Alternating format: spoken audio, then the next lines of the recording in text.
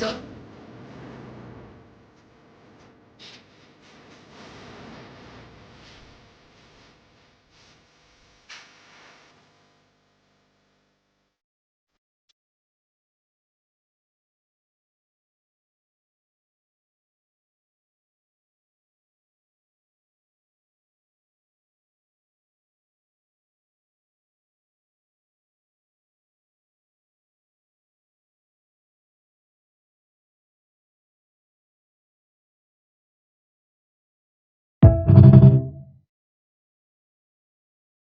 so they can.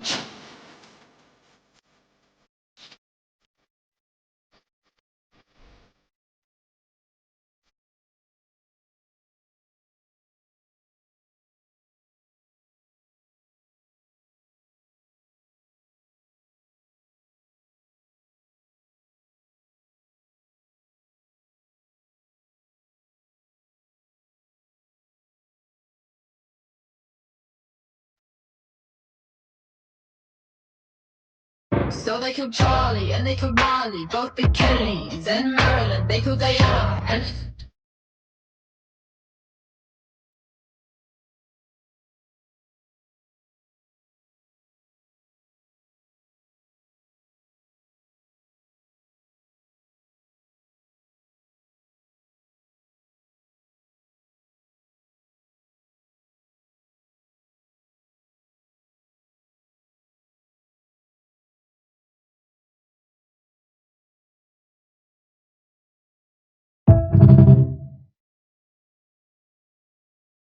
so they killed Charlie.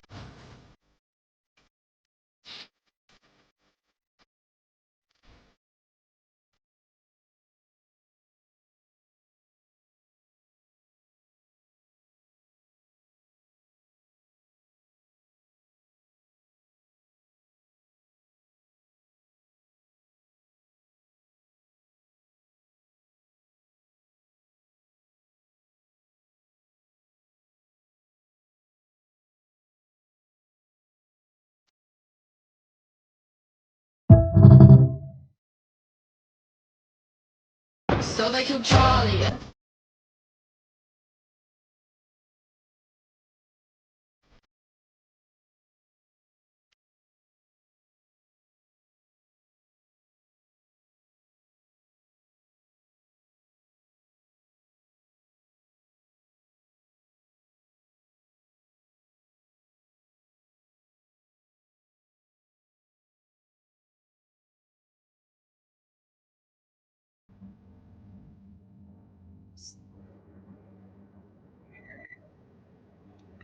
Boy, aye.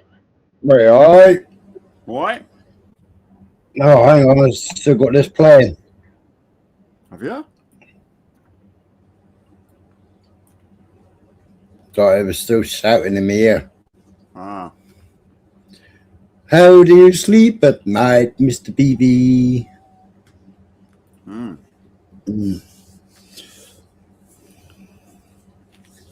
StreamYard links out. Anybody else want to come up as well? What are you eating? I'm eating buttermints. Oh, yeah, Dave. Spike. Oh, why did I read that as Dave then? I don't know. Hello, Smiler. Hello, November Man. Hello, Michael. Hello, Daniel. Hello, Blunt. Can we do a live about weak women? Can we do a live about weak women? Anybody in mind, Blunt?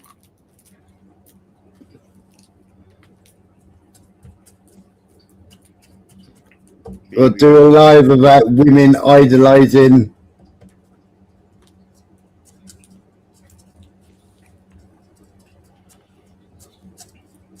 dodgy auditors.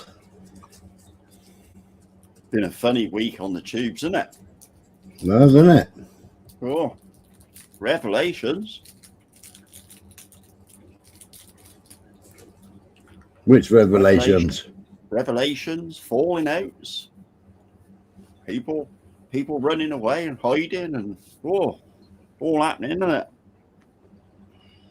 That's it, isn't it? Mm. Still. Life, I suppose, isn't it? Hmm. Hey, look, it's Jay, look. Yeah, Jay.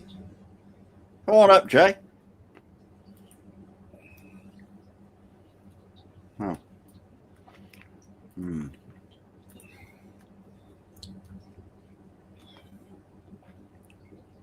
Yeah, exactly, November.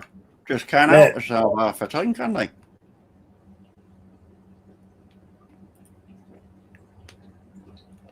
What do you mean you're in bed?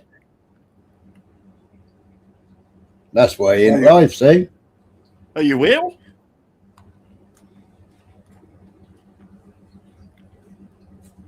Oh, you know what it is. He's in a food coma from that cake earlier, isn't he? Yeah, how much of that cake did you eat?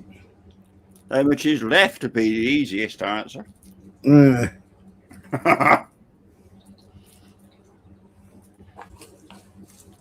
Bear with 2 seconds.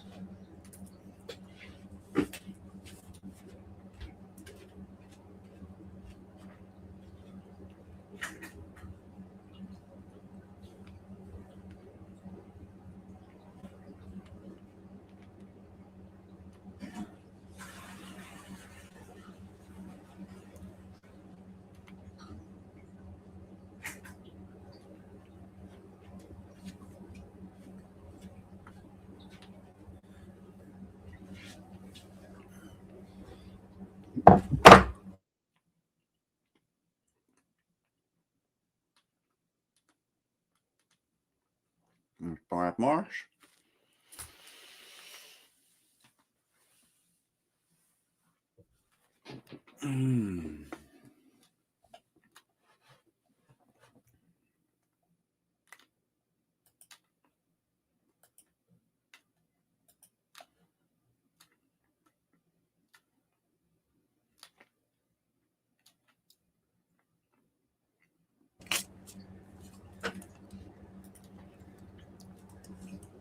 Have you got AWOL on me? No. No. What was that? What was he called? Ging or something or other? Oh, Christ, what was his name? I don't know. I thought that was quite funny. Don't watch mainstream media, blah, blah, blah. All the people are getting stuff off mainstream media, blah, blah, blah. Oh, yeah, but the Maccabee stuff, you know, I saw it all on mainstream media. I thought that was classic. Yeah. I had to turn the fucking mic off because of pissing myself laughing. Yeah, brilliant making a statement like the council spent 75 grand on flags, wasn't it? Yeah. Shame they didn't spend 75 grand on fucking potholes. Mr. Dunzo. All right, Paul. Marsh.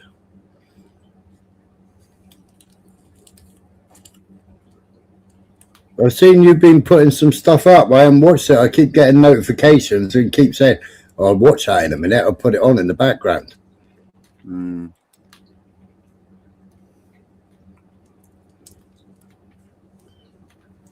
But yeah.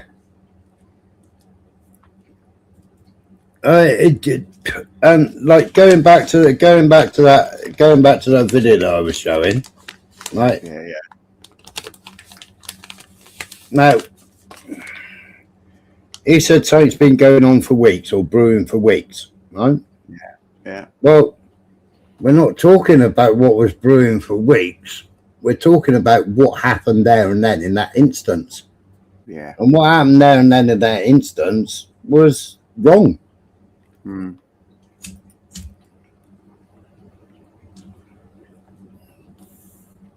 I know you can't stand talking about all these fucking auditors. I can't stand talking about all these fucking auditors. Yeah. They ain't fucking auditors. To become an auditor, you have to go to fucking university and get a fucking degree to be an auditor. And it's a financial auditor, you know? Yeah. We used to have to audit my company every fucking 3 months. Yeah. And these numpties with a camera call themselves a fucking auditor because they go out and do what? Film? Yeah. And antagonize the police?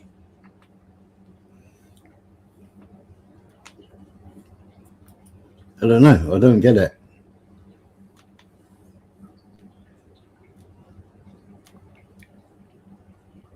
Yeah, that's right, November Man.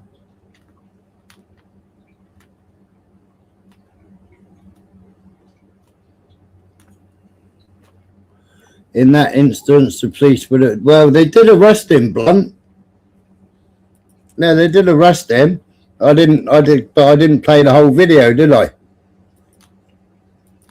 On Dave's. No.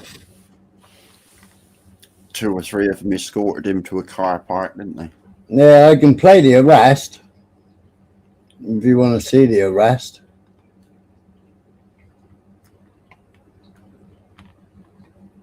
Look very sus, the arrested.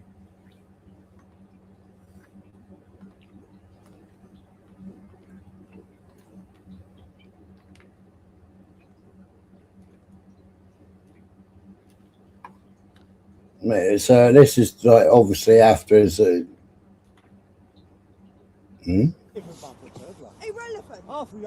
Irrelevant.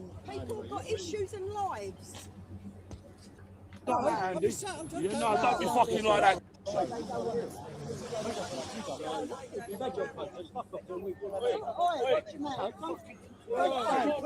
Fucking do that.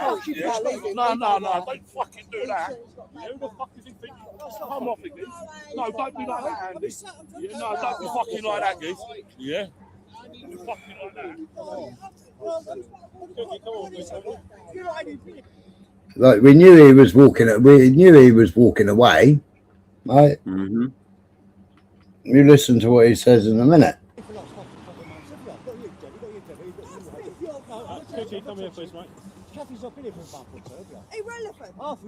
That copper there, he said, like, come back here, please, mate. I think he was talking to AY. Irrelevant. People have got issues and lives. You don't know people's background. I'll tell you what, you're over Canterworms, right? You're over Canterworms. They're united! Where is AY?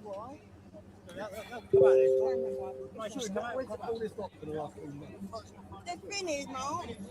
You have? I know you guys have. You drop Mystic Media's link in the chat, can you? Yeah. Yeah, I think it is Agent Provocateur.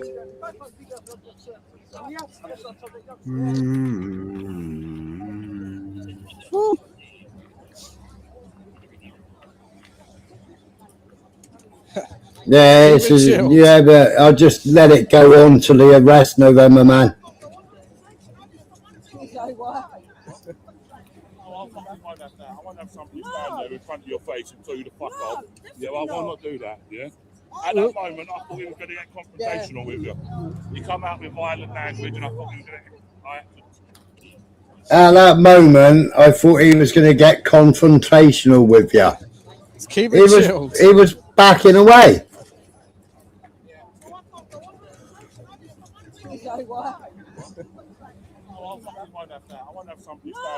Yeah, this is unrelated to DP.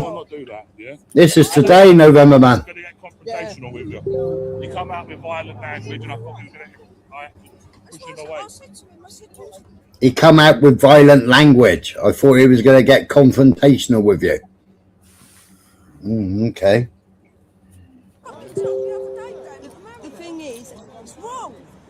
Violent language. Was that hurty words? Was that what they all complain about? You know, when they swear and then they say, well, nobody's made a complaint about me swearing. All right, Beth. Yeah, Beth.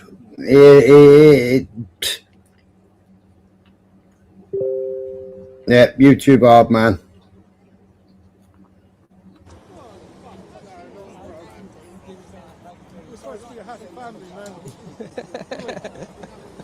all the shit that was going on between him and DP, and he drove 2 hours. Drive fucking 6 hours to my fucking place.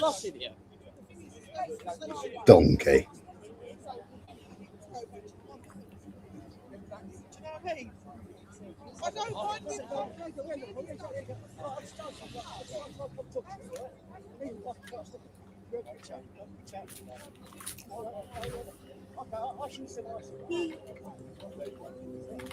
There we go. They've made up. They've made up. I just got frustrated because you're swearing at me. There you go. They've made up, so Yeah. there wouldn't be any need for any arrests, then, would there? No.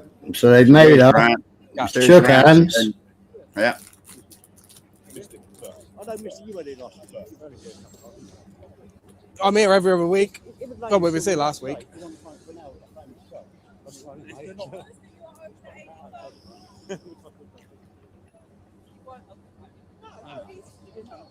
I wonder who that was over there filming. Hey, we're still chilled here.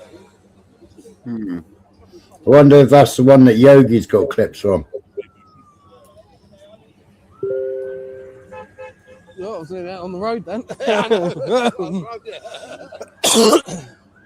Another ambulance. This is the third ambulance that's been down here.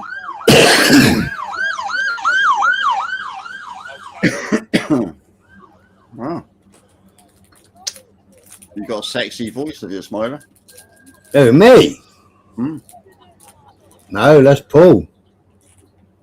Apparently, Nixie's told someone on the panel you have. Nixie told someone on the panel that Smiler has a sexy voice. Fucking hell. When? When was that, Carly? We just vibe. We just vibe. We just chill. Yep.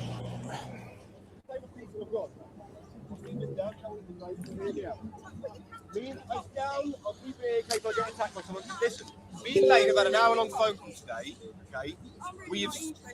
All right, then I'll talk. If you're not interested, well, there you go. I tried. So he had a phone call with somebody called Layla, did he? Sounded like that. So everybody's up there talking to the filth at the moment. He keeps turning his mic off though. A couple of weeks ago, that one of the audios, and I knew who he was talking about, was doing it for clicks up at the pepper spray You know, we don't get involved in any of all of that. We only want it to be civil and everyone stays together and it be civil, but you've got the divide there. You've got to shake the tree and see what falls out. The divide. Blunt. It was here last week, so I don't get.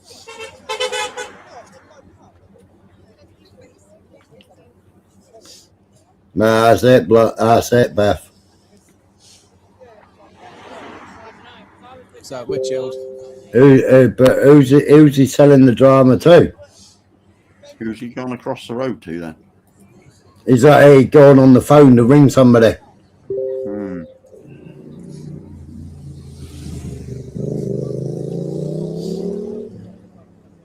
Oh, exciting evening. Well, late afternoon, shall we say.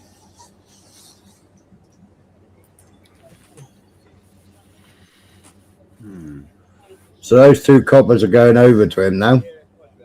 Well, I don't want to.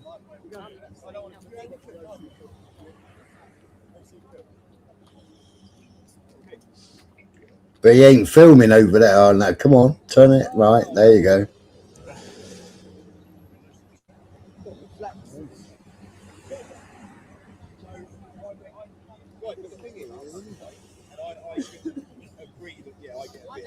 Everybody's free now, is he?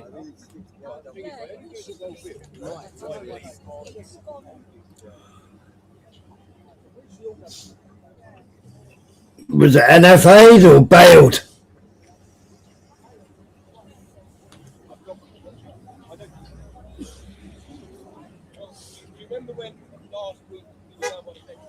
So no cuffs, being escorted down the road now.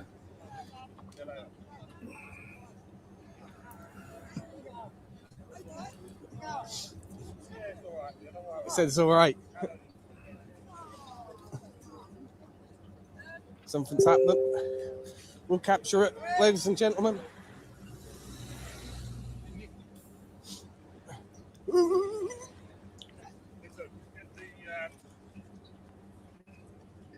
Kieran's going to come back, yeah?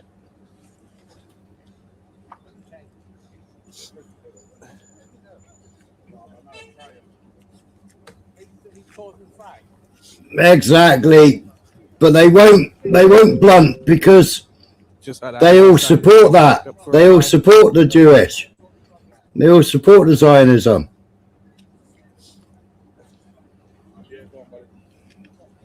Even the British government have been caught out paying them in Tehran. Why is he getting arrested, Lush? Please. Yeah, come on, crack on. I can't believe this. This is why you get along. You let it escalate until you find a victim. Well, perhaps they should arrest me as well then. I'll go with it. No, well, that's Yeah, wrong. arrest me and all. They should have tried this in the beginning, but they let it escalate. They've got your speaker. Wrong. Well, they better arrest me as well. Alan, just please. The speaker's over there. What they nick the speaker for? The speaker's been arrested. This is a sad day. I've spoken to officers before, but to do that to him, I'm not strong. I am lost for you lot. Yeah, I think you're gonna lose everything by doing what you're doing. Yeah. You don't have to see this through. Where are you taking? You're gonna lose everything. By Where are you taking to? Where are you taking to, mate? You said it's a bunch of scumbags. Fucking traitors. Why not? Hear the shouting. But they didn't want protesters there for calling them names. And now they're the filth for being called scumbags. Which station are you taking? Officer? But he was protecting me. What are they doing it for? They must have told you why you've been arrested. I'm not going anywhere. They don't arrest the trouble, mate.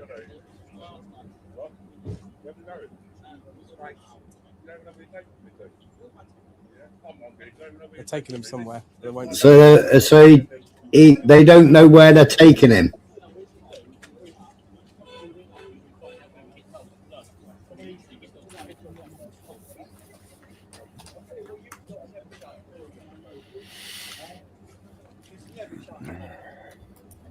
We're moving back a little bit. Just so they're going to be moving out in a minute, so we need to clear route. The car's going to Police law, you get a bit of power. What you're going to do is you're giving the government power. This afternoon, Blunt. You ain't got no power. And that happens to be my cameraman. Does it? Oh, sorry, he wants you out there. We're not protesters. We're media. Yeah, Paul, they do. They think they intimidate them by his size. I said no. Bigger they are, they fall. Media. I'm not a protester, and I'm not going to move. You've got a good swim on your camera, I'm sure. So What you lot You're not going to run me over, mate. So, No, you because know, it's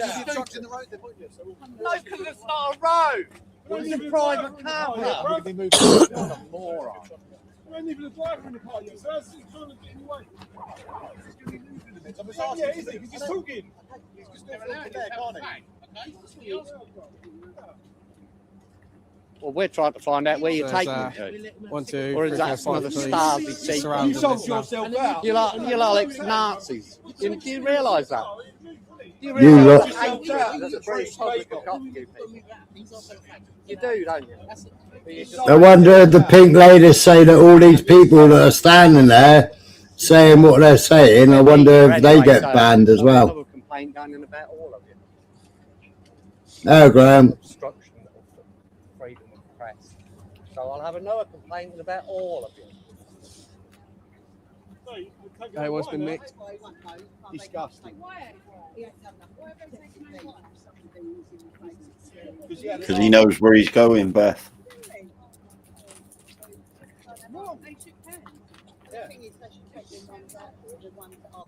He knows where he's going. The coppers told him the other side of the road, didn't they? Yeah. Nothing's going to come of this, apart from it's going to make you look fucking filthy. You know that? Nothing's going to come of it, apart from it's going to make you, all you lot, Look like a bunch of fucking traitors. Told you once, you're swearing there's a little kid standing over there. Have they made a complaint? Have they made a complaint? Yes, they do. Yes, they do for a Section 5 public order. Little kids. They need to go make a complaint. Oh, sorry. Know the law, hey. Do you? You don't work for shit because you don't know the law. You keep swearing as well now. Yeah, I do. Shit. Your Go on. attitude stinks. In my opinion, Yeah, your attitude stinks. Typical Essex police. Thugs. Thugs. That's what. Watch out, Thugs. guys, they're moving through. Watch your back. Watch You your ain't back. making yourselves look good. Absolutely ridiculous. You're sergeant, man. All this happened. You should be ashamed of yourself as well. If you're spotting a complaint, So Van come, but he still went off in the police car. press is not on. No cuffs on though. Human rights under Article 10, if nothing else. And we are an international media company. So there'll be some complaints showing. I don't really know. He said a fray, I think.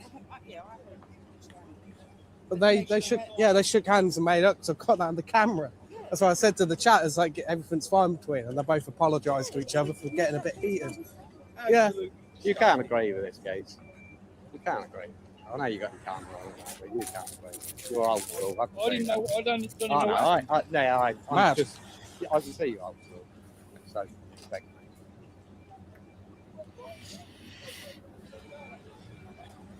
me. That's it. So here we go again with Essex Police, guys. Same gang of thugs as always. Essex Police have got to be rated the worst police force in the country. And as you know, we travel the country. Oh, I've never seen such a police force in all of the country, and that is the truth. This hot Essex Police needs to go into special measures. They're an absolute disgrace to the uniform. Disgraceful. Absolutely disgraceful. If you want a police force to cause some trouble, come to Essex. So I wonder whether the pink ladies will ban Mystic then.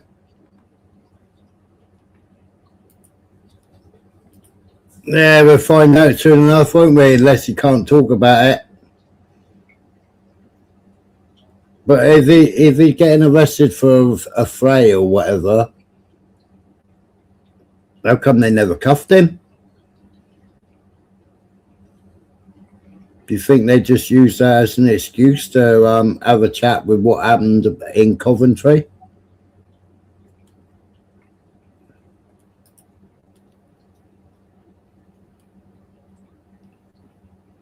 Never dealt with Thames Valley, nor Essex. I've dealt with a Matt.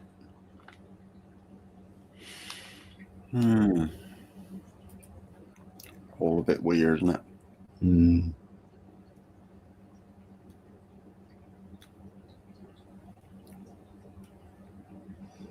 Well, at the beginning of the video, Beth, she was telling one of them they don't want him there. Yes. Spike.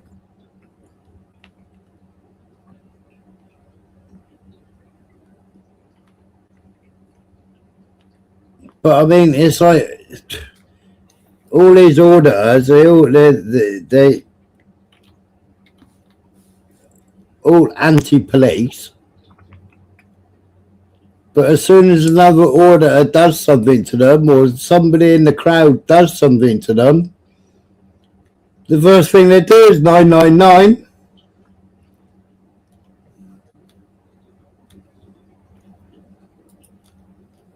First thing they do is hit 999, isn't it?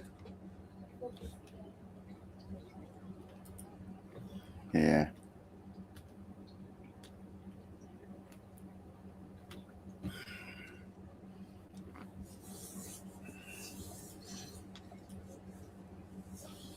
Well, I think they just want to police who's they're filming. You know, they got their favourites, and they only want their favourites they're filming, Beth.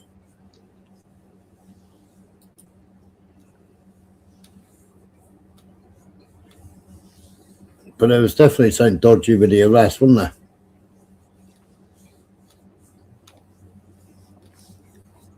very strange, weird sort of.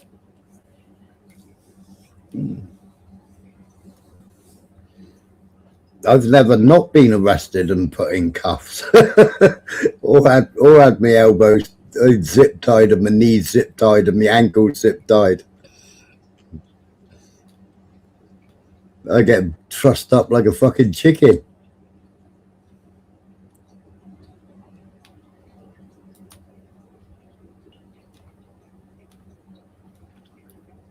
Well, that's it, freedom.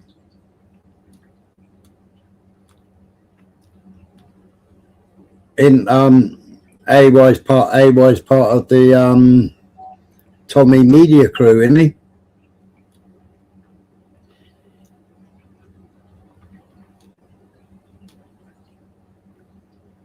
Like a hog.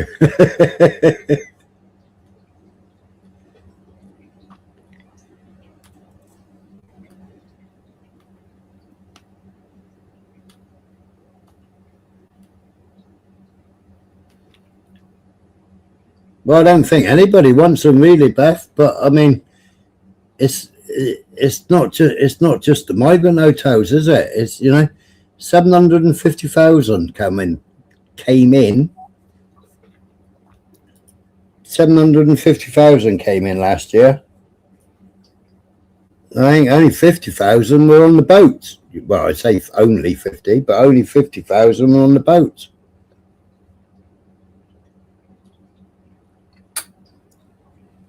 Yeah, freedom. It is crazy. It's crazy stuff.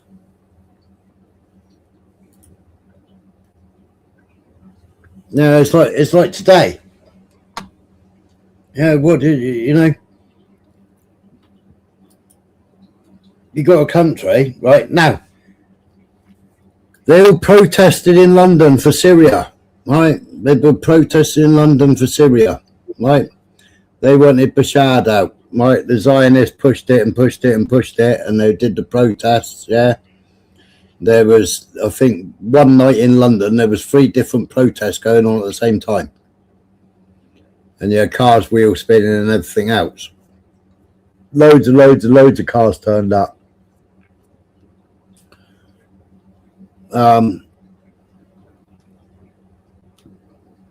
many of those people that were on the streets moved back to Syria? Not one of them. But they were paid to go out on the streets and protest to install Al-Qaeda. Install Al-Qaeda for Israel.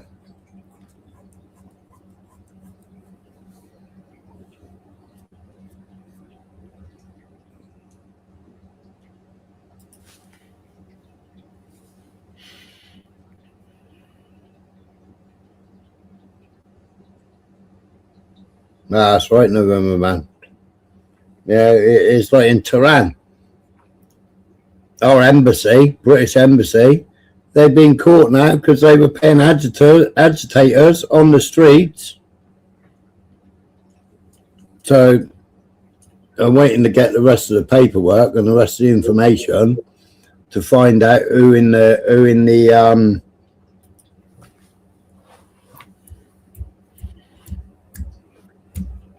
oh, fucking, why's my brain gone blank?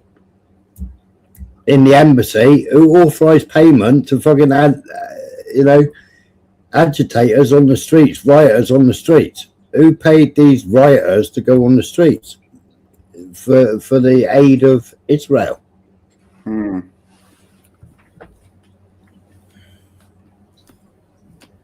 And then you look at it, I mean, I gave all the background history the other day.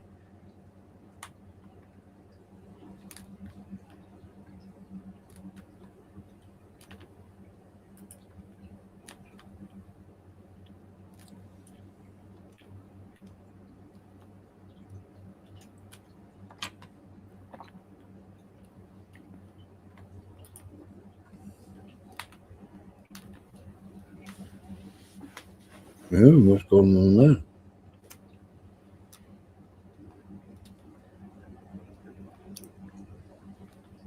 Why you changed the photograph?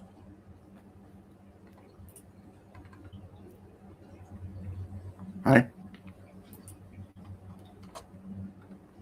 It changed my photograph. huh.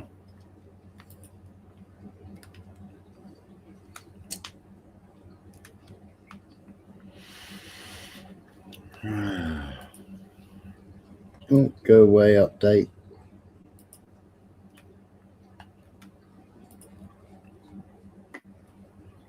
Israeli flag with Iranian flag. But that isn't even the Iranian flag. That's Shah's flag.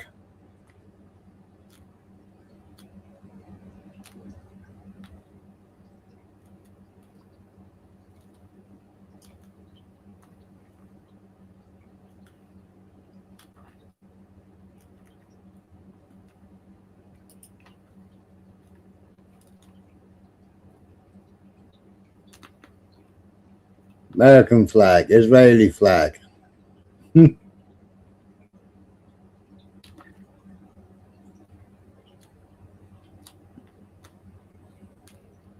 Well, they did it to us, didn't they, Blunt? They did. Tommy did it to the British flag in that cafe. He was on another channel. Well, you could at least tell us the channel he's on.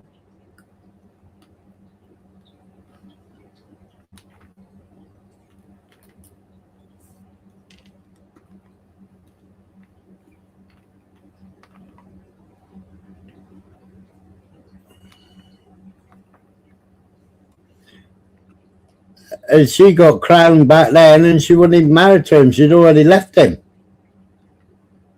She already left him and gone back to Egypt.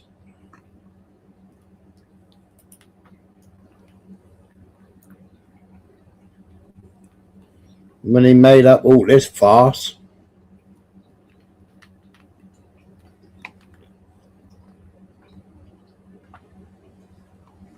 Oh, they left him.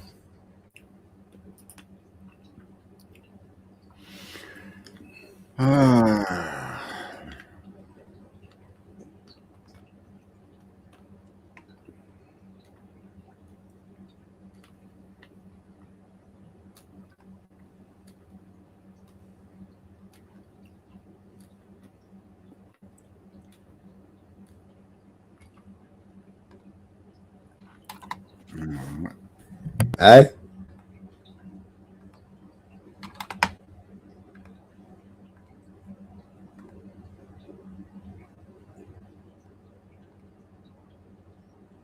You see that?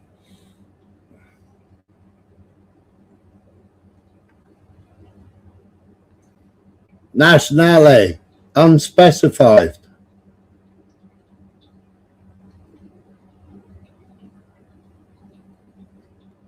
Why ain't they got Iranian written in there?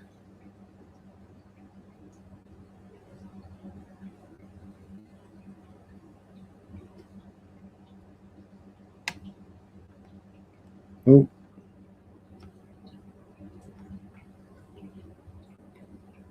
Unspecified.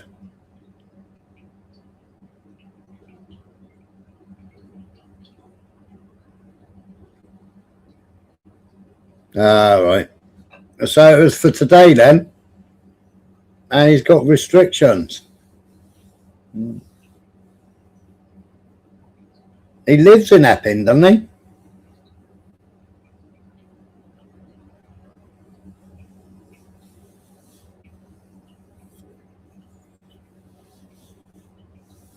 Well, it's not just the crown. Oh, where are we to?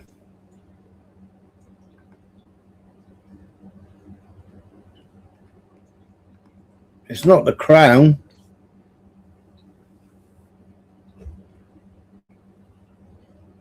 It's Rome. It's the Roman Catholic Church.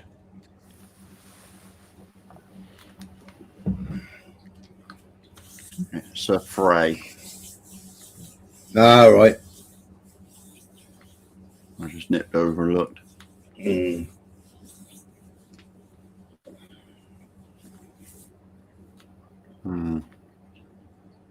Roman Catholic Church. Yep. Well, you got the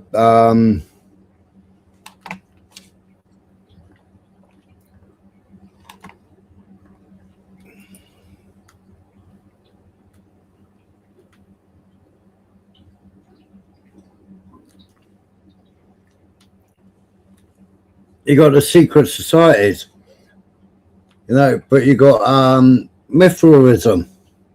Mithraism, that's a word, isn't it? Right. Now, Constantinople, the Roman emperor, he was the one that was supposed to introduce Christianity, wasn't he? He was the one that turned all the Romans to Christians, apparently.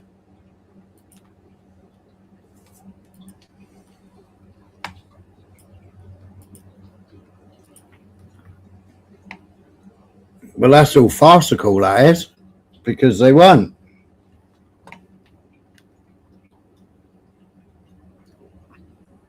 You know, Pope John Paul II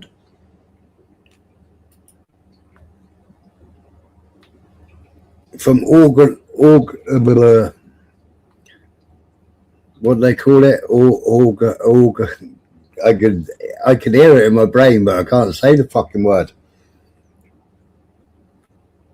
When they make him Pope, inauguration. So when they inaugurate him, yeah, we all know about numbers, yeah.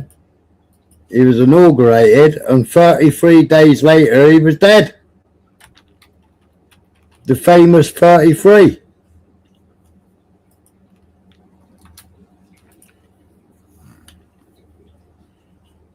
Yeah.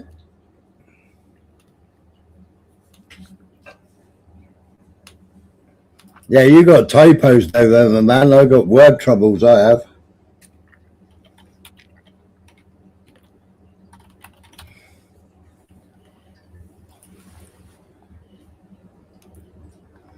I was laughing earlier on as well about when they went over and they gave Zelensky the Oscar.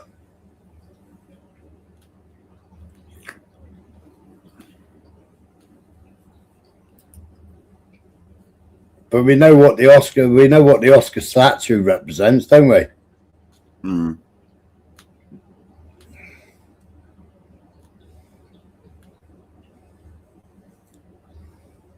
It's supposed to be called the Sword of Symbolism.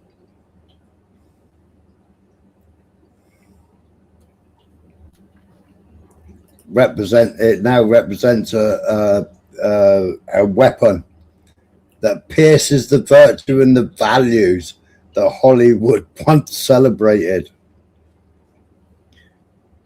Noble ideas to something more corrupt.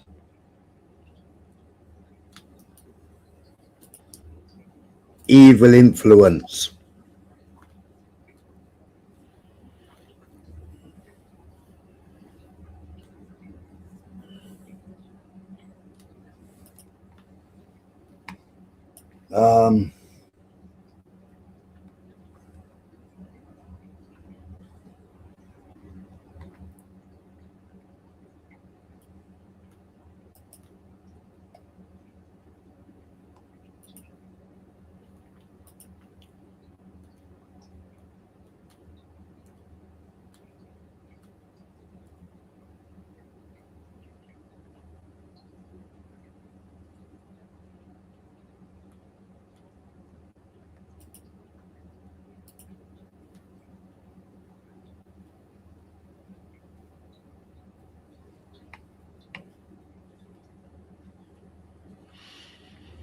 What newspaper it was.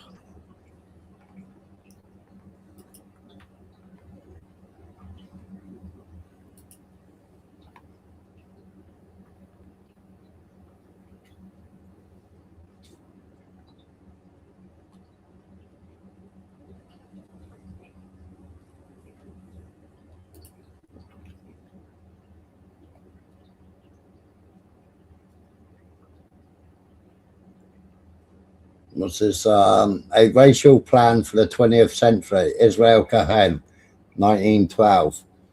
We will aid the Negroes to rise in prominence in every walk of life, in the professions and in the world of sports and entertainment. With this prestige, the Negro will be able to intermarry with the whites and begin a process which will deliver Americans to our cause. Black people should hate white people. We ruin everything. We're dicks. That was Jon Stewart. Jews and blacks should fight. Jews and blacks should get together and get whitey.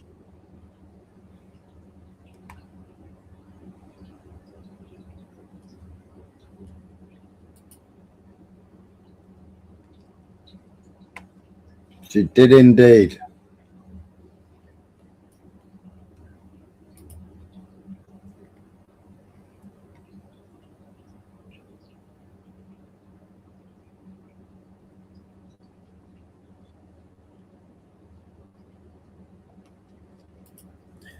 It'd be more efficient just to employ the worst weapons. That way you don't have to have the trains and camps. So it litmus test for the future plans.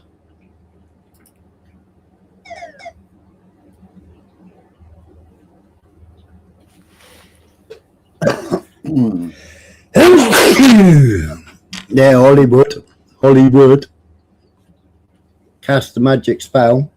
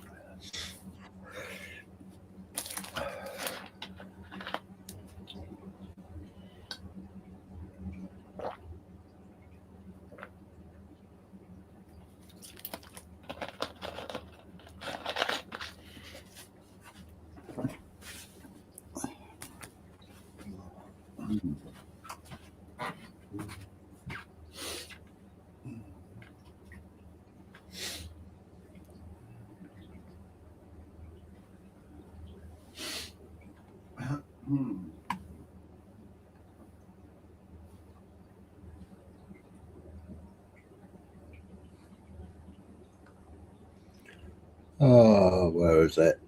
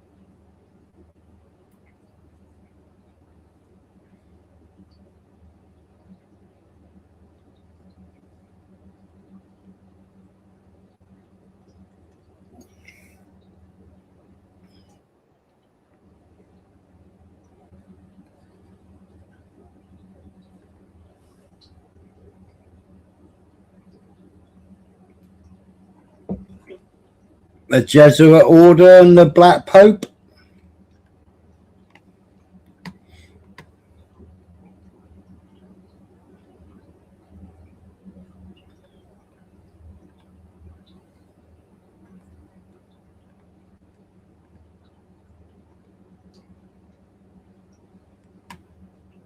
John Kennedy was a Roman Catholic who turned against the Vatican and the Jesuits.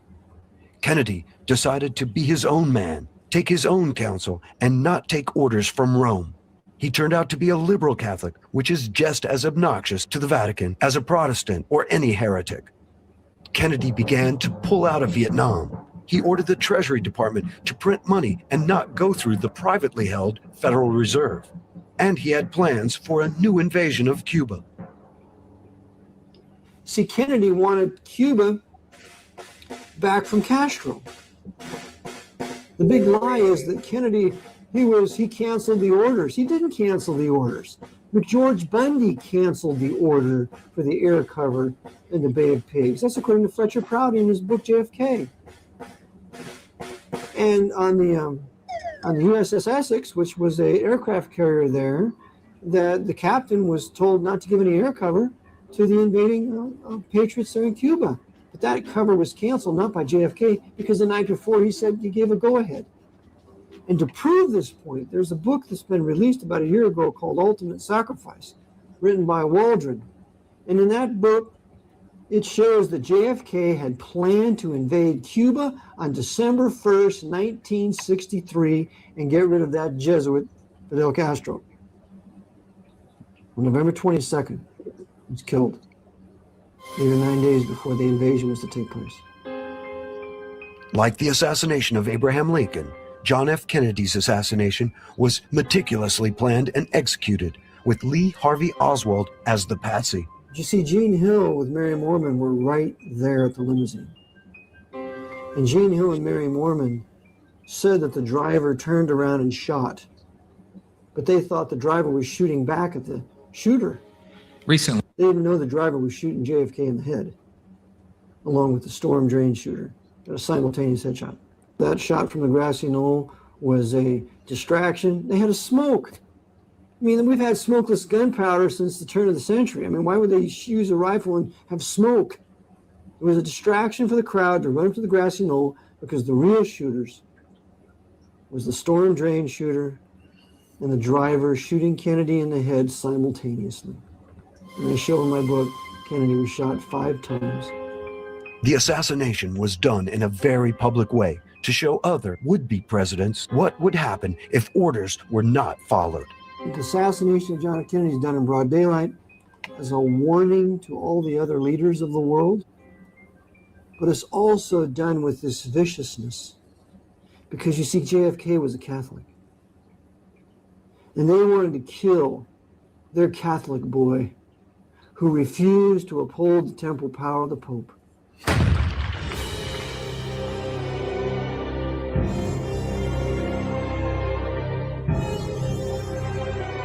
So they killed him viciously and cruelly as a warning to any other Catholic who would dare trammel the temporal power of the Pope.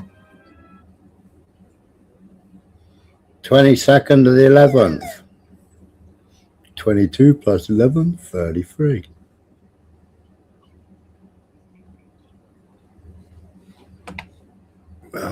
Where's my fucking Google tape?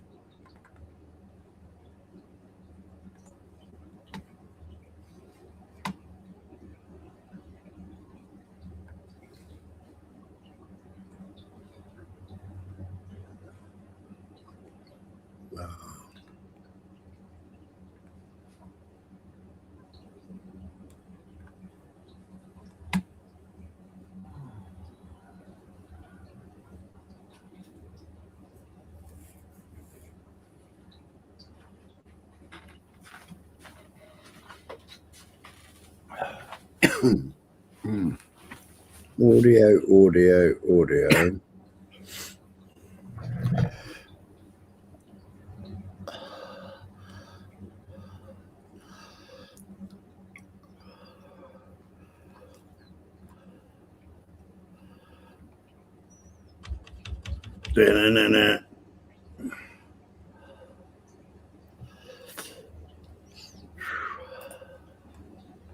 You all right there?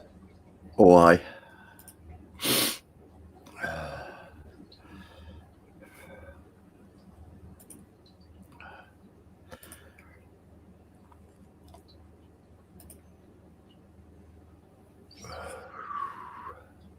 Time for a coffee, I think. Yeah, I'm finding it on audio. Mm.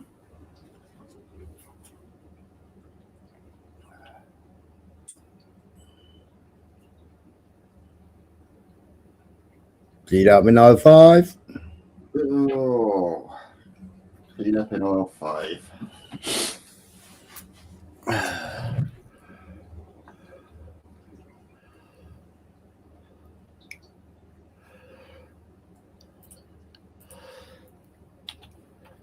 That's the official music. Why am I not finding?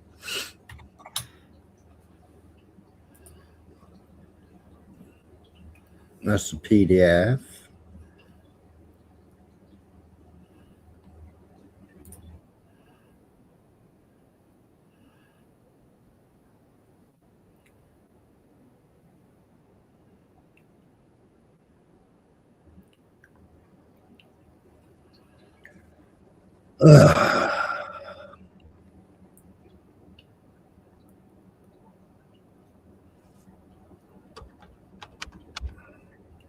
Bedtime soon.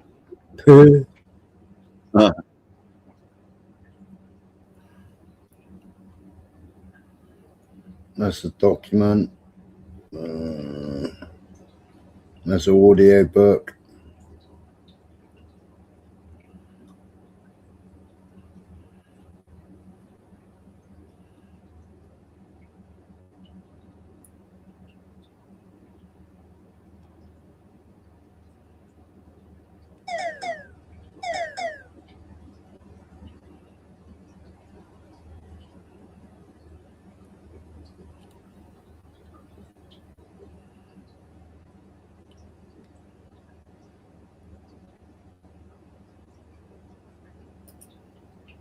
David Icke is only 3 minutes.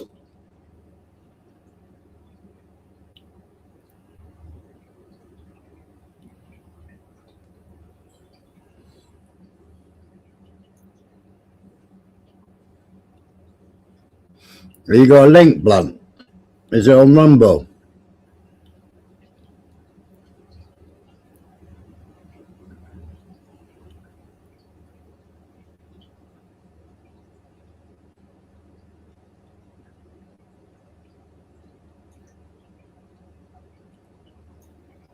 That's a short. That's a short.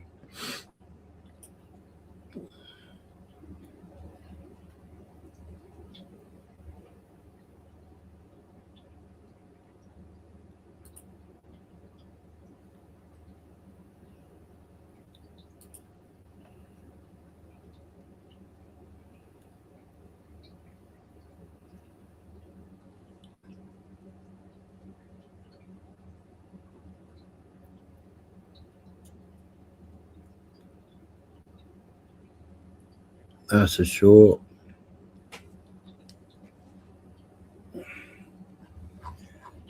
Yeah.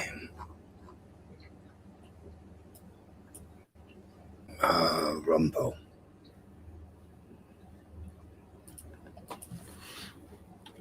Rumble.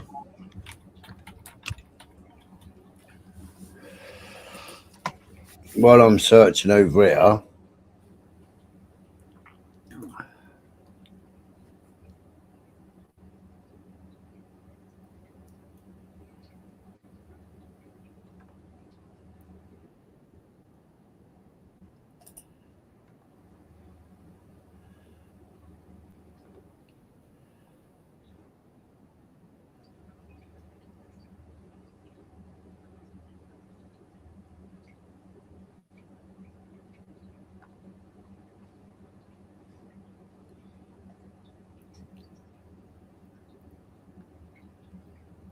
this is yeah.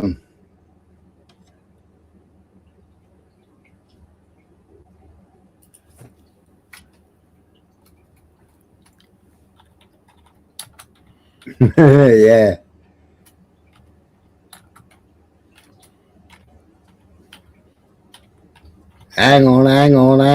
I'll check Rumble. All right, I'll play this a minute. Dark secrets the Vatican hides from us. Julian Dory. While I'm looking.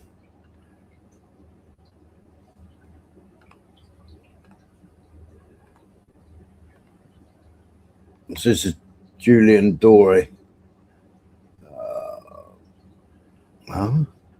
What's up, guys? When it letting me get a page.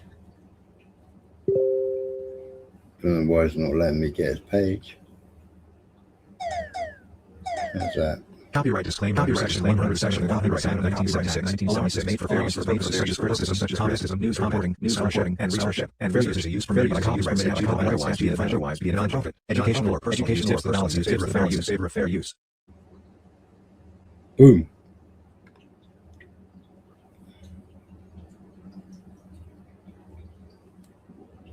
If you're not subscribed, please subscribe. Also, please smash that like button on the video and enjoy the show. Introduced to the Vatican and laundering money, Marcinkus created the Banco di Roma. The Vatican owned it. The only branch of the Banco di Roma is in Chicago. Marcinkus was a cardinal from Chicago. So we were taking the money to them. Now we could stop at an airport. We show them the letter from the Vatican. Now, how much would you have I'd money be with moving you? 2-3 million a week. They're very high level profile people throughout the world. You get invited to be in it. Does the Vatican run the world?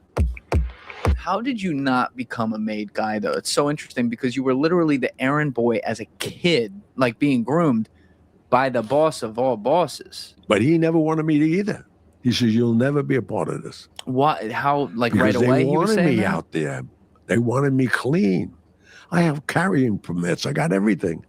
I got bonded from Lloyd's of London as a courier for the Vatican. What does that mean? Like bonded as a courier? Because when I left the casino on a Monday, Nick Nady and I, we'd fly, go to Chicago. Frank's son? Yeah. And then we get on Alitalia and fly to Rome. We didn't even get off the plane. The Vatican cars would pull up to the steps. How did you get so wired into the Vatican? Let's go there. Let's go there. Like, how did you? Well, because of Bishop Marcinkus. See, people don't realize it. Marcinkus created this whole thing.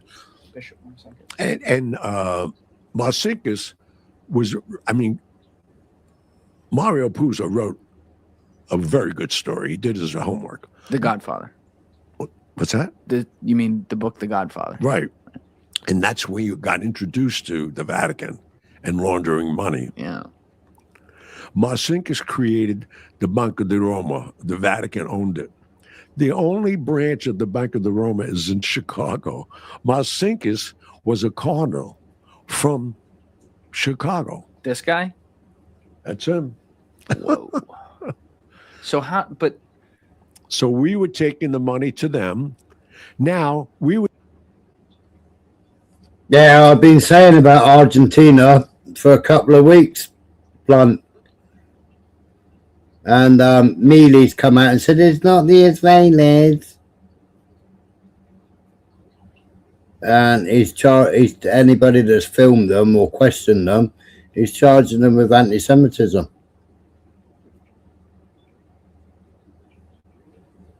I got a load of videos on it. But this guy here, he's a really interesting guy. But remember, a couple of years ago, the Vatican ordered all banks to send all their gold to the Vatican.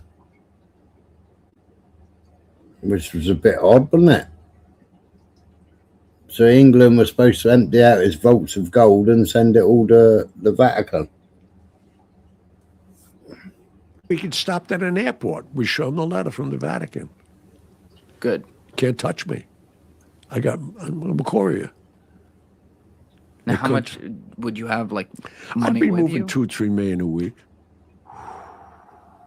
Guys, if you'd like to join our Patreon by hitting the link in the description below, not only does it support our show and allow us to get great guests like this and put out more content, but you're going to get exclusive access to the Julian and Alessi show, which is the show we post only on Patreon. That's with my producer, Alessi Alaman, and I, as well as some behind-the-scenes content and some extra content with guests. So hit that link in the description below, and I hope to see you over there. So does the Vatican run the world? Huh? Does the Vatican run the world? Oh, they're figure this out. Most people don't digest this. They're the largest single stockholder in the world. They own the most property in the world that pays no taxes. Every school, every Catholic church. Figure out, I mean, there's an organization a lot deeper than them called the Solidarity.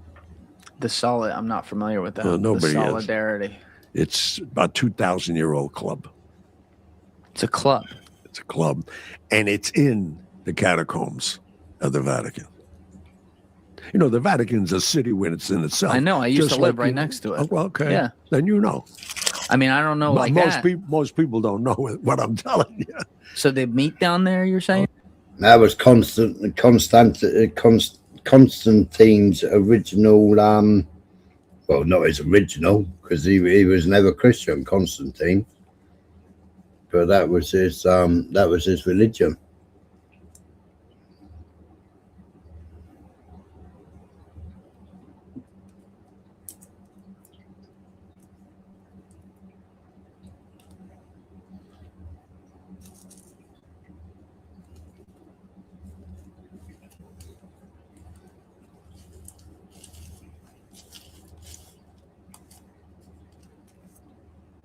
That's where they are. They only meet there, period. Right. Okay. They're very high level profile people throughout the world. You get invited to be in it. But they, like you said, who's running the world? I think they are. That's like a little breaking news for me. I Yeah, never I mean, heard you of know, that. their money is untold. It's ridiculous. Sometimes I'd walk by that place, and I was in college, so like I couldn't appreciate as much. You know, you're thinking about a lot of other things in college, but I'd be like, damn, that's so much history right there. That's really cool. I just keep walking, and then later when I got a little older, I was like, oh my god, there's some interesting things that happened there. Like that hit me well after the fact of living there. I wish I had thought about it more when I was there. though. I mean, when you think of what they control and what they do, it's amazing. It's like I met John Paul. I met there was one guy was there. 31, Benedict? 31 days. No, Benedict. I don't even want to know him. He wanted to meet me.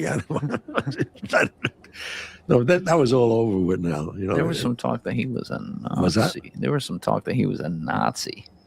Oh. Like they couldn't account for some of those years in Germany. Oh, I don't know anything about anything, but I'm just saying. There's a little bit of talk about that. It was a little sketchy. No, but the one pope that was in for, I was at the funeral, and then they said, stay around. We're going to have an inaugural when we get there. So I was all through Europe anyway at that time in the summertime. And they had the inaugural for the new pope, John Paul. And I found out they gave the guy a hot shot. They killed him. They killed that pope because he didn't want to go along with what the Vatican was doing. Woo. Hello. I don't know that part of history. Who was that? Was John Paul yeah. the First? No, he was. Look him up. The Pope that was.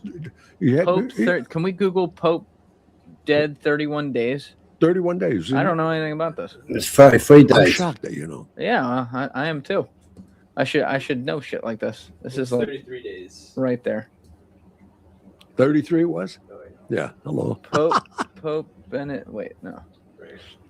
Pope John Paul was Pope for John Paul I for 33 days. 78, the Vatican issued a short and stunning bulletin. This is from what? The Washington Post? Yeah. I guess it's behind a paywall, or go down. Let's see. On the morning of September 29th, 1978, the Vatican issued a short and stunning bulletin announcing the Pope John Paul I was dead of a heart attack and his body discovered in bed by a priest who served as personal secretary. Oh, so they took a little bit of artistic license in Godfather 3. Of course they did. Yeah, okay. I see you. So you were there. Oh, I was there for his inaugural and then for his funeral. But it was funny. I went to 2 funerals and an inaugural In within 33 40 days. There you go. That's like a 2-for deal or 3-for Nice deal. to say anybody. Mad, eh? Well, you've got a link.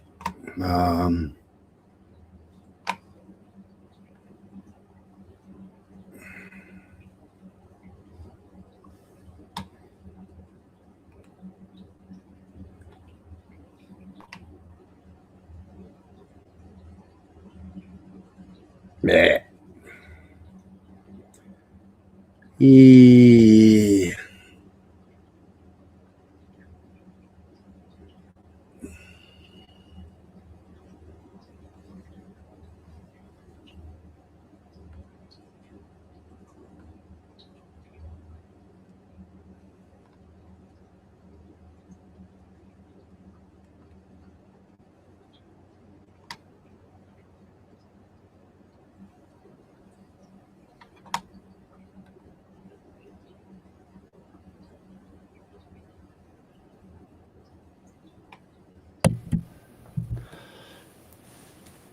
Where you been?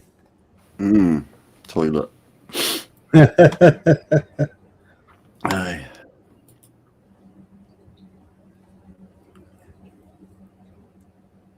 didn't think you wanted to listen to me sneezing.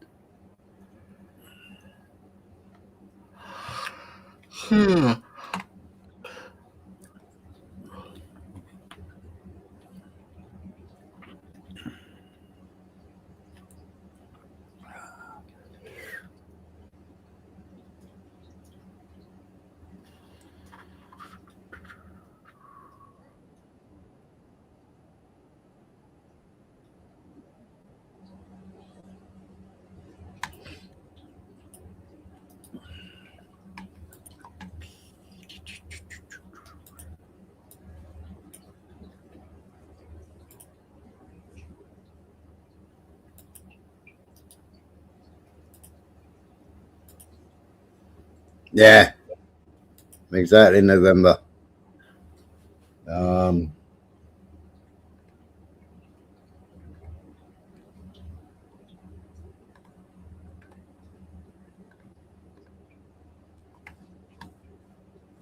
Is this just reading the book, is it?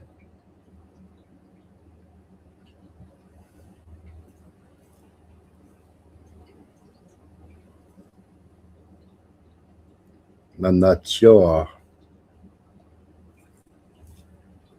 Silent Weapons for Quiet Wars, an introduction programming manual, was uncovered quite by accident on July 7, 1986, when an employee of a Boeing aircraft.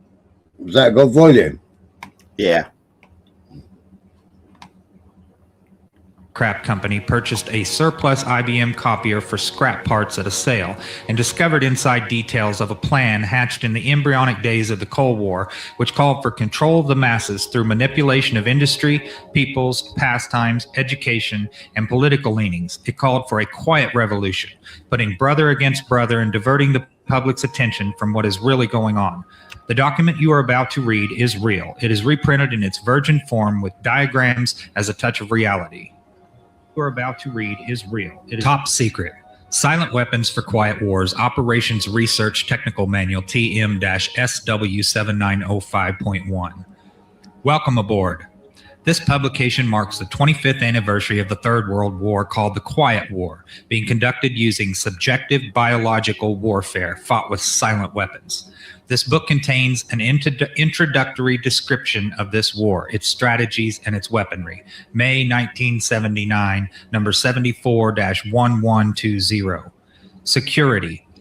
It is patently impossible to discuss social engineering or the automation of a society, i.e. the engineering of a social automation system's silence weapons, on a national or worldwide scale without implying extensive objectives of social control and destruction of human life, i.e. slavery and genocide.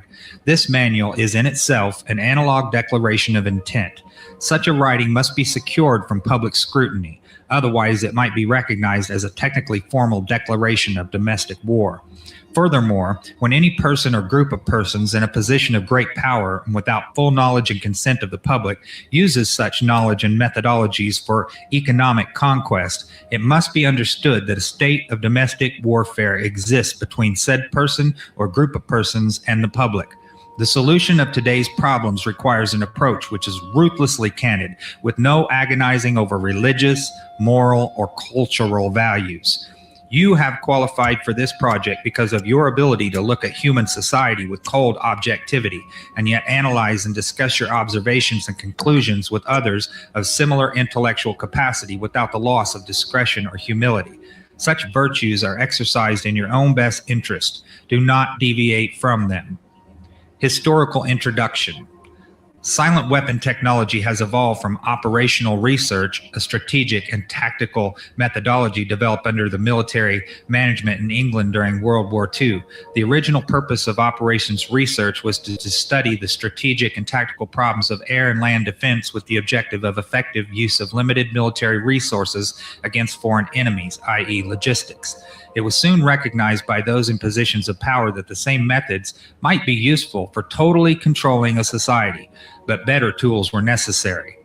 Social engineering, the analysis and automation of a society, requires the correlation of great amounts of constantly changing economic information or data. So a high-speed computerized data processing system was necessary, which could race ahead of the society and predict when society would arrive for capitulation. Relay computers were too slow, but the electronic computer invented in 1946 by J. Presper Eckert and John W. Malky filled the bill. The next breakthrough was the development of the simplex method of linear programming in 19... That's what Trump, that, you know, the ballroom that Trump's building? Yeah. It's not a ballroom. Well, it's going to be a ballroom, but do you know what's underneath that? What they're building, like, eh? Bunker thing, isn't it? No, massive data center. Oh, is it? Yeah, they've had to upgrade all the electrics. They've got to install more power in the city. They're rerouting the river to use the river for cooling. Yeah, it's going to be a massive, great data center. Oh. Yeah.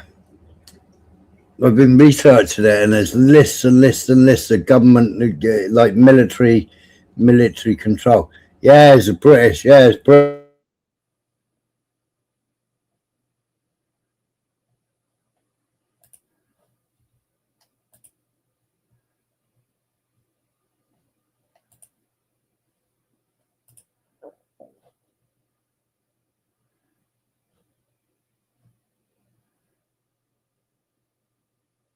Did we lose audio?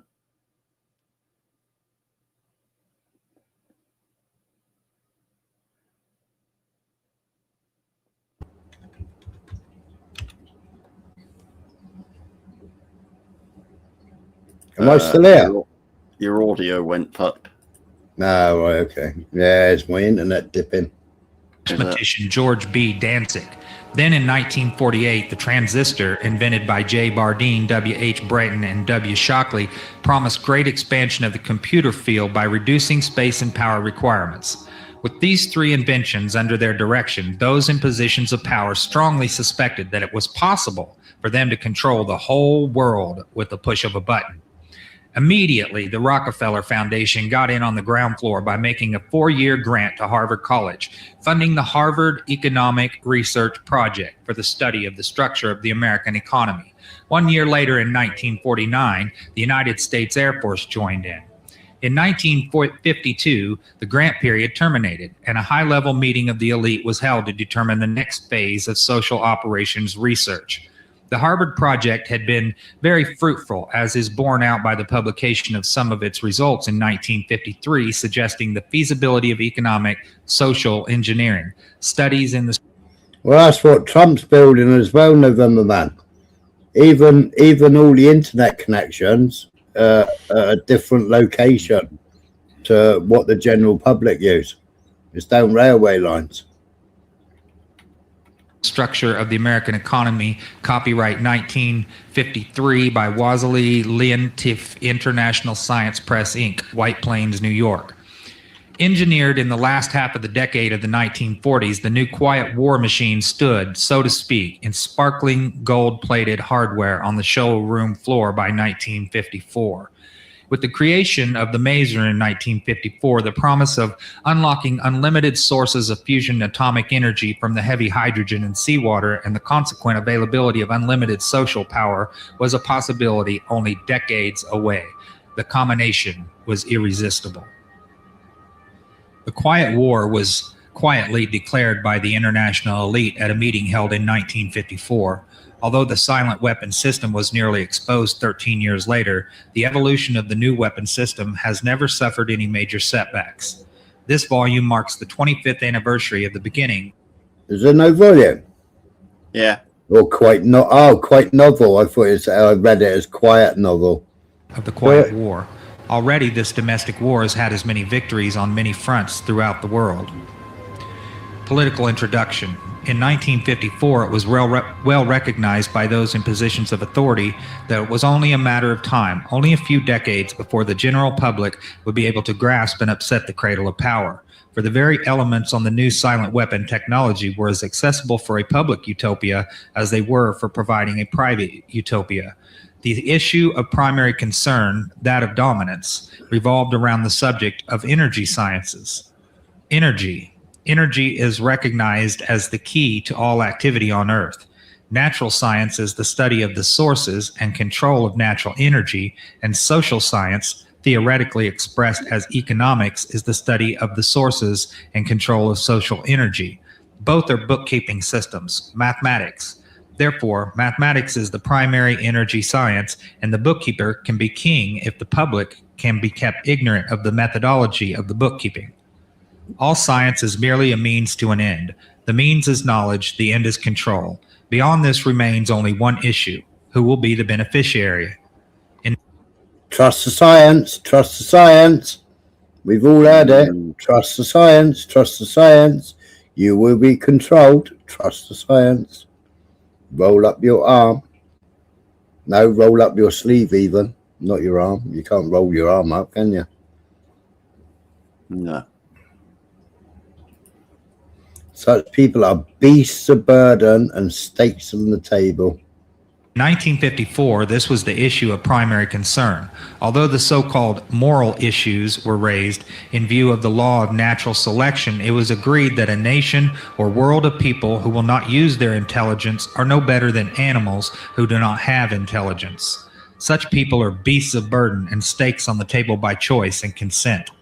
Consequently, in the interest of future world order, peace, and tranquility, it was decided to privately wage a quiet war against the American public with an ultimate objective of permanently shifting the natural and social energy, wealth of the undisciplined and irresponsible many into the hands of the self-disciplined, responsible, and worthy few. In order to implement this objective, it was necessary to create, secure, and apply new weapons, which, as it turned out, were a class of weapons so subtle and sophisticated in their principle of operation and public appearance as to earn for themselves the name silent weapons. In conclusion, the objective of economic research as conducted by the magnates of capital, banking, and the industries of commodities or goods and services is the establishment of an economy which is totally predictable and manipulatable. Yeah, November Man. Number 33 again, isn't it? Titan Point. The windowless building, number 33.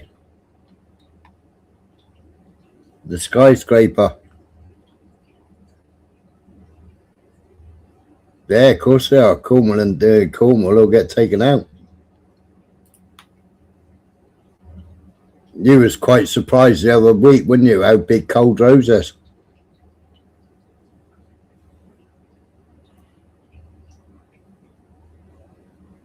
El Capitano. Yeah. In order to achieve a totally predictable economy, the low-class elements of society must be brought under total control. Example, they must be housebroken, trained, and assigned a yoke, a long-term social duty from a very early age before they have an opportunity to question the propriety of the matter. In order to achieve such conformity, the lower-class family unit must be disintegrated by a process of increasing preoccupation of the parents and the establishment of government-operated daycare centers for the occupationally orphaned children. The quality of education given to the lower class must be of the poorest sort, so that the mode of ignorance isolating the inferior class from the superior class is and remains incomprehensible to the inferior class. Always been the way, isn't it? Yep. Yep. With such an initial handicap, even bright lower class individuals have little, if any, hope of extricating themselves from their assigned lot in this life. This form of slavery is essential to maintain some measure of social order, peace, and tranquility for the ruling upper class. Descriptive introduction of the silent weapon. Everything that is expected from an ordinary weapon is expected from a silent weapon by its creators, but only in its own manner of functioning. It shoots situations instead of bullets, propelled by data processing instead of chemical reaction or explosion, originating from bits of data instead of grains of gunpowder from a computer instead of a gun, operated by a computer programmer instead of a marksman, under the orders of a banking magnate instead of a military general. It makes no obvious explosive noises, causes no obvious physical or mental injuries, and does not obviously interfere with anyone's daily social life, yet it makes an unmistakable noise, causes unmistakable physical and mental damage, and unmistakably interferes with the daily social life. Example, unmistakable to a trained observer, that is, one who knows what to look for. The public cannot comprehend this weapon and therefore cannot believe that they are being attacked and subdued by a weapon. The public might instinctively feel that something is wrong, but that is because of the technical nature of the silent weapon. They cannot express their feelings in a rational way or handle the problem with intelligence. Therefore, they don't know how to cry for help and don't know how to associate with others to defend themselves against it. When a silent weapon is applied gradually, the public adjusts or adapts to its presence and learns to tolerate its encroachment on their lives until the pressure, psychologically via economic, becomes too great and they crack up. Therefore, the silent weapon is a type of biological warfare. It attacks the vitality, options, and mobility of the individuals of society by knowing, understanding, manipulating, and attacking their sources of natural and social energy and their physical, mental, and emotional strengths and weaknesses. Theoretical introduction. Give me control over a nation's currency and I care not who makes its laws. Mayor Amschel Rothschild, 1743 to 1812. Today's silent weapons technology is an outgrowth of a simple idea discovered, succinctly expressed, and effectively. Another YouTuber said that Mayor Amschel Rothschild never said that. Applied by the quoted Mr. Mayor Amschel Rothschild. Mr. Rothschild discovered the missing passive component of economic theory known as economic inductance. He, of course, did not think of his discovery in these 20th century terms, and to be sure, mathematical analysis had to wait for the Second Industrial Revolution, the rise of the theory of mechanics and electronics, and finally the invention of the electronic computer before it could be effectively applied in the control of world economy. General energy concepts. In the study of energy systems, there always appears three elementary concepts. These are potential energy, kinetic energy, and energy dissipation. And corresponding to these concepts, there are three idealized, essentially pure physical counterparts called passive components. In the science of physical mechanics, the phenomenon of potential energy is associated with a physical property called elasticity or stiffness and can be represented by a stretched spring. In electronic science, potential energy is stored in a capacitor instead of a spring. This property is called capacitance instead of elasticity or stiffness. In the science of physical mechanics, the phenomenon of kinetic energy is associated with a physical property called inertia or mass and can be represented by a mass or flywheel in motion. In electronic science, kinetic energy is stored in an inductor in a magnetic field instead of a mass. This property is called inductance instead of inertia. In the science of physical mechanics, the phenomenon of energy dissipation is associated with a physical property called friction or resistance and can be represented by a dashpot or other device which converts energy into heat. In electronic science, dissipation of energy is performed by an element called either a resistor or a conductor, the term resistor being the one generally used to describe a more ideal device, example, wire, employed to convey electronic energy efficiently from one location to another. The property of a resistance or conductor is measured as either resistance or conductance reciprocals. In economics, these three energy concepts are associated with economic capacitance would equal capital, money, stock, inventory, investments in buildings and durables. Economic conductance would be goods, production flow coefficients. Economic inductance would be services, the influence of the population of industry on output. All of the mathematical theory developed in the study of one energy system, mechanics, electronics, can be immediately applied in the study of other energy systems. Mr. Rothschild's energy discovery. What Mr. Rothschild had discovered was the basic principle of power, influence, and control over people as applied to economics. That principle is when you assume the appearance of power, people soon give it to you. Mr. Rothschild had discovered that currency or deposit loan accounts had the required appearance of power that could be used to induce people, inductance with people corresponding to a magnetic field, into surrendering their real wealth in exchange for a promise of greater wealth instead of real compensation. They would put up real collateral in exchange for a loan of promissory notes. Mr. Rothschild found that he could issue more notes than he had backing for, so long as he had someone's stock of gold as a persuader to show his customers. Mr. Rothschild loaned his promissory notes to individual and governments. These would create overconfidence.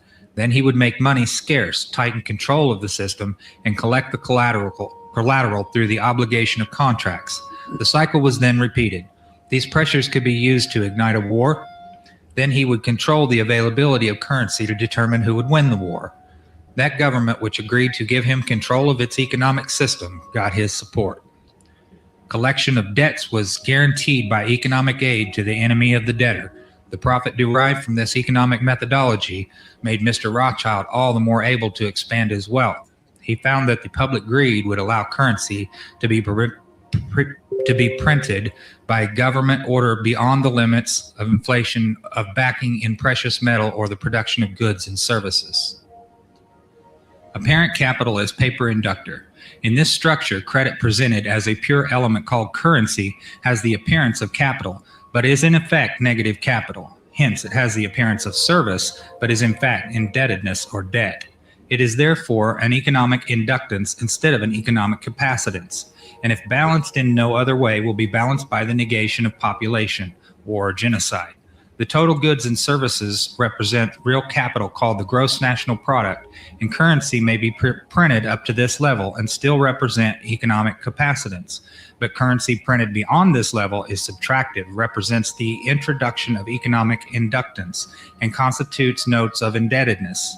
War is therefore the balancing of the system by killing the true creditors, the public, which we have taught to exchange true value for inflated currency, and falling back on whatever is left of the resources of nature and regeneration of those resources.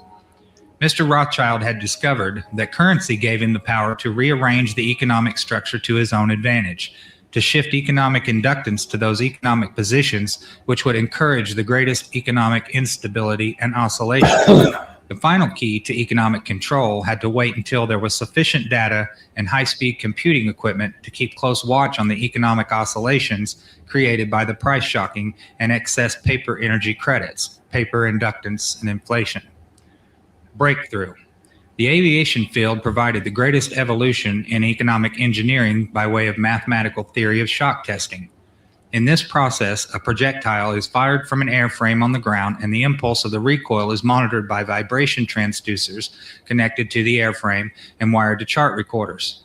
By studying the echoes or reflections of the recoil impulse in the airframe, it is possible to discover critical vibrations in the structure of the airframe, which either vibrations of the engine or alien vibrations of the wings or a combination of the two might reinforce, resulting in a resonant self-destruction of the airframe in flight as an aircraft. From the standpoint of engineering, this means that the strengths and weaknesses of the structure of the airframe in terms of vibrational energy can be discovered and manipulated.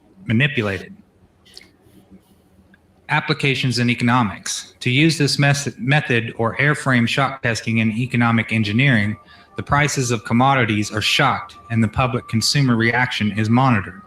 The resulting echoes of the economic shock are interpreted theoretically by computers, and the economic structure of the economy is thus discovered.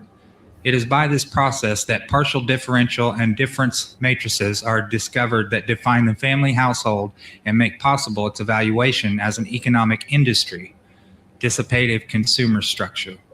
Then the response of the household to future shocks can be predicted and manipulated, and society becomes a well-regulated animal with its reins under the control of a sophisticated computer-regulated social engineering bookkeeping system. Eventually, every individual element of the structure comes under computer control through a knowledge of personal preferences. Such knowledge, guaranteed by computer association of consumer preferences, UPC codes, zebra stripe pricing codes on packages, with identified consumers, identified via association with the use of a credit card and later a permanent tattooed body number invisible under the normal ambient illumination. Summary. Economics is only a social extension of a natural energy system. It also has its three passive components. Because of the distribution of wealth and the lack of communication and lack of data, this field has been the last energy field for which a knowledge of these three passive components has been developed. Since energy is the key to all activity on the face of the earth, it follows that in order to attain a monopoly of energy, raw materials, goods, and services, and to establish a world system of slave labor, it is necessary to have a first strike capability in the field of economics. In order to maintain our position, it is necessary that we have absolute first knowledge of the science of control over all economic factors and the first experience at engineering the world economy. In order to achieve such sovereignty, we must at least achieve this one end, that the public will not make either the logical or mathematical connection between economics and the other energy sciences or learn to apply such knowledge. This is becoming increasingly difficult to control, because more and more businesses are making demands upon their computer programmers to create and apply mathematical models for the management of those businesses. It is only a matter of time before the new breed of private programmer economists will catch on to the far-reaching implications of the work begun at Harvard in 1948. The speed which they can communicate their warning to the public will largely depend upon how effective we have been at controlling the media, subverting education, and keeping the public distracted with matters of no real importance. The economic model. Economics as a social... Yeah, distraction. You watch the distraction and you don't see what's going on in front of you.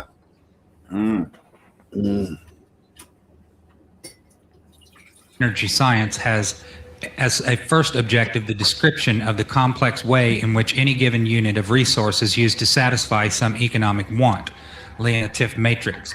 The first objective, when it is extended to get the most product from the least or limited resources, comprises that objective of general military and industrial logistics known as operations research. See simplex method of linear programming. The Harvard Economic Research Project from 1948 was an extension of World War II operations research. Its purpose was to discover the science of controlling an economy, at first the American economy and then the world economy. It was felt that with sufficient mathematical foundation and data, it would be nearly as easy to predict and control the trend of an economy as to predict and control the trajectory of a projectile. Such has proven to be the case. Moreover, the economy has been transformed into a guided missile on target. The immediate aim of the Harvard project was to discover the economic structure, what forces change that structure, how the behavior of that structure can be predicted, and how it can be manipulated. What was needed was a well-organized knowledge of the mathematical structures and interrelationships of investment, production, distribution, and consumption. To make a short story of it all, it was discovered that an economy obeyed the same laws as electricity, and that all of the mathematical theory and practical and computer know-how developed for the electronic field could be directly applied in the study of economics. This discovery was not openly declared, and its more subtle implications were and are kept a close guarded secret. For example, that in an economic model, human life is measured in dollars, and that the electric spark generated when opening a switch connected to an active inductor is mathematically analogous to the initiation of war. The greatest hurdle which theoretical economists faced was the accurate description of the household as an industry. This is a challenge because consumer purchases are a matter of choice, which in turn is influenced by income, price, and other economic factors. This hurdle was cleared in an indirect and statistically approximate way by an application of shock testing to determine the current characteristics called current technical coefficients of household industry. Finally, because problems in theoretical electronics can be translated very easily into problems of theoretical electronics, and the solution translated back again, it follows that only a book of language translation and concept definition needed to be written for economics.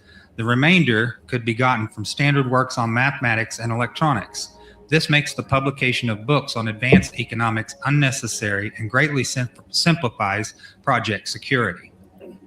This section of the document presents many industrial diagrams, so I'm just going to scroll through these, and you can pause the video if there's anything that you care to read in this section.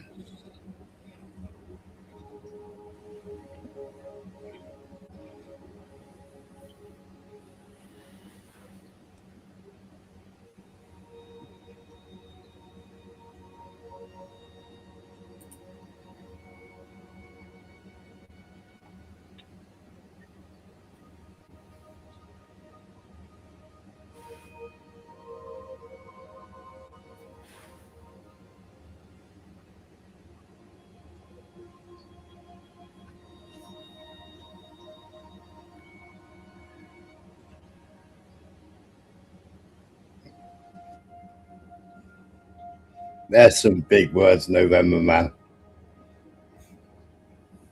But it is technocrats, isn't it?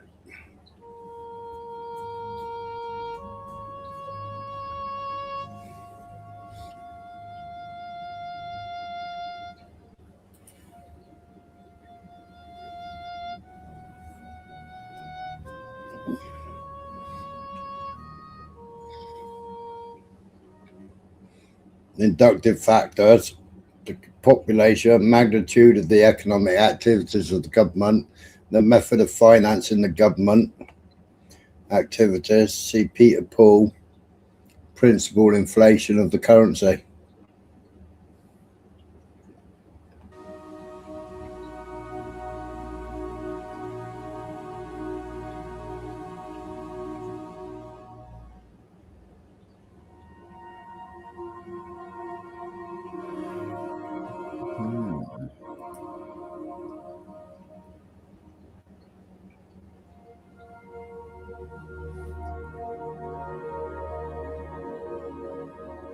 I remember this was accidentally found.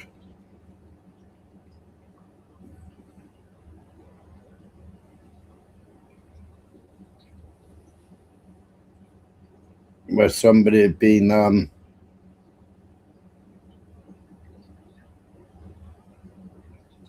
brought into this, hadn't they? They left it behind on the plane. Yeah.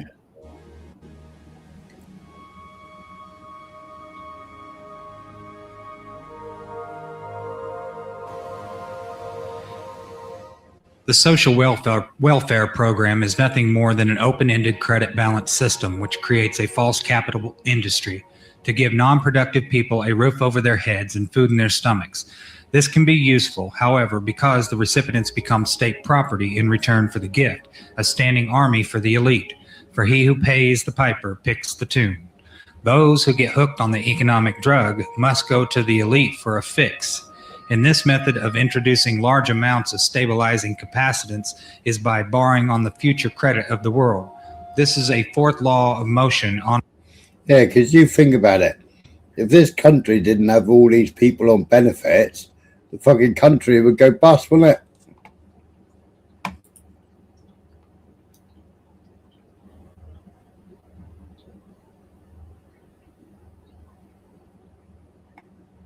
Right. set and consists of performing an action and leaving the system before the reflected reaction returns to the point of action, a delayed reaction. This means the means of surviving the reaction is by changing the system before the reaction can return. By this means, politicians become more popular in their own time and the public pays later. In fact, the measure of such a politician is the delay time. The same thing is achieved by a government by printing money beyond the limit of the gross national product. Yeah, but November, I think that's why Trump's building that massive data center. Because he'll then be able to take control, won't they? Yeah, and this was dreamt up by the British, or implemented by the British, but at the moment, a lot of it's been attacking America, isn't it? As well as the world.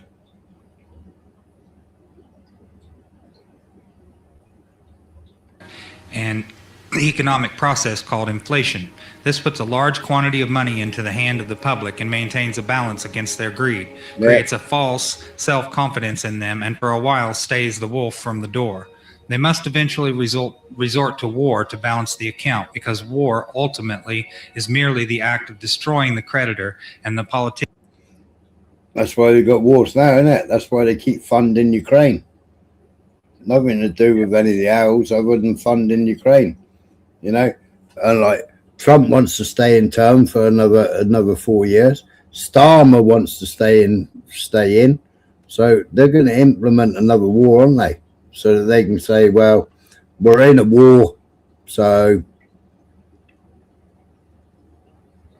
I ain't going to have no vote because I'm dealing with a war. And it'll start just before the end of what? Starmer's got 2 years left, has he? About that now, isn't it? Yeah, so it'll start at the end of 2027, I think. You know, it's ramping up. But it'll start.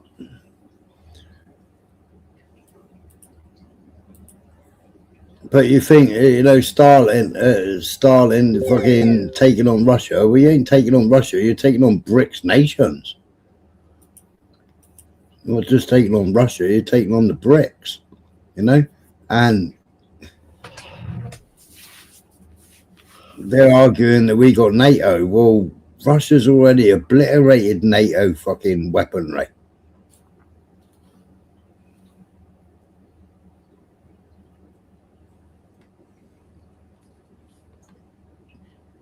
Of the publicly hired hitman that justify the act to keep the responsibility and blood off the public conscience. See section on consent factors and social economic structuring.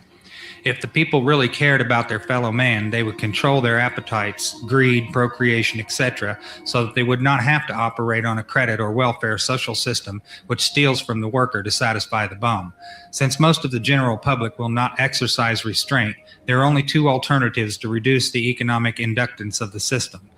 Let the populace bludgeon each other to death in war, which will only result in a total destruction of the living earth.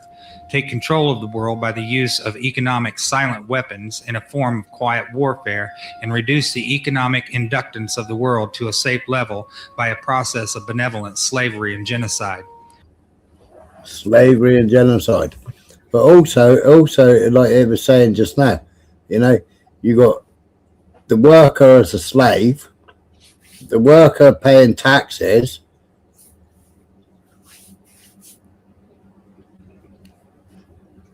and the taxes paying the people that sat on their asses on benefits.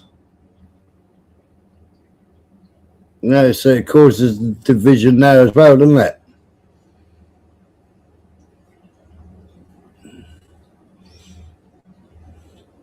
Yeah, Garrett, or Steve. He's also said that anybody up to the age of 65, ex-veterans, any ex-veterans up to the age of 65, yeah.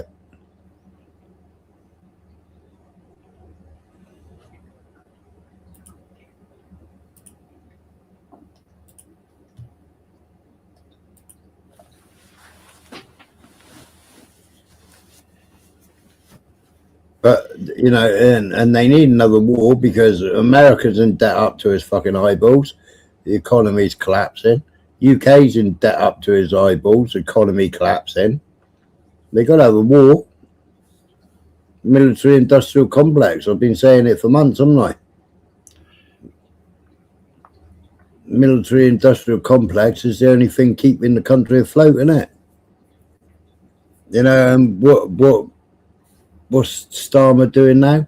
He's designing a new missile just for Ukraine. At £800 million per missile.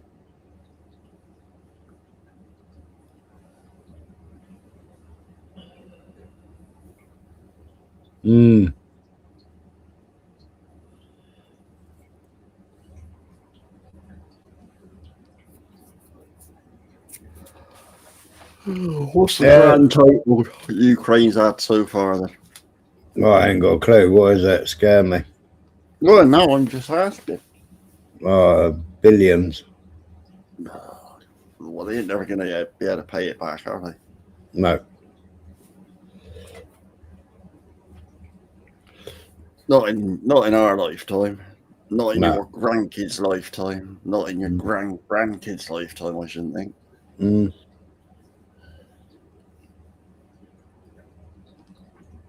And then, meanwhile, Trump wants Greenland. Yeah. He's threatening 8 countries now with tariffs. Yeah, we got 10% tariffs, haven't we? Yeah. But we haven't looked at it. Isn't that industrial blackmail? Yep.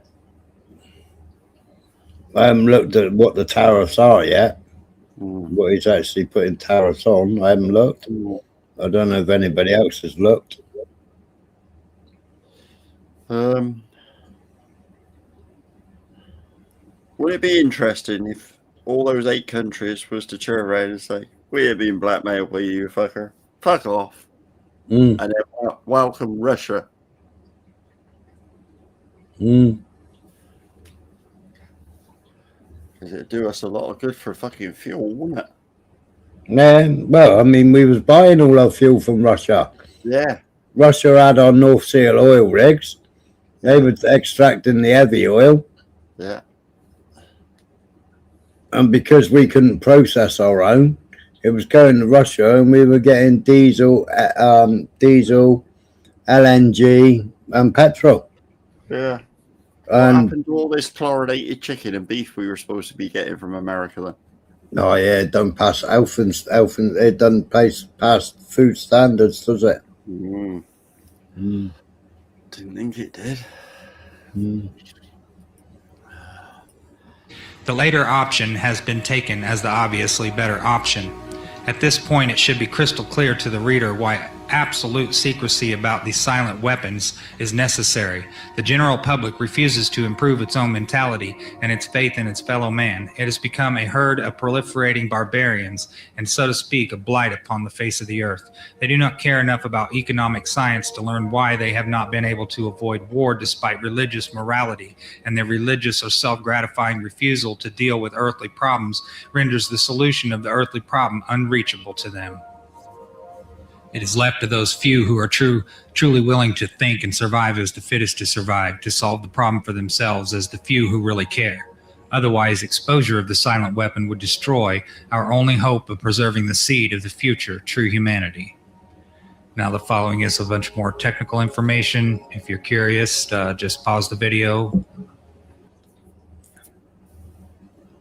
Right, type in English. We all know that you can type in English. I'm going to scroll through it fairly quickly.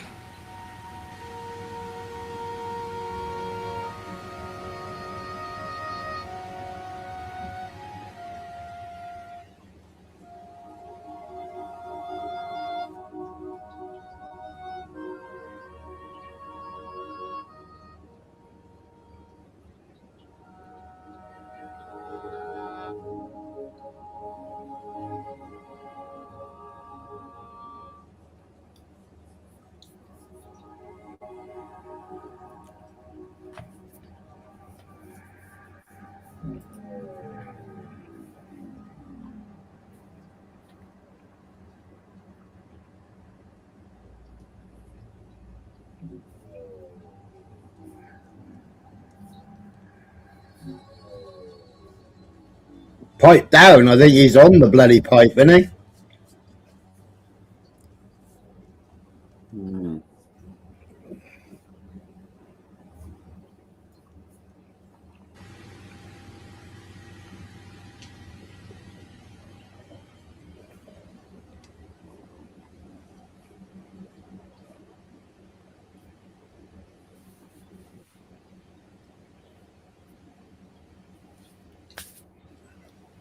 One method of evaluating the technical coefficients of the household industry depends upon shocking the prices of a commodity and noting the changes in the sales of all of the commodities.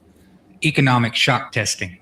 In recent times, the application of operations research to the study of public economy has been obvious for anyone who understands the principles of shock testing. Go on, In shock Dynamo testing Man. of an aircraft airframe, the recoil impulse of firing a gun mounted on that aircraft airframe causes shock waves in that structure, which tell aviation engineers the conditions under which some parts of the airplane or the whole airplane or its wings will start to vibrate or flutter like a guitar string, a flute reed, or a tuning fork and disintegrate or fall apart in flight.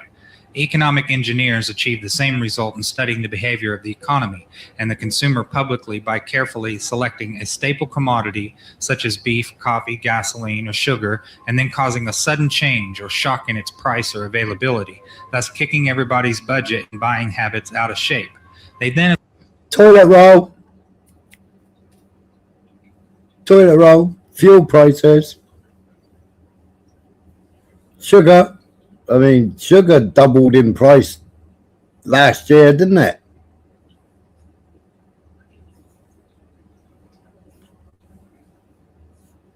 Sugar completely doubled in price on the shelves. Yeah. Toilet roll scarcity. Panic buying. No, I'll just buy kitchen roll, thank you. Or I'll just buy wet wipes. observe the shock waves which result by monitoring the changes in advertising, prices, and sales of that and other commodities. The objective of such studies is to acquire the know-how to set the public economy into a predictable state of motion or change, even a controlled self-destructive state of motion which will convince the public that certain expert people should take control of the money system and reestablish security rather than liberty and justice for all. When the subject citizens are rendered unable to control their financial affairs, they of course become totally enslaved and a source of cheap labor. Not only the prices of commodities, but also the availability of labor can be used as the means of shock testing. Labor strikes deliver excellent tests. Shock to an economy, especially in the critical service areas of trucking and transportation, communication, public utilities, energy, water, garbage collection, etc.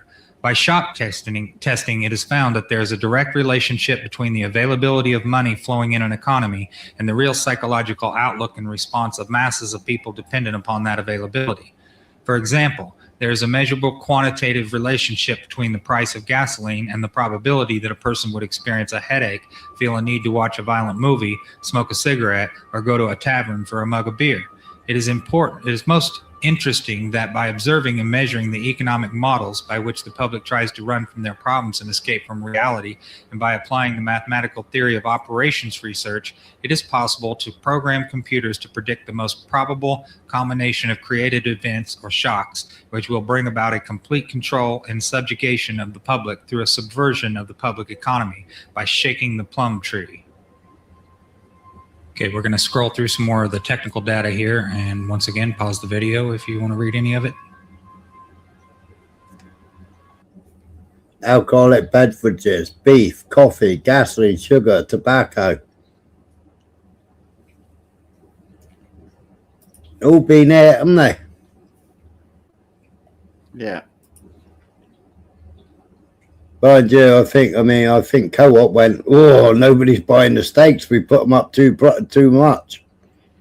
So he put them back down.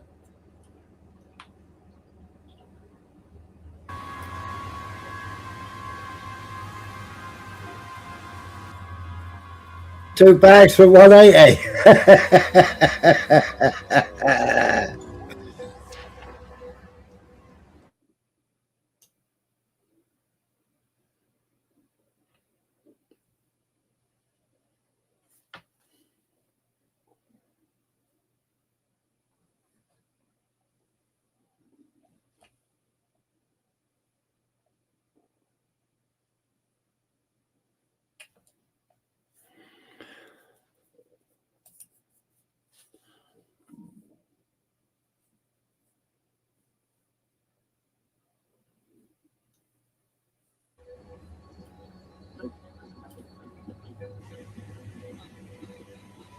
They were supposed to fix that in that day.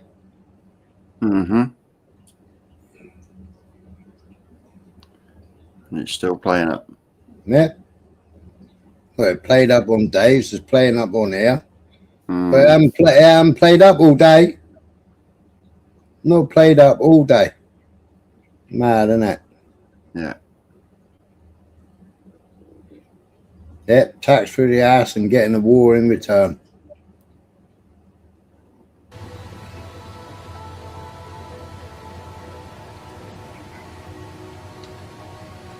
And this is the result into which we substitute to get that set of conditions of prices of commodities, bad news on TV, etc., which will deliver a collapse of public morale ripe for takeover. Once the economic price and sales coefficients are determined, they may be translated into technical supply and demand coefficients. Shock testing of a given commodity is then repeated to get the time rate of change of these technical coefficients. Introduction to economic amplifiers. Economic amplifiers are the active components of economic engineering. The basic characteristics of any amplifier, mechanical, electrical, or economic, is that it receives an input control signal and delivers energy from an independent energy source to a specified output terminal in a predictable relationship to that input control signal. The simplest form of an economic amplifier is a device called advertising. If a person is spoken to by a TV advertiser as if he were 12 years old, then due to suggestibility, he will, with a certain probability, respond or react to that suggestion with the uncritical response of a 12-year-old and will reach into his economic reservoir. No, I won't. I'd tell them to fuck off if they were speaking to me. But yeah, obviously, like the pound is devalued. When you buy your shopping, you get less for your money. Yeah. But you come out of the shop with less carrier bags. But also, every single thing, unless it's fruit and vegetables, every single thing is smaller. Packet of crisps, bar of chocolate. Yeah. You know, everything is smaller. Packaging then on crisps. No. It's just full of fucking air, isn't it? Yeah. That's what you're paying for, is all that extra air inside there. Yeah, but I mean, like years ago when you bought crisps, you had that little blue packet of salt, right? Yeah. You never got a bag. If you had a multi-bag, you never got a bag of soft crisps in there, do you? Did you? Nah. It seems like all the time you're getting soggy crisps in your bloody crisps, in your multi-packs. I took some back the other day. It was 6 packets, and I think 4 of the packets, they were soft. Yeah. So they'd obviously let air in. Well, if they put more fucking taters in the bag, there wouldn't be enough room for the air to get in there, would it? No. Well, they wouldn't need to fill it up with so much air. I opened a packet the other day and I thought, I can remember when the packets of crisps had something like, I'm sure it was 35 or 40 grams in a bag. And Yeah, shrinkflation. Yeah, just over 20 now, aren't they? Mm. Yeah. And you look inside the bag and you got no more. If they weren't broken, you'd have no more than about 4 fucking slices of tater in there. Yeah. Yeah. It's crazy. Yeah. And deliver its energy to put that product on impulse when he passes it in the store. An economic amplifier may have several inputs and output. Its response might be instantaneous or delayed. Its circuit symbol might be a rotary switch if its options are exclusive, qualitative, go or no go, or it might have its parametric input-output relationships specified by a matrix with internal energy sources represented. Whatever its form might be, its purpose is to govern the flow of energy from a source to an output sink in direct relationship to an input control signal. For this reason, it is called an active circuit element or component. Economic amplifiers fall into classes called strategies, and in comparison with electronic amplifiers, the specific internal functions of an economic amplifier are called logistical instead of electrical. Therefore, economic amplifiers not only deliver power gain, but also, in effect, are used to cause changes in the economic circuitry. In the design of an economic amplifier, we must have some idea of at least 5 functions, which are the available input signals, the desired output control objectives, the strategic objective, the available economic power sources, the logistical options, the process of defining and evaluating these factors and incorporating the economic amplifier into an economic system has been popularly called game theory. The design of an economic amplifier begins with a specification of the power level of the output, which can range from personal to national. The second condition is accuracy of response. Example, how accurately the output action is a function of the input commands. High gain combined with strong feedback helps to deliver the required precision. Most of the error will be the input data signal. Personal input data tends to be specified, while national input data tends to be statistical. A short list of inputs, questions to be answered: what, where, why, when, how, and who. General sources of information: telephone taps, analysis of garbage, surveillance, behavior of children in school, standard of living by, food, shelter, clothing, transportation, social contacts, telephone itemized record of calls, family, marriage certificates, birth certificates, etc., friends, associates, etc., memberships in organizations, political affiliation, the personal paper trail, personal buying habits, personal consumer preferences, checking accounts, credit card purchases, tagged credit card purchases, the credit card purchase of products bearing the UPC code, assets, checking accounts, savings accounts, real estate, business, automobile, safety deposit at the bank, stock market, liabilities, creditors, enemies, loans, government sources, welfare, Social Security, USDA, surplus food, doles, grants, subsidies, government sources via intimidation, Internal Revenue Service, OSHA, Census, etc., other government sources, surveillance of U.S. mail, habits, patterns, programming, strengths and weaknesses, activities, sports, hobbies, see legal, fear, anger, crime record, hospital records, drug sensitivities, reaction to pain, psychiatric records, fears, angers, disgust, adaptability, reactions to stimuli, violence, suggestibility or hypnosis, pain, pleasure, love, and sex, methods of coping of adaptability and behavior, consumption of alcohol, consumption of drugs, entertainment, religious factors influencing behavior, other methods of escaping from reality, payments, pay on time, payment of telephone bills, energy purchases, water purchases, repayment of loans, house payments, automobile payments, payments on credit cards, the political sensitivity, beliefs, contacts, positions, strengths, weaknesses, projects, activities, legal inputs, behavior control, excuses for investigation, search, arrest, or employment of force to modify behavior, court records, police records, driving record, reports made to police, insurance information, anti-establishment acquaintances, national input information, business sources via the IRS, prices of commodities, sales, investments in, stocks, inventory, production tools and machinery, buildings and improvements, the stock market, banks and credit bureaus, credit information, payment information, miscellaneous sources, polls and surveys, publications, telephone records, energy and utility purchases, and short list of outputs. Outputs create controlled situations, manipulation of the economy, hence society, control by control of compensation and income.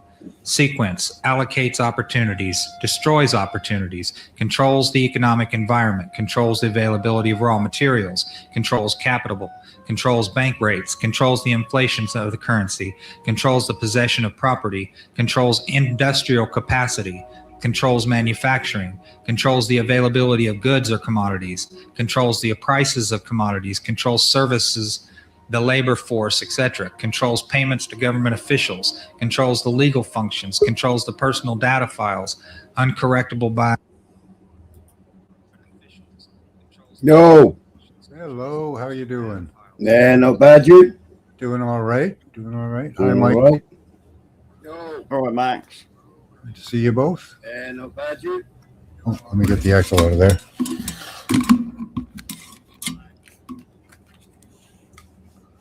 And hello to chat. Sounds like a lot of control going on there. Who are we talking about? This is called the Silent Weapon. Okay. It was a book that was found or an instruction manual, a book. It was left behind on an aircraft after the Second World War, and it was implemented by the British. Part of it, the Rothschilds.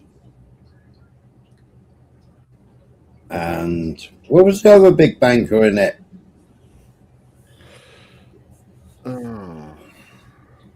It wasn't BlackRock.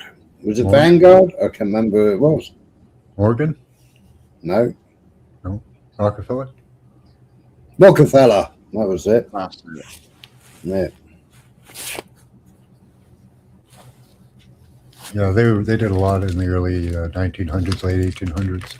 At least I think they did. I think the controller's gone like the piano has been drinking.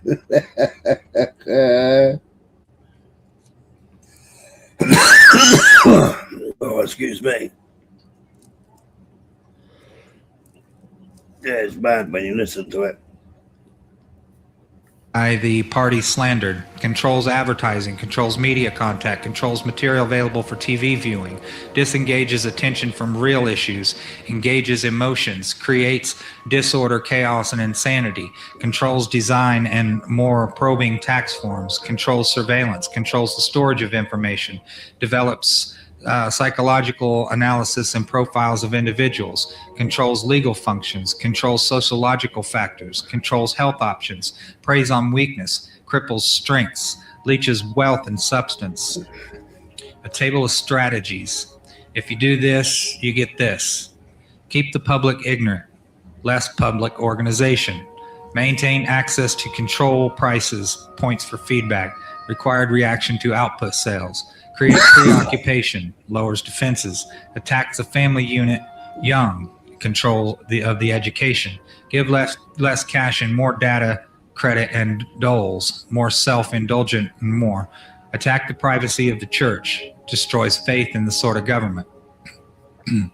Social conformity, computer programming simplicity, minimize the tax program, protest, maximize economic data minimum, enforcement problems. Stabilize the consent.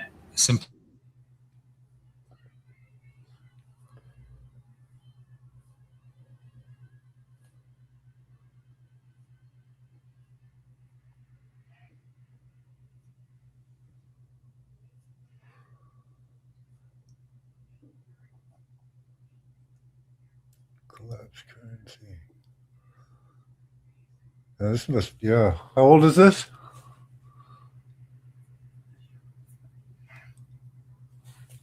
Method of securing a silent weapon and gaining control of the public is to keep the public undisciplined and ignorant of the basic system principles on the one hand, while keeping them confused, disorganized, and distracted with matters of no real importance on the other hand. This is achieved. Distracted with matters of no real importance. But those distractions weren't working, so we got bigger distractions now, haven't we? Written in 79, I think, Max. What was written in 79? This document, or it was found in 79, yeah. No, it was found in 79, yeah. Okay. It was written after 1940s, I think it was, wasn't it? It looks like they've pretty much done most of that. Well, they're still doing it, aren't they? Yeah. They've added things to it too, you know. Yeah. Yeah. By disengaging their minds, sabotaging their mental activities, providing a low-quality program of public education in mathematics, logic systems, design, and economics, and discouraging technical creativity, engaging their emotions, increasing their self-indulgence and their indulgence in emotional and physical activities by unrelenting emotional affrontations and attacks, mental and emotional rape by way of constant barrage of sex, violence, and wars in the media, especially the TV and the newspaper, giving them what they desire in excess, junk food for thought, and depriving them of what they really need. Rewriting history and law, subjecting the public to the deviant creation, thus being able to shift their thinking from personal needs to highly fabricated outside priorities. These preclude their interest in and discovery of the silent weapons of social automation technology. The general rule is that there is a profit in confusion. The more confusion, the more profit. Therefore, the best approach is to create problems and then offer solutions. Diversion summary. Media. Keep the adult public attention diverted away from the real issues, social issues, and captivated by matters of no real importance. Schools. Keep the young public ignorant of real mathematics, real economics, real law, and real history. Entertainment. Keep the public entertainment below a 6th grade level. Work. Keep the public busy with no time to think, back on the farm with the other animals. Consent, the primary victory. A silent weapon system operates upon data obtained from a docile public by legal, but not always lawful force. Much information is made available to silent weapon system programmers through the Internal Revenue Service. See Studies in Structure of the American Economy for an IRS source list. This information consists of the enforced delivery of well-organized data contained in federal and tax state forms, collected, assembled, and submitted by slave labor provided by taxpayers and employers. Furthermore, the number of such forms submitted to the IRS is a useful indicator of public consent, an important factor in strategic decision-making. Other data sources are given in the short list of inputs. Consent coefficients, numerical feedback indicating victory status, psychological basis. When the government is able to collect tax and seize private property without just compensation, it is an indication that the public is ripe for surrender and is consenting to enslavement and legal encroachment. A good and easily quantified indicator of harvest time is the number of public citizens who pay income tax despite an obvious lack of reciprocal or honest service from the government. Amplification energy sources.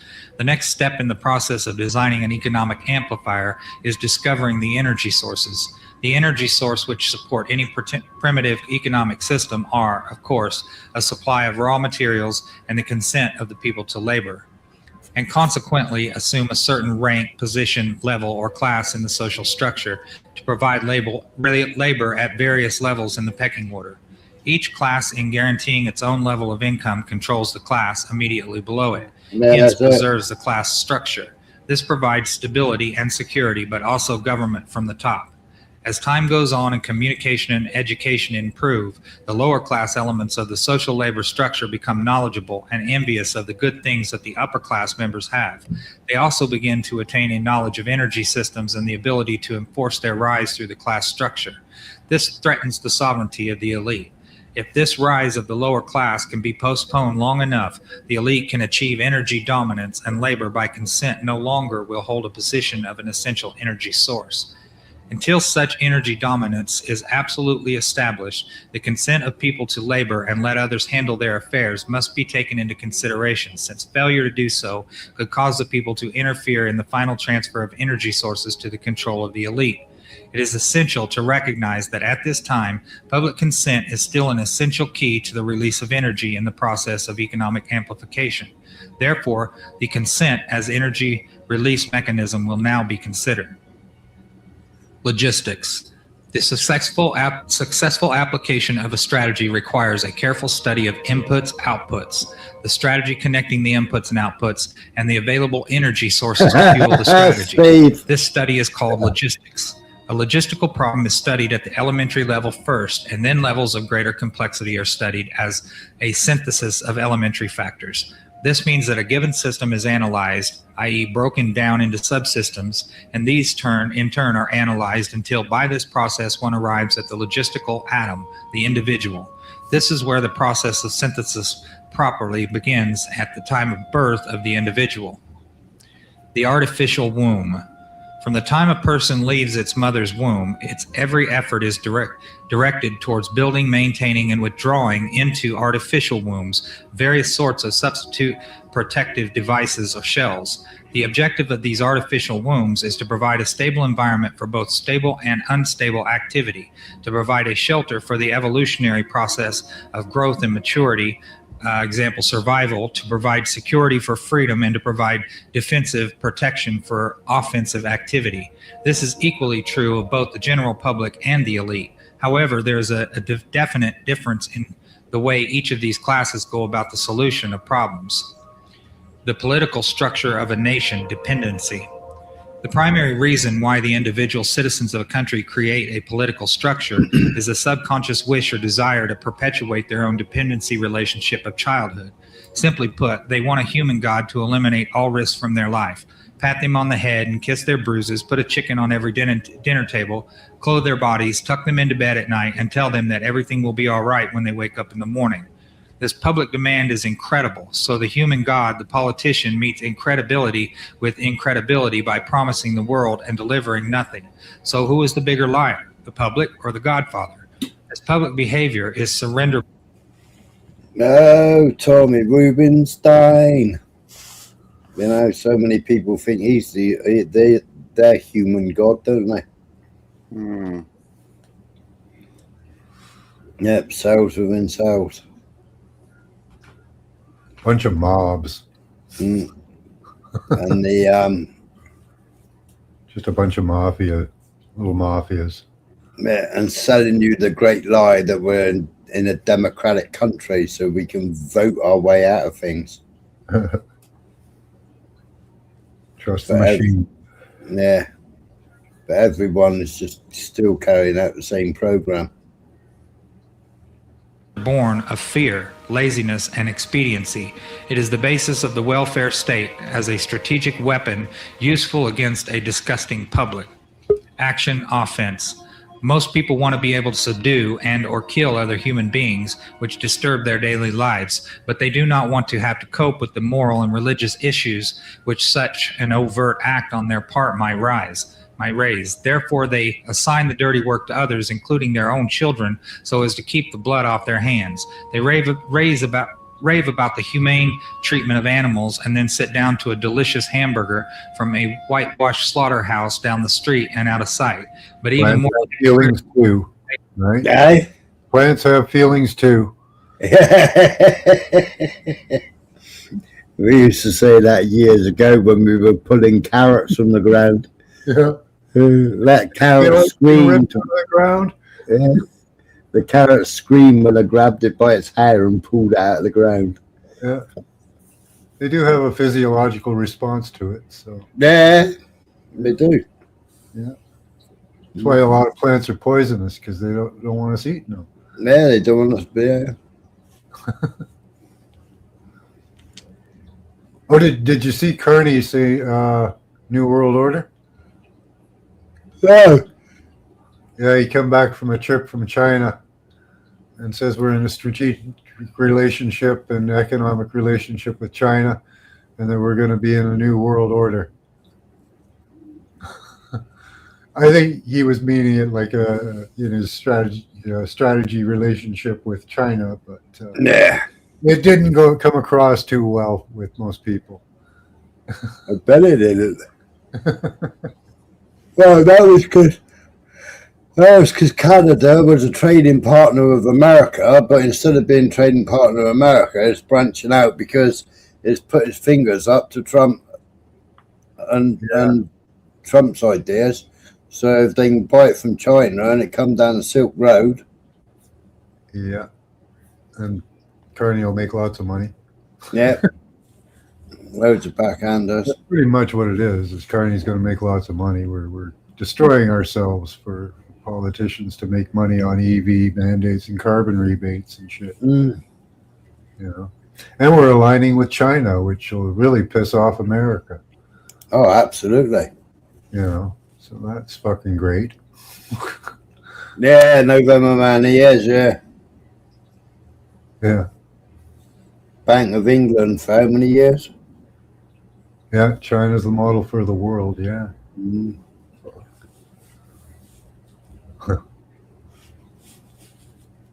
Then they got to the end of that. taxes to finance a professional association of hitmen collectively called politicians and then complain about corruption in government. Responsibility. Again, most people want to be free to do things, to explore, etc., but they're afraid to fail. The fear of failure is manifested in irresponsibility, and especially in delegating those personal responsibilities to others where success is uncertain or carries possible or created liabilities, which the person is not prepared to accept. They want authority, root word author, but they will not accept responsibility or liability, so they hire politicians to face reality for them. Summary. The people hire the politicians so that the people can obtain security without managing it, obtain action without thinking about it, inflict theft, injury, and death upon others without having to contemplate either life or death, avoid responsibility for their own intentions, obtain the benefits of reality and science without exerting themselves in the discipline of facing or learning either of these things. They give the politicians the power to create and manage a war machine, to provide for the survival of the nation or womb, prevent encroachment of anything upon the nation or womb, destroy the enemy who threatens the nation or womb, destroy those citizens of their country who do not conform for the sake of stability of the nation or womb. Politicians hold many quasi-military jobs, the lowest being the police, which are soldiers, the attorneys and CPAs next, who are spies and saboteurs licensed, and the judges who shout out orders and run the closed union military shop for whatever the market will bear. The generals are industrialists. The presidential level of commander-in-chief is shared by the international bankers. The people know that they have created this farce and financed it with their own taxes, given consent, but they would rather knuckle under than be the hypocrite. Thus, a nation becomes divided into two very distinct parts: a docile subnation, a great silent majority, and a political subnation. The political subnation remains attached to the docile subnation, tolerates it, and leaches its substance until it grows strong enough to detach itself and then devour its parent. System analysis. In order to make meaningful computerized economic decisions about war, the primary economic flywheel, it is necessary to assign concrete logistical values to each element of the war structure, personal and material alike. This process begins with a clear and candid.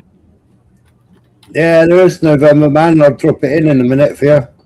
Description of the subsystems of such a structure.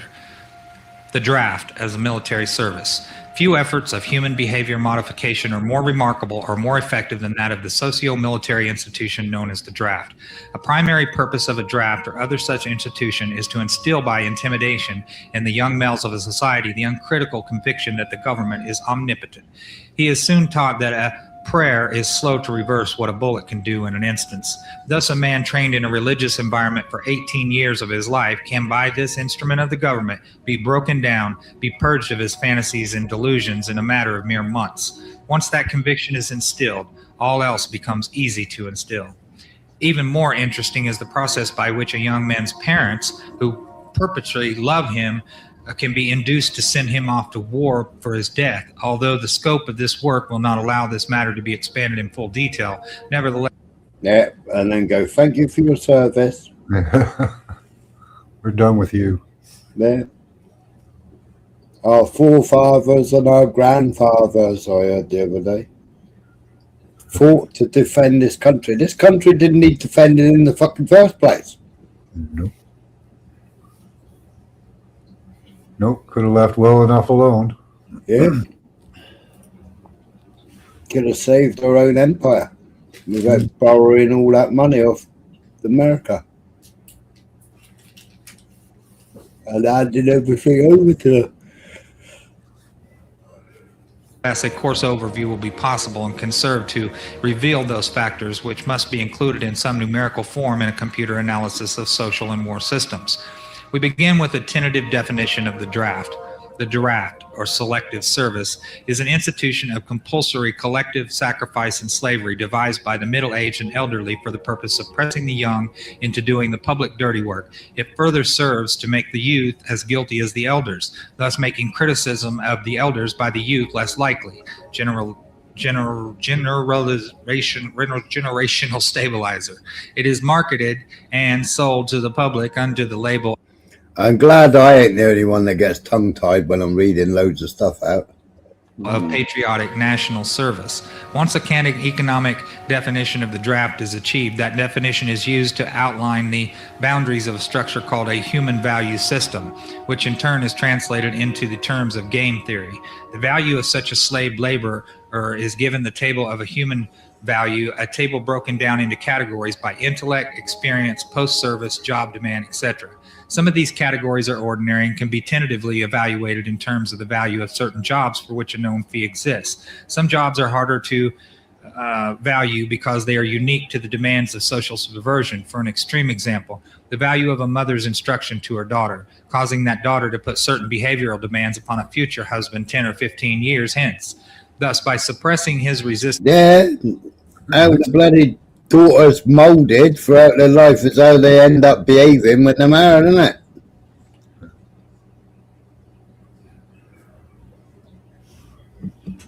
If mother don't teach daughter to cook, well, fucking daughter ain't gonna cook you a good meal, is she?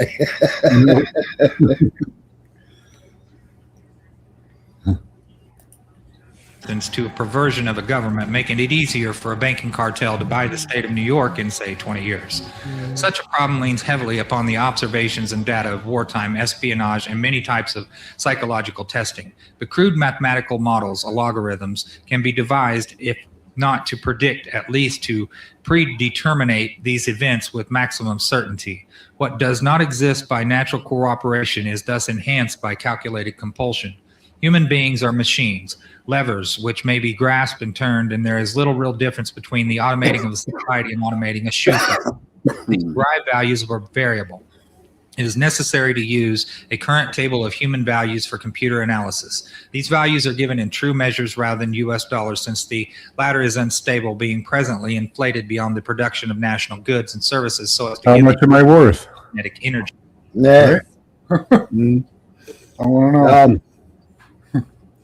Yeah, but Blunt, I mean, a lot of us are awake, aren't we? A lot of us know what's going on, you know?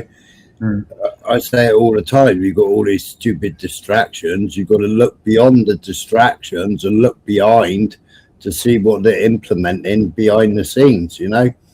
People need to go and check, like, government website to see what they're implementing, you know? Oh, something's happening over there, you know. Oh, well, what's happening here a minute? You know, everybody's focused over there, listening to what's going on over there, but they haven't got a clue what's actually going on over here. People say, why are you watching the United Nations? Why are you watching this? Why are you watching that? Well, because if you don't watch it all and don't look at it all and understand it all, then you haven't got a clue what's going on around you, have you? And you've got so many people going around since, you know, even worse since COVID. It's even worse since COVID. I mean, I'm sure the jab dumbed everybody down that took it. Yeah. You know, and they just go about their lives with blinkers on, and then they come home, they sit down in front of the telly with a beer, food, and they switch on Coronation Street. Right. Yeah. No, I did a show earlier on Just the News, and you know, we all know that it's a distraction, but for most people, they fall into it. Well, I don't know how many. I would say most, but they fall into the distraction. They pick a side, they get outraged, you know, or they defend or whatever, right?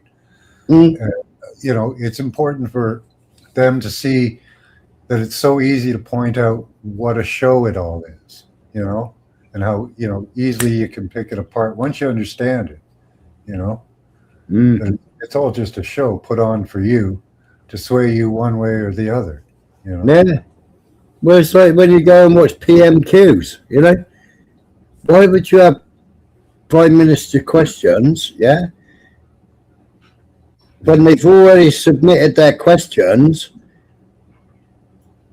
and they've already typed out the answers, and they just stand there and read out the questions and read out the answers. You know, you get so many MPs, they don't even bother reading out what their problem is. They just go to the Speaker of the House. Oh, number 16, please, or number 18, please, number 21, please. And then whoever it was directed to gets up and answers it. With answers probably written by AI. Yeah. Yeah. Well, Palantir's doing all our policing at the moment. Yeah, they're getting really involved in that. Yeah.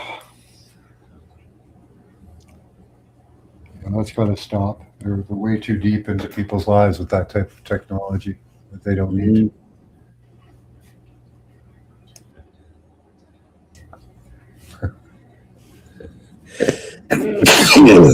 They're using it in the UK as well? What? The Palantir system in the police. Yeah. All our police forces are using it. Well, shit. Yeah, they're doing it in the US too. Probably in Canada, although I haven't heard of it.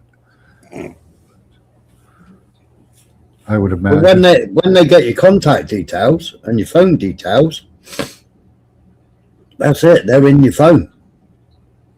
Yeah. They can see your photographs. They can see your text messages, your WhatsApp messages, any messages. You know, they can do anything. Yeah. As soon as they enter all your details into that Palantir system, they've got everything. Your medical records, the lot. It all ties up with the same system. Yeah, I'm wondering when to get rid of my phone. I think I could make it without one. Well, November man, you say that. You know, I mean, there's a few of us that we said that storm that I went out and drove around, drove from coast to coast, up and down Cornwall, 147 miles. Right, you had the warning notification on the phone. The phone going red and going dee dee dee dee dee dee dee. Big alarm going off. Right. The school shut at 3 o'clock. The pub shut. The shop shut. And well, it was a forced lockdown for 100-mile-an-hour winds.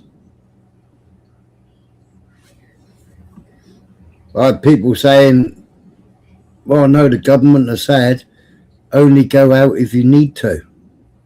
So what? Go out if I need to. If I want to go out, I'll go out. Don't need to be told when I can go out and when I can't go out.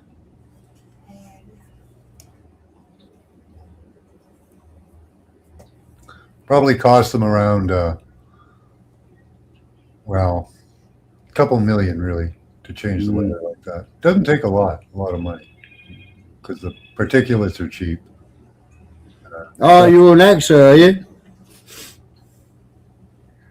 Excellent. Where's that? South or north? South? Yeah, just middle. They got hit too, or? I don't think AXA got hit. But yeah, they could create that whenever they want. So there's a lockdown method. That's good. Yeah. In Canada, the trucker strike or the pandemic, he said, was a good test for climate lockdowns because we're going to have climate lockdowns. Well, yeah, I mean that's what we called this storm, testing for climate lockdown. Right. They like to repeat the language, right? Yeah, there's a guy that lives not very far from me. He's called on YouTube. He's called Electric Carnage.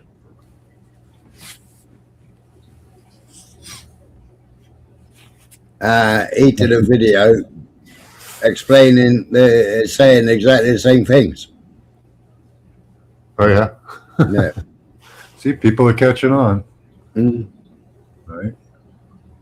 Yeah, I learned what I know from Dane Wigington's channel. He showed how they use the technology to manipulate and create, you know, just whatever they want, wherever they want. Yeah. But I mean, a lot of this that they put in this paper or this booklet, right? Yep. But you think about it, they've manipulated it even more now, right? Yeah. They've manipulated it now. They've given everybody a mobile phone. They've given everybody a tablet. They've given everybody a laptop, everybody a computer, you know, put bigger and better games on for people. Yeah. You know, back in the day, you know, we used to have to save up our pocket money and go to the arcade.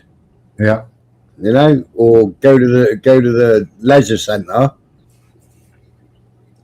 because they always had arcade video games. Yeah.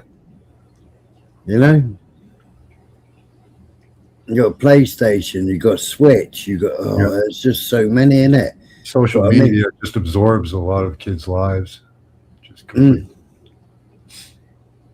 My daughter, even at 30, if somebody deletes you from Facebook, it's devastating. You know. I know. It's Yeah. like, well, you know, why? Yeah. But yeah, it's pervasive and it's effective too. You know. Yeah. Is Steve Olden in the chat? Is it Steve Olden?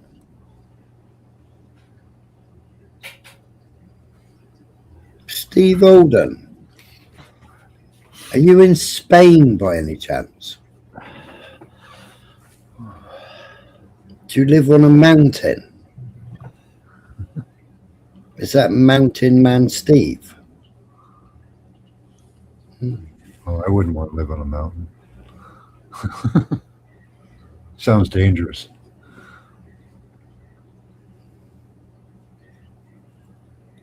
You can't be hungry. You just donated somebody 20 quid.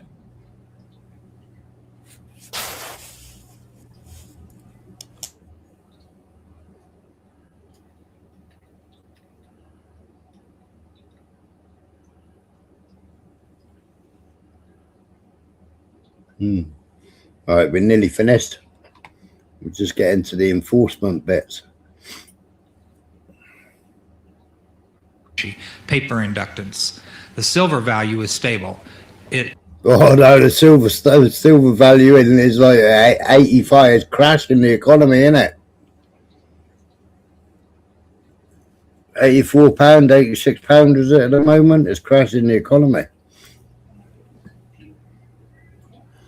And they've sold too much silver and haven't even got the silver.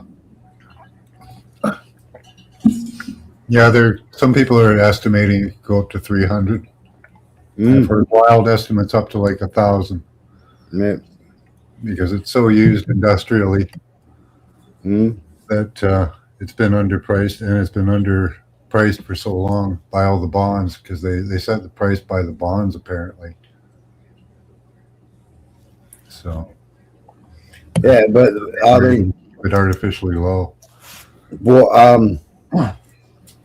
What Putin, Maduro, and what's it called? I mean, it was absolutely mad.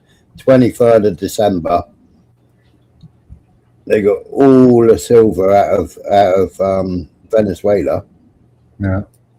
Some of it went to Russia. The rest of it went to China.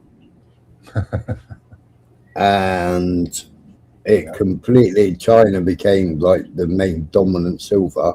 But China's already been dominant silver because they're the one that do all the smelting and what have you.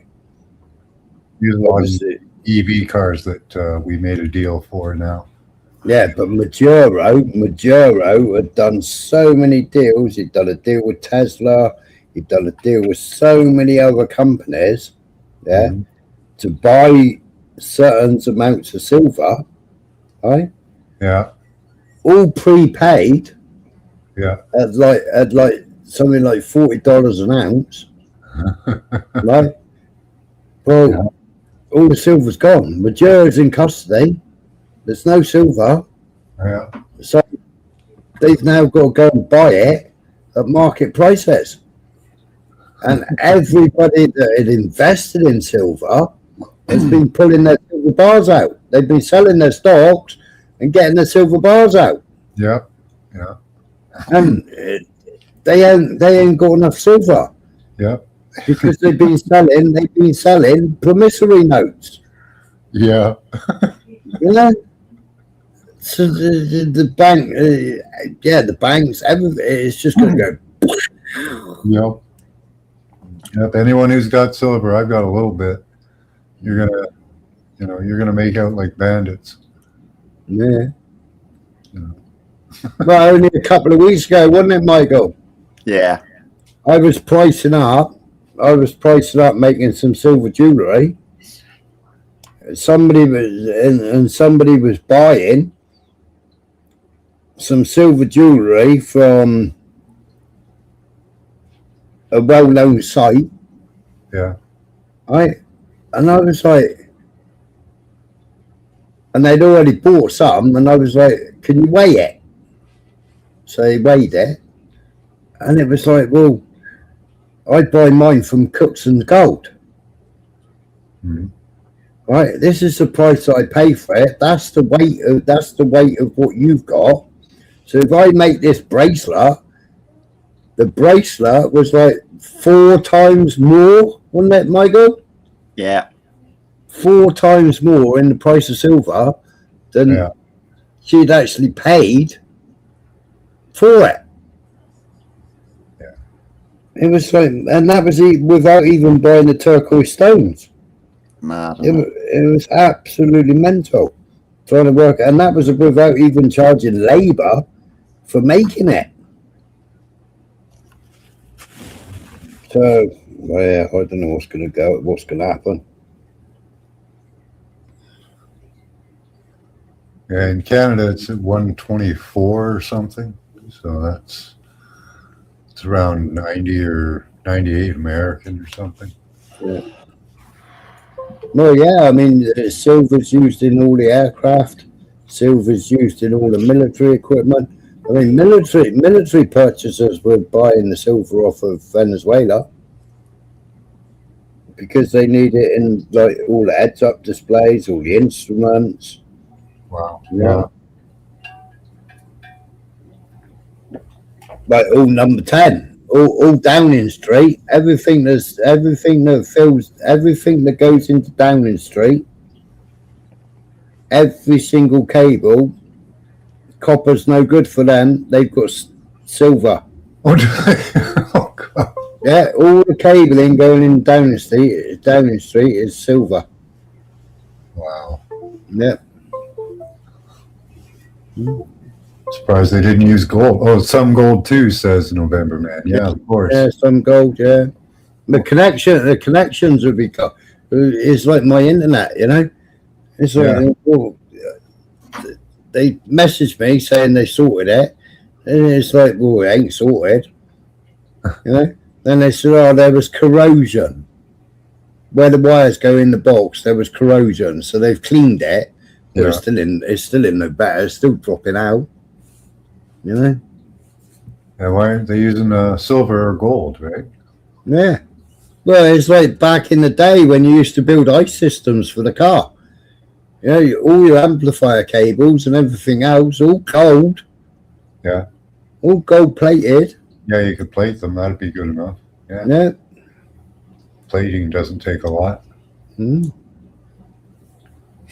know, gone are the day, like your TV aerial, your satellite cable. I mean, satellite now is stainless steel. Yeah. But, you know, you're better off with gold or silver. Gold or silver's no good because it oxidizes. Mad. Right, enforcement. What's the enforcement, man? being possible to buy the same amount with a gram of silver today as it could be bought in 1920. Human value measured in silver units changes slightly due to the change in production technology. Enforcement. Factor 1.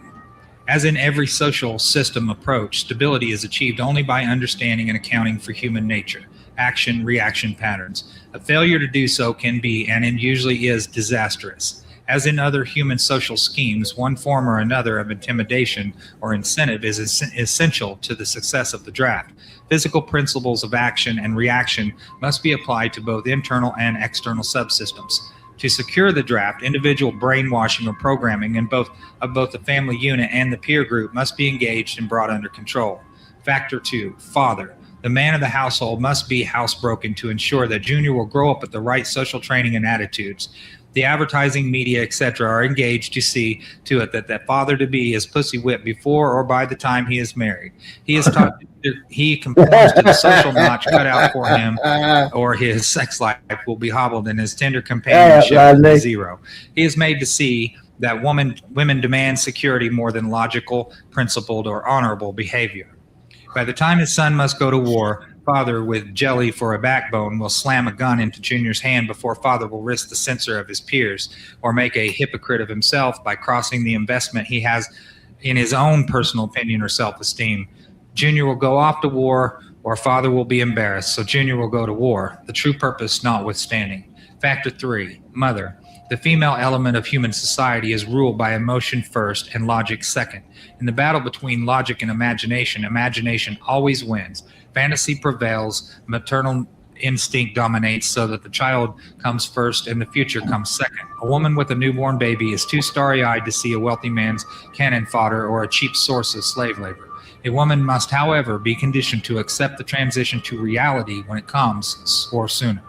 As the transition becomes more difficult to manage, the family unit must be carefully disintegrated, and state-controlled public education and state-operated child care centers must become more common and legally enforced so as to begin the detachment of the child from the mother and father at an earlier age.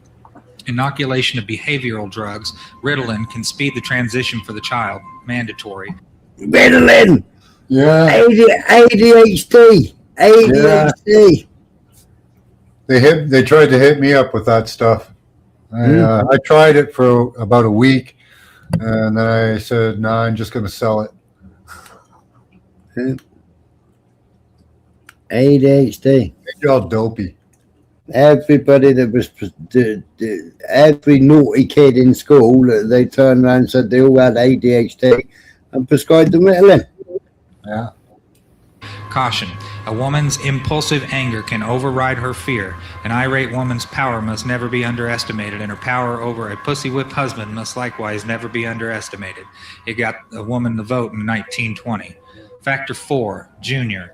The emotional pressure for self-preservation during the time of war and the self-serving attitude of the common herd that have an option to avoid the battlefield, if Junior can be persuaded to go, is all the pressure finally necessary to propel Johnny off to war. Their quiet blackmailings of him are the threats. No sacrifice, no friends, no glory, no girlfriends.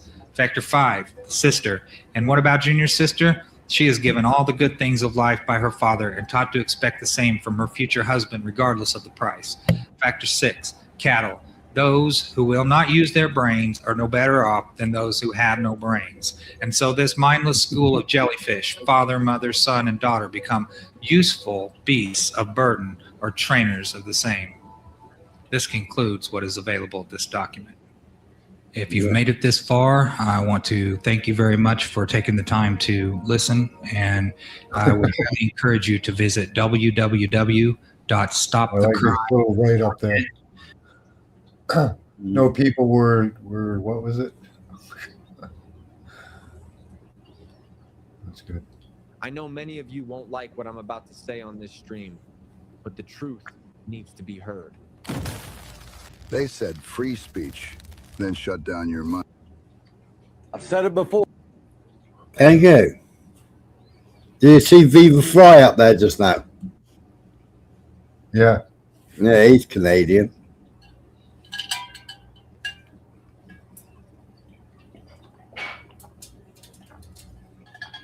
Yeah, he's pro-Israel, I think. Yeah, he is. Yeah.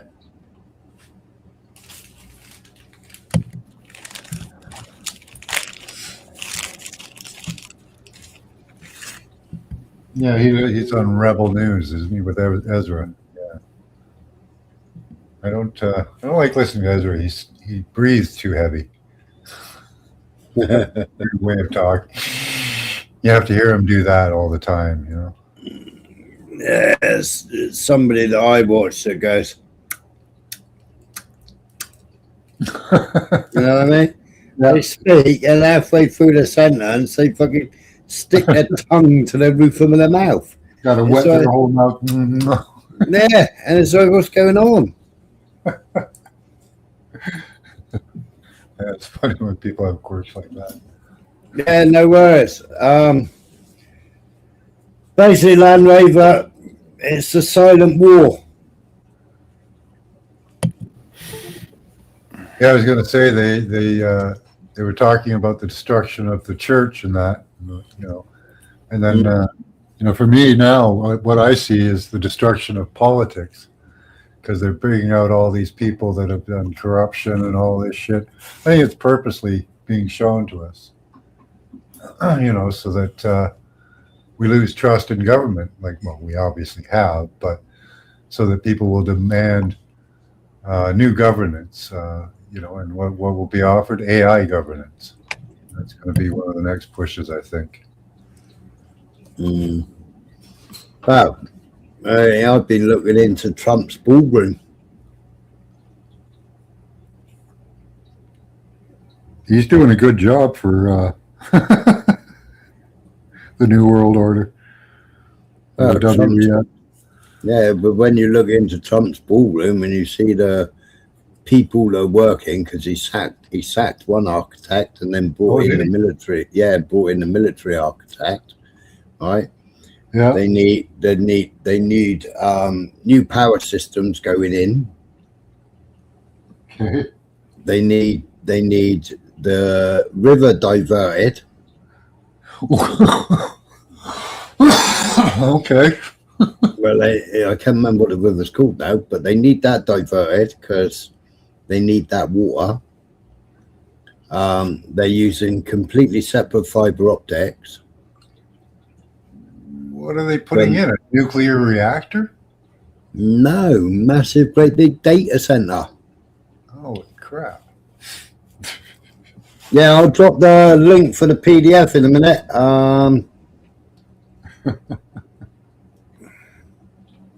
Oh, man.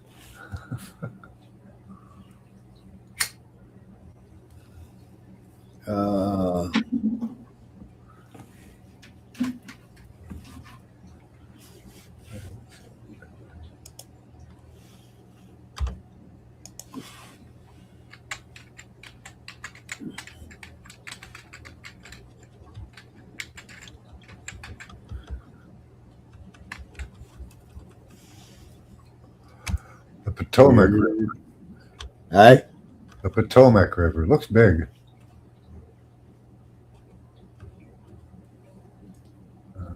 It's called America's River.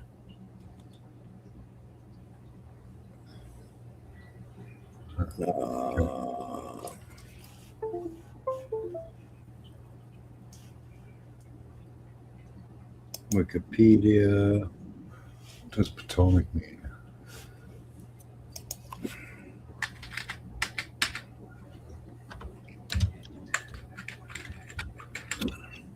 Come on, I had to. There you go. Internet Archive. If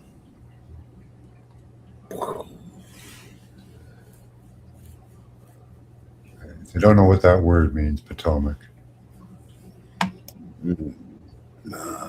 Platonic or Plutomac? Potomac. Potomac. That's what All they're right. in DC there. Potomac River.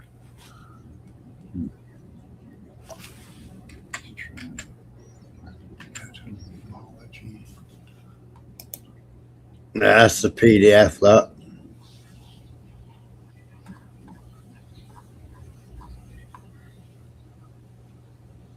Embassy publication. top secret. What does it say?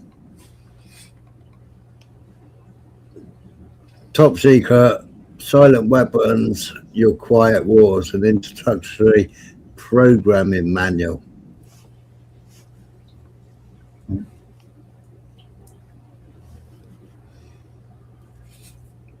Yeah, it's like all the old Arthur C. Clarke and all those authors that did the futuristic dystopian novels. They were all involved in it, pretty much.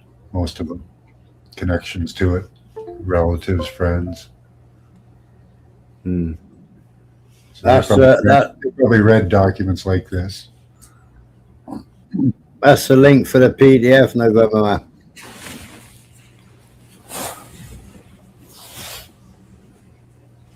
Yeah, Britannia's.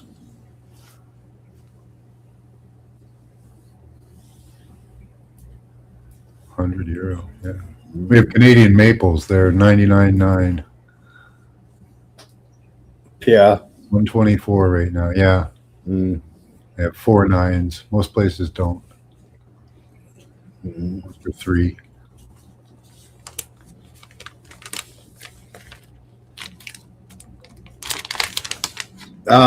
Michael's got some.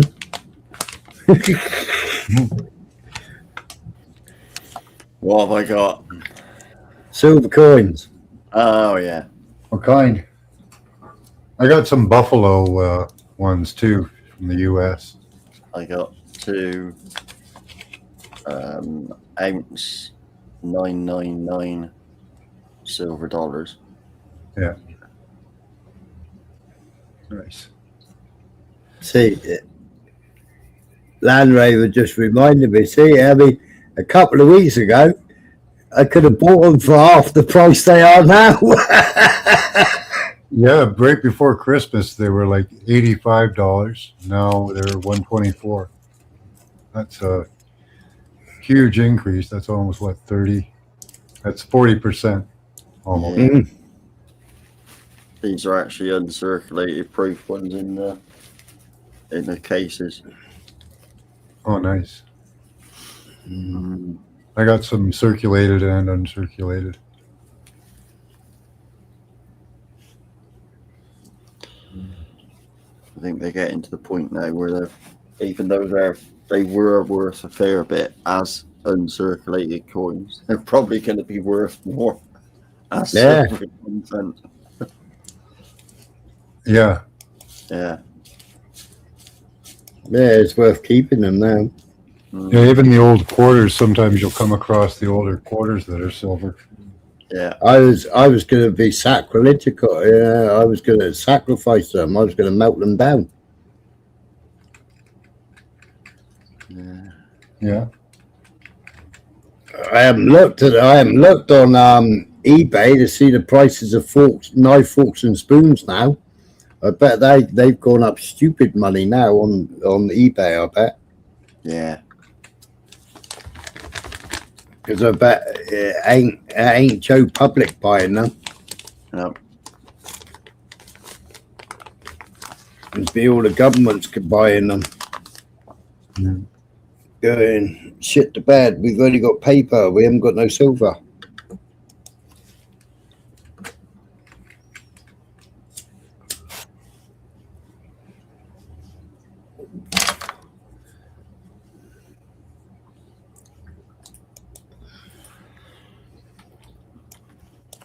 So Steve, I see it said London, but you're now in Bromley. So have you moved back to the UK now then?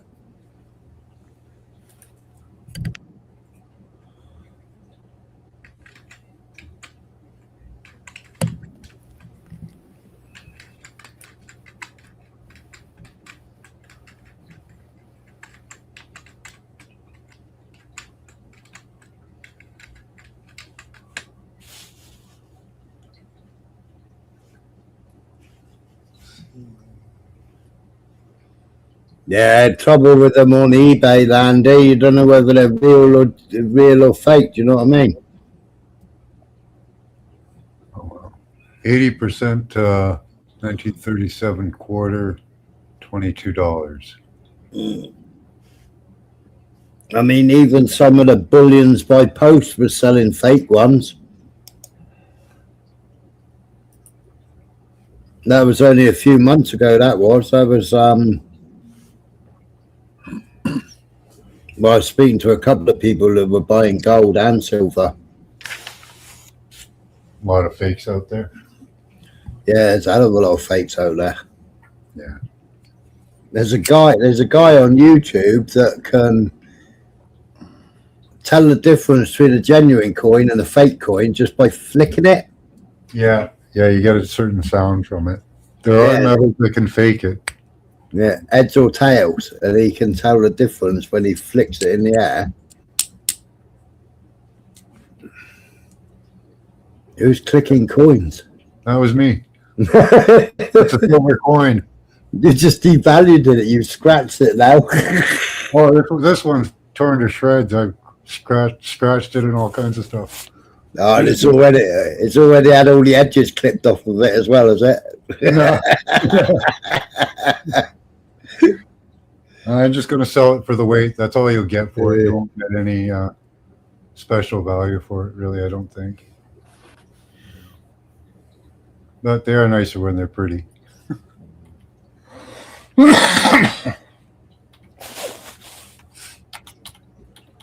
I will need to transcribe this, but it is gold.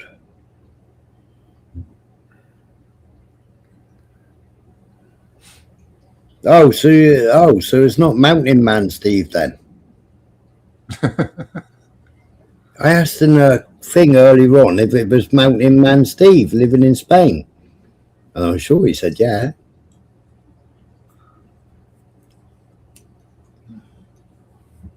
I may be a Semite name here. I'm not sure. If that answers your question.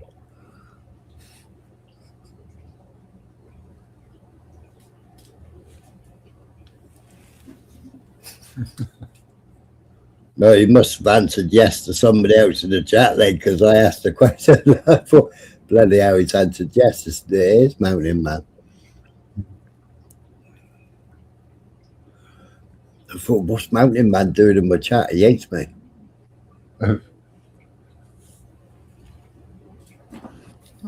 Yeah, I see that though, Blunt. Oh, you won't be having that one, Smiler. Which one? The one that I just found on the side here. All right, go on. Tell me why. William III 1700 silver crown. Yeah. One of the places on the internet is 4,750 quid. Oh, that's going on the market tomorrow. That is. That'll keep him in smokes for the next year. That will. Not saying they'll all make that, but it is in pretty bloody good condition. Good job you never bloody sold it to me the other day, then, isn't it?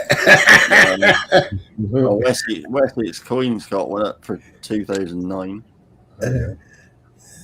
Just imagine if we were having that conversation now and I'd already melted them down. Yeah.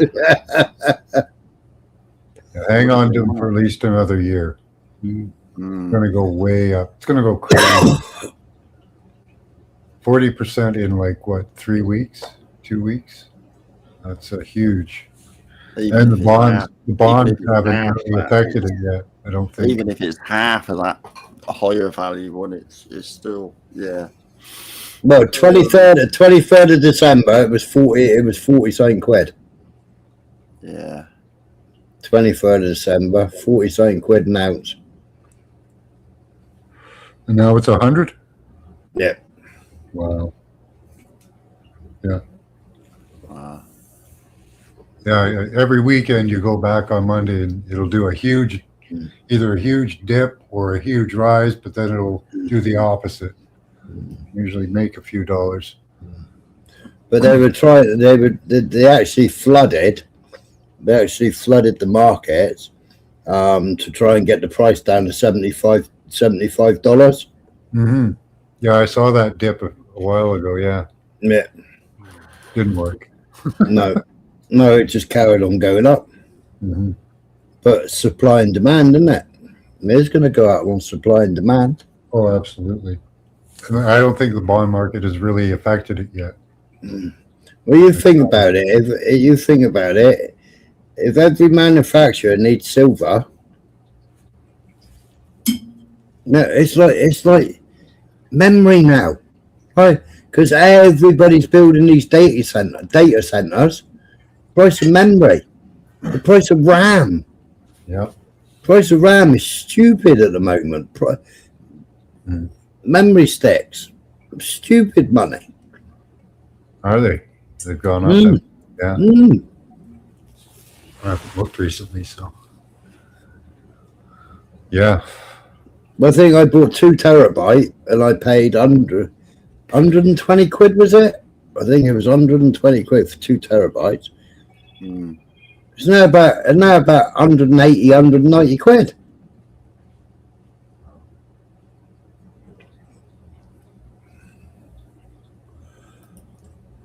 I think the RAM's gone up by 40 quid each. Jeez. But it's all these data centers that are being built, isn't it? Yeah.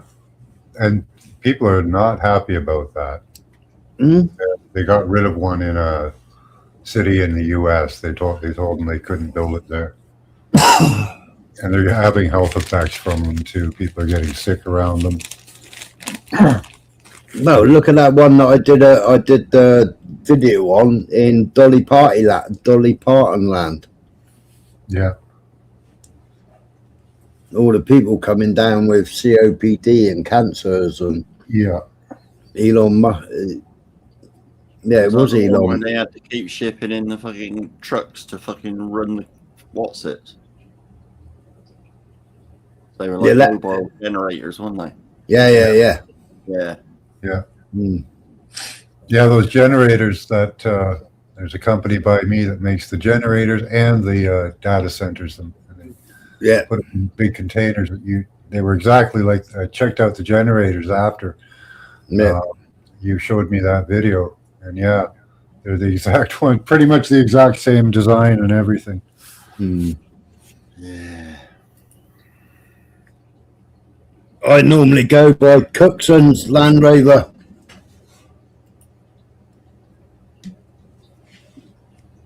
That's where I used to buy gold and silver from anyway. For, making jewellery and repairing jewellery. 2 seconds.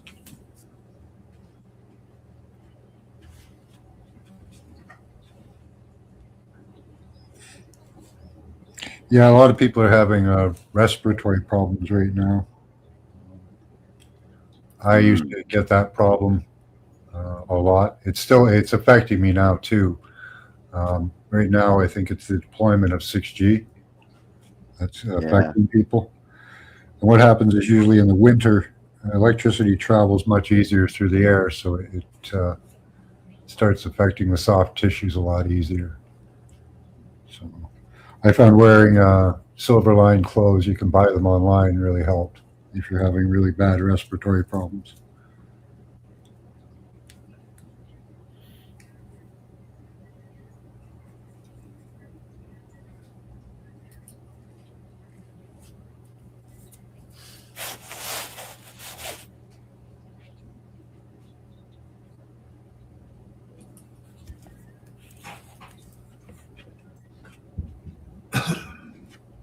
I've been drinking my Moulin tea.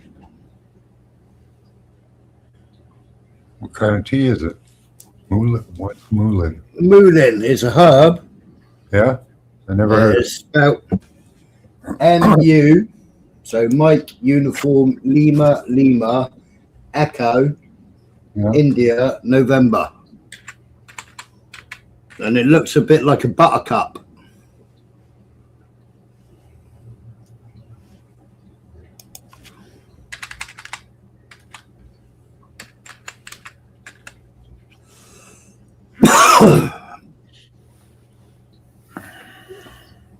Okay. Mm. Really good for respiratory. Nice. Mm. I'll have to look for some of that. Got a nice taste to it too? It's quite bitter. I mean, I had 1 spoonful of sugar to it. I like bitter. Yeah.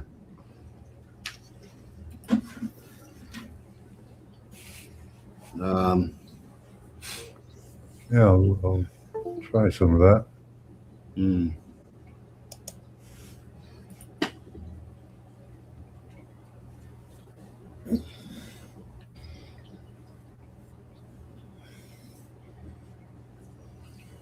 What's more than 200? Bought a 9 carat necklace, 200. Yeah. Oh, yeah. Yeah. It'd be worth quite a lot now. Yeah. Mm.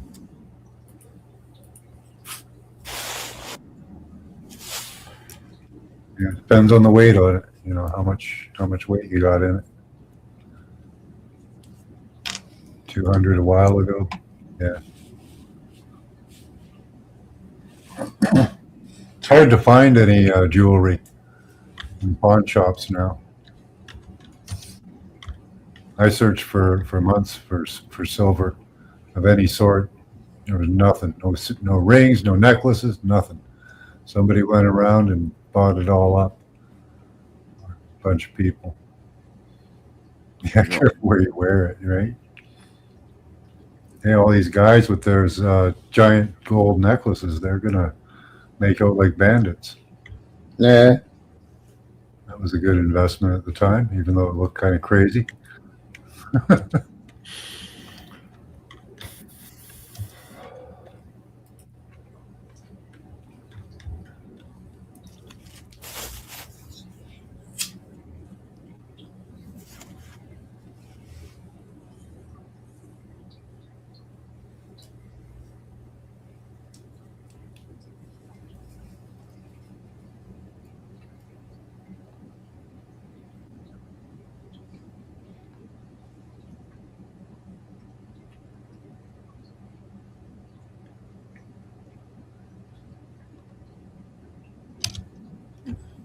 It's gotta be 230. Yeah. See you in November, man. No worries, mate. Take it easy. See you later, November. Mm.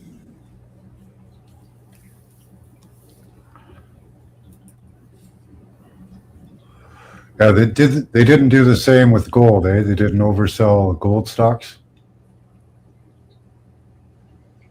Or did they? No. I don't think they did, eh? So silver is going to be the big winner in the market for sure. Mm.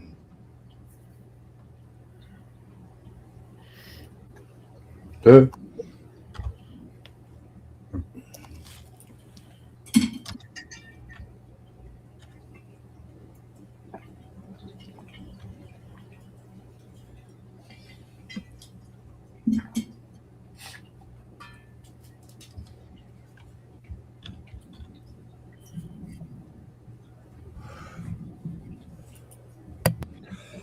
Yeah,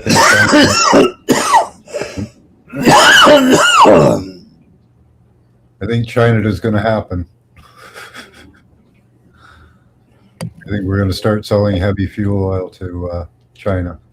Yeah, my gold bracelet is worth about $7,500 now. Wow. I have to start taking it off, won't How much you pay for it? I? It was a present off the kids. Oh wow. Mm. Nice. I think it nearly bankrupted my missus at the time. Mm. But that was a few years ago now. Yeah. Well, you won't be selling that way. No. I've only ever taken it off when I go to hospital. Mm-hmm. I always get that lump in the throat, you know, when you get changed for the scan or whatever like that, and then you go, oh, and suddenly you remember, yeah, I've left it at home. You know? It's like the panic hits you because you think, oh, where's my bracelet? Because I already lost one. I lost one in Wales. Oh, yeah. Yeah, I lost my wedding ring. That was disappointing. It was a really nice one. Got another one. But it's not as nice. Yeah, mine's 18 carat one. Yeah.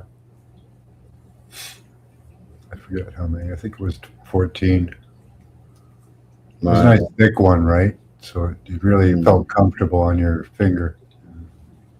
Well, we was looking at Charlie Kirk's wife. Yeah, and I went, fucking hell, she's got my bracelet on. She found it, did she? Yeah. She found the one you lost. Yeah. So I took a photograph. I took a photograph of my wrist and sent the photograph to my guy. I said, "See, the fucking she's wearing the same bracelet as me."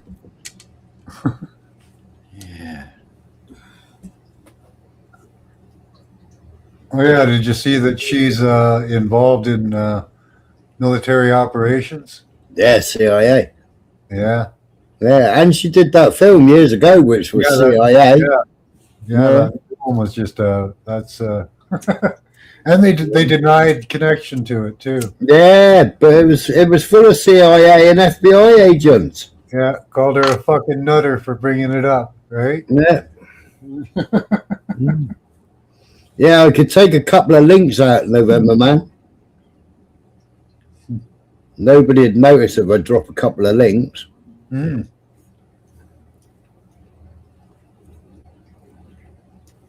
Yeah. It goes nicely with Masonic rings and Templar cross pendant. Yeah. Yeah, somebody's asked me to redo my videos on Templar and Templars. Yeah. Yeah, somebody's asked me if I'll redo the Templars and Templars. Yeah, you should. Yeah. And then how they're involved in Israel, how they were involved in Vatican.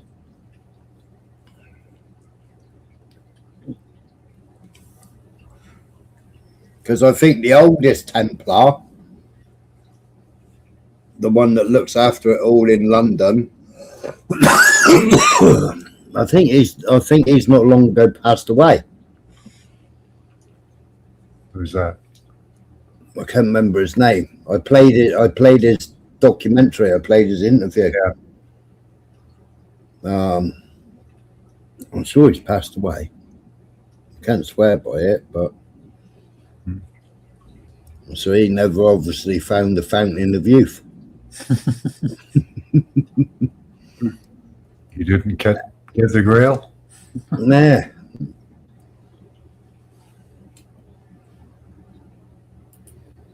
Yeah, but hey up, Jimmy. Yeah, but that was a fallacy. I mean, because that Holy Grail, it was to protect what was in it, and when they opened the lid, it killed everybody because it was a poison. But for years, for the emerald tablets, the emerald tablets were supposed to turn lead into gold, weren't they? Yeah. And they've been trying to do that for years and years and years and years. Apparently. Yeah, it's supposed to be a metaphor for the inner self, really. Yeah. You know. Well, it's like all the chakras, isn't it? Yeah. All you have to do really is be a good person. Yeah. Well, what you sow is what you get back, isn't it? Yeah. I've always said it. You know, I'll treat you the way you want to, you know, the way you treat me. Yeah. Have some self-respect and respect others, you know. I've said it to the police loads of times when they've turned up with a workshop. Yeah, you come here with attitude, you'll get nothing but attitude back. Come up here with a jar of coffee or a pint of milk and say, put the kettle on, mate, we want to chat with you. We'll make you a cup of coffee and we'll sit down and have a chat. But you come up here with Mr. Attitude, you're going to get nothing but attitude back. Yeah.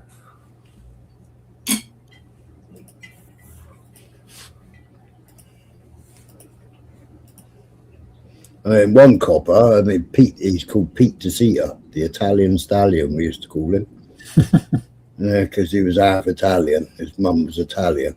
So he used to think he was God's gift to everything. But I was on the door of the barn club, and we'd ejected a couple of people, and there was a bit of a scrap took place in the car park. And it's like, I can't be asked to walk down there and separate them again, like, you know. And police are there anyway, so the police can sort it out. Is now in public property or public highway, you know. So the police can go and sort it out. Next minute, I see this bloke on top of the copper punching him in the top of the head. And it's, oh, for fuck's sake, man, that's in line of our CCTV and everything. It's gone running down there, grabbed matey, pulled him off the copper, like, held him down. They've obviously then cuffed him and taken him away. Right, so it was all big thanks at the time, you know. Yeah. A couple of days later, I sees him in the shop. The fucker don't want to speak to me.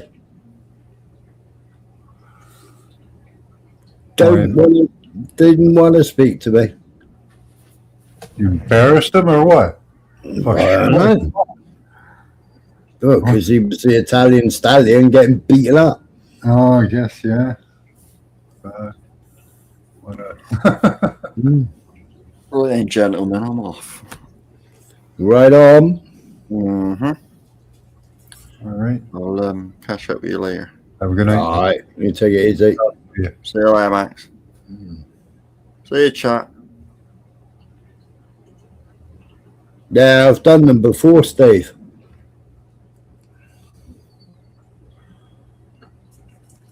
But, more and more, as time goes by, you get more and more snippets of information and little secrets come out, and you go down the rabbit hole and you research that and you go, bloody hell, there, that's true.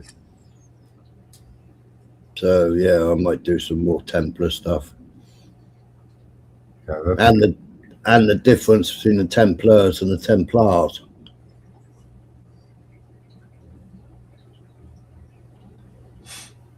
Now, all these people with, the Knights. Knights Templar.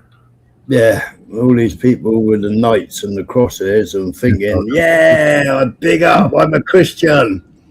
And it's like, you fucking idiot. You absolute fucking idiot. Do you know what you're actually supporting? Don't one of them have like ties with Islam? Yeah. That's what I thought, yeah. I didn't remember that there were two. I thought it was just the one. No. Huh. All right. Right, that's the Crystal of Barlin, is it? Solving 9/11. Have I seen it? I might have seen that. Yeah, that's good.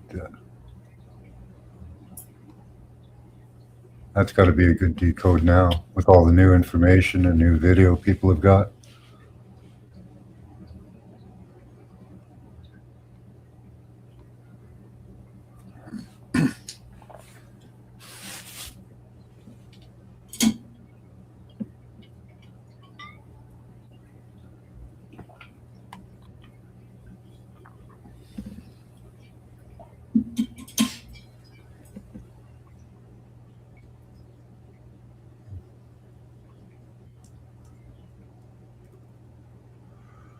Oh yeah, you know that ICE shooting that they had? Yeah. An interesting thing that happened with the girls. The girl that got shot, right? The wife apparently, right after she was shot, said, "Why did you use real bullets?"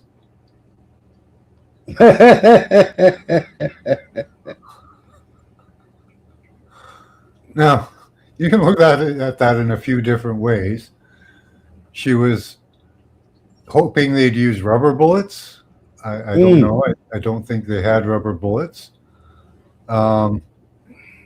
Maybe she thought they were going to pepper spray. I don't know. Another more controversial idea is maybe they're all crisis actors and they pulled the switcheroo on them. Yeah. Like they did with the actor. Yeah. You know, it has been done time and time again. Mm-hmm. And they pre-acted this out, all set, and she goes, "Why did you use real bullets?" I don't know, just a possibility. That's a pretty odd thing to say. I could see somebody possibly saying it on the spur of the moment, but she was supposed to shoot. I've seen a few people posting that she didn't actually have custody of her children, and her children were care of social services. Oh. Because she was supposed to be stubbing things out on them, etc., etc. And one of them had 3 kids or something, and one of them had 1 or something, wasn't it? Yeah. They might have had custody of 1, maybe. Yeah, they had custody of 1. The others were in the hands of social services. Well, that's pretty telling, eh? Yeah. It's unfortunate for the kids. Wow. Yeah, now apparently people are purposely bringing their children to these ICE raids. Yeah. Well, another woman's been shot now, hasn't she? Has she? I heard about 2 guys that were shot that they didn't want to publicize because they were Trende Aragua. Right. Yeah. Another one? Yeah, another, yeah. God. Yeah, they really want this to happen. Yeah, because somebody was. What did they post? Somebody posted. They posted all the COVID takedowns. You know, where people weren't wearing masks, and you had the police grabbing them by the neck and spinning them around and decking them. You know, for not wearing a mask and what have you in Europe.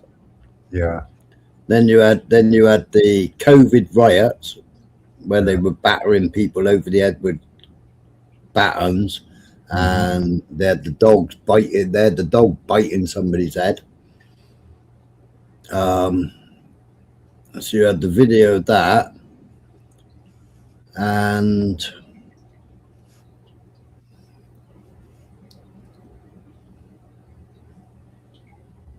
I can't remember what I was saying there. Oh, I was looking at all these incidents. Oh no, right, yeah, no, so and then obviously you had the shootings, yeah, and it was like, well, hang on a minute, why is Trump and all the riots and and everything else, you know, all the demonstrations and everything else in America? And it was like, well, hang on a minute, why are you threatening in Iran? You know, you never threatened Europe. You never threatened. It's like, what's going on there? You're threatening Iran because you want Israel to take Iran, and you want to install the Shah that isn't even Iranian in the first place, apparently. You know, because on his passport it's like undocumented where he's from. Yeah. He's American now, isn't he? Well, yeah, 40 years in America. Yeah, and I played a video. He don't know anybody in Iran. And Trump's already turned around and said, well, this is a fuck up, isn't it? Because I thought he'd get more support. So obviously now in England, we got more protests for him, you know. The other night they had a protest. Oh, they want the Shah back? Yeah. Well, Zionists, isn't it? Zionists and Britain and America. Well, Britain, Britain. I don't think Starmer's backing it, but the British Iranian embassy, Yeah. in America, in Iran, in Tehran, yeah, they were actually funding the protesters. They've actually been caught funding the protesters. Yeah. It's all a fucking show. Mm. Jesus Christ. But it's all for, you know, and like you got all, you know, you got all these Iranians on the streets in the UK, and it's like, well, you was all fucking on the streets for Syria. But when you was on the streets for Syria, now Al Jilani's taken over, Mr. fucking Al Qaeda, yeah. Not one of you fuckers have moved back out of England, have you? Not one of you have fucked off to Syria to go and live. So all these Iranians protesting on the fucking streets of London, not one of them will fuck off and move back to fucking Iran. Will they? Mayor Tusi ain't gonna fuck off to Iran. Fucking, what's he called? Banksy, he ain't gonna fuck off to Iran and live in Iran.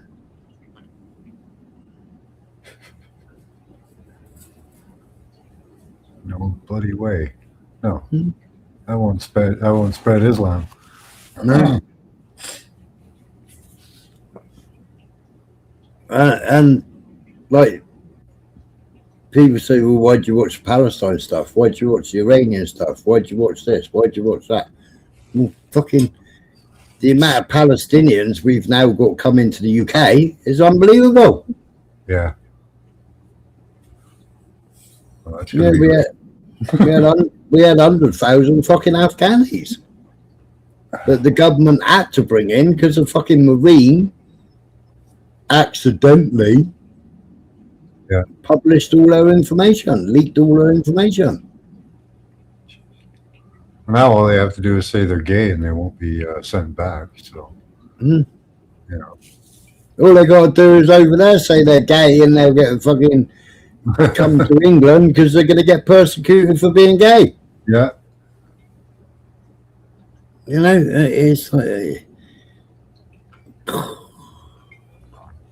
why do you support Palestine? I don't support Palestine, but I want Palestinians to stay in Palestine. Yeah, they've set up a catch-22, you know. Yeah. Either way you go, you're screwed, right? Yeah. You know, and you know, Israel see the mother as a breeding machine, and you know the baby grows up to apparently slaughter Jews.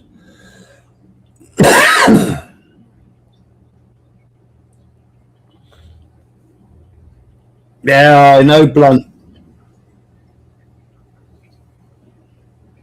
Yeah, I know. I've had many of argument with him over Speaker's Corner.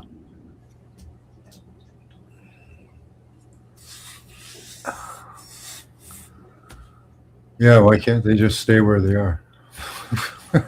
Yeah, because Israel don't want them, so Europe have got to take them. You know?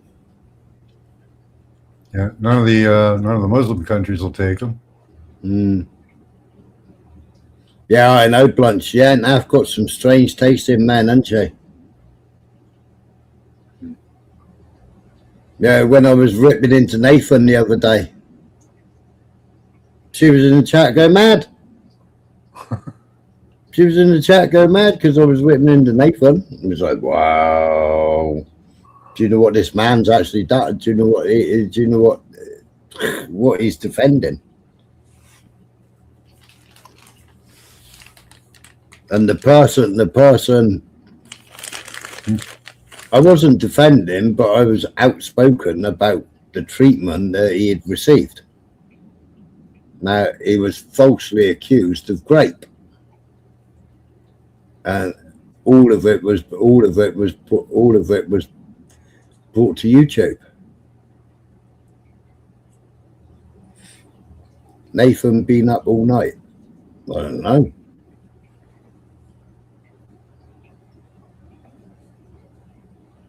If I said how I really feel about our YouTube, won't like it, Smiler.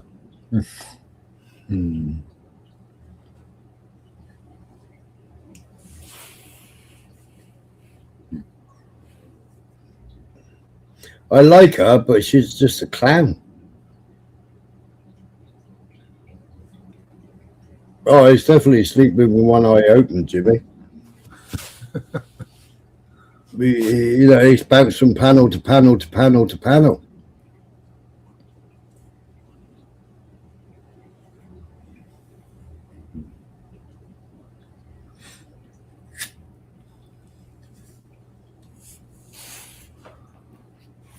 Yeah, I couldn't believe there was, I think, when I was on Tyrone's, having a go at him. Yeah. There was 100 people in the chat. Yeah. And I think 97 of them were agreeing with me and only 3 of them were disagreeing with me.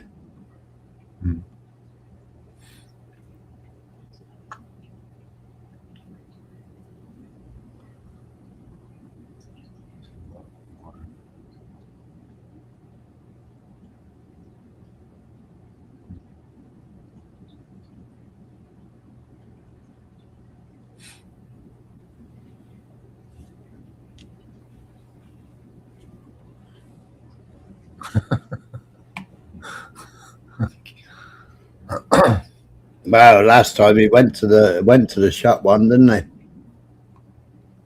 he? Turned up 7 hours late for a fight.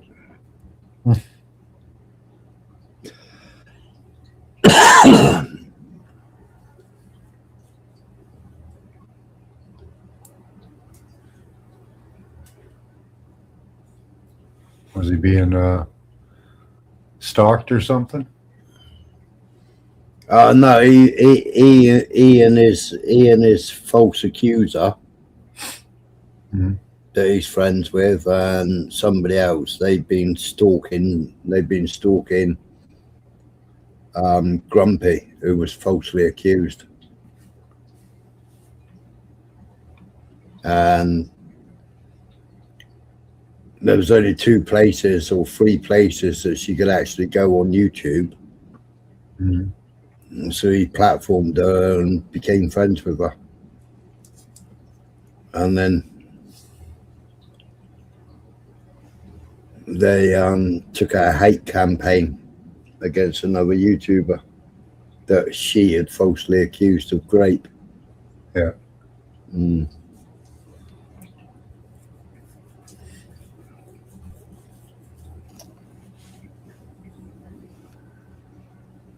And due to all the stress of it, it was it lasted over 12 months. Yeah, you can charge somebody for that. That's harassment. Yeah. Well, sadly, his dad had a stroke over all the stress of it. Oh. And they were defaming his dad for his military service. Yeah. I don't know why people are like that. And defaming Grumpy because he was out in Kosovo. Guilt by association. Yeah, I've seen a lot of that. And there was a few British soldiers that did some naughty things in Kosovo, but it wasn't even his battalion. You know, it wasn't his battalion. The people that did naughty things in Kosovo have already been identified.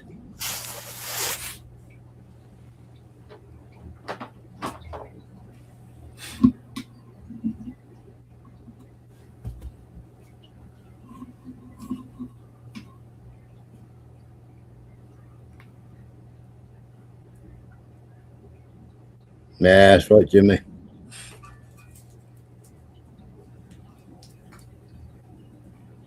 Yep, so many on there that aren't what they appear to be.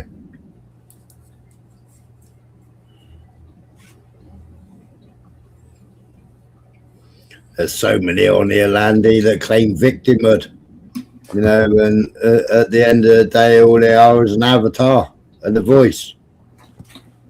They're totally anonymous, but claim so much victimhood, it's unbelievable.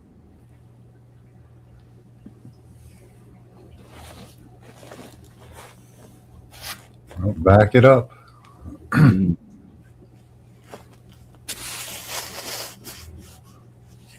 So we've got a victim society. Well, we have, haven't we? Yeah.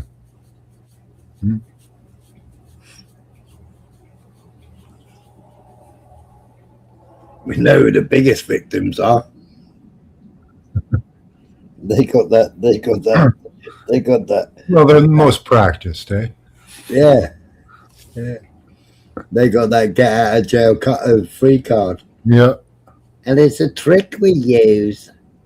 If anybody says anything bad about us, we call it anti-Semitism. Yeah. No, woman, you're not a fucking Semite. Yeah, the younger generation is pretty pissed about that. Mm. America. I think Canada too, I hope. But yeah. In America they're sick of, like, you know, it's in your face. It's not even hidden. You know, the ADL, it's you know, they know about it. They know that the CIA goes there and gets trained. They know that the politicians take money. They're learning. They figure that the Jewish state has about 5, maybe 10 years left of funding, and that's about it. Mm. Maybe even after Trump's gone, that'll be it. Oh, I don't know. It depends which Democrats get in, doesn't it? Yeah. If Camel Toe, because Camel Toe said that she was going to run. If she runs, well, Jesus, she'll be giving them everything. Oh, God. I can't imagine 4 years of that cackle. Man, Cackling witch. Oh, my God. I'm glad she's not on my computer screens anymore. Oh, God, no. Mm. Oh, no, they just claim victimhood, Blunt. They claim victimhood. Yeah. Mm. Or if you make yourself a victim, yeah. Yeah. I was having a discussion with somebody, right? They've never done anything, right? They've not been in the military. God knows, you know, they've never, you know, but they've been diagnosed with PTSD. Okay. Diagnosed with PTSD. Yeah. And it's like, huh? And you're taking tablets for that. Yeah. Yeah, I've been signed off. It's training. Well, what's happened to you then? I don't know. They've diagnosed it, says I'm suffering. Well, what traumatic experiences have you had? Yeah. Was it just because you came out your mother's fanny or what, you know? And it's like, wow. And you're actually sucking up and taking tablets. You know? Yeah. And now you're going for full benefits, and it's like, wow. It's like, what is going on here? You know? Yeah. Yeah, I knew a guy who was given disability because he didn't work well with others. So for being an asshole. Yeah, we got one of them on YouTube. Yeah. Just amazing. You know? Mm. Unbelievable. Yeah, I know, Blunt. I know. I said that the other day. I said, well, if that crazy figure of 6 million, right? Yeah. If they did get baked in an oven, right? Yeah. How the fuck is there so many people that were supposed to be born and survived and getting £1,200 a month off Germany? How the fuck did so many survive and they're all getting paid out £1,200? Well, you showed me the census. That didn't change. No. So, yeah. They even fucking changed the plaque at Auschwitz. Oh yeah, now it's down to like what, 1.3 million or something? Or Yeah. Yeah. But 20 years before Hitler came into power, every single world newspaper was saying 6 million Jews are going to perish.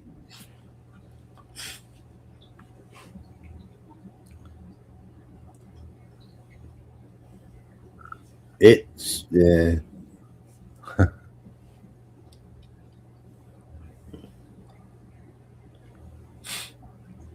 It's mental. It's crazy. Predictive programming too, right? Yeah. In some sense, you know, you keep telling you 6 million are dead, 6 million are dead. You're gonna die. You're gonna die. Yeah. It's like the movies, like that Erica Kirk with her movie. That's probably a predictive programming movie. So you know how to react when things happen. I'm sure I've got that. Not the movie, but the clips. Telegram. They train you how to react to things.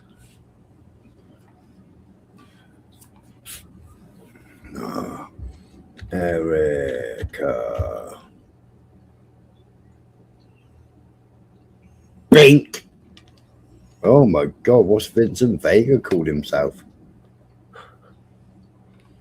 Whether this is him or not. Did somebody say anti-Semitism?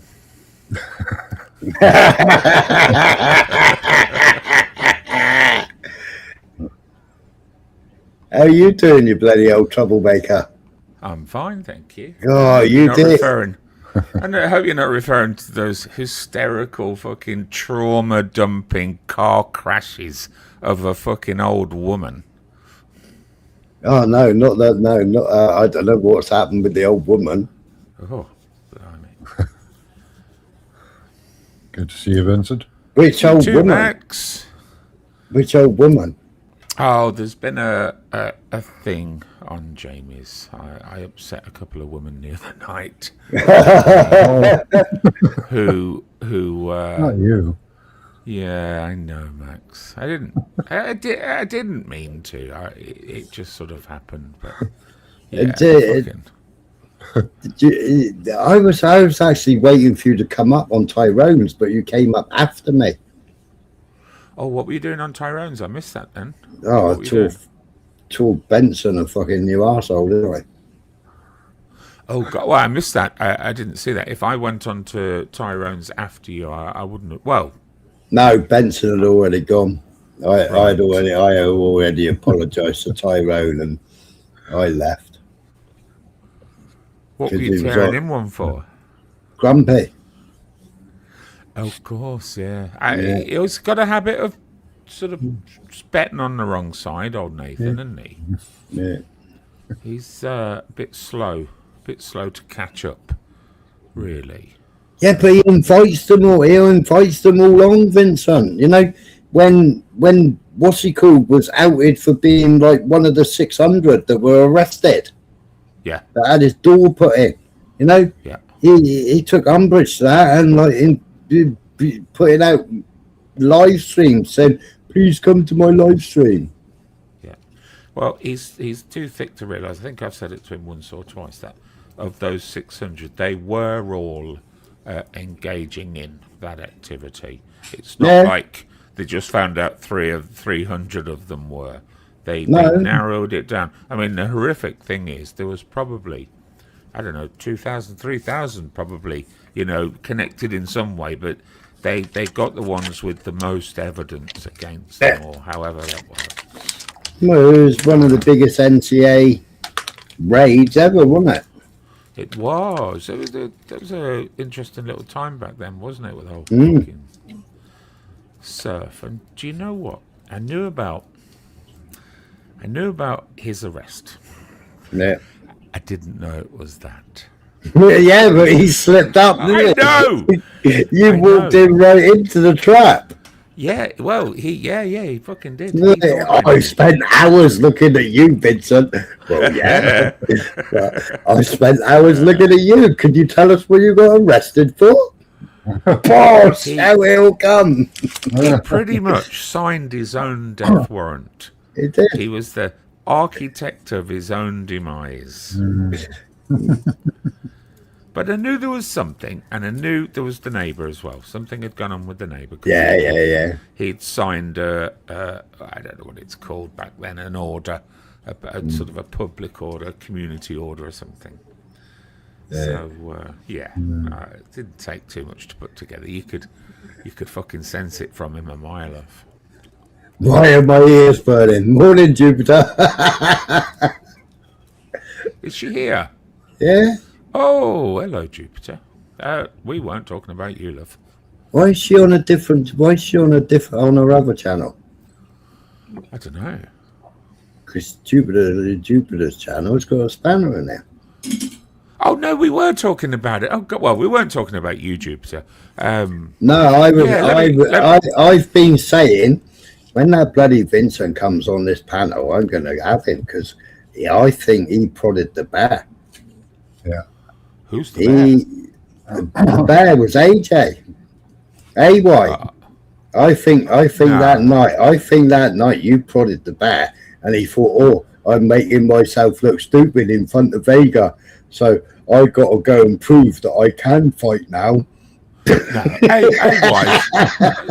I don't think you're giving AY much credit there. He's not that daft. I'm surprised AY did what he did, and I'm surprised. I'm sort of shocked at the pair of them. Surprised that they sort of even got to the point where they got. And what happened afterwards was ridiculous. But no, it's been suggested to me by a couple of people that I might have.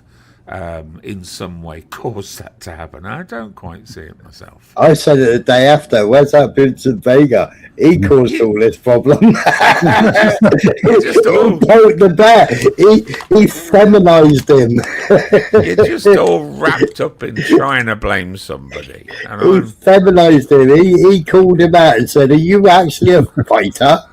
Have you ever had a fight in your life? Have you, AY? What's your fight record? And I thought Vegas poking the bar here. I've got DPs in the shit now. You only all pick on me because I'm such an easy target. I leave myself open at every point. I'm bullied around here, Max, and I hope you recognise that. Bullied. You like to bait people a little bit, let them lead them in a bit. Do you know, if I'd known, I remember the day, obviously I remember the evening that it happened. If I'd have known that was going on that day, good God, man, I'd have probably tried to speak to DP because he was fucking hysterical, AY went down there with his plan, but no, I don't think men should get together and fight over the fucking internet. No. There's just very noble reasons for a man to take arms, but no fucking words on the internet, Christ. Well, there was a lot going on, wasn't there? All right, Jupes, no worries. Yeah, loads more than you can imagine between them pair. It's been a very slow crescendo, I blame the programming for the way people react now online, because everybody was told back in the 90s to start feeling their feelings. Yeah. That was horrible. We used to suck them down deep down and control them. Now they're supposed to feel them and express them, so they do. Well, you've definitely woken up his hormones because he had a little tate today as well, didn't he? They tell you that holding them in is damaging, Max. I'm not so sure on that. I don't think so. Well, I'm 100% confident. There's nothing. It hints at a level of control if you are able to hold them, and it's what defines us from the savages, is having that high impulse control versus the low impulse control. You know. Yeah. When you look at civilizations with low impulse control, they're very emotional and they're very quick to sort of lash out, and yeah, that's sort of the sort of the what's the word that's the idea that they want men to do now, is to discuss, you know, how they Well, I mean, how they yeah, feel. but my problem was like 5 and a bit years of kill or be killed, kill or be killed. Yeah. And then coming out, well, like when you was in the army, you was protected. You know what I mean? If somebody upset you, you fucking just clumped them and walked on, and that was the end of it. You know. But then when you come out and you're in civvy, nobody fucking trains you in civvy to go back to civvy land, and like you can't be doing that now. You can't get away with it anymore. Well, you are. You're sort of transitioned for civilian life, aren't you? No, I didn't really get much of a transition because I spent 9 months in hospital, didn't I? Okay, so you missed out on that. Yeah. What was the word during war? I got it on the Demob. tip of my tongue. Demobbed. That's it. Yeah. Demobbed. Yeah. I mean, that was a 2-hour affair. Demobbing was. It was literally gave you a pack of facts. And your kit back. There's the fags. Yeah, There's your travel yeah. warrant. Pack of Let's fags. fuck Here's your off. bag. It's a couple of quid. Fuck off. Thanks for the memory. No, you didn't even get a couple of quid. You just got your travel warrant. I heard you got civilianised through prison after leaving the army. Jimmy! Jimmy, you've become very disruptive on these airwaves recently, my friend, I Well, must you point out. abandoned me, man. I don't know what to do without my manager. You've standing taken over on every fight going, you. Spread yourself too Yeah, thin. he's trying to earn the money for you. There you go. You admitted you come up on panel Well, I've got and this said house. you was his manager. Shut up, this house Smiler. with people- I'm his manager, you said. I have been neglecting Jimmy. I have. I want to know how much AWAY's paying him because he's fucking managing AWAY now. Ooh, I don't know if AY's got a future in fighting. It reminded me of that question: how many 5-year-olds could you beat in a fight? Because he did 4 that day. But he didn't. His mate did. Yeah, that was a bit of a shit move, wasn't it? That was. It was. Yeah. Yeah. I mean, maybe common sense would say he should have brought a fucking mate with him as backup, you know. Don't be daft. But yeah, it was a bit of a shit move. He shouldn't have gone in the first place. That would have been a better move. This is why men need to sort things in a controlled environment. Like in the old days, you used to have boxing booths. Yeah. Yeah, the Sunday fair. and stuff like that. Yeah, fair. You go and winner stays on. It was like playing a game of pool. Yeah. No one's gonna get No one's gonna get nicked. No one's gonna get seriously injured. That's where a lot of professional boxers back in the day did their initial training and apprenticeships into the boxing world. Yeah. I think Carnies. there's too many restrictions from what I've heard nowadays. Like you got head scans, you got all kinds of crap. Oh, yeah. Fucking Great. license. Dual x-rays, license, and x-rays. Do you fight still, Jimmy? Do you still get in the ring? Not professionally, but No, but 3 times a week I've been getting bashed. So my coach has asked me to have a few weeks off because he's worried about me getting brain injuries. I was talking to somebody the other day who is doing Muay Thai in Thailand, and he was saying he now has to pay for his fights, even if it's a sort of a fight night. He has to It pay. might be MMA he's talking about. to enter. There's only 2 places that got a license for MMA to host MMA fights in Thailand. One is These, Lumpini, which does the one championship. Another one you have to pay the amateur one. Yeah, these are unsanctioned. These are gym fights, but they're sort of, there's crowds there and so on. You know.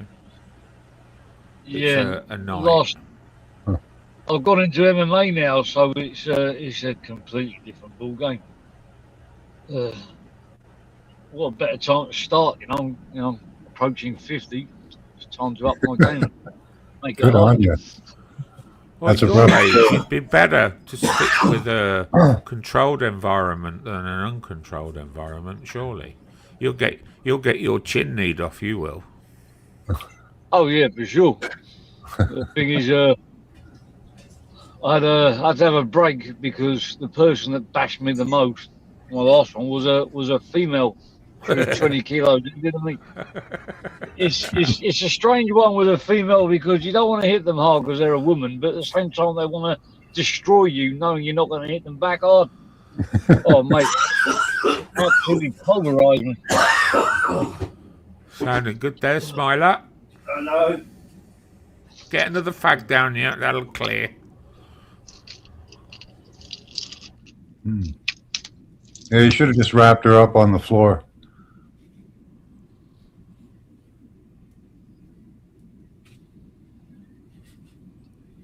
What got you onto the 6 million earlier?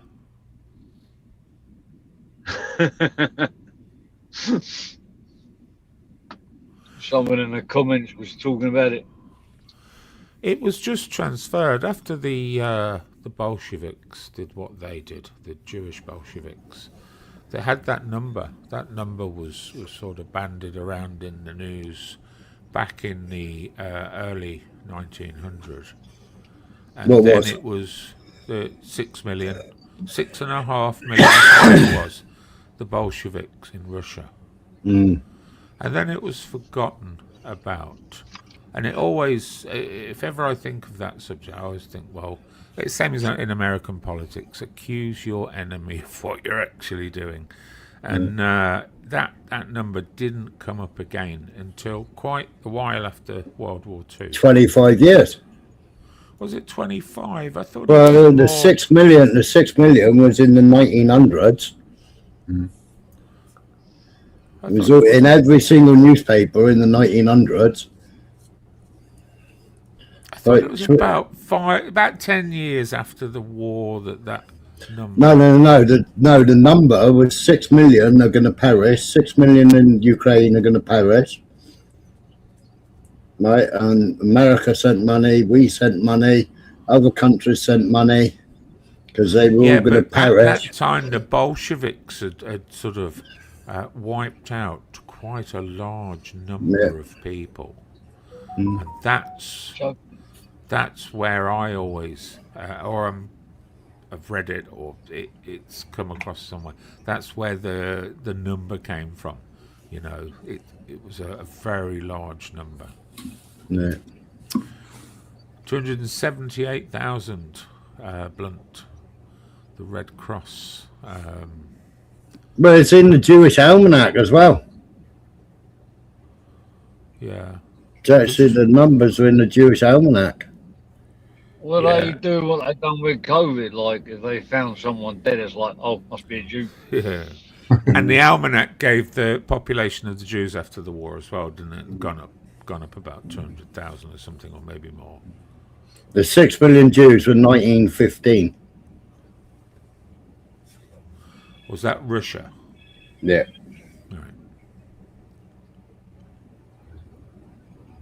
Yeah, that's right. Hasbara. Hasbara. There's no business like show business.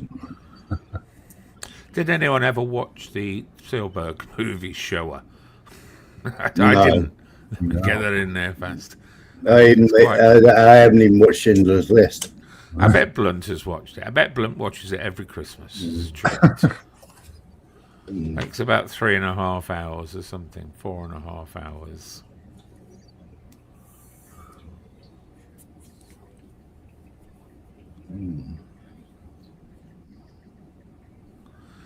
But yeah, on what I was saying earlier on Jamie's, they were discussing DJing, and of course, I didn't go on there to defend him, but I went on to state that it would have been a good idea to stick to the facts as opposed to just I saw half an hour of that as well. And I thought, what the fuck is Vincent doing?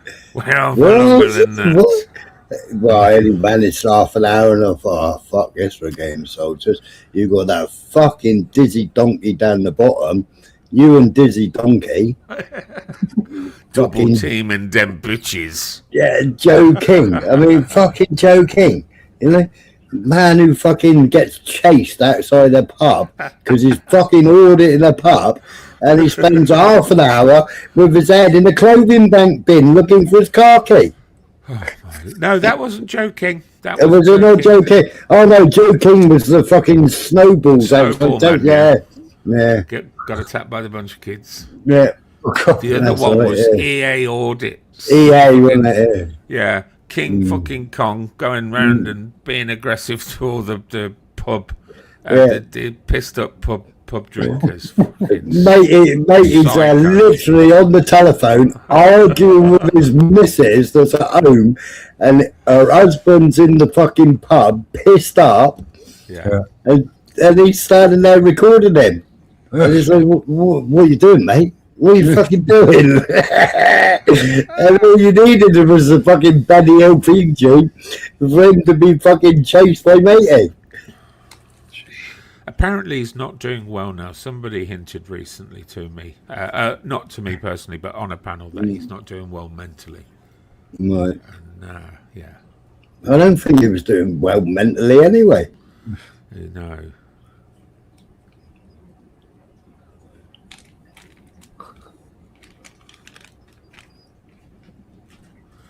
Thanks for putting Ubers in his place. Oh, Ubers is like... It's like hitting a brick wall, November Man.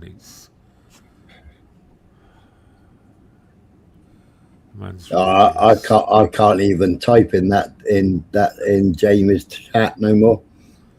Why? You're banned? No, as soon as fucking Uber sees me, he's gonna fucking just fucking block me, won't he? No, he shouldn't be doing that. He can't use his fucking personal feelings to do anything. Jamie's not going to say anything. Fucking, you get too many donations for it. Oh, you've got to stick by some kind of rule as well. You can't just let some fucking fat red-headed fucking Jew run away with himself, you know. Yeah, that shouldn't be happening, Smile. I know you're not the type to run up on panel and say you're being timed out, but you know, it shouldn't happen. He put in the chat, it was funny actually, Jamie made me laugh. He put in the chat earlier, somebody had put VDL, was it you, November Man? Somebody had put VDL in the chat, and Ubers had written to whoever it was, if you keep putting VDL in the chat, it's gonna get a timeout. So Jamie quite rightly pointed out straight away, I didn't see the message, Jamie pointed out that this is not going to happen, that's not the way things go. I made a little plea for anyone to put VDL in the chat. Yeah, VDL. And there was about 130 VDLs in there. It was just VDL for the next 5 minutes. Did he not come up on the panel and abuse you? Yeah, I think he did come on before that, but oh my god, the man's just incomprehensible.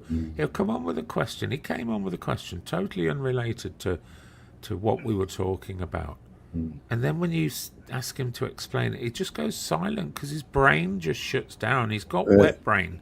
His brain's able to do and process so much, and then after that you're asking, you know, it can't do anymore. And oh Lord. And then he goes on about family, has to bring up my fucking family and other people's family all the fucking time. Oh. I don't know. Yeah, why do people get personal on these chats? I don't get it. Well, I do. They're going for the jugular, Max. They're going for what they think Yeah. is your softest spot. I don't give I a suppose. fuck. He could fucking write anything he wants about You know, mine. for what gain, really, though? Is there any gain in that? You gain some Yeah, social because credit or what? they generally get a response from it. They get the wind up, don't they? Yeah. Yeah. Get the wind up. I take it a little bit to heart when he writes about my son. I don't sort of. I think I've lost it once or twice because he's sort of gone so far. But yeah, it's pathetic. Pathetic. You have to pity them. Yeah, well, they've been taught not to have. People have been taught to have no self-control. So that's what you end up with. Well, it's sad as well, everybody knows you drive a couple of thousand fucking miles to go and see your son. Yeah. Well.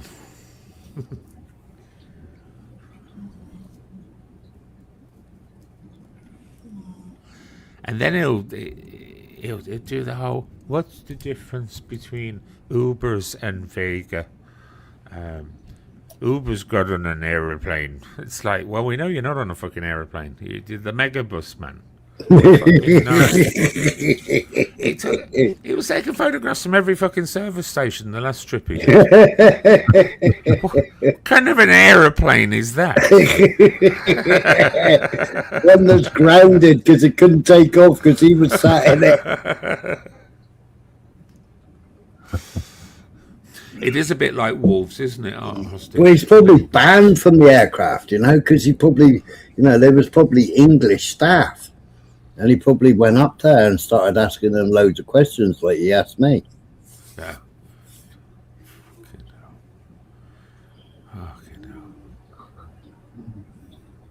I've got to get off. Thanks for having me up. No worries, Max. Michael, chat. Have a good night. Good evening, Max. Take it easy.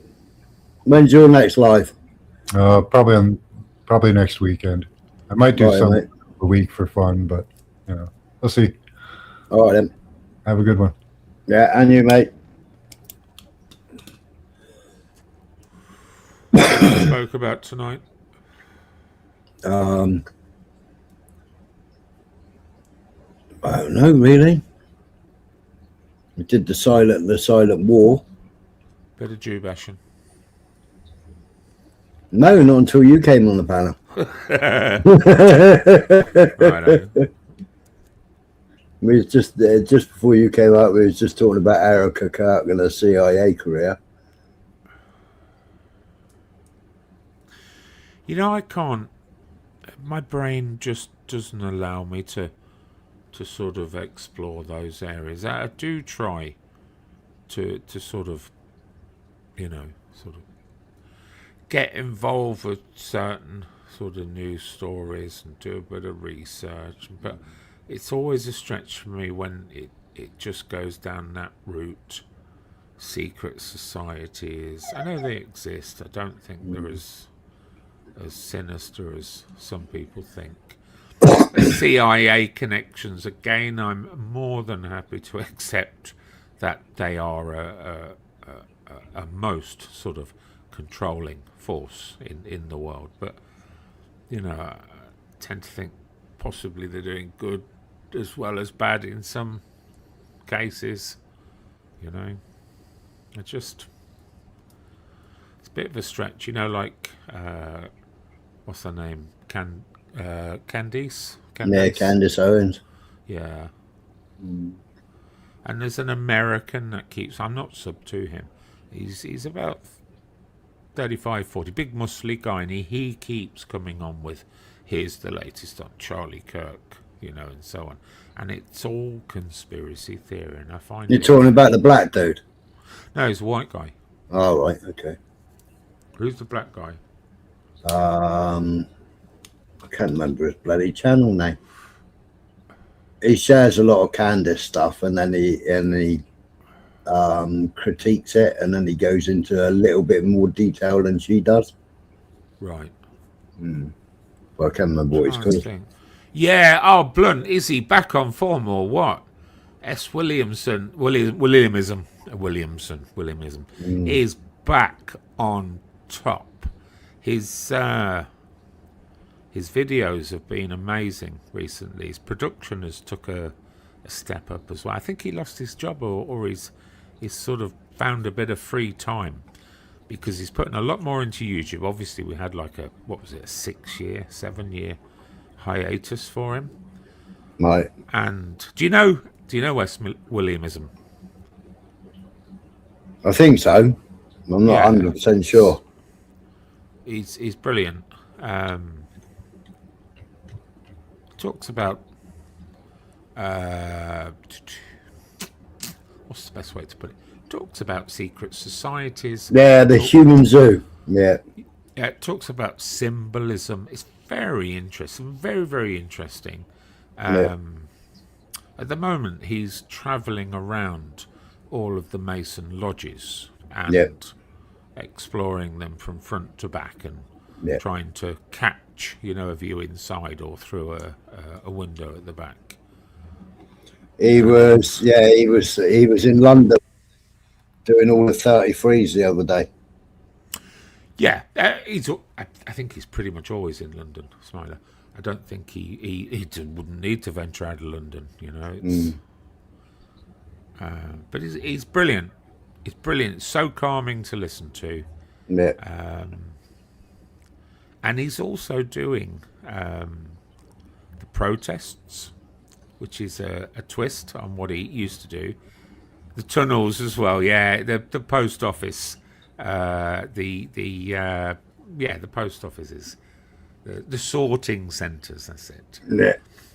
And he's been in Parliament Square quite a bit as well. He was there just before the New Year's Eve fireworks, and kind of replicating what your Common and Garden auditor does, just pressing the security and pressing the efficiency of them. So it's been quite fun. But yeah, he's amazing. If anyone's not subscribed to S. Williamism, please somebody put the link in the chat. He's cracking.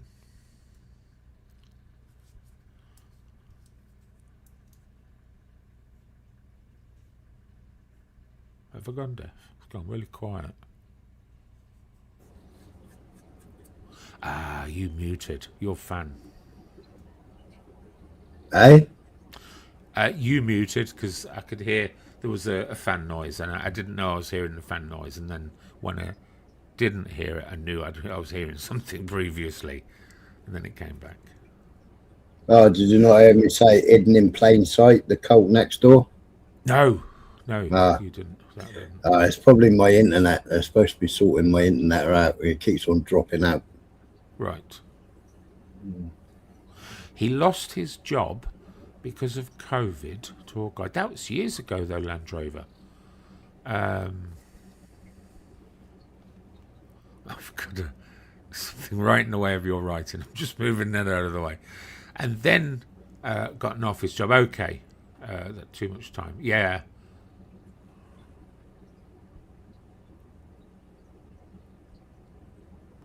I hope he continues, Landy, because he is very, very good. But unfortunately, channels of that ilk tend to be sort of held back. YouTube is not so keen on algorithming that type of content.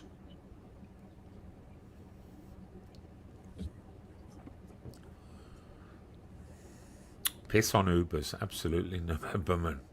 You'd love that.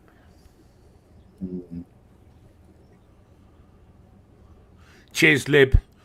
I did see your video comment. Ubers, just be careful what you wish for, Ubers, because he just saw a sea of video comments.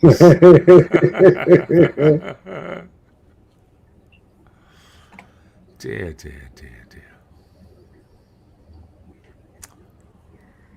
For a rich Jew with the lifestyle that he pretends to have. He has a lot of time to do thinking, you know. A lot of time to be obsessed by the silliest of things. Well, I mean, he's got that little fat face with all those cracked veins, hasn't he? Jesus. I don't think he's got long for this world. I don't think so either. He's very red-faced. There's a lot of pressure going on in his head. Alcohol induced, of course. One of life's red puffers. And once you get to that stage, blue bloater or red puffer, once you get to that stage, the damage is done. Yeah. My girlfriend works in that area. She works with sort of heart sort of complaints of those drinkers, and there's very little you can do to reverse that. The body's a wonderful thing and will recover from a lot, but not very well from that. Well, no, I mean, it's already gone past the point of no return, hasn't it? Yeah. It doesn't matter how much flushing you can do or how much, you're already past that point of no return. Well, generally, by the time it kicks in, the man or the person is in their 50s, 60s, the body's ability to heal itself on such a small level, because it is tiny networks of blood vessels around the brain. It's too late. They can't. There's nothing. Nothing can help them. But he'll have a great time doing it, He'll be pissed every night whilst he's on that journey. That's all that matters to them. He's like Rudolph. He's Rudolph the red-headed Jew.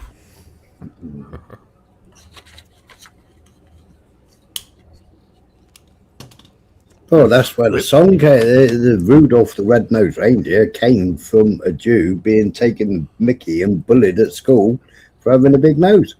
Was it? Yeah. Oh, I'm not aware of that. Yeah, go and look it up. All the Christ ones, because they were popular early on, most of the carols, most of the famous carols, like Silent Night and all that lot, were all composed by Jews.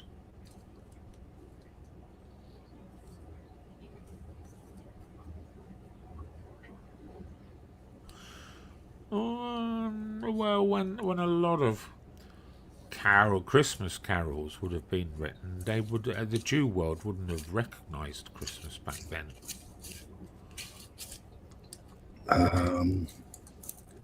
It's only with their eventual sort of blending into Europe that they would have adopted Christmas, surely. It being a Christian or pagan celebration.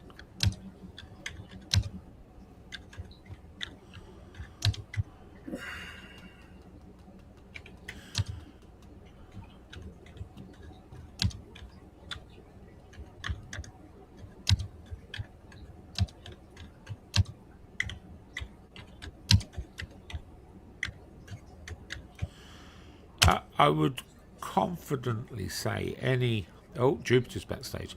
I would confidently say any very established Christmas carol now is a Jewish written Hiya, piece. Spider.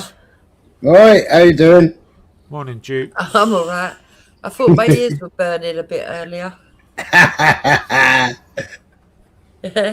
wasn't talking about you. I was talking about what had happened. Okay, in what sense?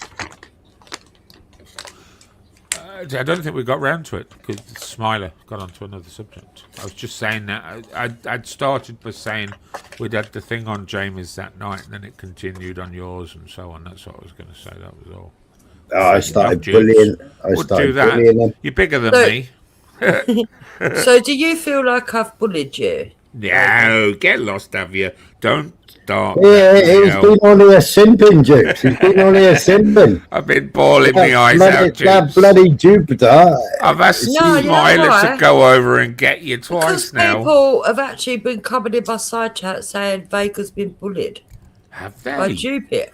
No, I'm beyond bullying. I think you are as well. No, I don't think that in the slightest. I haven't seen So do anyone you like understand? And I'm going to ask you to be truthful now. I don't think you're going to be. I don't know if you will be. That's a lie. I'm not going to say that you're not. You're just going to lie. But what the fucking hell is going on? Oh, with what? Well, the way all of it is fucking weird. All I did is call out what I thought you said wrong. I don't understand all the big dance about it all. Which bit? Yeah, you're confusing me now. We had a discussion. I don't see that it needs analysing more. I think we discussed it. I made my points last night. You made yours. Yeah, we well, don't that's have to what I agree on thought. everything, Dupes, and I Right. don't have to come to your side or vice versa. It's what debate is. We Yeah, cast but- ideas, and that's it.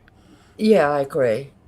No, I agree. And you're always welcome to come back and argue your points on anything else as well.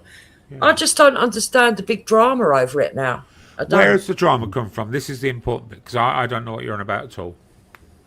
Have you had trouble on your panel? No. Jamie's. Oh. That Jamie has asked me not to go. Not that I'm worried, by the way. I won't go back there. I will respect that. But Jamie has asked me not to go on because he feels like trouble's going to come his way. And I can't for the life of me understand what trouble he thinks is coming his way. I'm not aware of that. I missed that. Why would he say that? When was that? This morning. This Wow. evening? No, Last this night? morning. Last night. No, this morning. What this morning? This morning? No, oh no, not early hours now, like yesterday morning. Oh, I didn't see that. I did see it actually. It was live for about 7 minutes. Yeah, it weren't live long. I didn't pay attention to that. Is that what he said? Yeah, so I went up to. He was talking about AY getting arrested. Yeah. I went. Yeah, I did. I was listening. I was kind of half listening. I had somebody here, but I was half listening. He was talking about AY arrested for a fray or something. Yeah. I was a bit miffed with that because he should have played the whole context of the video. He put out the link. I went to go up, and he said, "No, he doesn't want me to have me on," which is fair enough. Anyone can do that, right? Because he thinks he's thought about it, and he thinks that he just don't want trouble, and trouble's going to come to him. And then he came into my side chat, and it was definitely him because my mod said they went and checked his channel. He come in, and I said, "So what trouble have I caused you?" He said, "None." Right. I said, "So I don't understand." And he says he just don't want trouble coming his way because of it. And I said, "Because of what?" He said, "Because of yesterday." I don't know about that. I've been on Jamie's tonight as well. Yeah, it's all right. I just thought you might know, and I thought it was partially to do with you. But if it's not, it's not. No.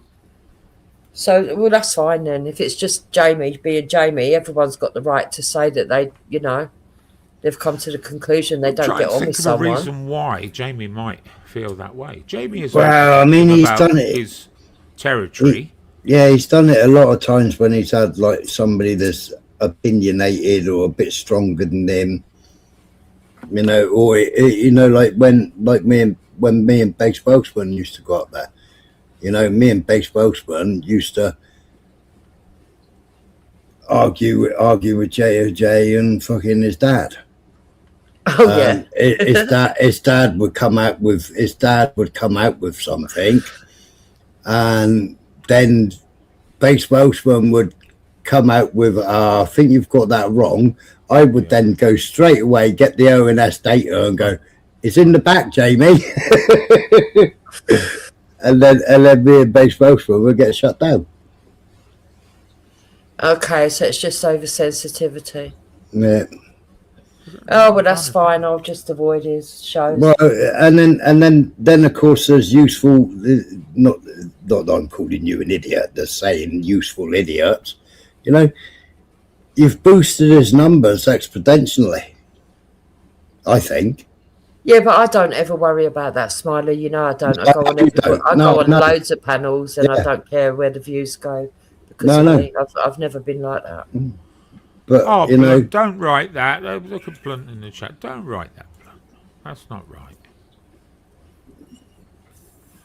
He's a good guy, is Jamie. Well, I thought he so. is a good guy, but he's a bit left leaning, isn't he? Yeah, but there's got to have been something that has affected him for him to think. He won't say.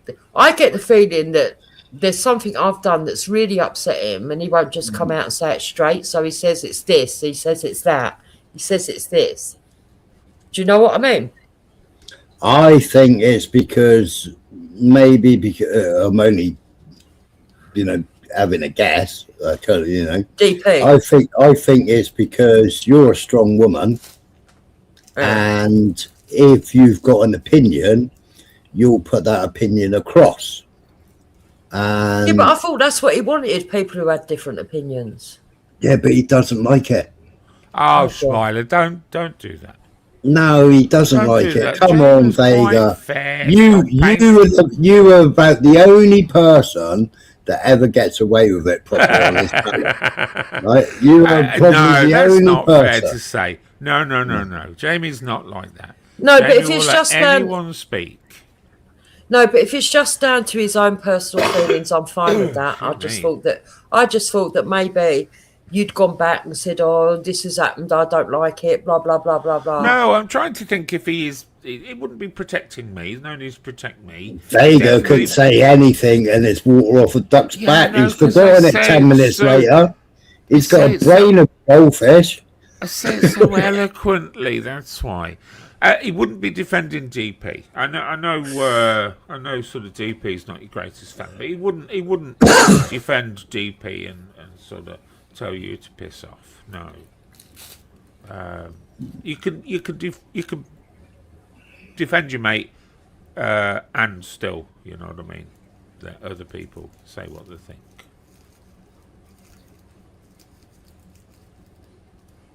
It's a strange one now. I don't know. I've no idea. Oh well, No, it I is don't what know. it is. I just thought I'd find out. I thought you might have known, but seeing as you don't, I'm none the wiser. And I'm not going to go on his show to ask him. Can't bothered because I can't be bothered with am I going to let her on or not? I can't be. It's pathetic. No, it's childish though, Vega, isn't it? If someone's got something to say, I mean, he told me I couldn't go up and then proceeded to moan about me for 10 minutes. Well, in fairness, Stoops, you censor your own channel. You know, somebody says the wrong thing, you'll put them behind and stuff like that.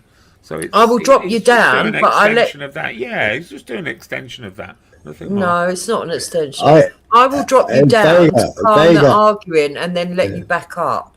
I I won't got- fucking I- chuck you off. I got dropped down for Ashkenazi, Vega. Do you remember that, James? What do you mean, Yeah. fucking Nazi? You can't say Yeah, but that's dropping down. That's dropping down. That's not kicking off and saying get off. Yeah, it's still a I bit would of only do that if censorship, someone's though. really bad. It's a bit of censorship. You're trying to control what's happening on panel. It's the same thing. He's just Only because I doing it don't a like slightly different screaming over. And as things have gone on anyway, I've got a lot more tolerant over the years. Yeah, I think you're more tolerant than what you used to be on G Block. Yeah, over the years I've got a lot more tolerant. I've got used to, you know, like you build up sort of you realize what people are doing and then you realize the gameplay. But yeah, I don't know. All right, well, I thought that's all it was. I thought you might have known what it was about. I thought it was about you, but if it's not No. about you, I ain't got a No. clue. I'm not a delicate flower, dupes. I thought it was quite interesting last night. I got my chance to explain myself. I think it's fair to say you agreed with some, if not most, of my points. So that I'm fine with that. I don't have to have anyone agree with me. Was this Certainly DJE, don't- was it? Yeah, discussing fucking. I agreed with some of the points that women in society can lie and make things up. But what I didn't like, and What? boy, Do you know not what, to- troops? I could have gone much worse. I absolutely hope you realise I held back on so much last night because of the situation, you know. Can I just And say? I did. I think I was a bastion of self-control. I don't normally do that, troops, and I'm not saying I don't know. I don't favour. know how bad you I are. I don't don't normally really do watch that. it. Oh, fucking hell. Oh, my God. Can I just say that you and Joe King, the half an hour that I did stay and watch, you and Joe King, right? There is no such thing as fucking rehabilitation in prison. I know. Well, I don't think you can rehabilitate a sex offender. I can't. You can't. I don't believe that. No, I don't definitely think you can't. can rehabilitate any fucking criminal. I don't know. I think that somebody that steals might learn not to steal if they're in better situations, or you give them, if they're illiterate, and you give them better avenues of. Well, that's choices. one thing they will get rehabilitated in prison, because if they steal out of your fucking Peter, they're going to get their fingers broken in the door. So, well, we enter name. What's that? Enter name here. Oh, sorry. Yeah, enter that's name blunt. here. That's blunt. Right. Okay. Let me call him Blunt. It's easier. Blunt. Yeah, I don't like extremism, and that's where I would probably end up getting into debates. But that doesn't mean that I can't see some of the points that ethno-nationalists make. So I'm not somebody that would be keen on somebody like Steve Laws, because I disagree with him. But I do agree with him on what he sees. I just don't think that his answers are feasible. I'm more of a Connor Tomlinson kind of person. I think that CivNat is a position that doesn't work. It's No, there is no obviously, such thing as a CivNat, is there? yeah, it doesn't work, and I think we've Made found up. that out. Yeah. In a We're brutally trying that hard, right now, aren't we? yeah, in a brutally hard way. But I think ethno-nationalism, to the extent that Steve Laws might want it, is just too extreme for the modern world, and that is partly, I'll be totally honest, because I've got skin in the game, haven't I? I've got mixed kids. Yeah, You right. So maybe that does cloud my judgment, and I'm open for people to say that. You know what I mean? Have you considered to live out your days in Africa? No, that's not going to happen. It's not going to happen. But but it's not just from my own personal point of view. What I see out there in the world is that there is many interracial families now, and that given the amount of left-leaning idiots, and then the people that also would probably have the same sort of outlook that I've got, there would be great resistance, and I don't think it'd work. Do you know what? Do you know what Nazi actually means? National Socialist. isn't No, it? no, that is was it? made up. That was a word made up by Conrad Hayden, right? So what's it mean? Who was a Jewish communist, right? And he termed the word Nazi, right? Nazi in Austrian and Bavarian, it was actually to describe Ashkenazi Jews as cruel and untrustworthy, and simpletons or idiots. That's actual. You can Google it. Conrad Hayden, he's a Jewish commie. That's funny, isn't it? And but that's what it was made up for, and it's yeah. turned out And to he was the one- colloquially mean yeah, something completely different. Yeah, and he termed it, and it's Austrian. It's an actual Austrian and Bavarian word. What year was that, Smiler? I ain't got a clue. I can Google it. Conrad.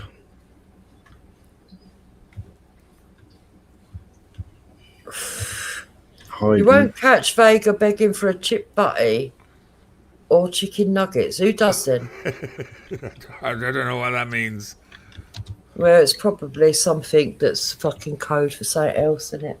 But they put earlier, Vega, it's time to take over. Stop playing. It's a bit like jogger, isn't it?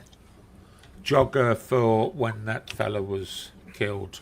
Yeah. In, Well, the to slip housing in instead of the M word, or, you know, Well, when it's people. the word is fatiguer now. Oh, is it? That's the code word. Black yeah, there's fatigue. black fatigue. Black fatigue. Yeah. Yeah. In Bavaria, Dave, you in know what, Bavarian, Dave, don't you, Dupes? Do I know him? in Bavarian, it's Ignaz. 1936. Okay. 1936, and in Bavarian, the word translates to Ignaz. Yeah, so it's weird, isn't it, that word came about and then it's totally changed meaning. But we've had it we've had language inverted anyway in today's age. So Yeah, all the time. You can see how something that even just street slang, if you think about it, one minute something was wicked meant evil, next minute wicked meant good. So yeah. Well, gay meant happy. Well, there you go. But well, I was keen to hear what Vega was saying. Do I know who? Dave, Dave in the chat.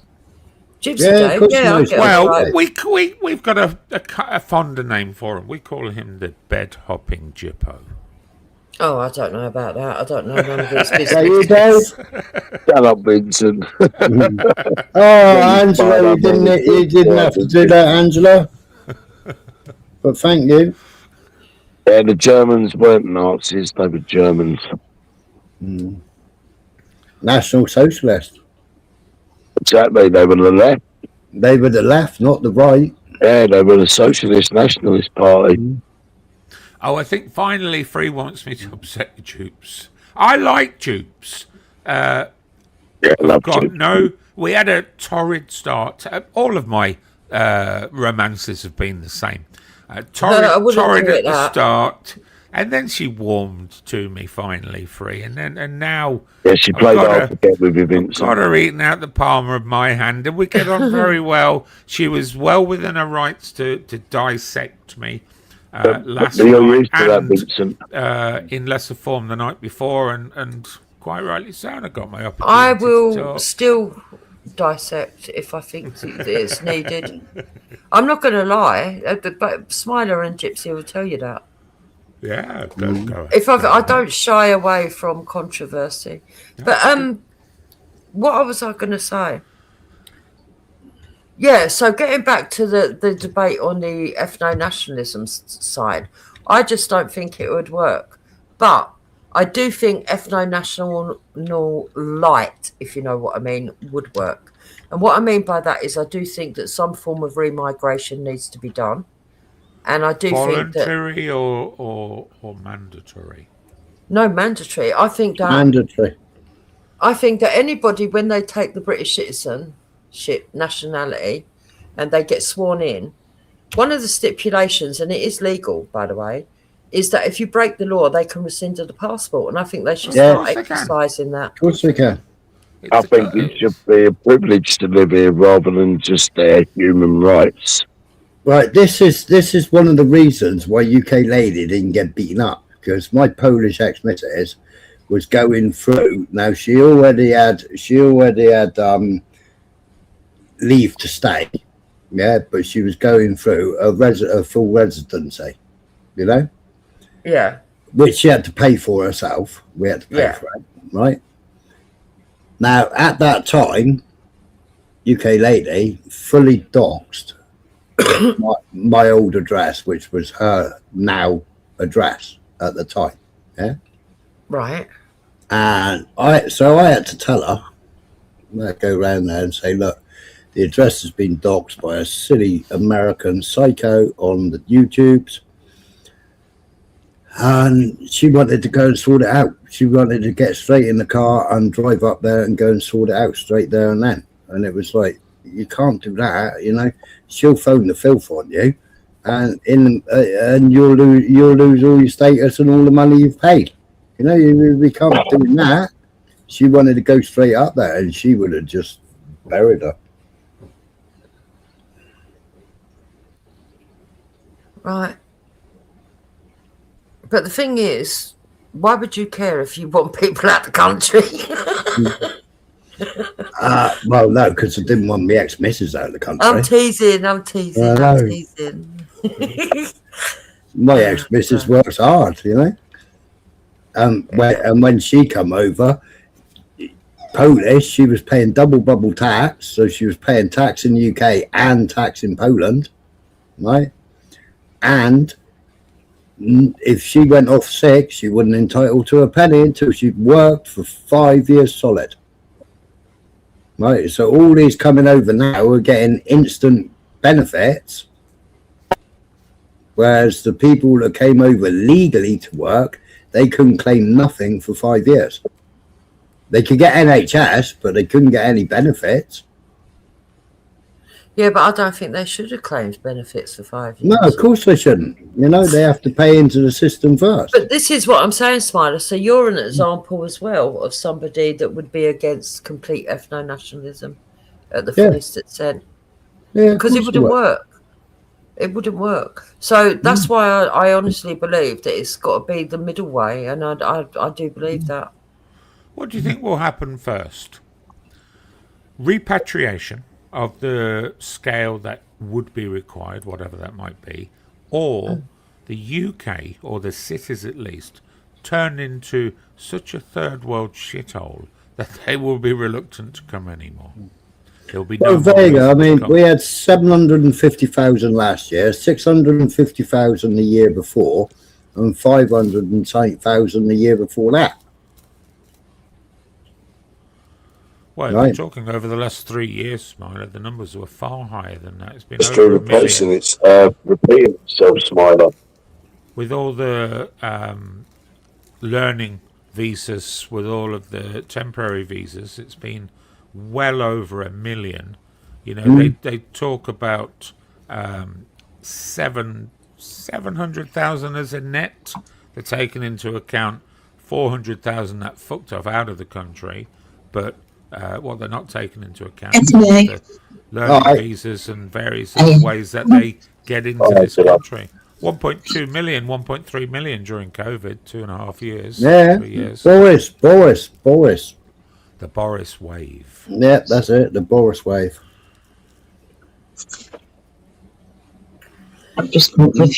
So, Dupes, why didn't you just marry a white man? Cut out all this problem, because it's going to get tricky. When It's not gonna Smiler does start running the no, repatriation it won't get scheme. tricky.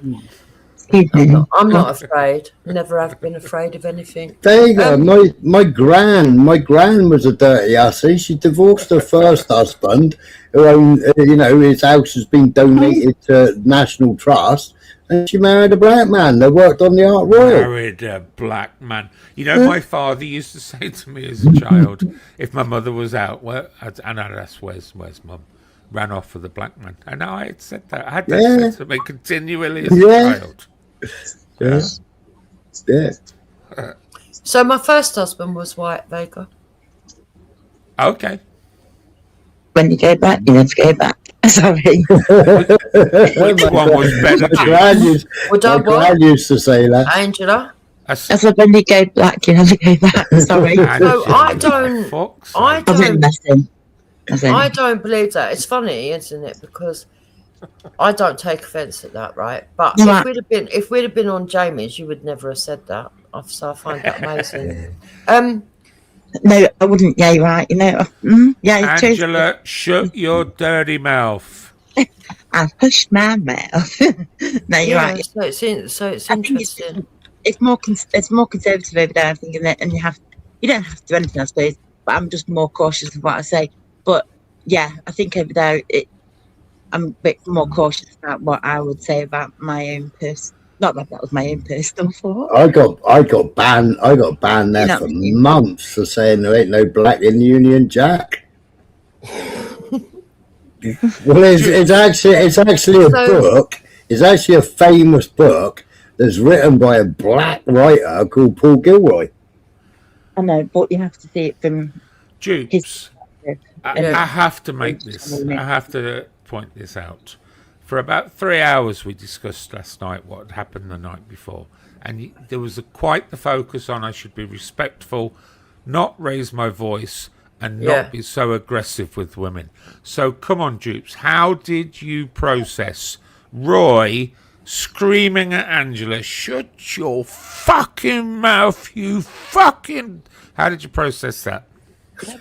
So I haven't heard that. I haven't heard the stream. But Angela, hold on. Let me tonight. answer. Let me answer. Well, that No, I was- didn't. I didn't watch Jamie's because I thought I can't be bothered. I can't be asked with all the feminisation.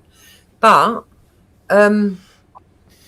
someone did come in my side chat and tell me, and he was on my panel, and I asked him, and he said, yeah, he was in the middle of, apparently, but other people said, oh, yeah, but he was arguing with 3 people. I don't know how true that is. But I said to him, if he was rude to Andrew, you should apologise. So I told him to apologise. Awful. I've never heard a man speak like that to a woman. Well, that's not the worst he's been. Fucking hand's been a lot worse than that before. Gosh. But I don't know. I didn't watch it. I couldn't be bothered watching it. Once Anybody that hated on him or hated on John, he tried to get all our panels shut down by telling us a story about beating up his missus and then the dad shaking his hand. To the 4-year-old child, but I Smiler. don't believe Remember Yeah, it. yeah, and The then, video's and then, out there. I'll find it for you, Dupes. and then beating up the I'm not lesbian, saying I don't believe he said it. I just don't believe beating that up he the done it. lesbian bouncers. Yeah, that's Back yeah, to that's his what I- missus, and the father come and shook his hand afterwards. Apparently that was a test, though, weren't it?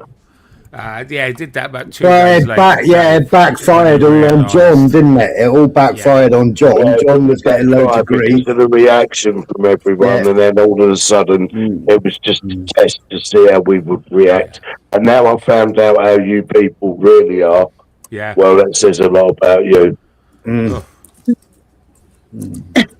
there wasn't something about where his missus was driving or something. Yeah, that's right. Yeah. Yeah. Right. And I met the guy, Dukes, not long before he came out with that story, and I thought, you know what? Why would you even test me? I met you, and I met Mike West. We had a good night in the pub. Yeah, but Right, see, I actually got banned from Mike West, didn't I? And then when I told Mike West what it was all about, Mike West then unbanned me again. I think that a lot of people just don't want to accept some people as they are, right? Now, I know that sounds contradictory because of what I said to Joe King the other day, and I get the immediate hypocrisy. I'm not that dark. But what I mean by that is when people... nobody when- accepts a sex offender. But who's it? No, I'm talking about Roy. He's not a sex offender. Oh, right. No. I thought when you say accept people out the way they are, I thought you was putting it into a broad spectrum.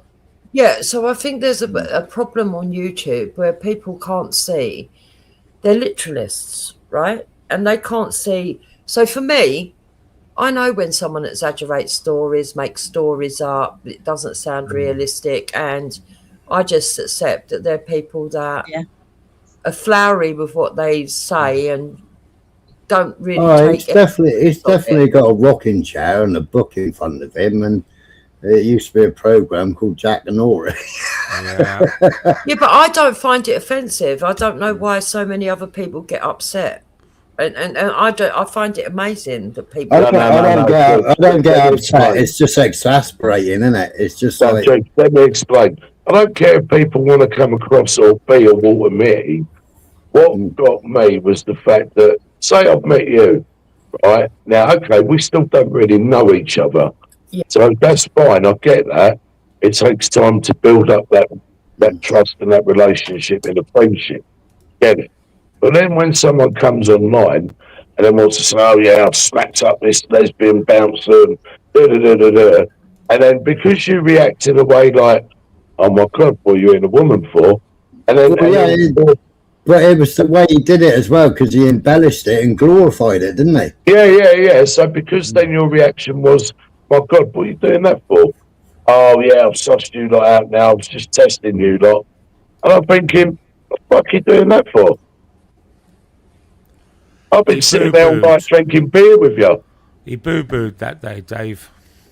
Yeah, but that just really fucking got Yeah, my but blood. I think that I can't tell you without being on the full stream why he said it. I can't tell you that. But do I believe it? Because he's a drunk No. idiot, Dupes. But Long do I and the believe short it? of it. No, I I've don't. got nothing against the guy, but I thought, well, you don't need to test me. Just get to know me and you'll fucking find out what I'm all about. I don't think it was anything to do with the test. It was on my panel and he was trying to get me struck. Well, it could be. But more than that, I just think that I understand that people can get aggravated at the fact that he goes on and he talks a lot and he talks for a long time and he makes all the stories about him and turns it on himself and everything else. But he's harmless. Well, he If you remember, I got 14 day strike for it, and then Vincent was over at Laura's, and I had to fucking jump over to Laura's and go, "No, Laura, don't play it because you get struck." He told us about growing up in South London to Dave and talking about his experiences there. He said on other occasions he grew up in Dublin. Well, why do you care though? I don't, but it's concerning when somebody has two different events of their child. Yeah, but why is it concerning? Because, Vega, I don't believe every single thing that you say on YouTube. Yeah, of course, but it allows you to come to a very solid decision that he's full of fucking shit. He's Billy Bullshitter, you know, and from then on, anything he says is of no consequence whatsoever. Finally free. No, yes and Angela did not live on a fake farm. They still have the farm. The consequence that you come to, what I would come to anyway, Vega, is this: that anything he tells you about his private life might not necessarily be true, but anything that you can see is visually correct, like him on a march or something, if it's true, then he's telling the truth. Well, so that you know, I don't. For me, I'm not really bothered. I'm not that over invested in what people's lives are. I know that sounds. No, I get what you're saying, Juice, but at the same time, why would you feel the need to test a whole bunch of strangers? Like, what? You're not going to meet everyone, so what are you hoping to achieve by doing that? I don't know, but at the end of the day, do you get a prize at the end for working it out? No, so why waste time? Yeah, exactly. Yeah, but it's a bit different if you've met somebody, right, and then they come online and do that, and you're part of that audience as well, and you think, what the fuck are you doing that for? So before I Because he's a came on to fucking your donkey. So before I came on to your live stream last night, Jude, yes, to discuss what we did, I think I'd commented in the chat, so you know I was there and I was going to come on. Yeah. You had Roy on your panel, stating that he had, on many occasions, destroyed me on a panel. But as soon as I came on, all he did was, "You're a cunt, you're a cunt, you're a cunt." No, I can honestly say the only person who's ever destroyed Vega on a panel is Veli. Okay, you get fucked. You get fucked. Neanderthal DNA, that's all I'm gonna say. Fucking hell.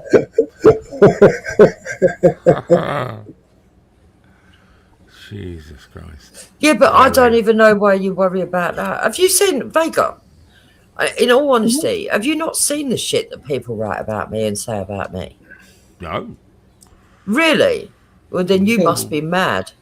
Where? Right where? I think worry is the wrong word, Jukes. I think observation. Yeah. She constantly. I mean, a lot. I mean, you know, a lot of us do know Jupiter. A lot of us know what she's gone through as well. You know. And then I think Jupiter's strong. strong woman, definitely. Oh, Angela, stop all that. You're Yeah, moving, Jude, bollocks. No, I'm not. Look, I'm not saying it for praise or any of that. 'cause No, actually, no, I'm just saying it genuinely. Yeah, actually, I don't like all that. I'd rather someone. How many times have you had your door? How many times have you had your fucking door done, Dupes, for fucking YouTube? No, I've had police arrest me twice over YouTube. Yeah. No. Yeah. And Yeah. you didn't give up after the first time. Also, But they won never, a but cup- they never also, charged me. Never. No, also wore a cup of tea at Speaker's Corner. Yeah, I've had a fight. yeah. Yeah, but poor Hector. I mean, fucking, you Yeah, was I had a protecting fight, Hector. and my husband had a fight. Yeah. Well, my husband didn't have a fight. He had a mad woman attack him. Yeah, He mad wouldn't hit her fucking 'cause she was a psycho. woman. Yeah. Yeah. I've had lots of shit. I had people write to my neighbours. Yeah. So they've Make got him- your address, they found your address.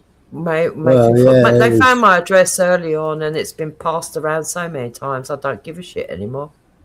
I mean, Can you- Kaylee and fucking... I can't remember his Great stupid solution name now. person. Great solution person, that one. No. No. Yeah. Yeah. Kaylee- No, that is the. Yeah. Oh, that it's, is yeah. Kaylee and... what's Isn't her, that what's her, Jaden who was in the comments last night? Aren't they them two friends? In the back I chat. can't remember. I Yeah, can't they're remember. I crazy. can't Yeah, remember no. what her boyfriend's called now. Jaden. No, it's not Jaden. Esau. No, that's not him. Is it?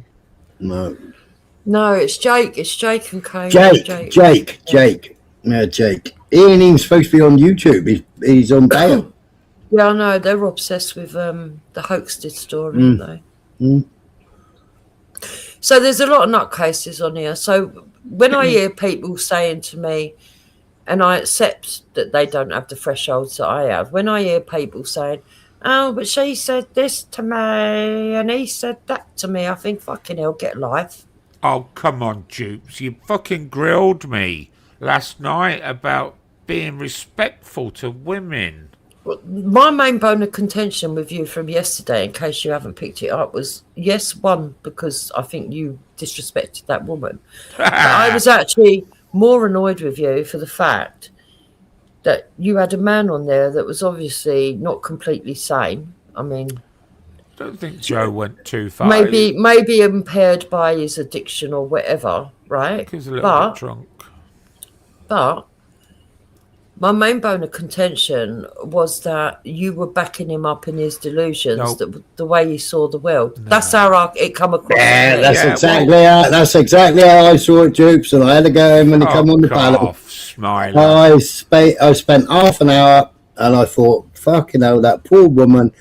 She's only just come on the first panel, and No that wonder you're man not won't- going all gammy with all the bollocks you talk.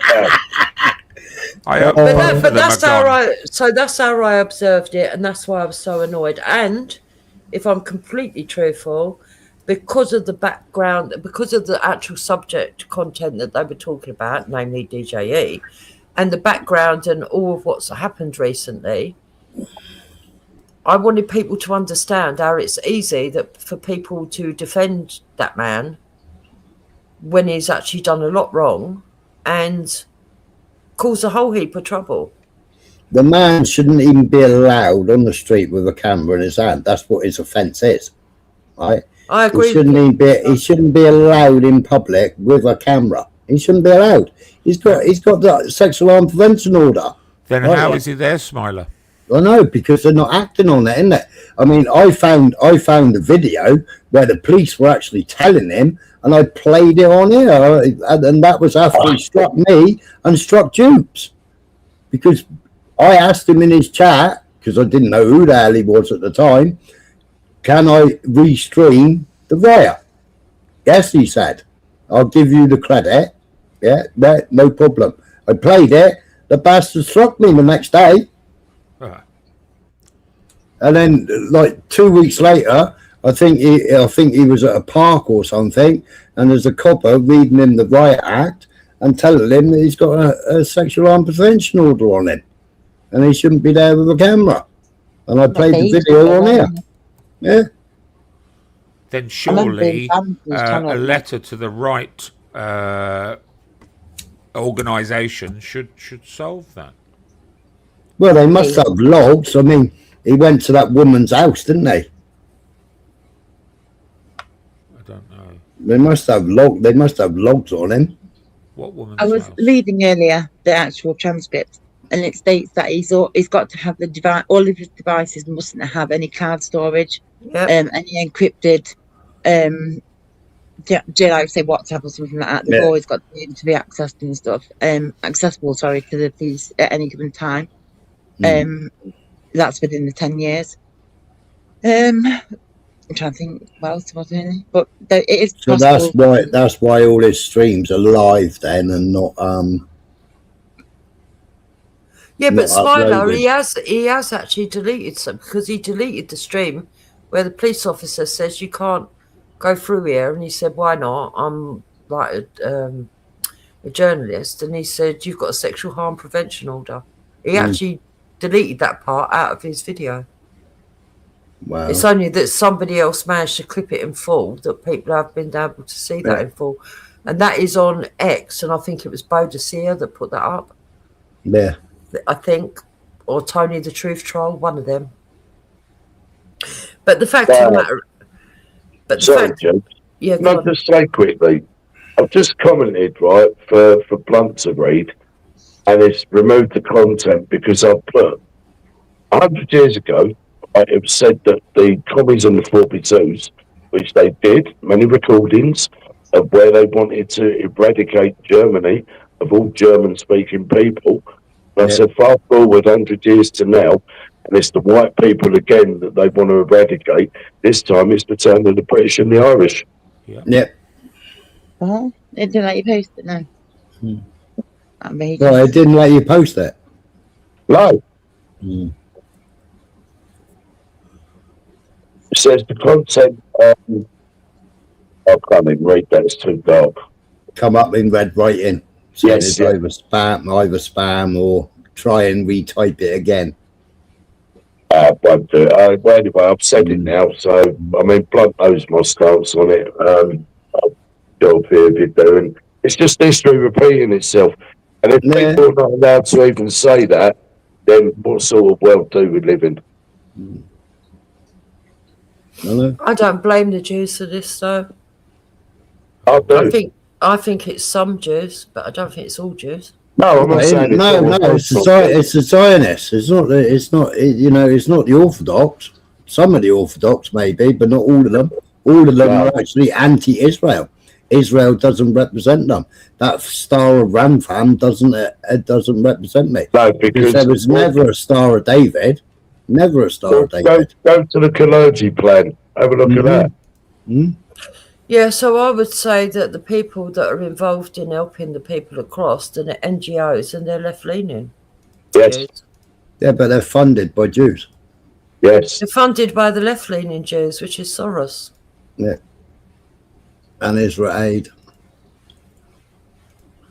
I've got a good interview. I've got a good interview where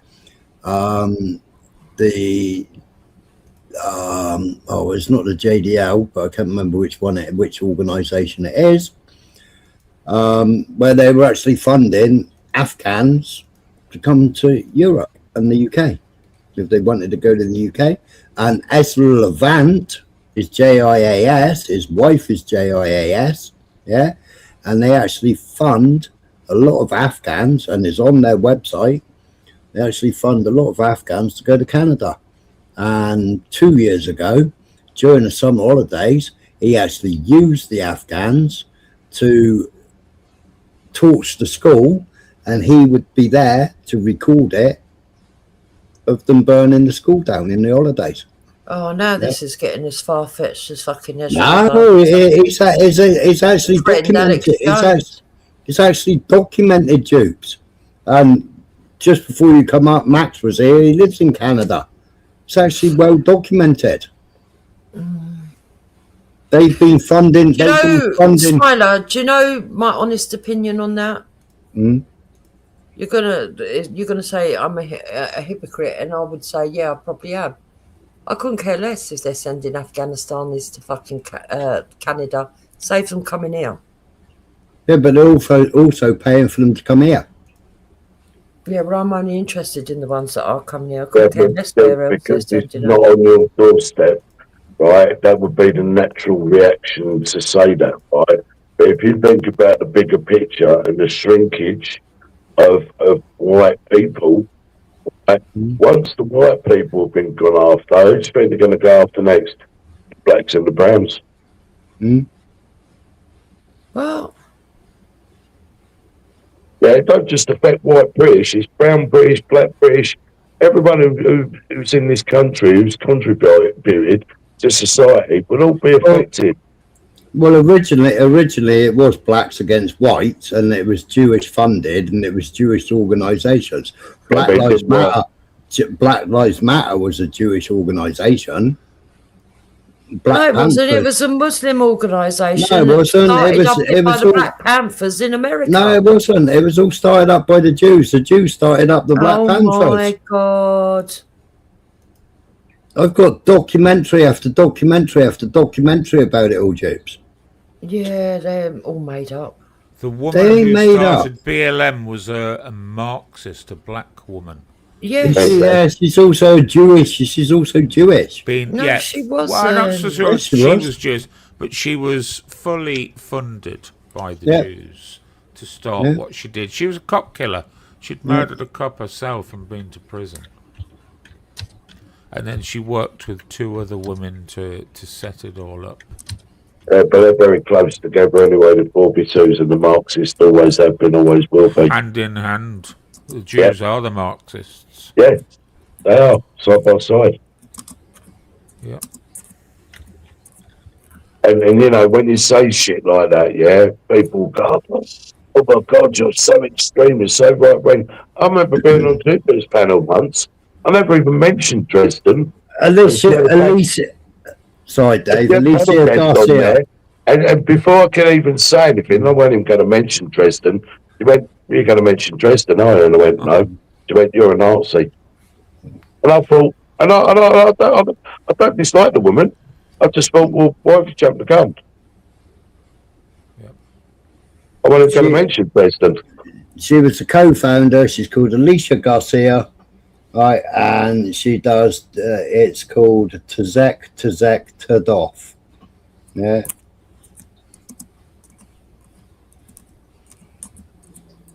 It's always been their plan because they don't want the whites to be a majority, the 42s. They want to be, you know, not only the chosen ones, the controlling ones. Go and listen to Barbara Spector. Yeah, I've heard about Barbara Spector. I've heard all that rubbish. Yeah, but that's just your opinion, Jubes, that it's rubbish.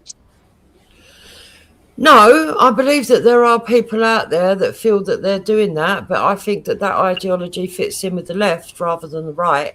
And to say that it's Zionist Jews is just a bit embarrassment because you would have to prove that it was Zionist Jews and not the left-leaning Jews who actually fits into the ideological ideals of what these people want. It's obvious that Barbara Spector is a left-leaning Jew. You can hear it from what she says with her ideology. And I can't believe that people so badly hate Jews that they believe in what they want to believe. I don't hate Jews. My cousins are Jews. We've been owned, Jubes. I have European Jewish DNA. Not that it makes me a fully fledged Jew by any stretch of the imagination, but Okay, we're all Jews now. What's that? No. When I was when I was based in Germany with the army, my cousin was married to a Rothenberg that had his own stock exchange, right? So he was a dealer, right? He's Jewish, right? Then they had 2 children. Now she isn't Jewish, right? But he wanted the children to follow his grandparents and himself, yeah, or their grandparents and himself, right? Because normally the Jewish side goes through the mother's side, yeah. So they went through all their bar mitzvah and bar whatever the other one is for a boy, right? So they went through all that as Jewish children. Yeah. So their religion is Jewish. Yeah. My cousin, she followed the religion until she divorced. Right. Now, while she was in that relationship, she had loads of doors open for her because of what her husband did as a job, did as his business. She had loads of doors open for her because he was basically a banker and a private banker. With a capital B. Yeah. Now, I wouldn't say a bad word about the guy. You know, when I was starting out my business, he was the first one to put his hand in his pocket and go, there you go, I'm investing in your business. Mm-hmm. And when I was in Germany, every weekend, if we weren't doing something else, every weekend I'd go over to Dusseldorf and stay with them.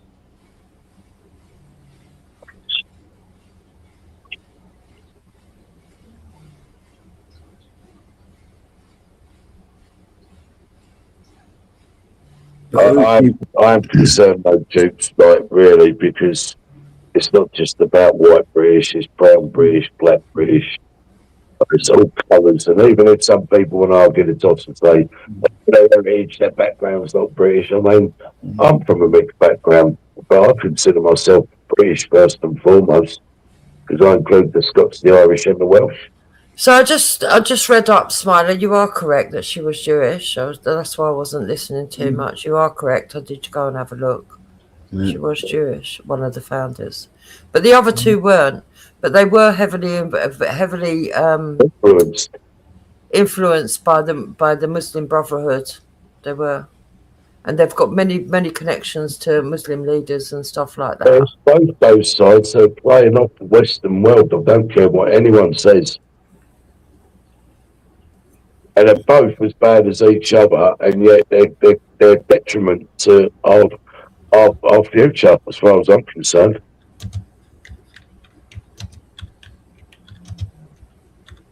Whether people like to hear that or not, you know, sometimes you've got to say the uncomfortable truth in life, James. And that's not me being neo-Nazi or right-wing, because listen, I will stand up for the blacks, I will stand up for the browns, I will stand up for the whites.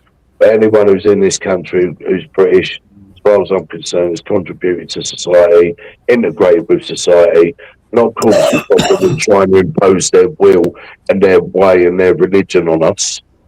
Oh, never mind, sorry. Yeah, I don't exactly understand what you're saying, though, Dave. I get all that, but what is it that you're saying? Well, what I'm saying is, like, don't you think that, you know, as Britons, that we have the right, including the Irish, have a right to not only have our say, but have a right to protect our culture, our heritage, our language, our way of life.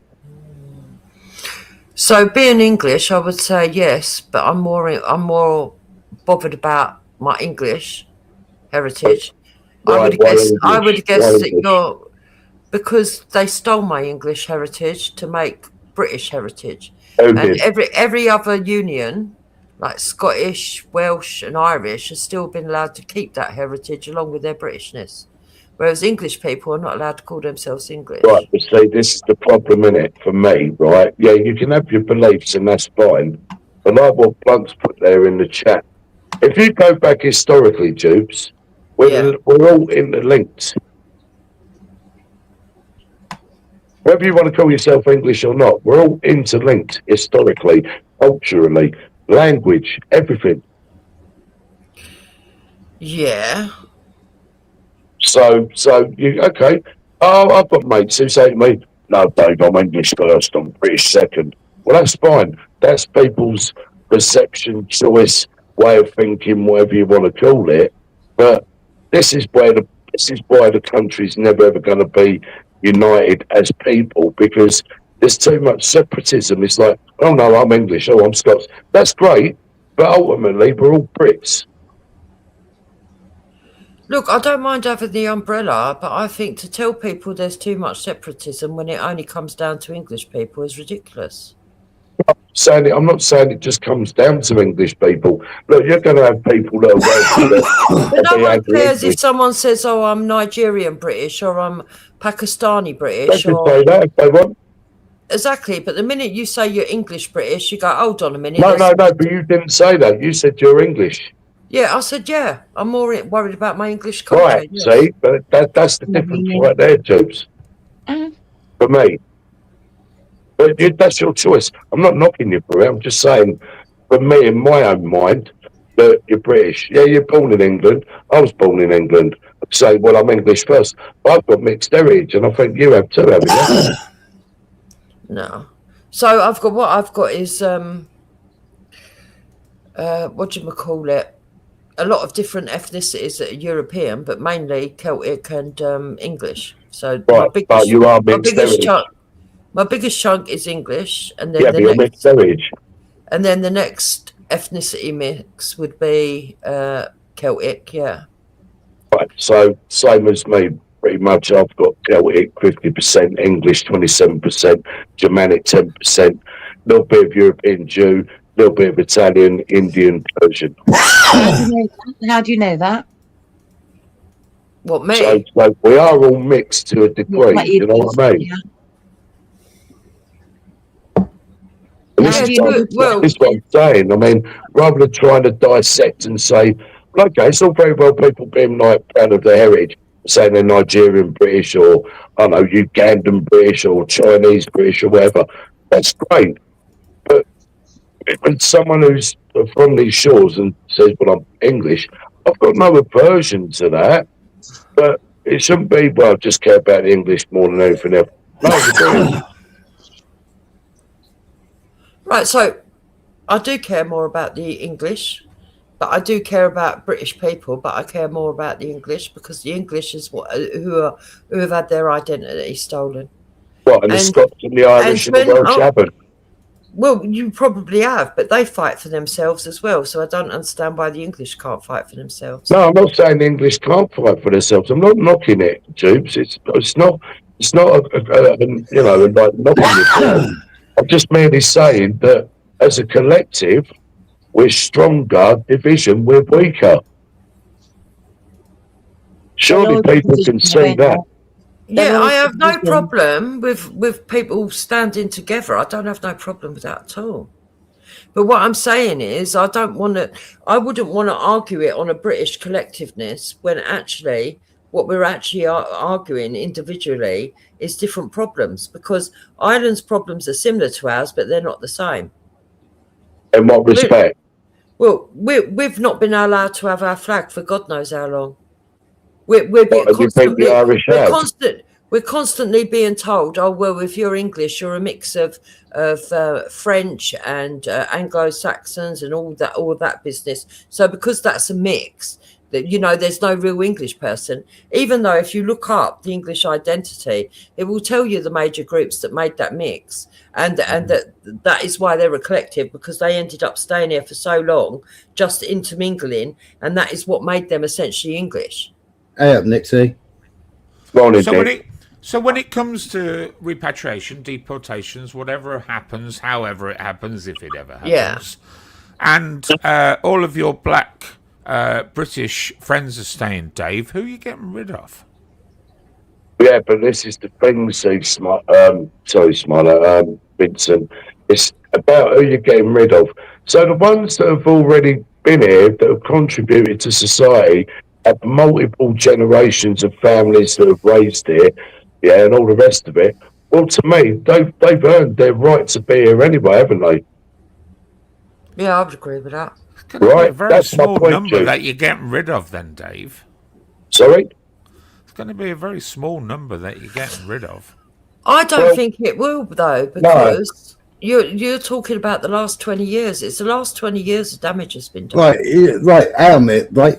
Right, all the Syrians, right, at the moment you've got the fake Iranians in London now, yeah, right? So all the Syrians, a couple of Why years are they ago... fake? Hold on, why are they fake? I'll get on to that in a minute. Right, so you had all the Syrians, right, because the Zios, the government, the Americans, they were all pushing for Al-Jilani Al Qaeda. They're all pushing for him to take over, topple Assad. Yeah, right. Not one single Syrian left London to go back to Syria, but they were all out on the streets chanting for Al Jilani, chanting for toppling Assad. Right? They got the topple, and they're all too scared. They're all too scared to go back to Syria because they'll get choppy. They're not. I watched this thing today. Oh my God, I watched the thing. And it blatantly said, yeah, they ain't scared at all. What did they hit her for? It's just to earn money and they're going to take it back home. I watched the thing today. And have you seen what's happening in Syria, Angela? No, not recently, obviously. No. But I've been watching this video today about London. If I played you half of what was going on Syria, I would be gore bombing myself. Choppy, Angela. Oh my God. Do you know what's funny though? Right, Iranians. I've been lectured for fucking years over how I'm supposed to be racist, and if the people come and listen to you lot at the moment. Oh, racist. There's only one race. How can you be racist? I'd say we're just skimming the boundaries of racism. No, these when I call them I'm fake the one Iranians. that's attacked for being the most racist. When I call No, you're not though. But there's no such thing as racism, and let me tell you why. There's only one human race. Exactly. You can That's what I just said. discriminate. You can discriminate, but it doesn't mean you're a racist. Yeah. Now, when I call them fake Iranians, right? None of them have lived. None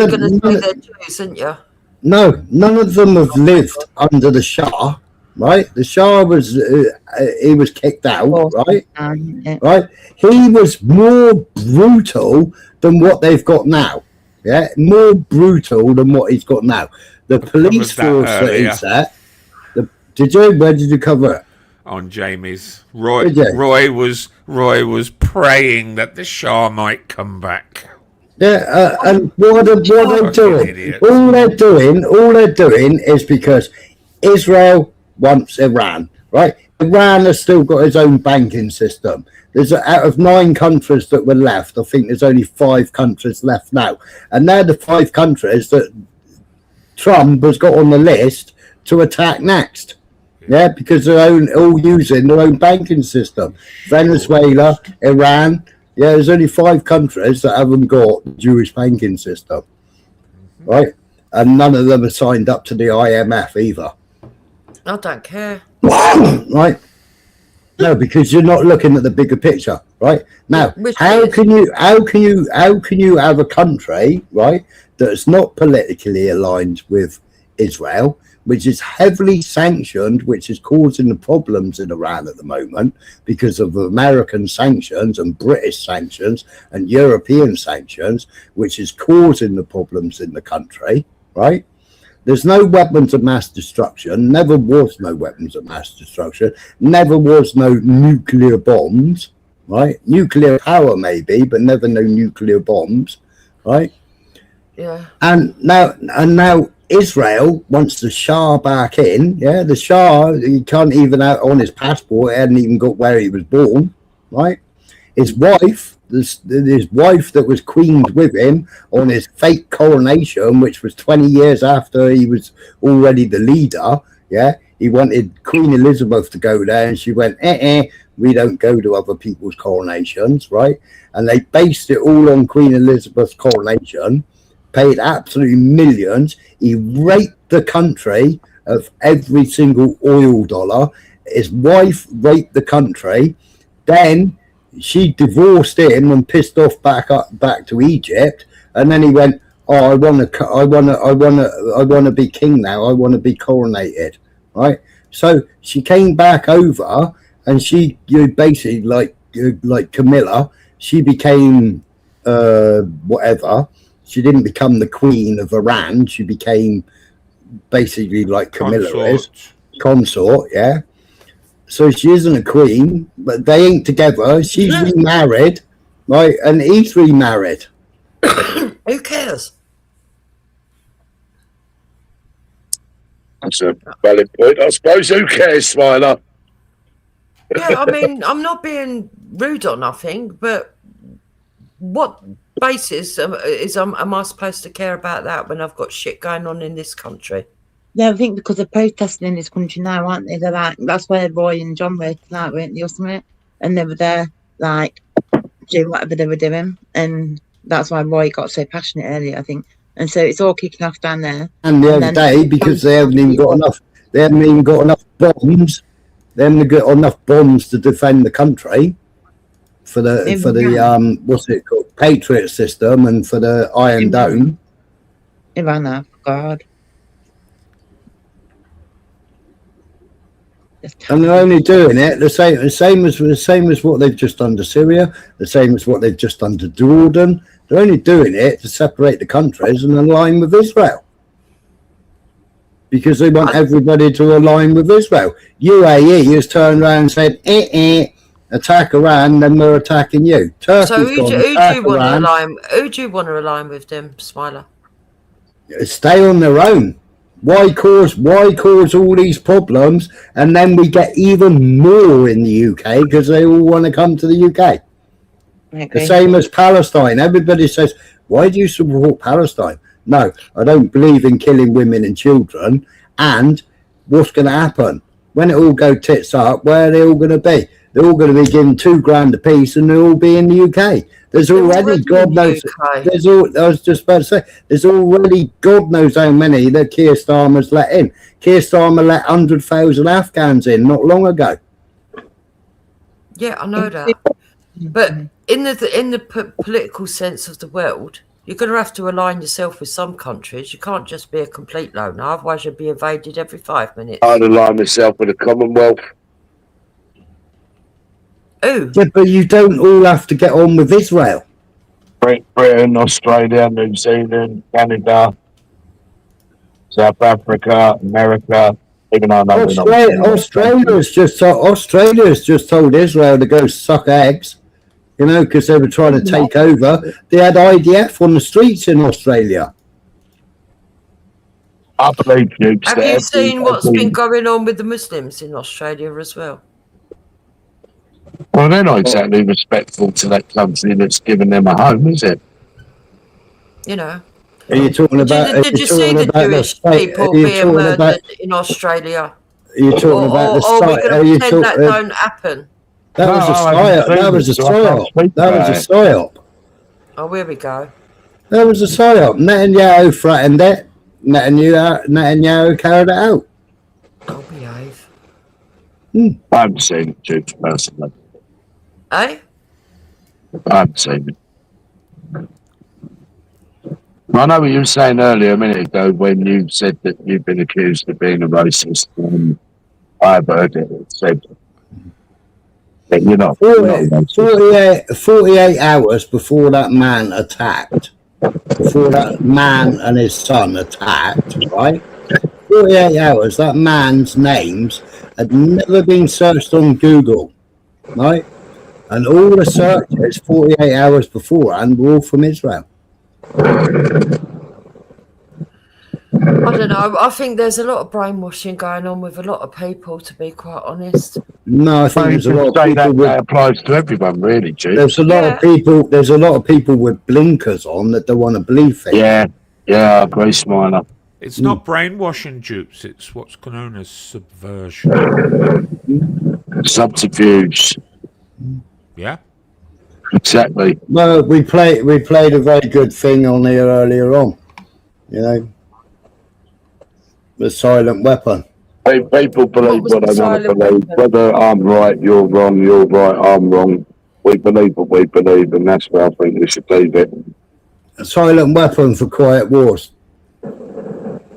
Oh, I've seen that. I've seen Germany. that news. Germany took it. Where did they 1.4 use million that recently? Hold on, they used that recently at some protest. I can't remember. No. That was not. I'm not talking about the Are electronic. you talking about the warfare. one where people say that they can hear the sound? That's EMF. Yeah. That's EMF. Yeah. No, That this was is used recently, though, weren't it? This is basically psychological warfare. Basically, like we know that you had MK Ultra, we know that you had all that.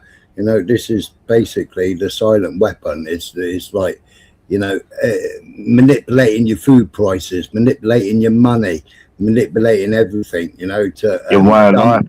manipulating women, manipulating children in school, indoctrinating children in school. I It's believe all all that's about going that. on. Yeah. Yeah, but it's Oh. all about that, and that was produced in 1947, 1948, right? And it's a booklet. Same time as the Geneva Convention, Smiler, and then you had the Asylum Act of 51. And the British actually wrote it. Yeah, I know. They were one of the first ones to sign up to it because they were the architects as well. What if that itself is what you think it is? What's that, Angela? What you've just said. Oh my God, my brain's not working. So start again. Not really start again. So you're saying that the food prices and everything like that are to kind of control in some respect. Yes. Yeah. Yes. But what if Yeah. they've implemented that to try and make you believe that that is what it really is, but it's not. It's nothing to do with it. Right now we're going down too many fucking rabbit holes. It's manipulation. It's manipulation. You get less money to the. You fell You for get that less. manipulation. Though. You fell Eh? for that manipulation. You fell for that manipulation because really, at the end of the day, is it really happening, or should we just be getting on with our lives and voting on what we think? No, it's really happening. No, it's really happening. They study. What they do is they do a price inflation. They check to see how many times that thing's been bought, whether it's decreased in sales or whether the people is still averaging out at that higher price. If it's still averaging out at that higher price, they'll put another 5p on it and keep selling it. Yeah. It's Yeah, but manipulation. That's just It's to force everybody into slavery. no, but that's just making profit, surely, and that not. It's not. It's not. No, it's actually governmental manipulation. Angela, you must frustrate them even more than me because at least I can see the problems. No, I Because don't- you no, don't no, I even see the understand. problems. No, I'll give you the link in the chat, Angela. No, what I'm saying is I understand all these things go up, and I get what you're saying about how so this amount, like they buy more of that, and so therefore we'll put that price up, that kind of thing. Yeah, I understand that side of it. It's like manipulating toilet. It's like manipulating toilet roll shortage during COVID, Yeah, I know, I get that. However, and then doubling the price of sugar not long ago. for the sugar tax and stuff, yeah. Mm. Yeah, no, I get it. What I'm saying is I get it, yeah, I understand it. But then for them, in the long run, they have a longer term plan than what we're actually seeing. This is why I love these panels. 1 minute you can be talking sense, the next minute you can be talking about sugar shortage. No, because what I'm thinking is like they think long term, yeah. So they're thinking in like 30, 40 years' time, and therefore, so if they've not, if sugar goes up in price, people won't hopefully be buying as much, even though people do buy it because sugar is addictive. However, some people don't buy it, and in the long run, hopefully people won't be as Right. Let me answer that, Angela, as simply as possible. And the cost on the NHS will be a lot lower. Why would it? People won't be as fat. People's teeth won't be as shit. That kind of stuff. Okay, so let's look at the health benefits then from people eating less. So less nutrients, less healthier, could be increased waiting and in patient numbers at the NHS. No, because the fresh food is a lot cheaper now than it's ever been. No, But it isn't fresh food, Angela. It's GMO crop. It's GMO. It's all synthetic. No, oh my god, no, I'm not. Oh my gosh, right. So Do you know what, Angela? Right, with the greatest of respect, do you know what I would suggest that we all do then? Is we all go out and get 3D printers and start printing our own food. Oh, why God. would you do that? Why can't we just go onto Uber? What? Why would you do that? No, listen, right now, yeah, I can guarantee you, I can go onto Uber right now, and you can get cheap food from the Sainsbury's, Co-op, wherever you want to get it from, and the fruit and the veg and stuff like that is so cheap compared to your. Yeah, it's absolutely crap. I bought bananas the other day in Co-op. They sat there for 5 days and still stayed green. All right, I'm gonna calm take- down. I'm He's fuming. He's I was fuming. going to take them back to the shop. I thought I'll be a bit healthy. I'll buy some bananas. You know, I reckon we should protest, Smiler. Let's make a banner. I'm fed up with buying grapes with no seeds in them. No more green bananas. I agree with you, Smiler. Bananas, and it had, you know, like a sticker on it, and it had like a lizard on it, and I was like, get in. I thought, do you know what? You see videos of, don't you, where like spiders and stuff fall out of the bananas. I was like, get in this one. Yeah, but Angela, sorry to cut in, right? If you think about it, right, go back to when the big COVID thing was on, right? And people were fighting over resources of bog roll, pasta, rice in supermarkets. Yeah. Well, what do you think of that one again? Say that again, sorry? What was that last bit? It's going to happen again. Pasta, rice, flour. Yeah, But if it's all you going to happen around again. more wood, weren't you? Do you know what I'm saying?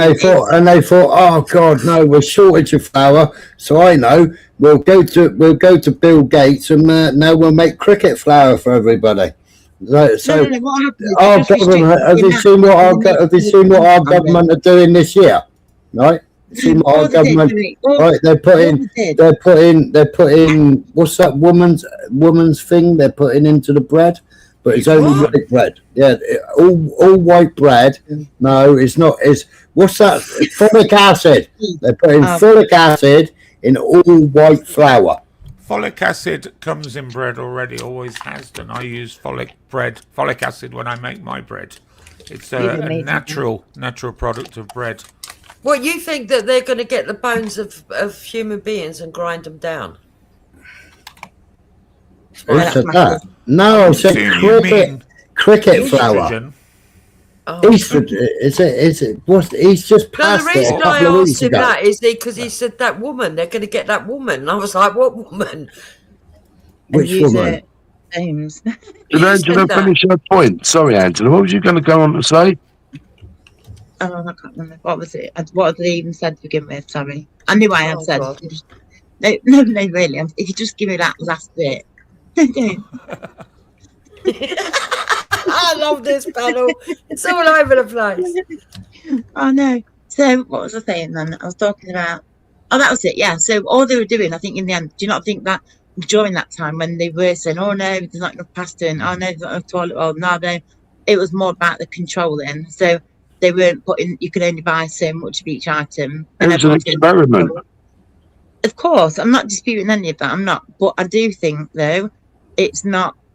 I'm just arguing myself here. Sorry. Yeah, but Angela, what I'm saying is, doesn't it give you an insight to how humans behave when there's a lack of resources for everyone?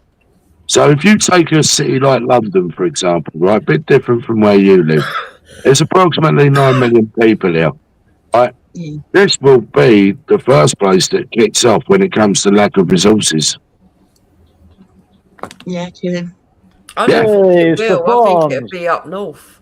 No, I think it'll be Egypt. And I'll tell you why. Because you've got 9 million people concentrated in such a 25 square mile radius, apparently, like M25. So you can look at other places up and down the country. Sure, they'll have effects as well, but it won't be on the scale that London's got.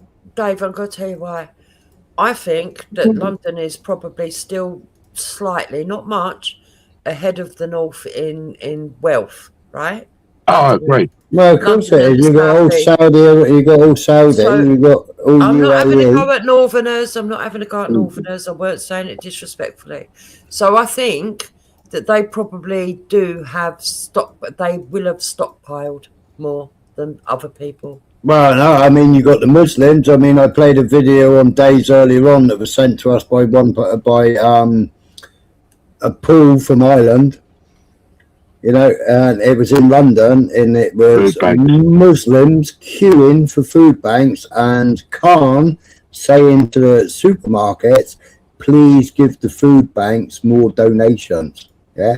And you had row upon row upon row upon row of Muslims queuing for food.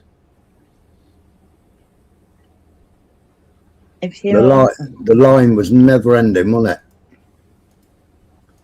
it? Yeah, So but was it an Smiler, area to- where there was a lot of Muslims though? To finish your Could point, be. Smiler, they are making it mandatory to add folic acid to white bread. Yeah, all white flour. Yeah, that all why men white. got big Yeah, feet now? white bread.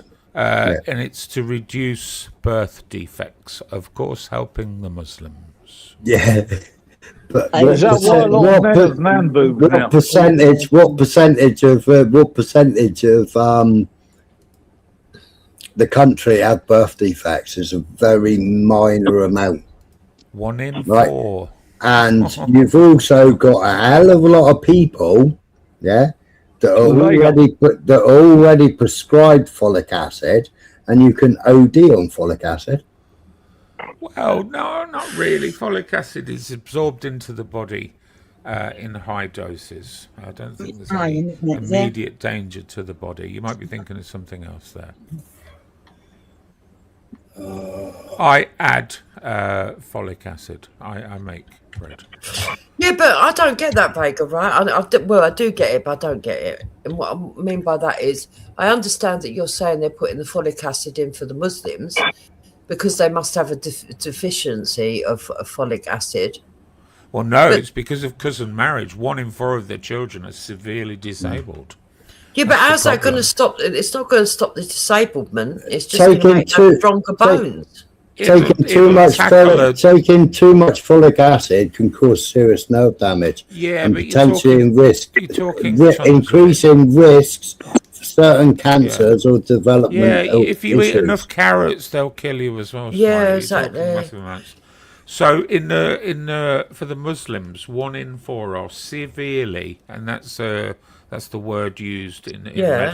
in the NHS guidelines, severely disabled. So the folic acid will tackle a percentage of that. Some will fare better. You know, I think that's what they're aiming for. Yeah, but what's the point of having better, stronger boned disabled people? Well, maybe some of the conditions will be reduced, if not, sort of wiped out completely, if the folic acid is sort of helpful. Vega, you grew up in the 60s That and don't make 70s, didn't you? sense. Sorry, Because the Did you biggest ever see a man with bitch tits back then? I grew up where? Around about the 60s and 70s. You didn't, No. from the pictures I've seen, like, men didn't used to have, like, man boobs. But now they're everywhere. That's got to be down at the diet. That's Where been put in where our do you food. live? Australia. G'day, mate. I'm down here in Thailand. I've Or not you much just- experience of seeing bitch tits, Jimmy, I'll be honest with you. Well, a man goes to a swimming pool, takes his top off. It's I you know, you think I can't- think there's you always have to- been some fat men that used to wear string vests. The only Right. place I ever swim now is when I'm away. In the dark. No. and sort of obviously there's a lake culture there, so sort of it's a summer thing, and you barely see any overweight people. The odd overweight woman, the odd overweight man. Yeah, because overweight people wear t-shirts in the summer. But I want to go back to this folic acid thing though, Vega. Go on. Because even if you improve the bones of disabled people, Well, the folic acid is not for the bones. most damaging thing is the low IQ that happens. Yeah, you're because thinking more of the ingredient. vitamin C and I've been doing it all my life, I'm all right. and calcium. Okay, to so bones. what would the folic acid folic do? acid will stop any when the child is being sort of cooked in the belly. The folic acid removes a lot of the dangerous materials that may well result in a damaged baby. Yeah. So in Well Woman, the tablets, which is quite the Would thing. it affect the brain though? Would it affect the low IQ? Because that's what the problem is. Necessarily. I mean, I don't know the full process of folic acid. I know Let what me it have is a for look. me because it reduces my inflammations and it reduces the chance of infection. I don't know. But if anyone knows. anything over 1 milligram a day is bad for you. I don't know if anyone knows, but the Right, it body can is stop a butters, so- postulating mess. at all times. So anything to reduce. And those two things. also, when you have a blood test, it masks whether you've got B12 deficiency as well.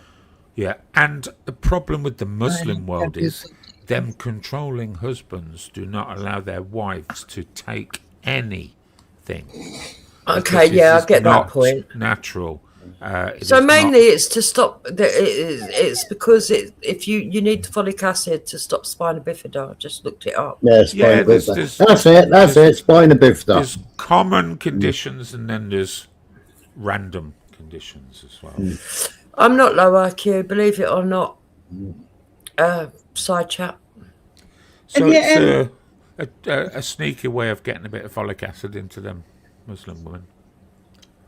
I've done the test several times. Behave yourself. What's going? What's the chat? Reduces water retention and stops things like cleft palate, says Urban. Yeah. But I'm not the most academic person in the room. I can admit that, and I'm not worried about that either. I think You don't need to have common sense.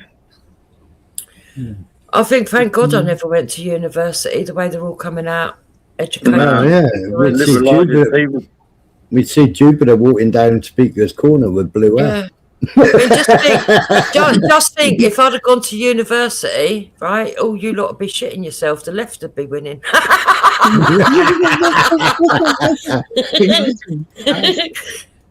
Fucking hell. That's what I can say. Do you know one of the people that is behind the protests and stuff, the ones that go on like Palestine and stuff? There's a picture of her. She's quite high up in teaching or something, and she sits behind Khan. Do you know what I mean? Have you seen the one that's Khan's deputy? She can't even answer a question. It's embarrassing. I haven't. That woman, I can't remember. She was going to stand. No, she was going to stand for mayor. I mean, she rips the shit out of him every single time that they're on. Yeah, that's it. The lower IQ, the more chance you got of being a politician. And fuck them. Well, no, you have to have gone to all the same schools as the rest of them. Yeah, like Eton, isn't it? Oxford, Cambridge. So they recruit a lot of these spies as well. MI5. But it's like that woman. It's like that woman. It's like that now. The one that's in charge of immigration now, right? I've got loads of videos, protests, and an NGO supporting immigration. Mahmood. Yeah. Oh, I know that geezer. No, I don't know. I'm thinking of someone else. No, it's the woman, the Muslim woman. No? And then you've got people standing up in Parliament asking questions wearing the WEF badge. At the end of the day, it's a fucking invasion, isn't it? The enemy is the government. She was an activist for migration to the UK. She travelled the length and breadth of Pakistan, India, and so on for many, many years. And now her singular role is to stop that very thing. Yep, and she's been doing it. And also, you've got people now in the Home Office that have been caught doing fake passports for people to come to the country. Oh my God.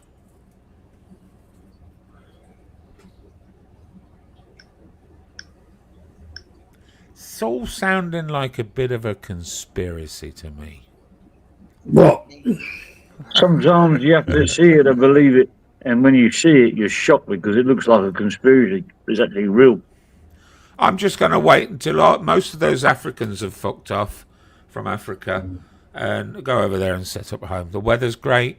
Yeah, that's what I was plenty thinking. of resources, you know. Enough to I'll be wonder. We'll fine. sort it out.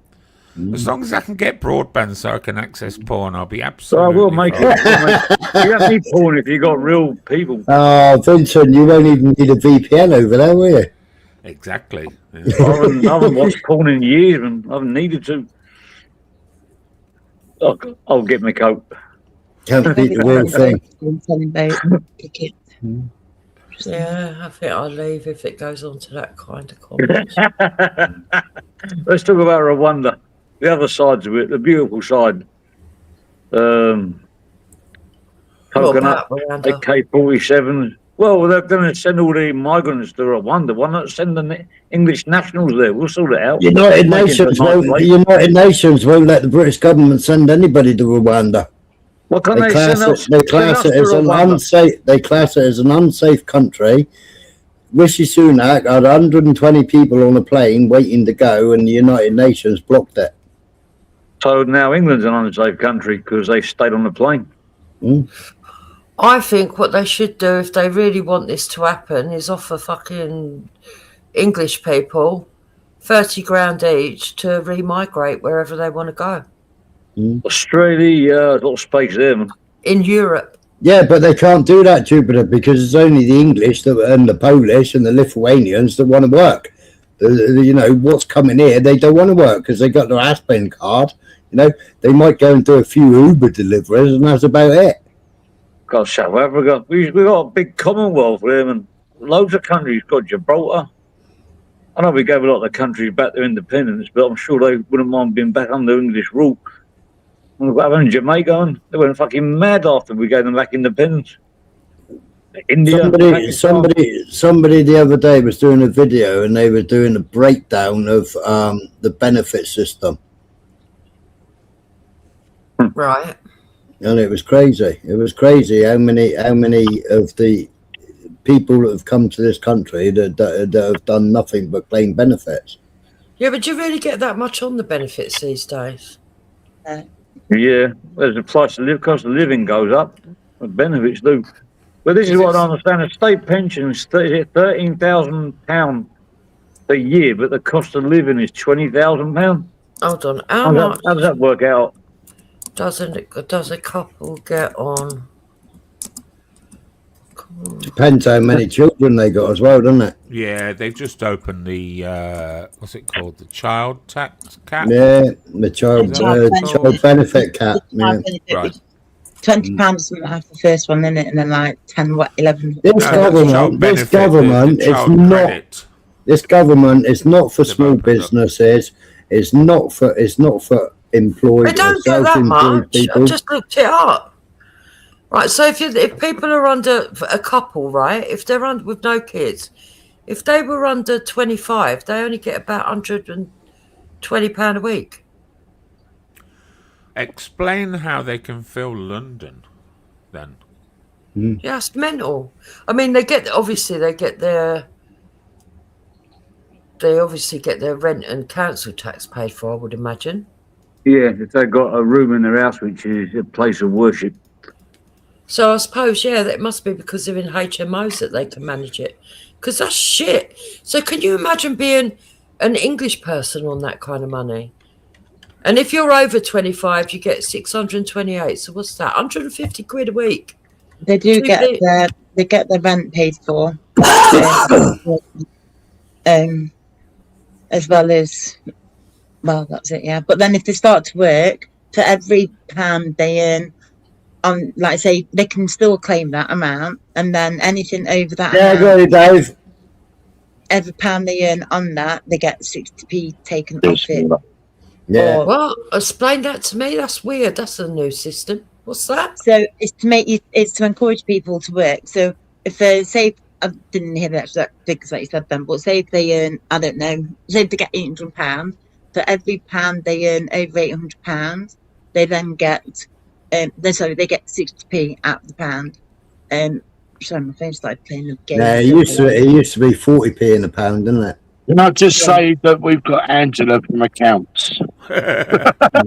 Morning, Not Angela.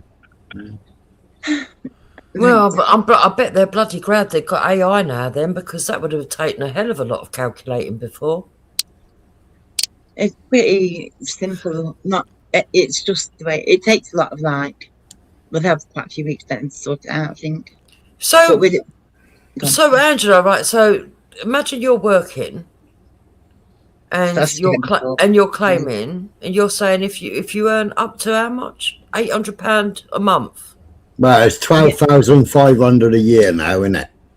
No, I'm on about with benefits. I'm on about, so if you're claiming that Right. universal credit, you're not allowed to, you're allowed to earn so much, and then once you've like reached that limit, so Yeah, they always say now you're better off, don't you? Jamie did explain all this, didn't he? Because obviously it's monetization and He is doesn't it? know, he won't claim UC, does he? I don't know. So right, let me start again. This is confusing. So if there's an immigrant, let's say, working, they've got their status now, so they're working, and they work and they get let's just say they get £600 a month. Yeah. What do they? So at the end of the month, they have to go in and say, "I've earned 600," and then they work it out. It'll go through on the tax system, so that's why German everyone's talk about the ID cards and stuff. That it's just going to have your national insurance number on it, and then that would obviously then go through to the HM revenue people, and that's what happens anyway. So with your, Right. it's all under one umbrella now. So Right. that's why What you've it- got one system now, benefit system, which covers What it everything. says here is you can earn while on universal credit with no hard limit on hours, but for every £1 you earn over a set amount, your work allowance, your payment reduces by 55p. Your universal credit payment decreases as your earnings rise, topping up low wages and stops when earnings are high enough, with a 6-month open claim period. If income drops, work allowances are £411 a month with housing help, or £684 a month without housing help. So if you've got housing help, then you can only earn £411 a month before you lose the 55p. So basically, yeah, but then you're earning, aren't you? You're still making if you're earning, you're working in the job, then you're earning £400 more than what you'd be claiming on benefits. That makes you better off. Yeah, but I mean that's absolutely pants. That's pants, Angela. Right? They should Yeah, fucking of course. abolish. They should abolish I'll that find straight it all away, right? confusing. God, I ain't got to do all that shit. It's When bad. I was employing people, right? They had families. They had young families, right? And it's boss, put me on 16 hours a week so I can claim working tax credits. Yeah. Yeah. So you put them on 16 hours a week. They work more than 16 hours a week. You give them a cash bung, yeah, and they can still claim their working tax credits back in the day. Right, and it was a big con, you know. I'm confused. Yeah, loads of them work cash in hand, these migrants. Well, what it was, Jupiter, is that if you only work so many hours a week, Yeah. or if you was on a low income, the government would bring you up to a national living wage, right? So you could put a claim in for working tax credits, right? So they would then top up your monthly money, yeah. But everybody that was on it was all a scam. They would either do 16 hours or 21 hours a week, yeah. Yeah, And then- I can get that. I can understand that. Yeah. It's a big con. They should just abolish it. You either go to work or you don't go to work. But Adam is saying here that if you earn £600 a month, you can claim about 50 quid on universal credit. But what would be the point in that? So they would expect you to live on 75, 120 a week again.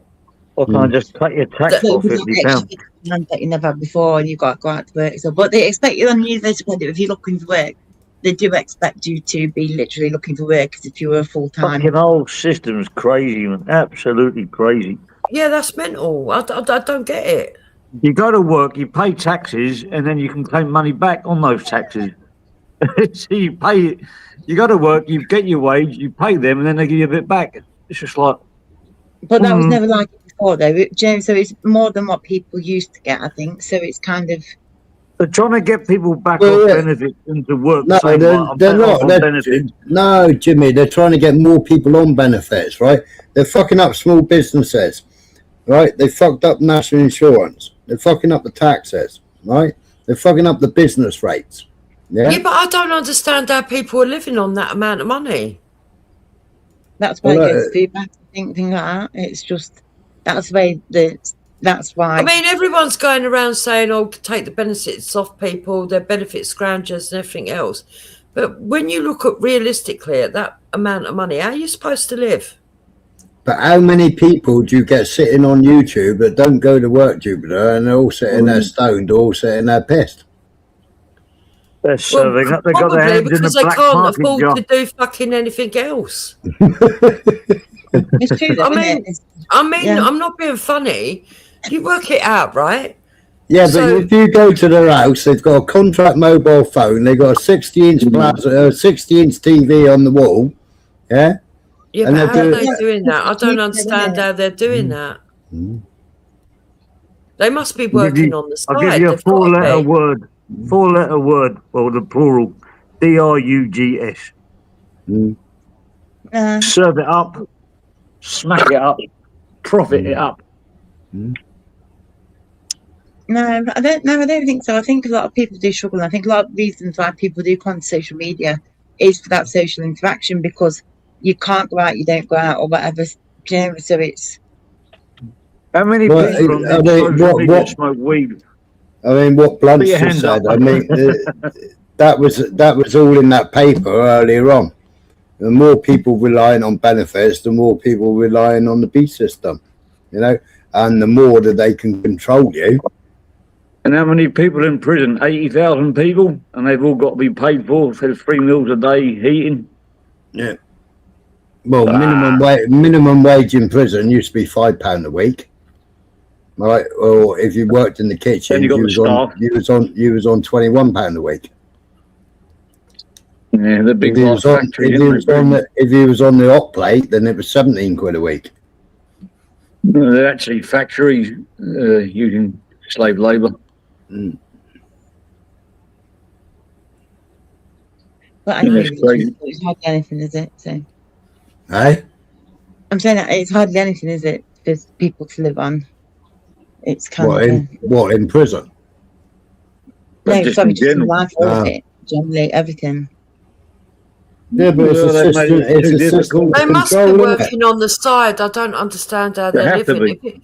If it got to be, if you're only getting £150 a week, you look at that, right? Look at the Even crime if, rate. even if Yeah, not economical, but gas and electric. Jupiter, their rent is paid, their council tax is paid. Yeah, I get that, but bloody Yeah. hell. Right, so the Absolutely. first 60 quid is going to go on your gas and electric, Mm-hmm. right? So now Yeah. you're down to £100 a week. Yeah. You've got to buy food, all Mm. your household goods from that, and any luxuries that you want. You're No not going to get luxuries. anything. No luxuries.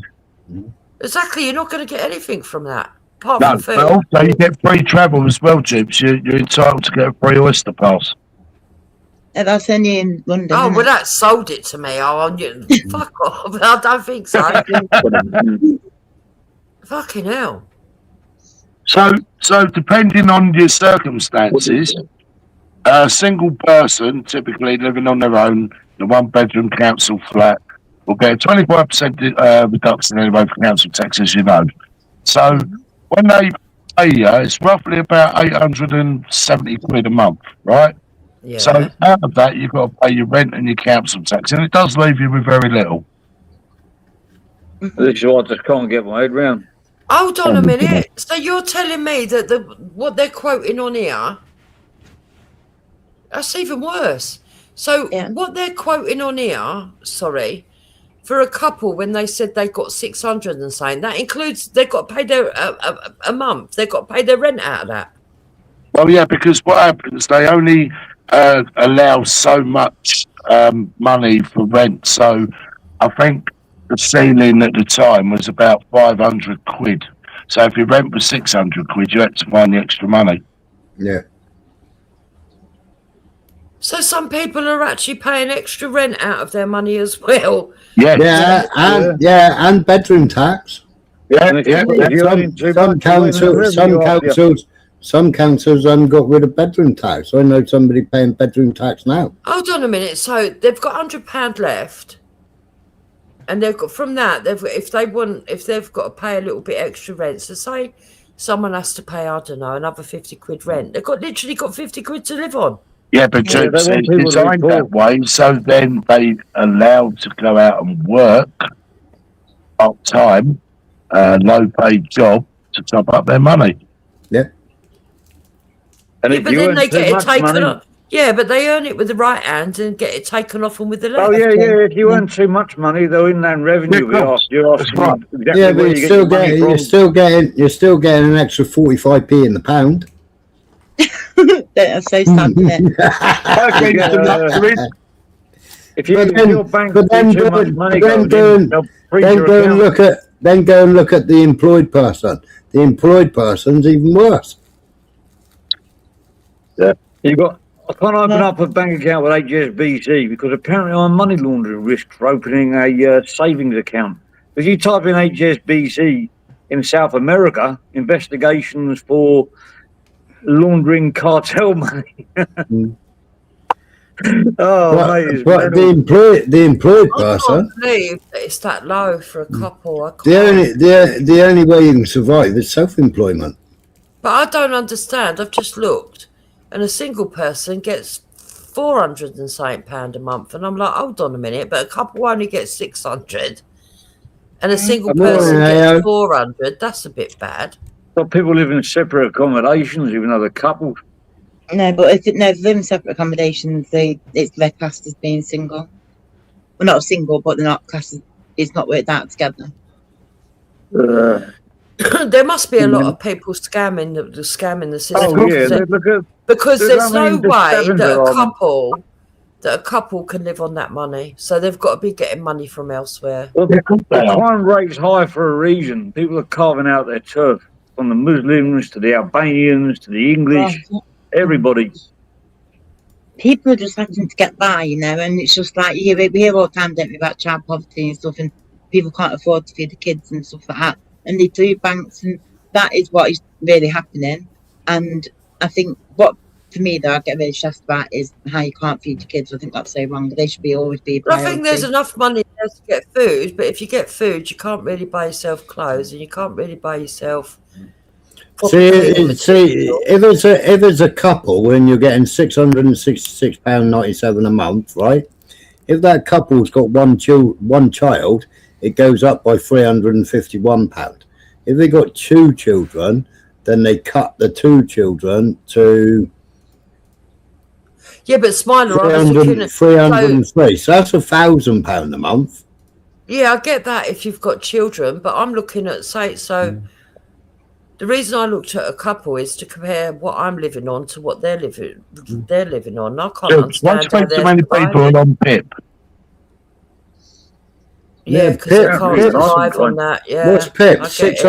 600 and something pound a month? Yeah, well, this money's coming from somewhere. Yeah, but That's even that is, I don't understand. Even that's not enough. Well, all right, there's a YouTuber. There's a YouTuber. Sorry, guys. There's a YouTuber. Not none of my business, but she's openly said how much she gets per month on her lives. You know her, Smiler. So do you, Angela. Okay. Jimmy does. Don't be Jubes does. She gets about £3,000 a month. That don't surprise me. I don't know. Only people in hospital. Yeah, are so getting that being a kind of money. YouTuber works, but that'd come off her money, surely. No, but she's not getting £3,000 from YouTube. She's getting that in multiple benefits. I don't know. Yeah, but I'm looking at a couple, right? The reason what I'm talking about is I've just looked, right? Yeah. To compare a couple on benefits to myself and my husband, what we live on. And I don't understand how those people are living. I don't understand how a couple are living on that money. £737, AE. Fucking hell. PIP starts at 290 up to So £737. that explains why so many of them are claiming PIP. Yes. Making I could out claim it they myself. can't I do don't live in anything. England. But that's where the system wants the people to be. Yeah, but if you're on PIP and you're a single person, then that gives you £1,100, £1,200 a month, doesn't it? I can claim PIP even though I don't live in the UK.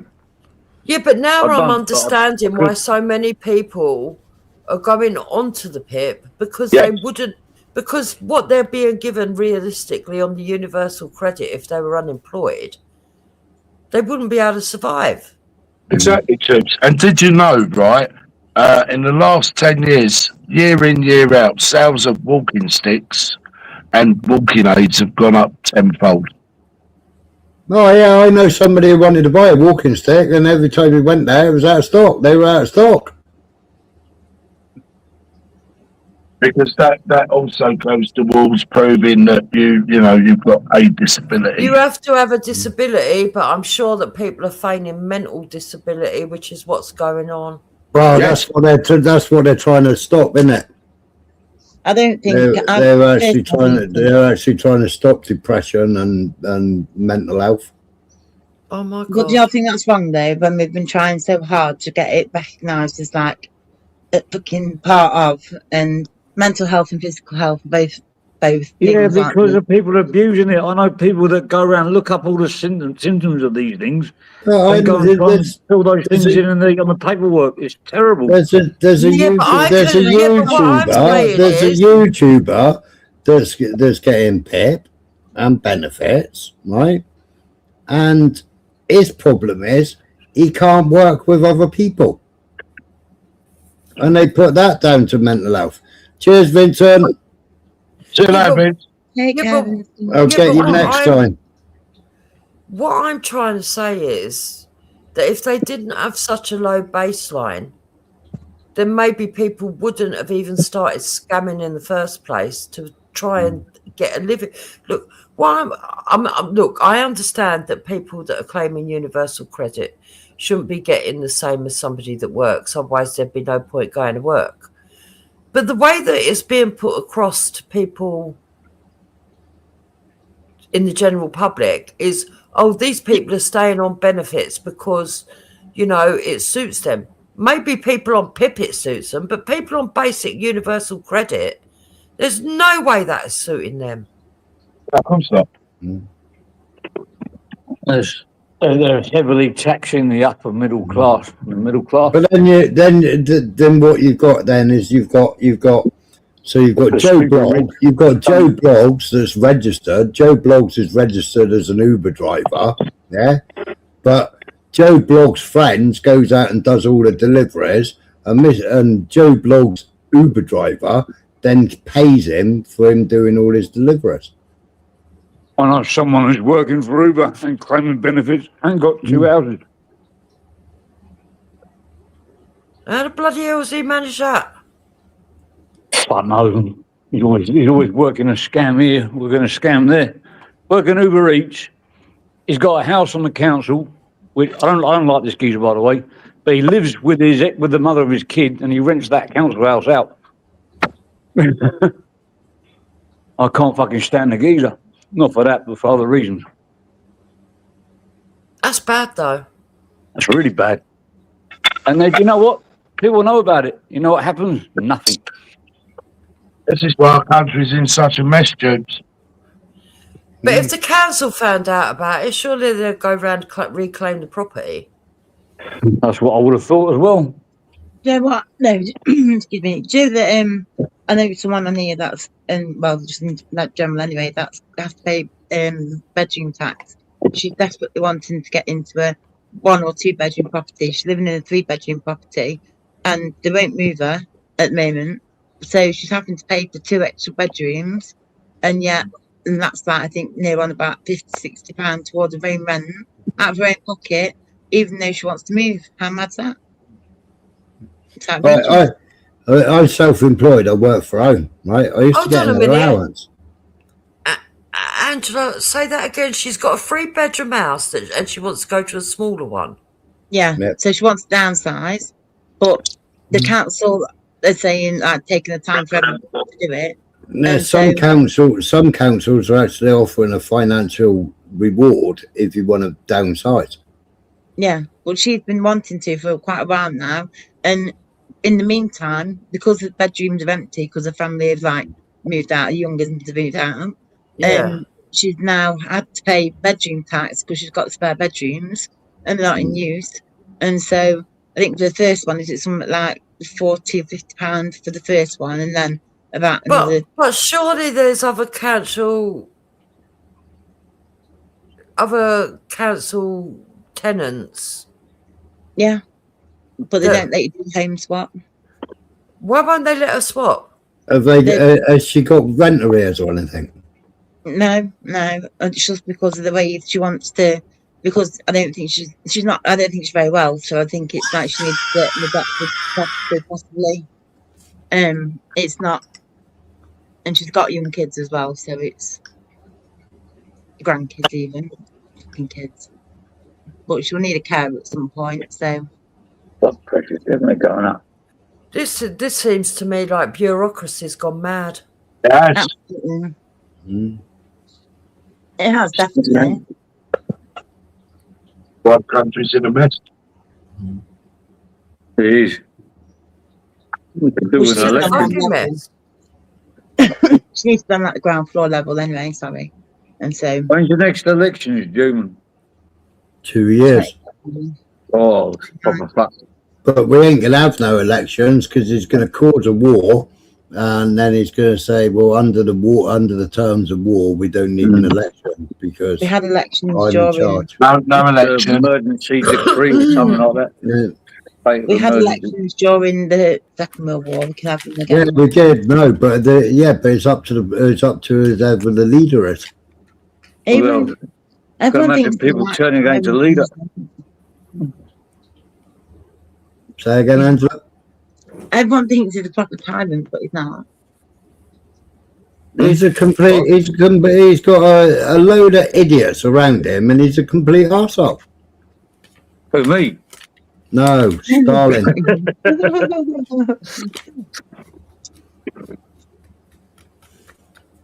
Oh, I just think it's all fucking madness. Honestly, some of the things I've been told tonight.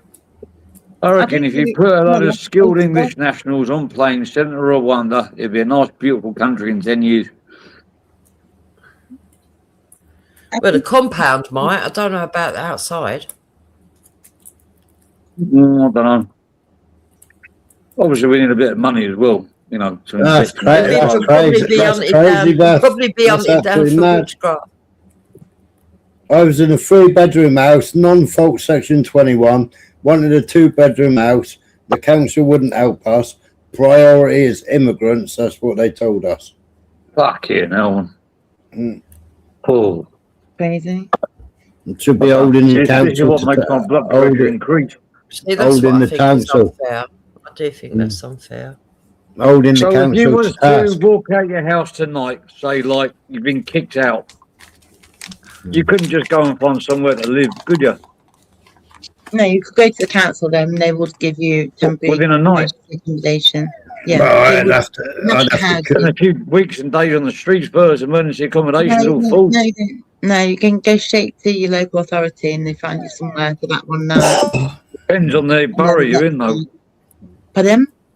Depend on the borough that you're in. No, it's they have a duty of care, don't they? So they have to do it. Well, yeah. I mean, it's like my mate's homeless. He's in a hostel. They didn't put him in hotel. They put him in hostel. He's £1,400 a month on benefits, and he goes up and gets a 5 milligram script, and he has to go and see. They're actually paying privately for him to go and see a drug counsellor at a private hospital. Jesus Christ. See, when I was in that homeless hostel, there was rooms that are empty, and I'd say what colour, a black person would turn up, collect his mail and fuck off in his Golf GTI. Empty room, using it for the address. Well, Very he's nice actually been staying down the lake, right? He did stay here a couple of times. He'll come here for a shower, right? Because the rest of that hostel, right, that property, shared showers. No, it's shared showers, and there's a load of smackheads in there. Yeah. And he says, when you go in there, all you can smell is that, right? Yeah. Well, he's on methadone script to come off of it. He's been fighting to come off of it for 2 years, yeah, and he's in a hostel surrounded by them all. They're all Yeah, I druggy. was in one of those hostels for 6 months. It's all full of people that are on smack and shit, man. And the kitchens are shared, the bathrooms are shared. There's fights of who gets into the bathroom first because people claim it's theirs. This is disgusting.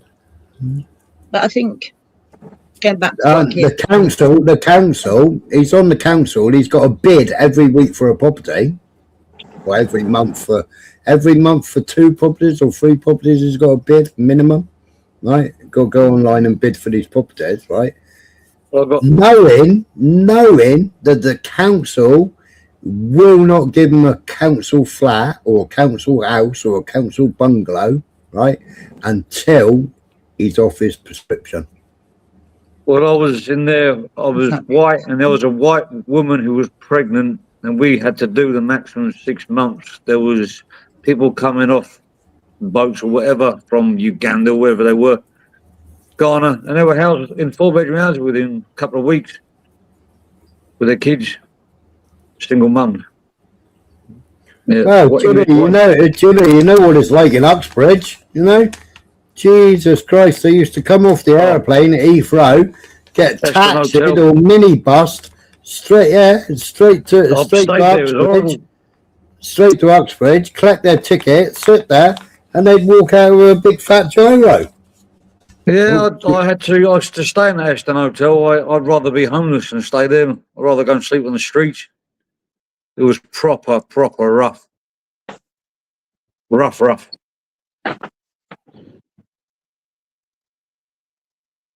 You know the Aston Hotel, don't you? Aston Hotel. Yeah. Simon. No, I don't. You must know the smiler. Smiler?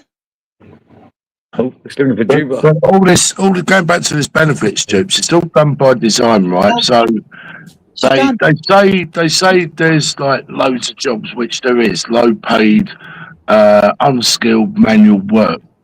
But if you take into relation the cost of living in terms of rent, food, you know, bills, gas, electric, children, clothes, it's more beneficial for those people financially to stay on benefits than it is to actually take those jobs. So then they justify it. They then justify it by saying, well, we need to fill those jobs. Immigration's a good thing. You should gone. Oh, anyway, I didn't say that she'd gone. But that's my point with the old benefits thing. Yeah. It's done by design. It always has been and always will be. Listen, they don't want you having families. They don't want family units. They want to promote LGBTQ++. That's all great, brilliant. You want to be gay, bi, whatever, great. But where's the promotion? Where's the for future generations? For families. Yeah, where's the enthusiasm to show people that, going to work is a good thing? You can improve your life. Exactly, Jimmy.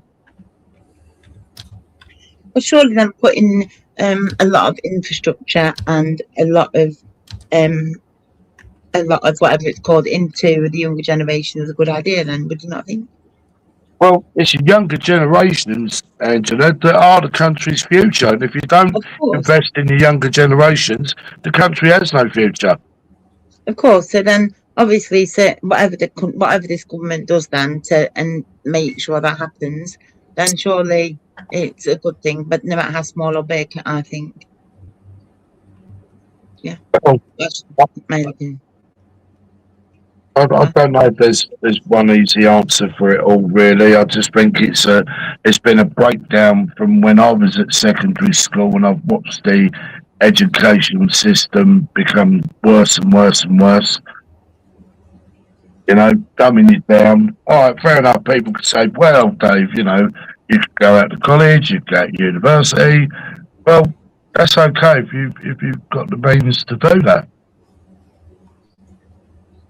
everybody's lucky enough to do that. And people said, well, you've got no drive, Dave, you know, that's why you're just a lorry driver. Maybe. I'm not complaining about myself per se.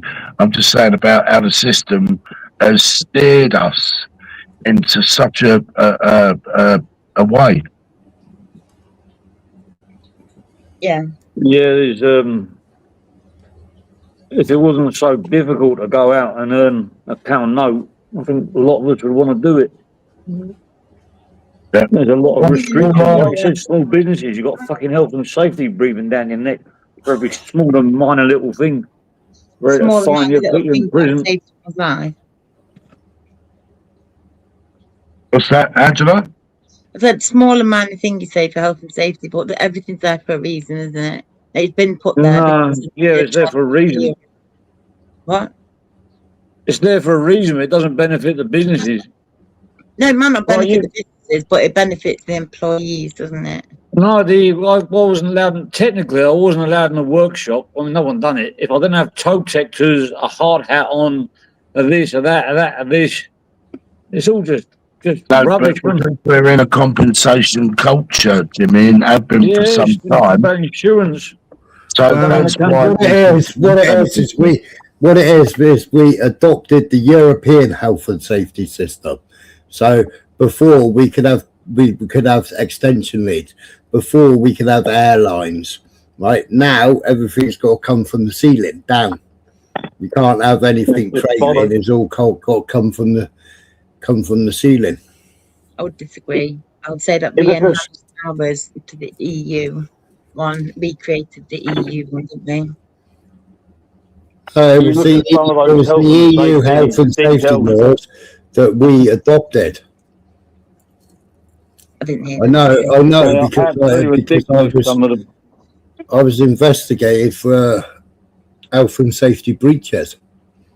No, I know, but we used to have the British Count Mark, didn't we, to begin with on everything, and the health and safety thing, and to do with all kinds of different stuff, like the building and all of that kind of thing. And then ours, though, we were the benchmark, let's say, for the European one, and so we then everything we've done over there with the European one, we enhanced it as a country, being part of the board, the table, whatever you want to call it. So we were part of that. But what is wrong with making things safer and more? No, that sounds good, health and safety, but it's been manipulated and overdone. It's not. It costs, yeah. But what about the employees, the ones that end up losing their lives? The ones that don't like it, like me. I couldn't stand it. So you can't come into work. Why? You ain't got your hat on. You ain't got your toe detectors on. I'm only joking. We don't give a fuck here. But technically, if they came around and inspected.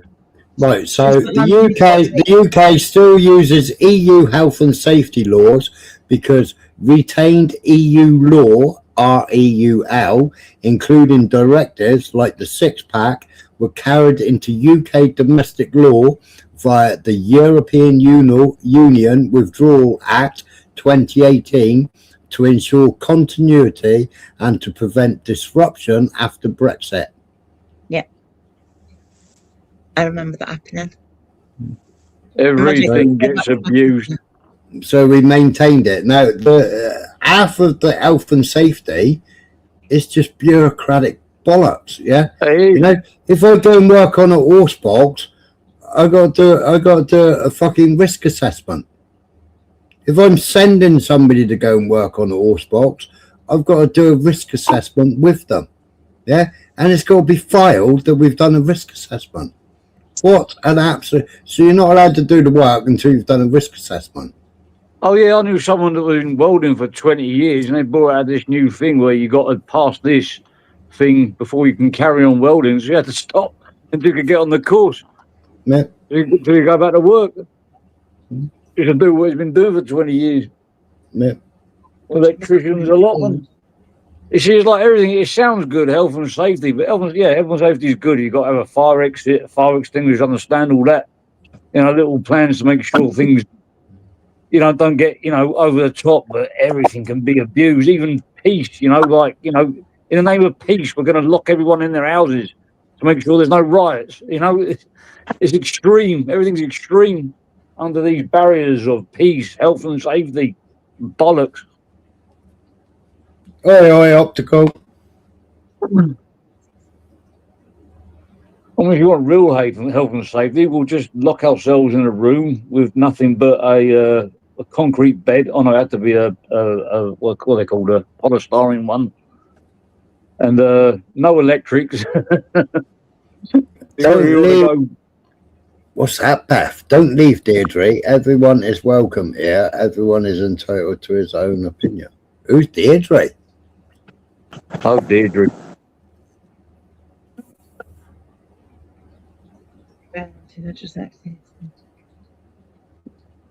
Oh, Deirdre 123. Deirdre Barlow. No, immigration was top of the list. It's so sad. My aunt and uncle, proper old school. They paid everything. So they thought when they'll be able to be protected, they're both anxious waiting for that appointment. Our doctor's 3 weeks up to now. I reckon that foreigners shouldn't be allowed to do jobs that are reserved for English nationals. Say again, sorry. I believe that there should be jobs that are reserved for English nationals only, to stop people coming and taking all the easy jobs and sending the money back to where they're from. I know people that do it. I mean, I don't got a problem with these people. There's people that are right. I know about a Latvian who goes into his factory, work, sends the money back home. Yep. Jimmy, I've had this discussion with Jupiter, right? Now, I'm Cornish, yeah? I employed Cornish people. Lazy, no get up and go, no motivation. Yeah, I know. Just come in, do their hours and go. Yeah, I employed Polish, Lithuanian, and Russian. They work their fucking asses off. They want the bonuses. If it says it takes 2 hours in the book, they'll do it in an hour and a half. Yeah, and Why do you think they do that? They'll get a bonus for doing it in an hour and a half. And why do you think they do it? Well, like the Polish is £5 in the £1 is 5 zloty. Exactly. So that money will go a lot further. Work, and then spend. Yeah. Whereas the local people in the area, they got to do with local prices and local this and local that. So the money that they're getting is probably not equal to the money that the Polish people get. It might be equal in the same amount, but not in value. I'm semi-retired now, Beth. I work from home now. I give up the garage.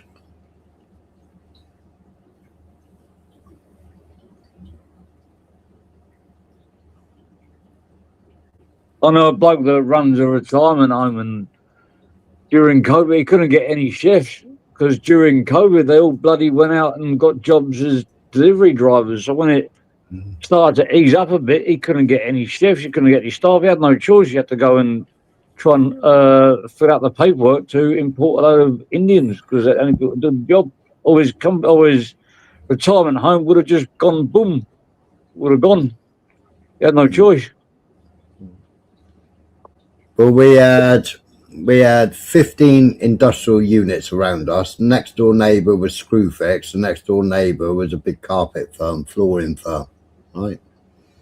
There was me and another guy opposite that does fish bait, right? Now, because we're both self-employed, right? We worked under the radar, right? So we claimed, because it's a limited company, so you claim only 6.5 grand, yeah? Then at the end of the year, you pay yourself a dividend. Yeah. Yep.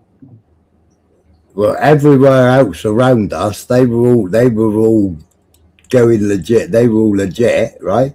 They all got 40 grand a piece, and they had furlough, right?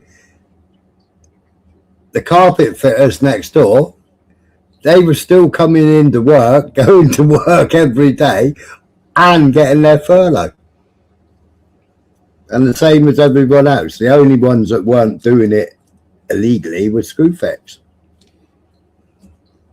But I couldn't go to Screwfix next door and buy drill bits, yeah, because they were on the banned list. My mate who worked for me, he decided that he was going to have a couple of weeks off and he was going to paint his house, yeah. He couldn't even go into Screwfix and buy paint because it was on the banned list. And it's like, I'm going home, I'm going to paint the outside of my house, but I can't paint the outside of my house. He had to order it online. That's crazy. Absolute madness. Yeah. And Screwfix was right next door.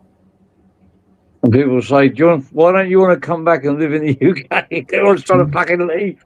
I want to come back. Oh, fuck that. And they had in Screwfix, they had a booking system. Whereas I would normally just walk next door, ask the girls, you know, blah, blah, blah. And I'd get it there and then, like, you know, walk out. I'm going to jump off, Smiler. Thanks for having us up, bro. Take care. Timmy, take care. Everyone in the chat, have a good day. Have a good day, Smiler. See you later. Yeah, catch you later. I'm going to go too, Smiler. I'm going to go back to China. Right on. All right. Take it easy. I'll speak to All you right. soon, but you know what? Yeah. Yeah. No, no, everyone. Bye. Good Morning. Whichever it is. No, no. Take care. Shit, it's fucking 1 o'clock. No, it's not. It's No, it's 1 p.m. here. I've got to be up the kids. We got the time for one. But during COVID, even though Screwfix was right next door to me, I'd had to order it online, pay for it online, and then wait for an email with a booking time to go and collect it. And then I'd have to go and queue up 6 foot away from each other in a queue, waiting to collect my item. And they're right next door to me. In the end, I got sick of it. And what the girls used to do is they used to run around and drop it to me, whatever I ordered. And then they'd just stand there and have a cup of coffee and have a smoke break. It was crazy. Good night, Edwin, sir. Everybody's leaving now. I didn't get off in time. I've got to go and pick up my kids soonish. I surprised Urban. I surprised you haven't come on my panel. You've been in there ages. There's some of this background noise. I've been listening with my earphones. I went for bloody breakfast while I was on this panel. Well, that makes a change, doesn't it? Didn't hear no music, didn't hear nothing. No, I didn't come on the panel. I was in the comments and typing. I've had the earphones in. I couldn't jump on because of the background noise. I didn't realise. I realised how much people can hear in the background. No, I've got it bookmarked, Urban, but I haven't watched it yet. Oh, gosh.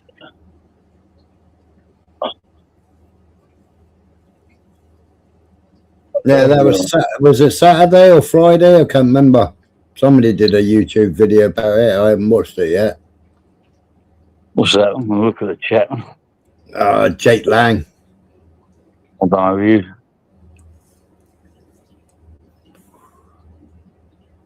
Oh, it's yesterday, was it? You see the Jake Lang guy. I just watched that blooming ice thing for the first time. Everyone keeps talking about it. I didn't even bother watching it. The camera angle I looked at, it looked like she tried to ram the copper. There's loads of different camera angles. I think it's just an excuse. We played start something political. We played all the different footage that was available at the time. We played it on here, you know. And what is the conclusion? The conclusion, I still think that she got what she deserved. And that's what I saw from the angle I saw. You know, but obviously more's come out now. Obviously, Matey, he'd already been dragged by a car a few months earlier. He had stitches all up his leg, stitches all up his arm before where he got stabbed or something in the arm. You know, so he'd already dealt with all that before, you know. So Yeah, been 20 years a copper, wasn't he? yeah. Or Iceman. So, you know, even watching all the footage, you know, people say, well, her wheels were turning away from him, blah blah blah. Well, she still hit him. Yeah, he managed to jump out the way. He didn't get knocked I hit him, over. but I turned my But wheels the other way, so it's all right. Yeah, but what if she did bowl him over? She would have drove right over him. You know. Well, at the end of the day, like people, she was stopped from what I could see. Some Americans say that they carry 3 different types of weapons. Urban will have to confirm it or not. But apparently they carry 3 types of weapons. They carry lethal force and then 2 non-lethal force. One's a taser, I think, and the other one's rubber bullets. And apparently now the family's up in awe. What do you mean you were using real ammunition? We thought you were going to use rubber bullets. You know? But then they were paid agitators. She'd been blocking the road for miles. She'd been blocking the road, and then she pulled out right across the highway and completely blocked the road. Right? They had 4 kids between them. Right? Well, her kids were actually under the care of social services. It's been said, yeah, because they were doing things like sticking cigarette butts out on them. Is the story that's come out. Her kids aren't. She's only got wife's kids, yeah, because wife kids, sorry, right. But her own kids are in care of social services. Yeah, that's what the angle I was looking at. It's the story that's come out. At the end of the day, fuck around and find out, innit?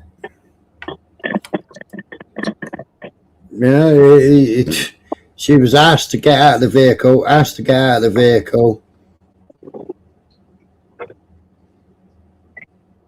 What the hell did she speed off? What do you think? She was going to get caught? She's surrounded by coppers. You see, you got to remember in America it's different because a lot of them citizens are carrying guns, so they're not going to take the risk that they're going to put up something on the glove box or under their seat. Yeah, but I mean, we went to Germany. We weren't allowed out of camp for 2 weeks, right? Then when we did go out of camp, there was a load of us went out, right? You got a German copper shouting fucking halt because we're crossing over the road, yeah? And he's pulled his pistol out. And it's like, what the fuck, man? There's a copper over there with his fucking gun, you know? And like he's come over, shouted at us, you know. We've gone over and we've met, you know, 50-50, halfway each. And he's like explaining to us, you can only cross on the traffic lights. You got, you know, press the button and cross, you know. But he put it out and he just put his hand on his gun. He pulled it out. Did he point it? Yeah. Fucking hell. Yeah. Fucking World War II. You cross the road, you will be shot. Yeah. Fucking hell. Oh, big up the Germans. Fucking hell. You're losing faith in Trump for the first time in my life. Why are you losing faith, Urban?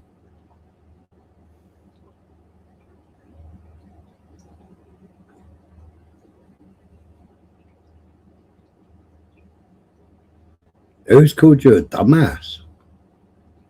With Trump.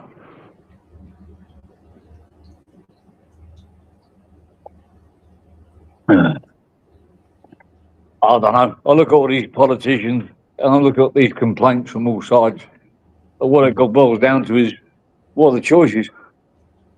Don't vote for one or vote for the other. But the best out of the bad bunch.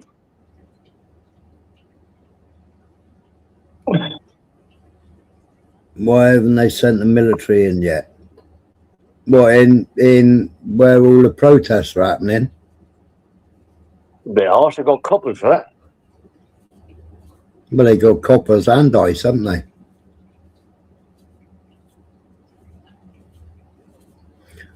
I think I seen a thing on Telegram where there's a load of squaddies that were getting briefed, Urban. They were supposed to be going to out the agents, ICE agents. I think that was yesterday in Telegram. Yeah, I saw something about that. See if I can find it. I'm sure I saved it. Background noise.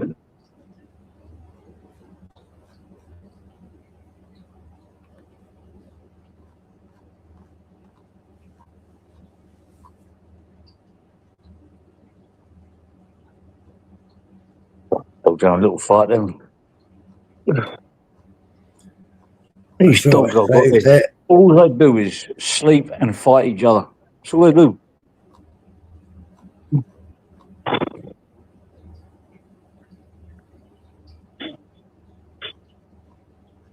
Well, it's no good, no different to what they're doing in Iran, no different to what they're doing in the UK, no different to what they're doing in Syria.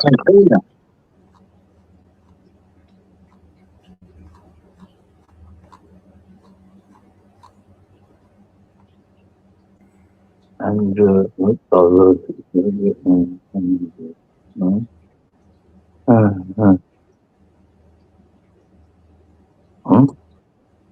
it's like on risk. The governors of Minnesota. America. Interesting place. They've got all that freedom there. They've got all that space, all that land, and they just want to fight over bollocks.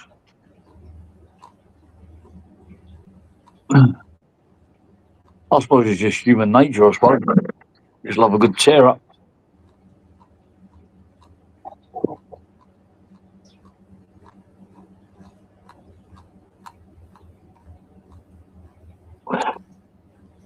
Police were told to stand down. Huh?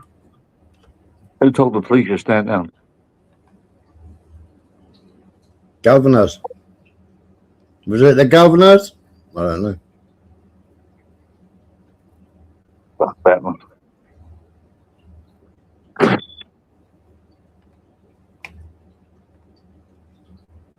You know nothing about me. Oh, picking up in there. In where? In the chat. Maybe we should ask Tunes to fire up and get these two on, Angela and somebody else.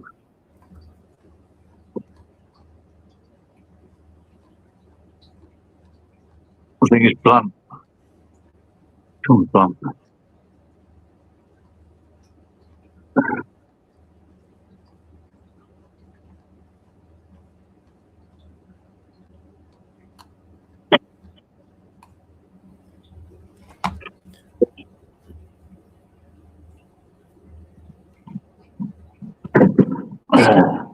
It's interesting what you say though about English nationals. The same thing with Thai nationals. They're far more lazier than Burmese. So the thing is, the Burmese, they get a minimum wage of like 100 baht paid, with minimum wage for Thai is 300. So for the price of one size, you get 3 Burmese. But then when you do employ the Thais, they're fucking lazy. No one's lucky to turn up. I wonder why that is in every country. You gone all muffled, Jimmy. One of the heat.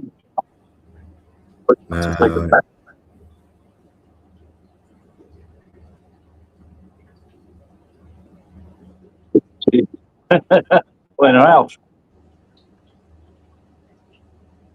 Went once in my house. I was there front. Long, got a big set at the back.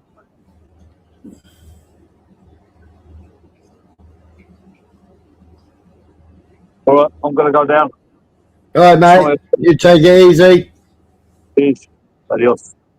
Well, Angela wants more migrants here. No, I'm sure she don't.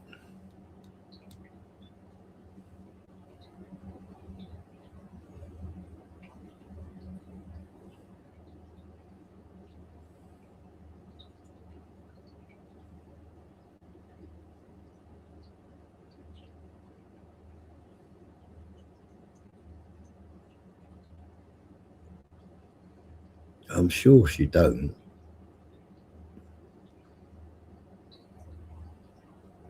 You got more migrants, you, Angela?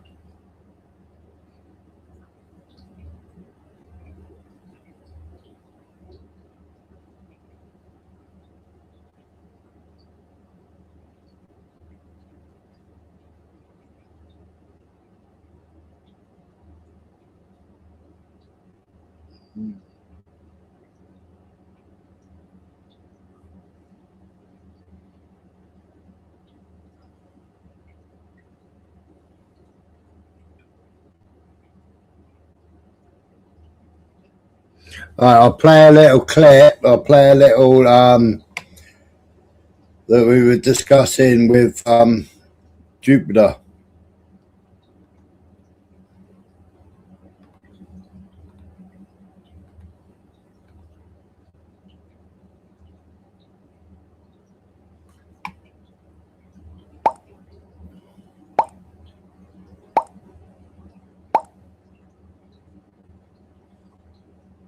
Now, I'm not no Black Lives Matter supporter. Like, You're not? No, absolutely. Why not? Let me know if it's got sound.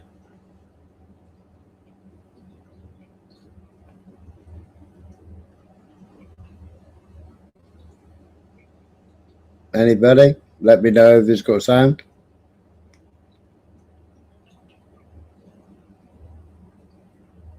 It's good. Okay.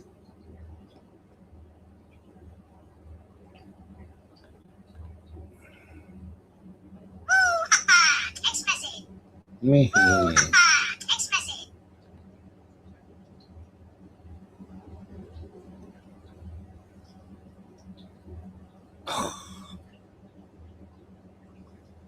Now, I'm not no Black Lives Matter supporter. Like, You're not? No, absolutely. Why not?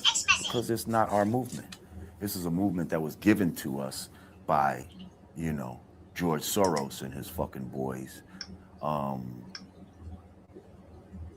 Because they saw how things were going and they didn't want it to go back to the 60s to where we start having our own organic movements. That was a big fucking problem for them. So let's give the people a movement that we can control. We'll provide them the leaders and all of this type of shit. And yeah, that's what Black Lives Matter is. Look at the leaders of Black Lives Matter. Are there leaders of Black Lives Matter? Yeah. Who? Look at these lesbian women. We're trying to incorporate, LG, whatever the fuck the letters are, incorporate their concerns into Black people's concerns. Go to the website, look it up. Google George Soros and Black Lives Matter, see what comes up. Let's look it up. Okay. Y'all out there, George Soros is a fucking multi-billionaire down with, some of the 12 richest people in the fucking He raised world. $100 million. Yep. For Black Lives Matter Coalition. The funding comes in addition to more than $33 million in grants from top Democratic Party donor George Soros. Okay, here we go. Okay, so so What billionaire would have done that for the Black Panther Party? 33 million. Well, hold on. Hold on. That's not what that is about. That's about, let us give you a movement that we can control, use certain symbolism from the original civil rights movement, like the black, red, black, and green, all these different symbols. We're going to incorporate that, but only it's going to be a movement that we control. We decide what the messages are. We decide what the slogans are. What happened to no justice, no peace, and, no peace, no justice. Now it's hands up, don't shoot, fucking I can't breathe, and all these negative affirmations that, you know, who made that shit up? You know what I mean? Wasn't me. You know, and like, we're living in a time of great social engineering. Okay? Now, if y'all don't know what social engineering is, go look it up. Like, there's people out there that know how to scientifically make society do what they want it to do, how they want it to be done. They're engineering how society should be. That's social engineering. So when we sit here and talk about, you know, things like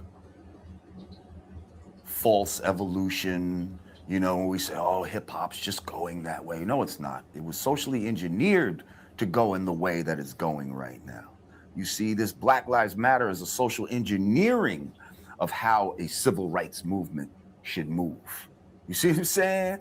And this is what we have to look at. Not everything is organic. Well, you also don't see any clear leaders in Black Lives Matter. You had D-Ray. He's been kind of the face of Black Lives Matter for a while. Why, when he's not the leader? You see what I'm saying? There's no real Why is he? There is leaders. This is what I'm telling you. They're lesbians. They're black lesbians. Go to the fucking website. Who runs the shit? Is there a website? Yeah. Yeah. Right. I mean, because when I looked at Black Lives BLM leader, the key people there's no leader that's listed, but the key people that are listed is Sean King, DeRay McKeeson, and Jonetta Elzie. Those people don't run Black Lives Matter. Although they might be the face right now, they're not the ones calling the shots. You want to talk about power? You get close to offending a Jew, you lost your job.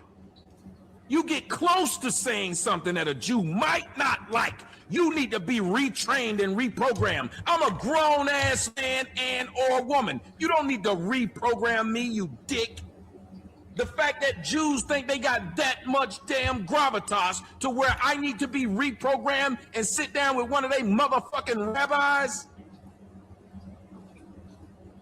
Fuck you and your rabbi. I gotta sit down and have this nigga I've never met program me? Bullshit. I don't know you. And then we sit down like kids listening to this motherfucking lox and bagel eating ass nigga tell us about his religion. And I'm supposed to just, oh, you're right, you're right, you're right, you're right. Y'all don't think about how stupid this sounds? Got old kids, and I'm up here just a begging. Yes, sir, boss. Yes, sir, boss. I'm sorry, boss. Yes, sir, boss. Yes, sir, boss. I'm sorry, boss. Sorry, I said something, boss. Sorry, I didn't really say anything, but I got too close. Sorry, boss. Sorry, boss. When's the last time a white person had your black ass somewhere begging and asking for forgiveness? When the last time your ass had to learn something about Christopher Columbus, had to learn something about Queen Elizabeth? When the last time your black ass had to learn something about Andrew Jackson? When the last time your black ass had to be forced to sit down by some white man to listen about his ass and his damn Christianity and his damn Catholicism? When the last time a white man was able to punk your black ass like that because you said something about them, because you called them an animal, because you called them the devil, because you called them anything? You want to sit up there and have Jews tell you about how bad black people, white people are, but they the ones that got your ass crying and begging and shit. Who's your real master, black folks? Who your real master? You won't get this from nobody else. Have y'all heard any of the shit I'm saying on any other program before I said it? That's why I love waiting to speak, so y'all can know I ain't get it from another nigga, because you heard me speak after another nigga. And you can't say, oh, he took this person's talking points. He sounds like so-and-so. No, he don't, because nobody's going to tell you this. When you swear you got people on your side, and you don't, no, you don't. Them people ain't on your motherfucking side. I'll be arrested one day soon. I'll be behind bars. They'll let one of these puss-ass niggas come and try to do something to me. Does that mean she's going to grasp me to the... Who's going to grasp you to the place? Who has history? I don't know. The silly Billy.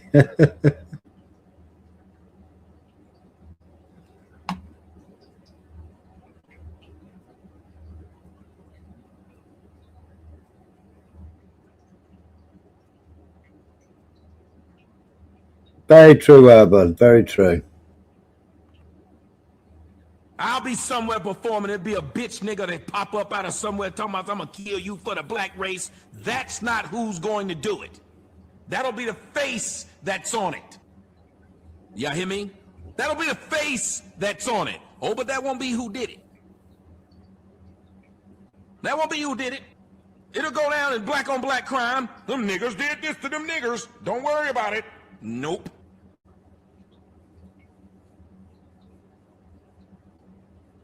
So you better listen while you can listen, and you better take notes while you motherfucking can. Because the sad thing about us is we don't realize everything that we have in front of us is fleeting. You think it's going to be there for the rest of your damn life. You think it's always going to be there. Those of you who have children know that your children grew up real damn fast. These things change. The things you guys were watching on television 5 years ago, you're no longer watching them. The people you thought were popular 5 years ago, somebody else has popped up and is now popular 5 years later. That's how shit works. So you better start taking notes. Because one day, that source is going to be gone. You got Jews telling you how bad whites are. But whites don't have as much power as Jews. Jews are so crafty, they started a museum about Hollywood and kept their own names out of the museum about Hollywood because they knew it would give credence to everybody saying they own Hollywood. They have a black section of this museum, a woman section of this museum, but they will not big up the people who started Hollywood and currently run it. Are you telling me they're ashamed of it? Have you noticed they get mad when you make jokes about Jews being good with money? Why are they upset about being good with money? That makes no fucking sense. Until you look at the context of it, that a lot of countries, they were kicked out because of how they handled money.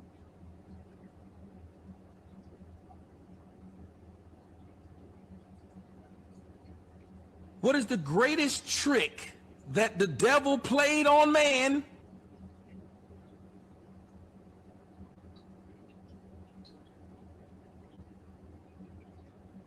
That he didn't exist. He's not real. And the Jewish supremacy, they make sure they hide it in plain sight.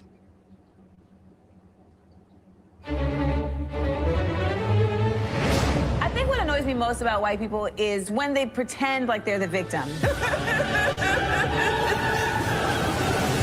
What's also annoying is when they kill us. What is fragile about whiteness when everything has been constructed around it? Every part of who I am has been distorted or criminalized. It's really just a bunch of white lies. We're storming the Capitol! You're not patriots. You're ridiculous. One of the definitions of American whiteness is ignorance. White people, we are not your problem. You are. The truth has to be told about history. We have to make sure that these stories are told from our perspective. There's always hope. You know what I'm saying? We don't give up. It's about obliterating systemic and institutionalized racism. This is a wild place, y'all. It's a wild place. I know Harriet and Frederick be up there just like, what is they gonna do? Should white people today feel any responsibility for slavery? Hell yeah. In May, the Washington Times sent journalist David Mills to interview Professor Griff. A number of topics were discussed, but when the article was published, all the attention focused on one sentence. Griff reportedly told Mills, Jews are responsible for the majority of wickedness that goes on across the globe. With the media scrutinizing their every move, it was a PR disaster. The resulting fallout threatened to end Public Enemy's career. It wasn't the first time Griff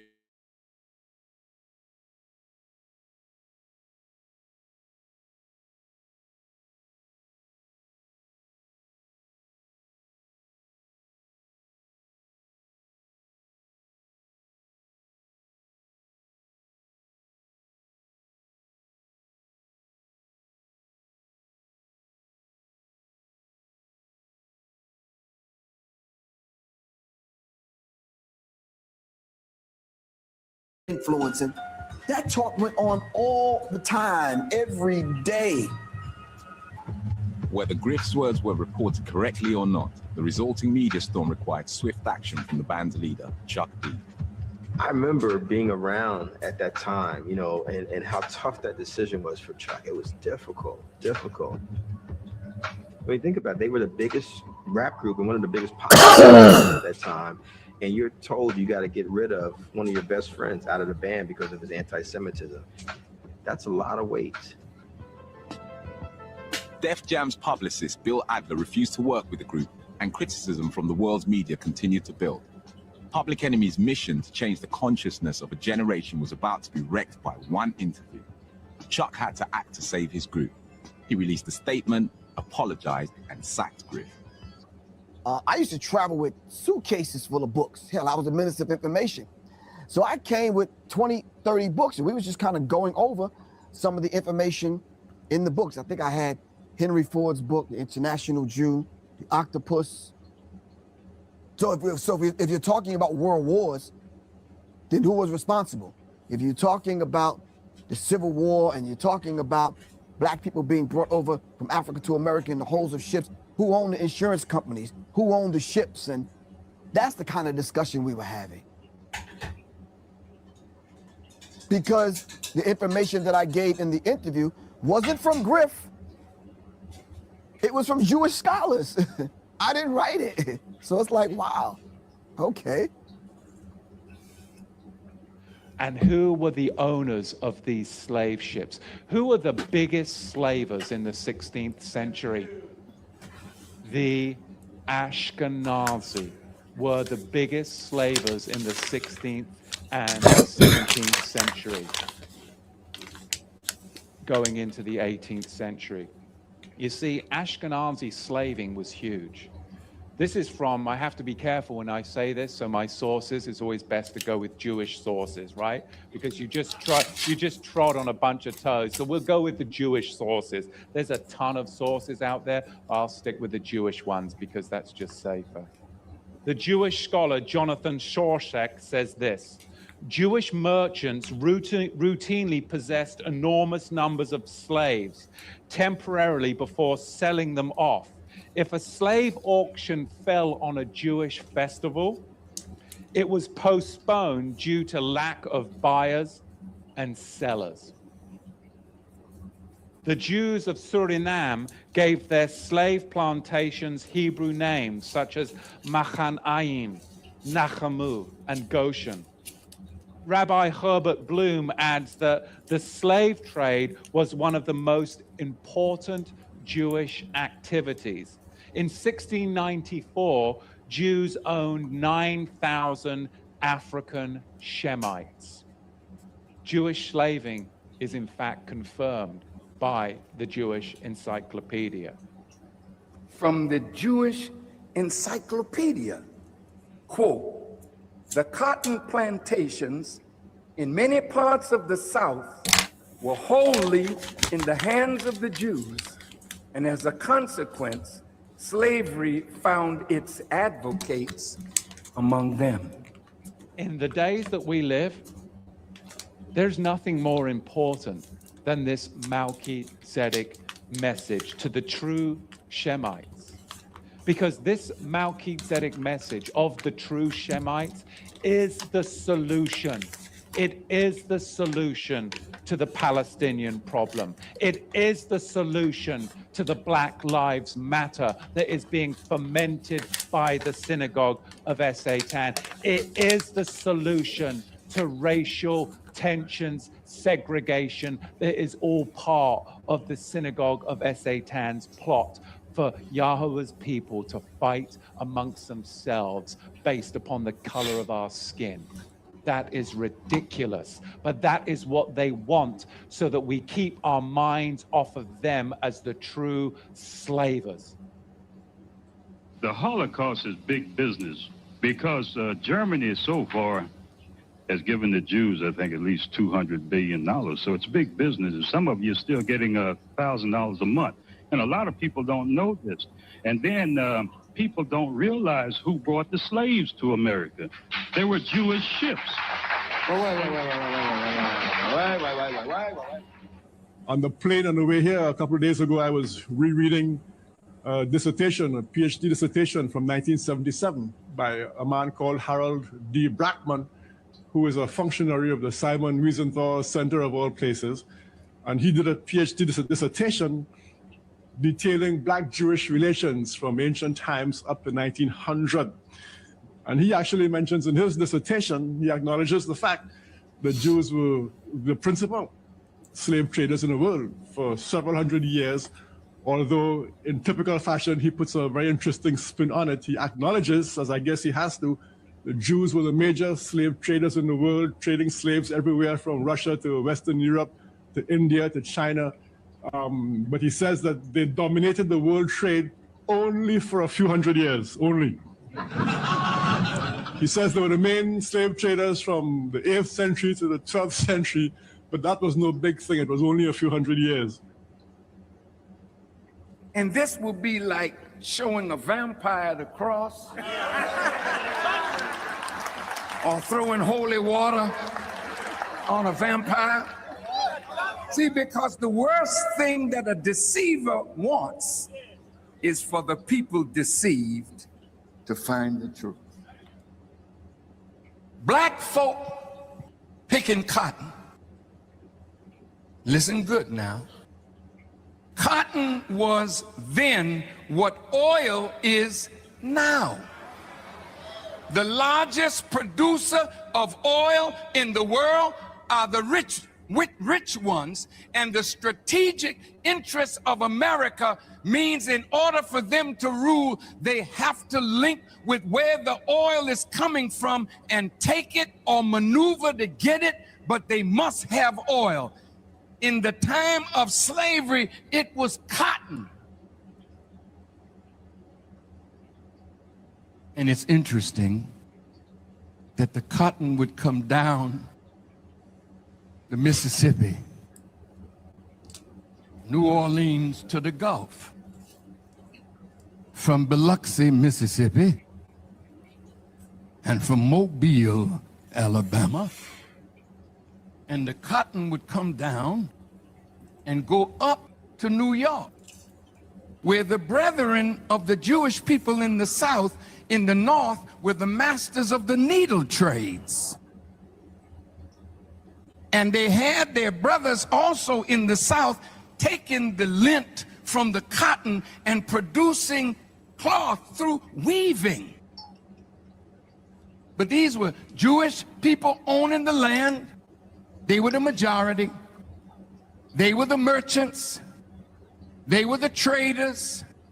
They knew how to hook up with their brethren in the North, and they would send raw cotton to the mills in England, in Manchester, Leeds, and Bristol, and the British would turn it into cloth and then sell it all over the world.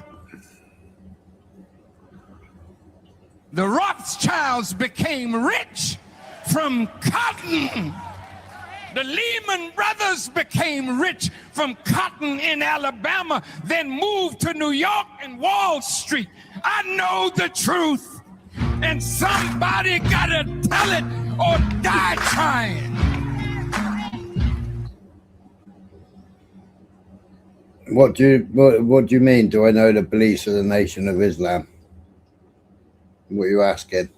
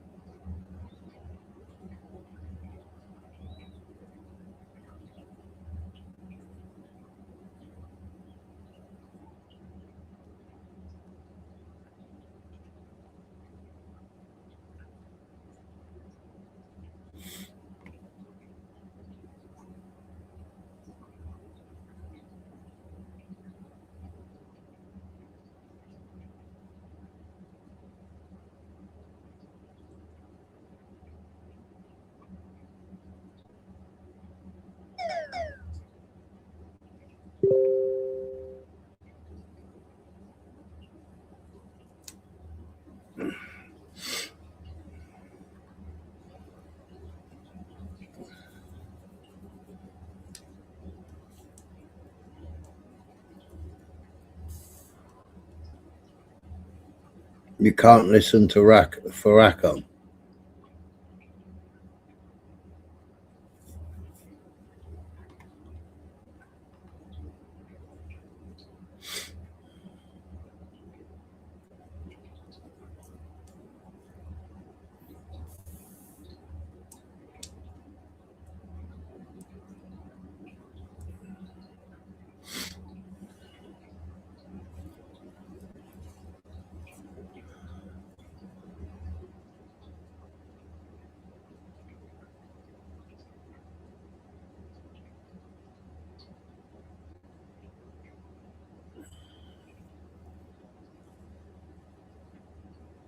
Yeah, I know who he is.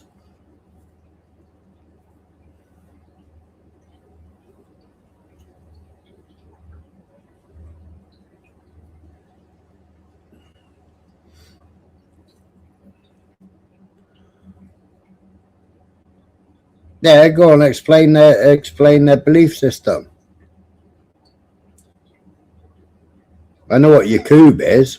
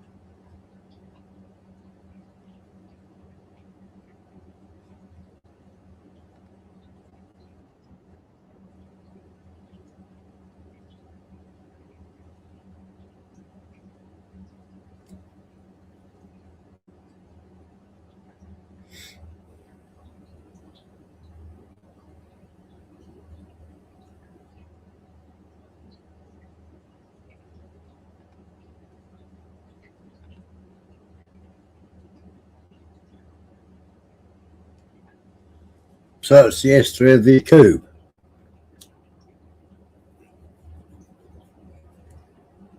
I think you spelled it wrong. You mean Yakub, don't you?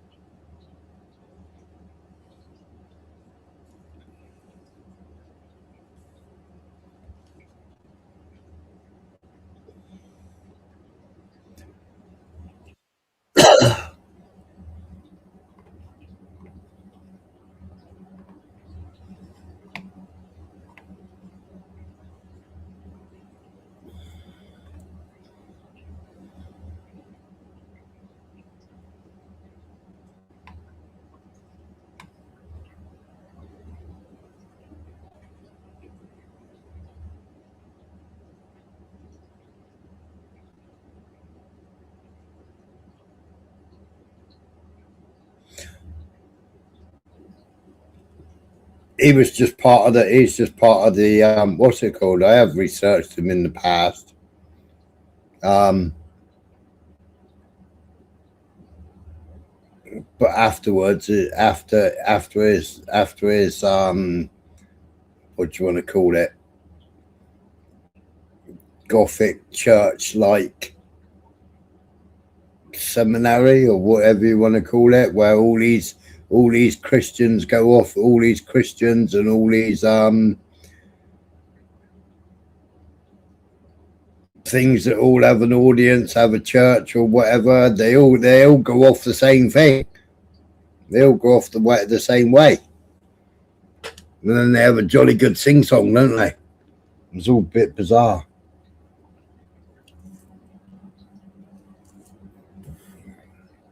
Like all the gospel churches in America.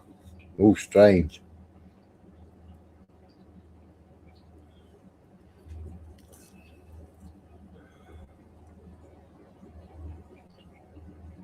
Let me know if you can hear this.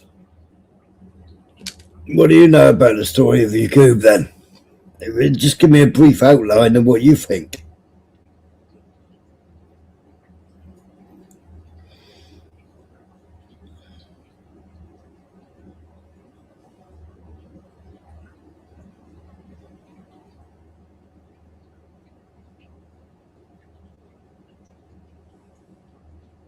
You don't have to give a brief outline.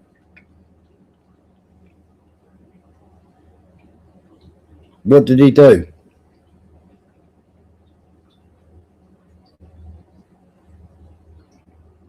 I don't need to search it. I've already searched it in the past.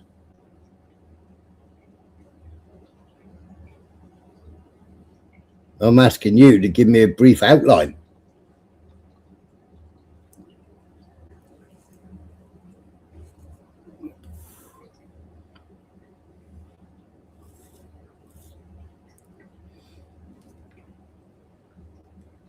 Was depicted 12 through skin grafting. No, it wasn't. It wasn't through skin grafting.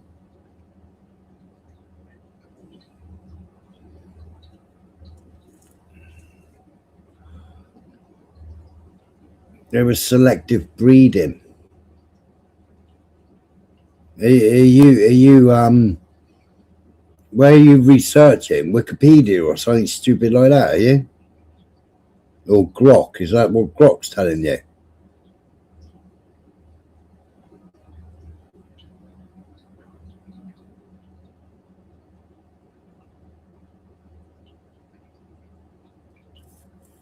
Yeah, eugenics. Same as what a lot of world leaders, especially Churchill. Churchill was into eugenics. Hitler was into eugenics.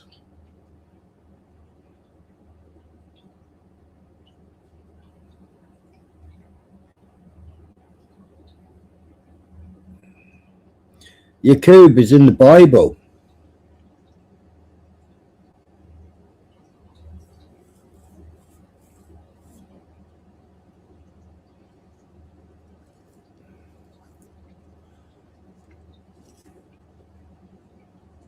And it wasn't the Wire Man. I think you should have typed the white race. I'm sure you should have put.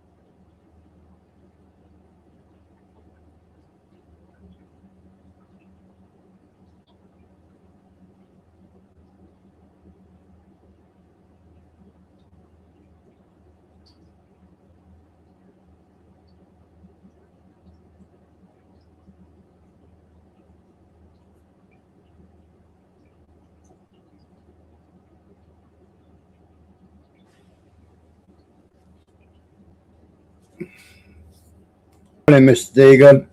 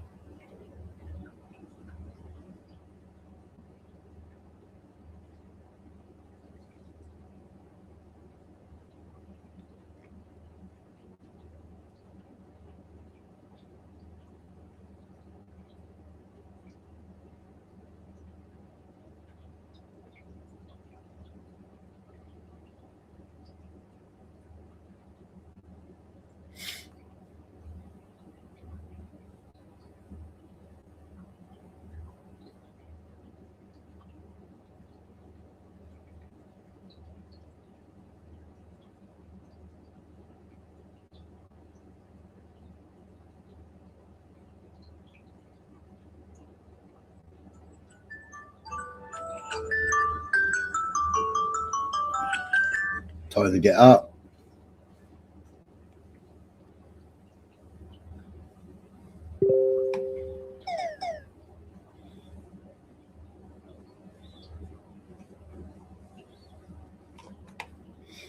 Where are you getting your research from, Urban? Urban, what are you going on about?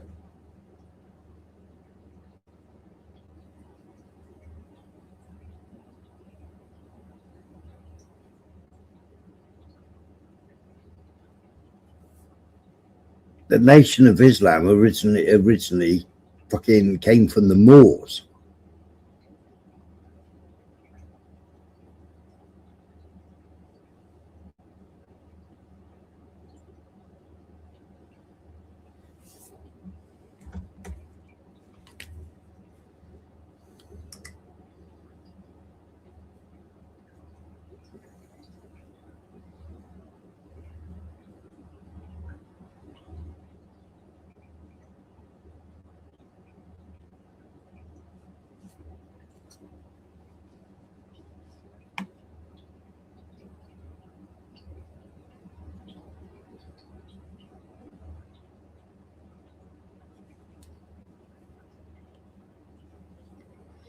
And the silly man that fucking wrote it, because it was a myth.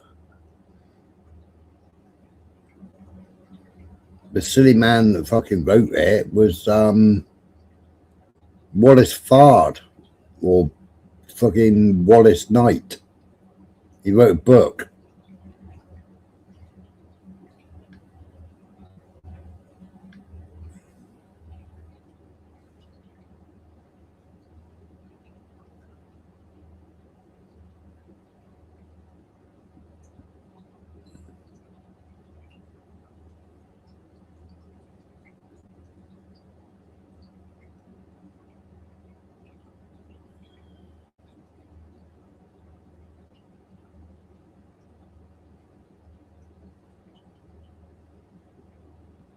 So I wondered whether you knew or whether you fucking just Wikipedia'd it or something.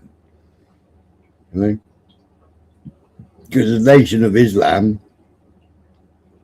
was founded by fucking Wallace, who called himself Mohammed. But they were originally Moors, you know, they were from fucking North Africa, the Berbers and the fucking Arabs.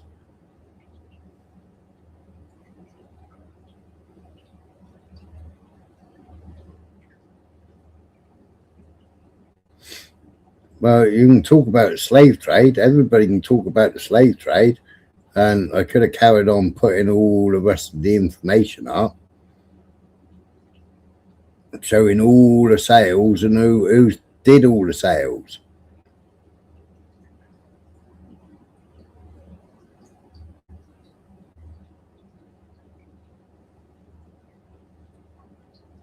Just because he believes some stupid book. It's like all these people that believe in the Bible, innit? It's like all these people that believe in the Quran, all these people believe in the fucking Torah or the Talmud.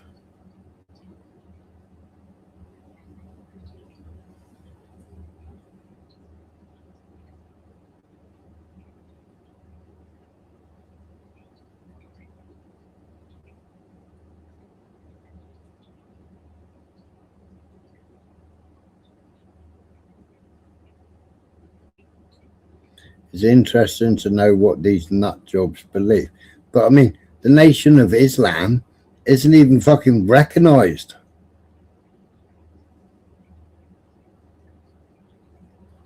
He's just this silly little group. He's not even recognized.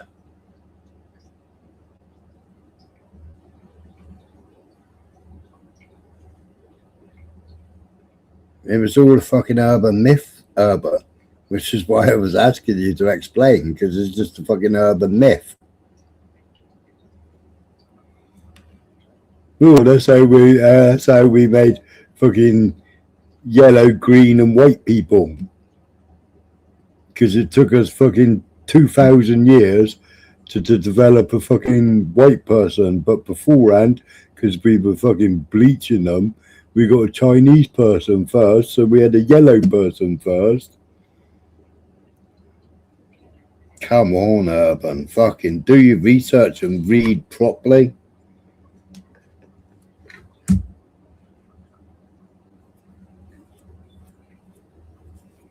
But your man Yakub is actually in fucking Revelations, in the written Bible by man.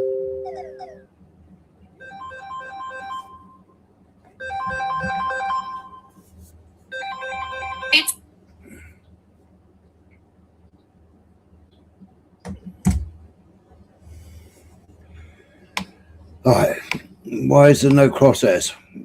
Ah, it won't let me play it.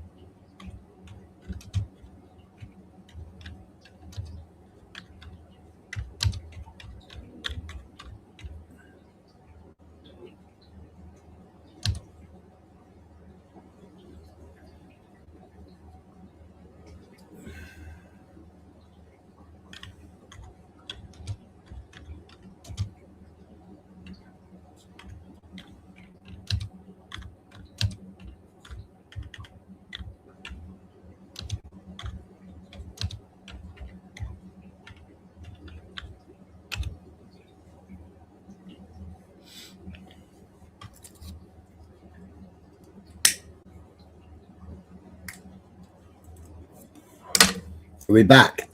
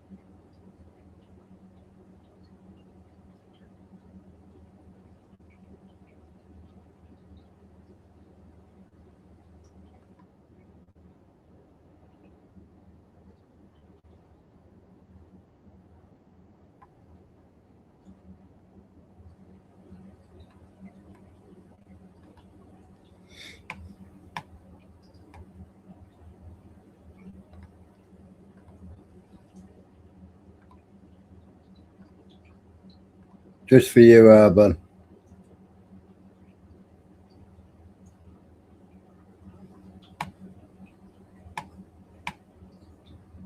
Israeli government! You Israeli government! Serving the Israeli army is forbidden by the Torah for multiple reasons. First and foremost, the Torah prohibits creating a sovereign Jewish state before the coming of the Messiah.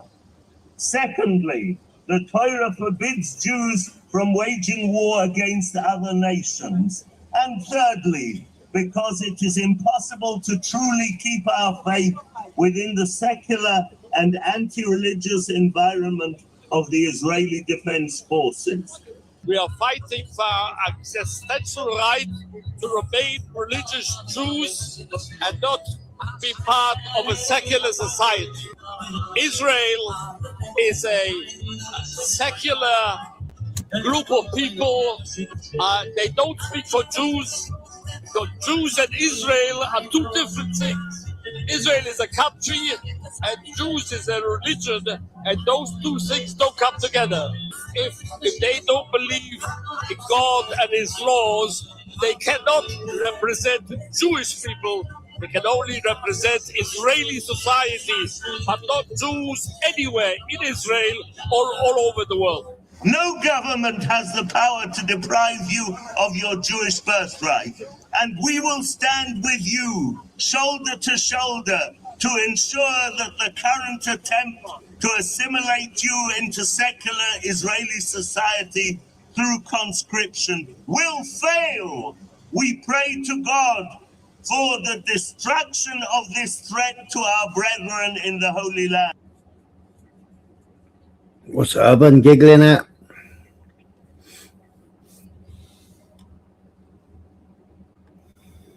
Something tickled him. Have you been tickling him, Urban?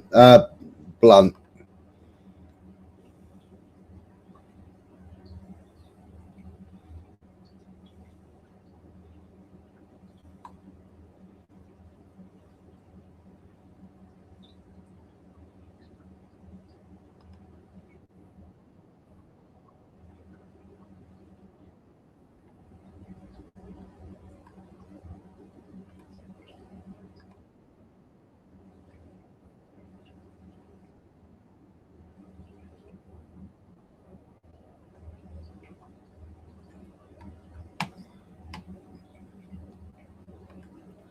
It's strange how they all call it out, isn't it? Nobody wants to fight God, and they shouldn't. But it's the other way around. By supporting the state of Israel, one is rebelling against God, because this movement is a rebellion against God. By supporting the state of Israel, one is not supporting the Jewish people. One places the Jewish people in danger. In addition to Palestinian people being in danger, Palestinian people being mass murdered, not only the past 2 years, but already for the past 77 years. But in addition to that, Jewish people are in danger because of what is taking place. We say that the state of Israel is the greatest exacerbation of anti-Semitism today. If one is concerned about anti-Semitism, this is a whole discussion. But it's the state of Israel placing the Jewish people in danger.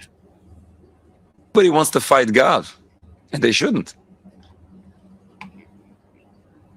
That comes from a Jew himself, and everybody said it. But if I say it, is a no-no, innit?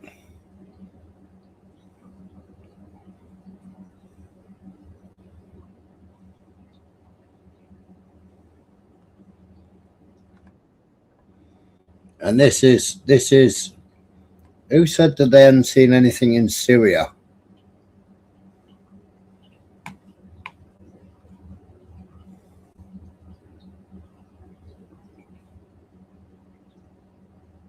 Somebody on the panel earlier said they hadn't seen anything in Syria, didn't they?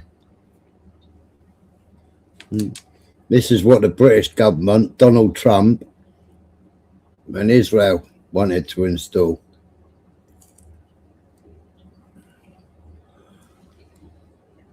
No, I've got it on watch later.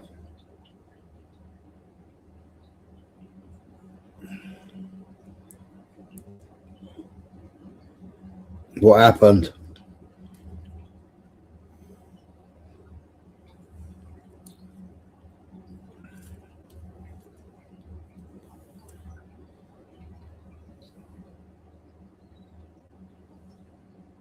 What's a no-no?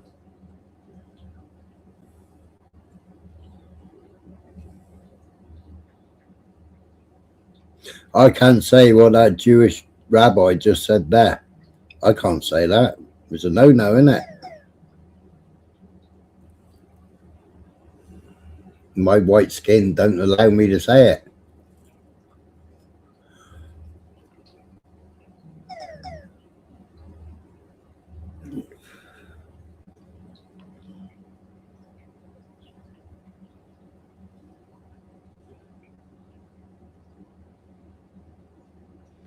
So the British government,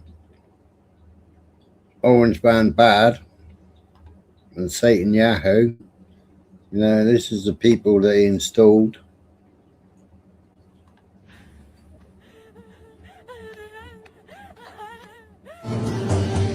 Barina ay sabin kutu de nabab baron de kada pat sumaya. Bu barina de serbedang buna bi zamani. Stran bedangiri.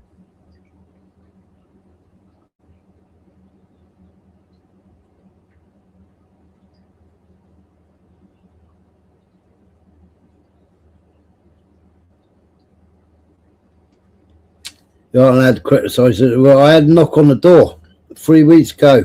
Urban policeman off duty said he'd come and give me a warning that I'm sailing very, very close to the edge of being told or being called in for an interview for being anti-Semite.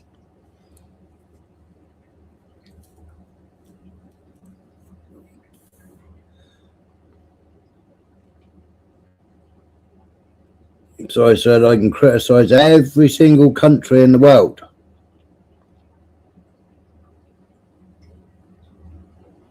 But I'm not allowed to make criticism against Israel. Are you having a bubble? There's a country in it. So they claim.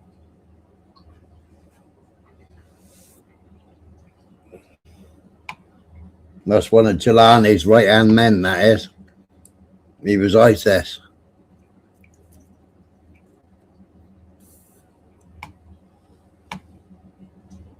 That's in Syria. That was a couple of days ago.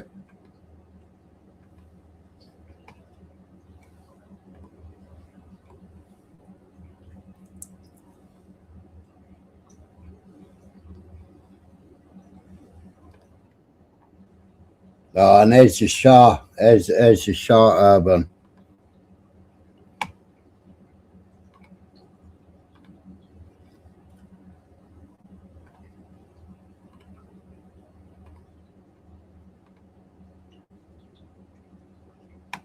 One question: whether or not I'm going to take my family back there, because in a way you are thinking whether or not you can take your family back there. We would all like to be able to go back home and be able to live there if possible. And I see in a realistic sense that we can keep flowing and going back and forth. We don't have to be pinned in one place. We cannot divest, because honestly, My life has been for the past 40 years here in America. My children live here. My friends live here. Everybody that I know is here. So it's almost unfair to them. If I was to go back, what do I go back to? One question. Whether or not I'm going to take my family back there. Because in a way you are... 40 years. Who wasn't ISIS?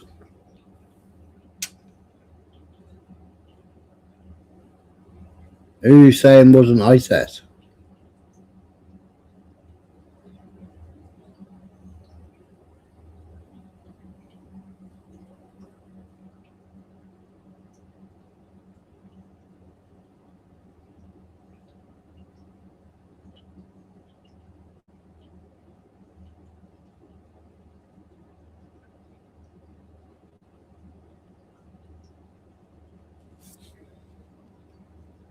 Who's he saying wasn't ISIS?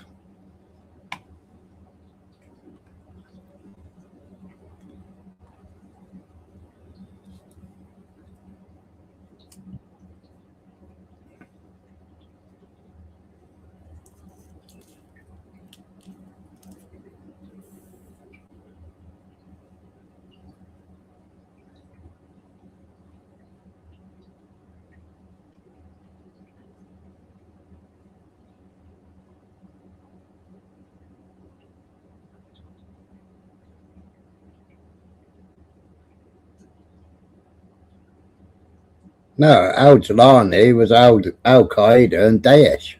I said that there is Al-Jilani's right-hand man. He is ex-ISIS. Now he's HTS, but most of the HTS fighters are wearing ISIS patches. Listen. So this is Jilani's right-hand man. That's what I said before I played it.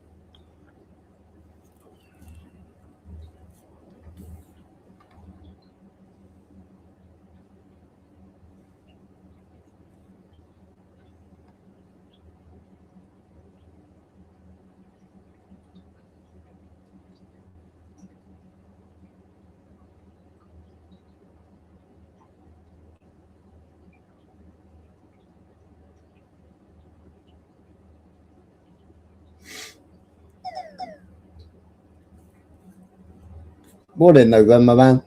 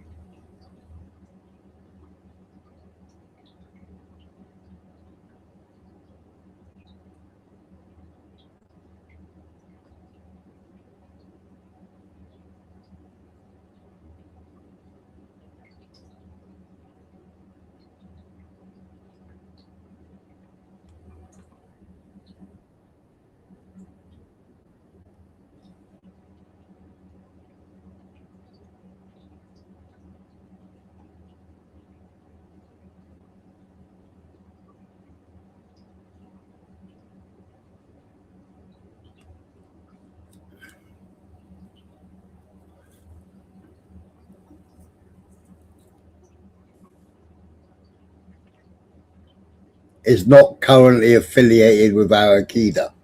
He was Al-Qaeda. He's now HTS. And he was Daesh. And who's Daesh? ISIL.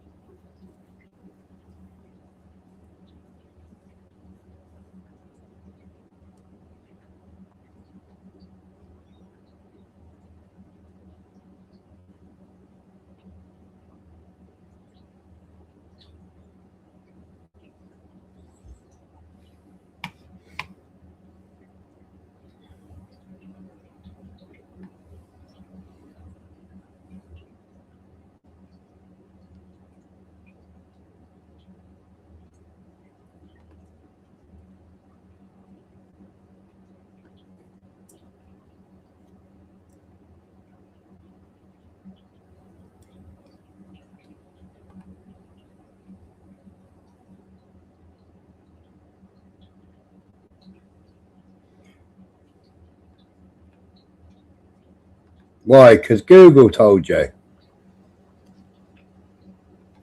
He's ISIL.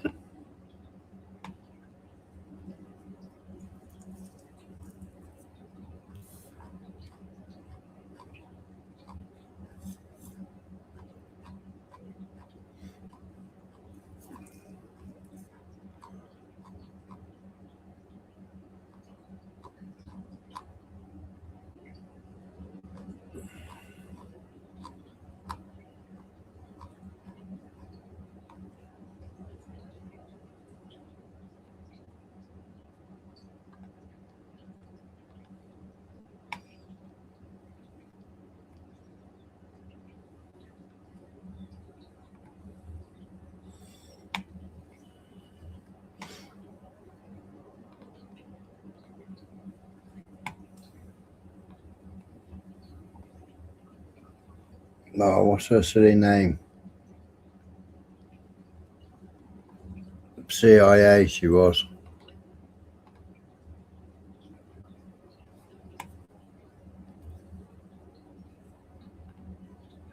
Now we have to go to ISIS and Al Qaeda to go back against Iran.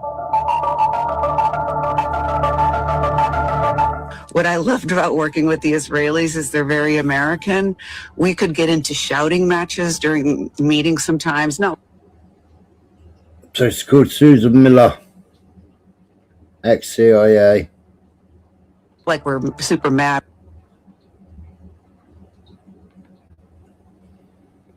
And she was based at Tel Aviv Station. She was the Tel Aviv station chief.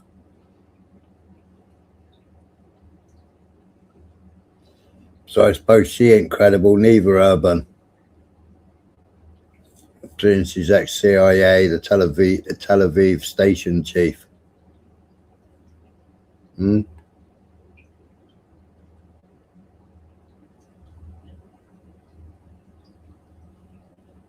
Now we have to go to ISIS and Al Qaeda to go back against Iran. What I loved about working with the Israelis is they're very American. We could get into shouting matches during meetings sometimes. Not like we're super mad, but we're trying to really say, well, my idea is best. Well, my idea is best kind of thing. And then would be like, hey, you want to go have lunch? And we're all fine. You know, it was just a really, it's a really nice place to work. They're good allies of ours. We need to protect them. I do know for a fact that that we argue sometimes with them, but I also know for a fact that we're committed to helping protect them, keep their state. You mean CIA and Al Qaeda worked closely together in Iraq and Syria, and in Syria to overthrow Assad, of course. To overthrow Assad and stuff like that. There were times when our covert action would allow us, findings would allow us to go and actually have meetings and talk to the quote unquote enemies to try to bring things down as CIA officers. Everyone, most of the world, has a problem with Al Qaeda and ISIS Daesh. Right, right. You have less of a problem Everybody because does. the CIA worked with ISIS Daesh and Al Qaeda. If we worked with them, we would know what they were doing better, that's for sure, and understand it. If the plan is for us to work with them, to work on a security agreement, which we have done with enemies before, and we've played that part as well as side by side with the diplomats, honestly, and whatever other countries are involved. And so I wouldn't be surprised if that was happening, and I would call it possibly hopeful. In fact, that's why the newspapers once in the United States celebrated Qasem Soleimani as a fighter with the American troops against ISIS and Al Qaeda. He was, and now it's switched. Now we have to go to ISIS and Al Qaeda to go back against Iran.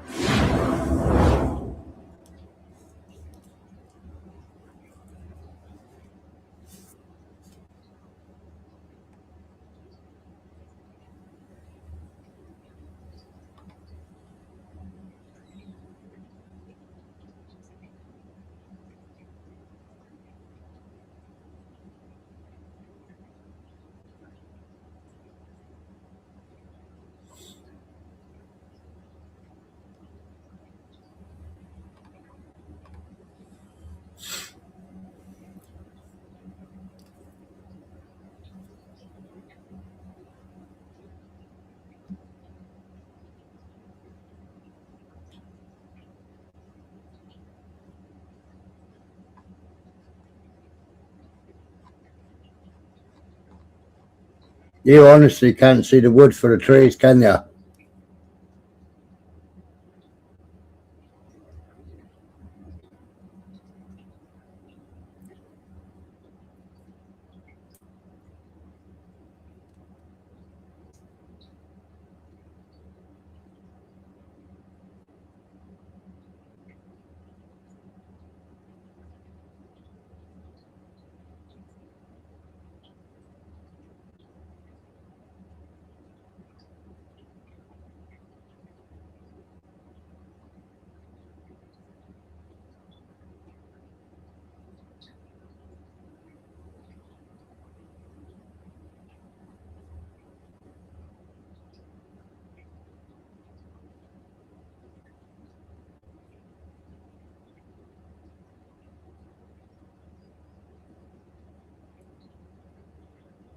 Yeah, CDD.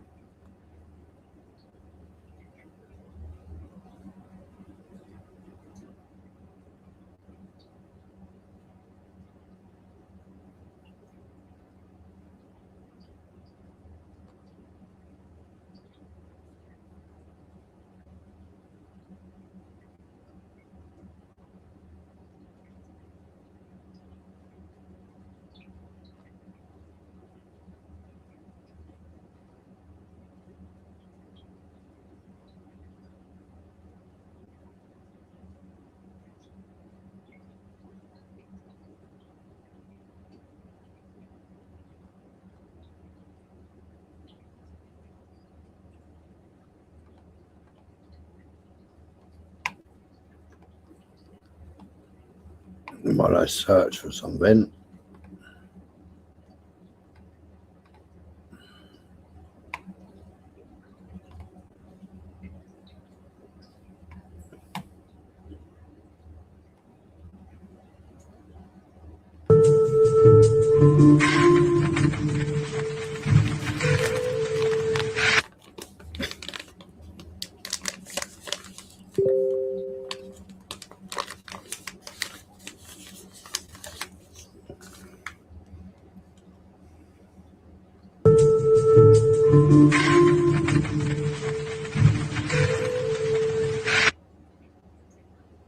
There's another puppet.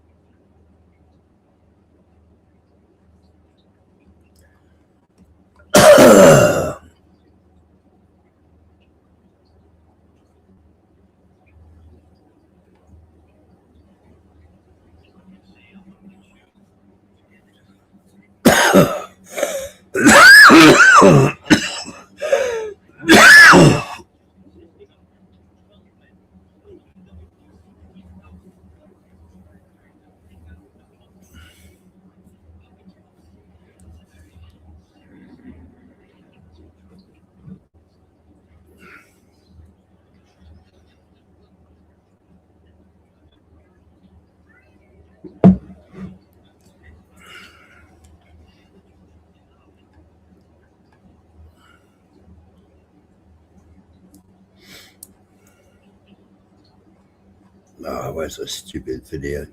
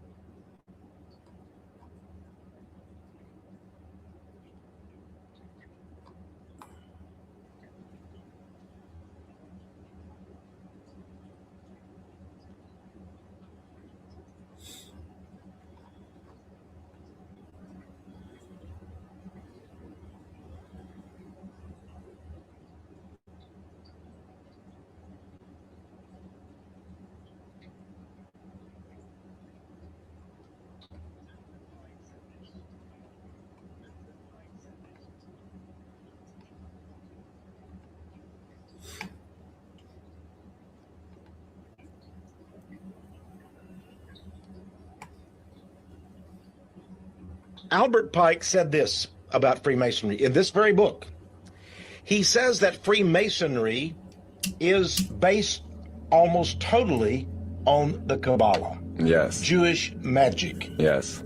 And many Jewish rabbis have admitted this, and they say, as we have seen, when the greatest rabbis of the Talmud consider the raping and sodomizing of little girls and boys to be normal, it is little wonder that such perverse moral attitudes filter into the content of the Jewish film industry. The Zohar, or Kabbalah, like the Talmud, is also considered to be divinely inspired by religious Jews. It says that when God will reveal himself preceding the coming of Messiah, the Gentiles will be wiped off the earth. Redemption will not be complete until Amalek, or Gentiles, will be exterminated. that in all of the rituals of Freemasonry, you will find the Kabbalah, the system of magic of the Jews. For example, the 30th degree of Freemasonry is the Knights of Kadosh. Yes.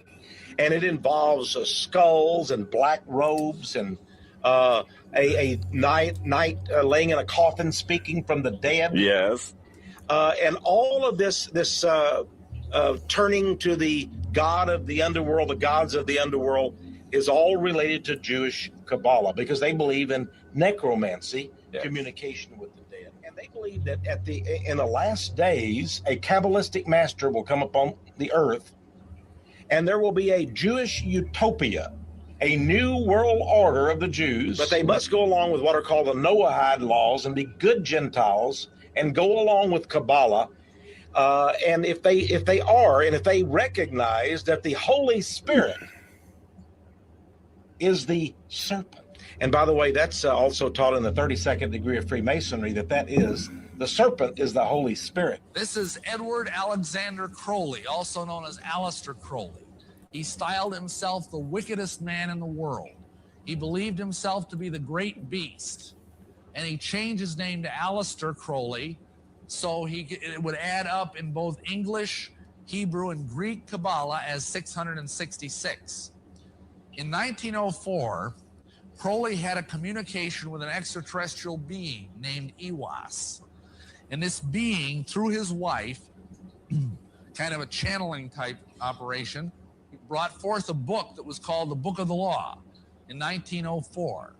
And this book declared that the slain and risen God had stepped off the throne and that a new God, the crowned and conquering child, was taking his place. He was a brilliant genius. He could play 8 chess games blindfolded. He was an accomplished poet, mountaineer, painter, writer. He had so many Masonic degrees that you could fill up 5 pages of a book with them. This guy was probably the most highly honored Mason in the world. And he began doing rituals to bring forth this crowned and conquering child. And he began to start what he called the cult of the fascinating child. And in doing this, he uncovered, without knowing it, the royal secret of Masonry. And what happened was, a gentleman came knocking at his door after he published a book. And in this book, it was a book of poetry. And in the book, he had made an allusion to something. And this guy, his name was Theodore Royce. He was a German occultist and the head of the OTO, the Ordo Templi Orientis, which stands for the Order of Eastern Templars. There's the Knights Templar again. And this Theodore Royce told Crowley that he had given away the greatest secret in occult history. And Crowley said, "What do you mean? I don't even understand it." So the guy promptly initiated him on the spot to the 9th degree of the OTO and then explained the secret to him. And you're about to learn what this secret is. The secret is that as a Mason, you are promised immortality. Where do they get their promise of immortality? Simply, the secret that Crowley uncovered, probably through demonic intervention, is the secret that this immortality is conveyed through tantric sex magic. And the kind of sex magic that we're talking about here, unfortunately, is a sexual violation of a little child. Crowley taught that the way you could live forever was by vampirizing little children sexually. And this, I apologize that this is so horrible, but Masons are doing this. Not all Masons, please understand me. Probably 1 in 100 knows about this. But this is a significant enough problem that I feel compelled to share it with you.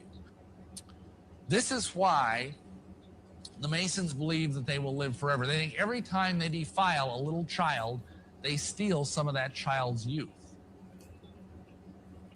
What happens then is they believe that they are accessing alternate universes, alternate realities where they can become as gods.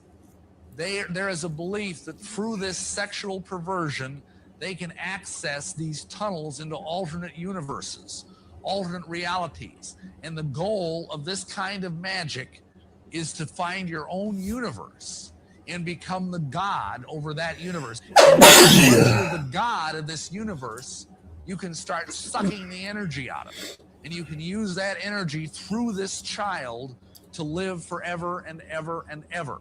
I mean, this is such a problem that we are actually, I now know of 5 national support groups that are helping people that are survivors of Masonic ritual abuse.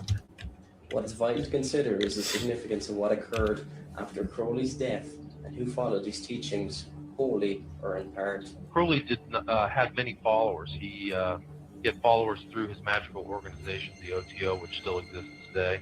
He also had people who were very interested in him, who carried on his tradition. For example, Timothy Leary, who people perceive as a guru, but he was also an illuminate of Thanateros, which is an offshoot of Crowley's kind of OTO and his magical practices. He copied a lot of Crowley's behaviors and what Crowley did.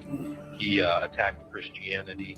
He was a hedonist like Crowley. He visited the Great Pyramid of Cheops, stayed in there much like Crowley did.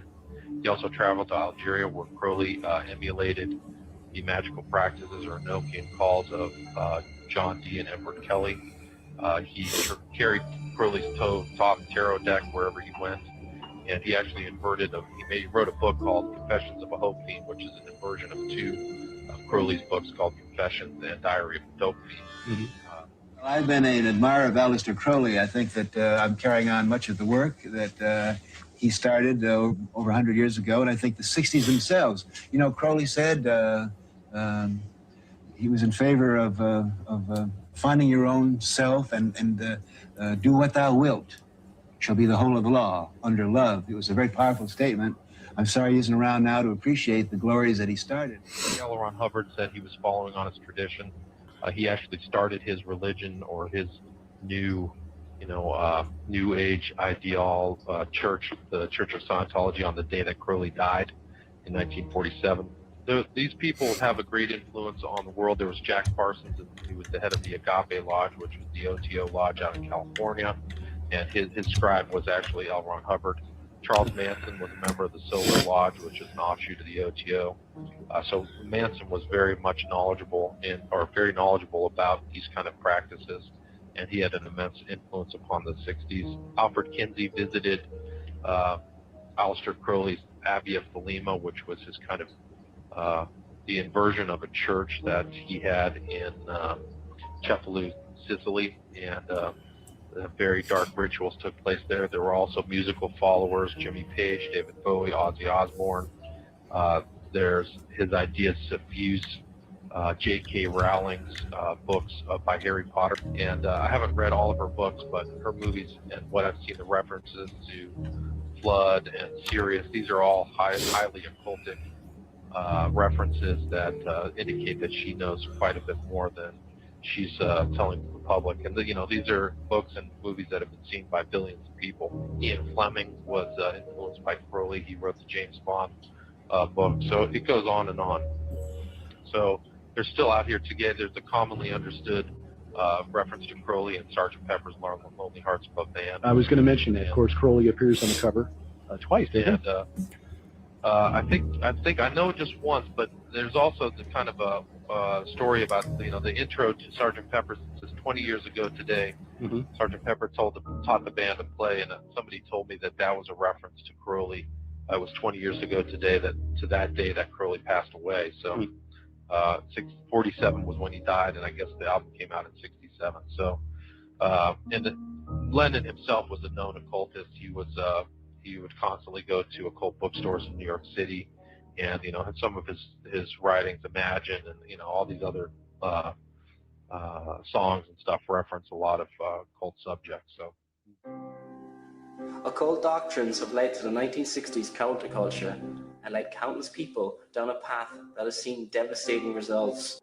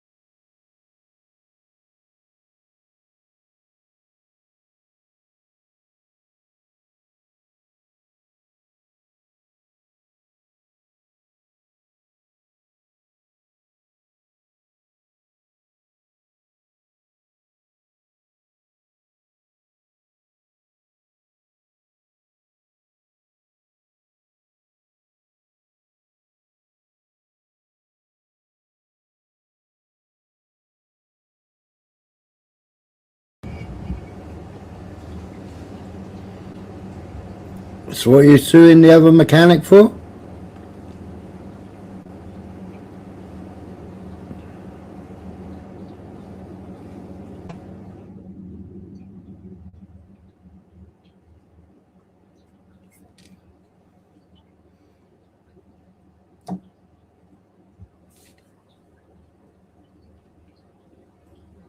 On those 2.7 engines, that's got a twin turbo on it, hasn't it?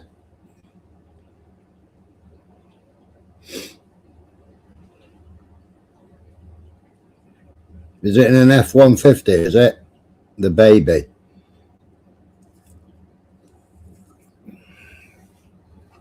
Should have bought one with a Cummins in it.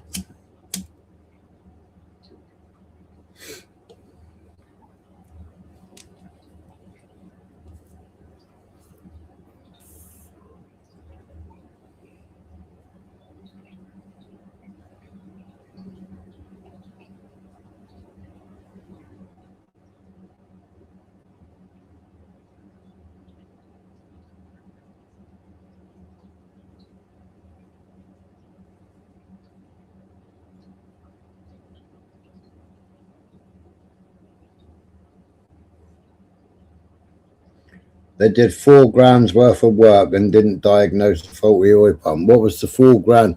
Yeah, it's always the belt. Did you take it back on the recalls? Because the F-150 was recalled on the belts because the tensioner snaps. And you say it's only done 15,000 miles. What did they do 4K's worth of work if it's only done 15,000 miles?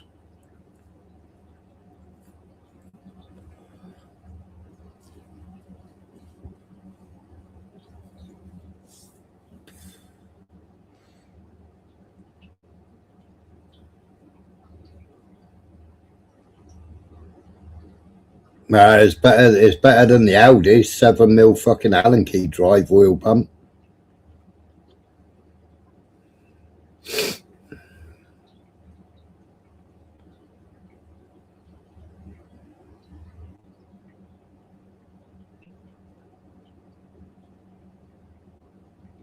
Type faster, Urban.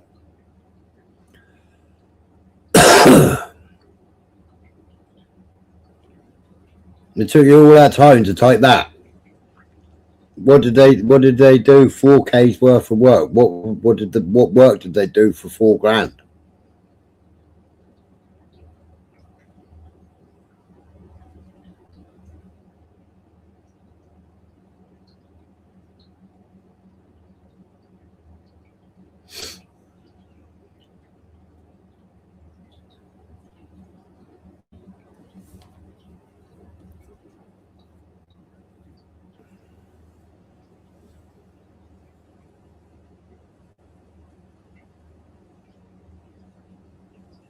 Done 15,000 miles and you've done $4,000 worth of work.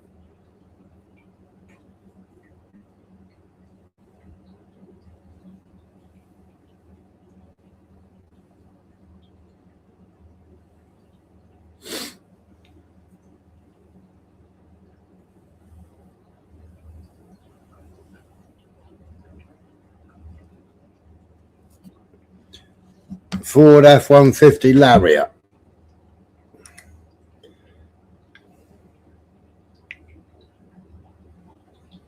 What year?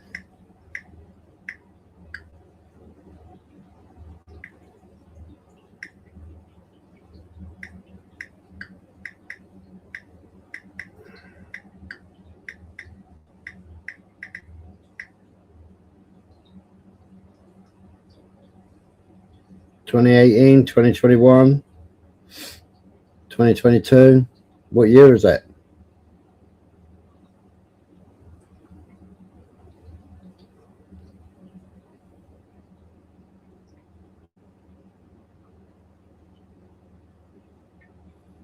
No, you said up there you spent $4,000 having work done on it.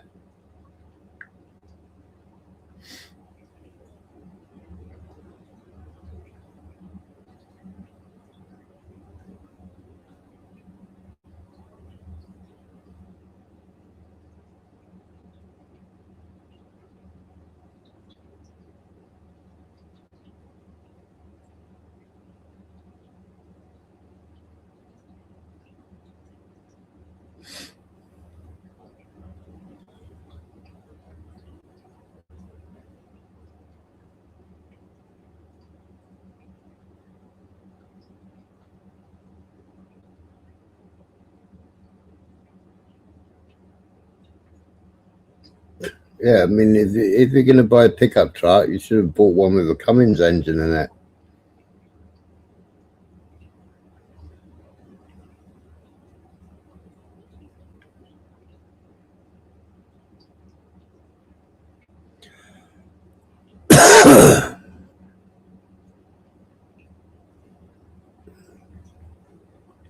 They did a tune-up package for 700 quid. What was in the tune-up package?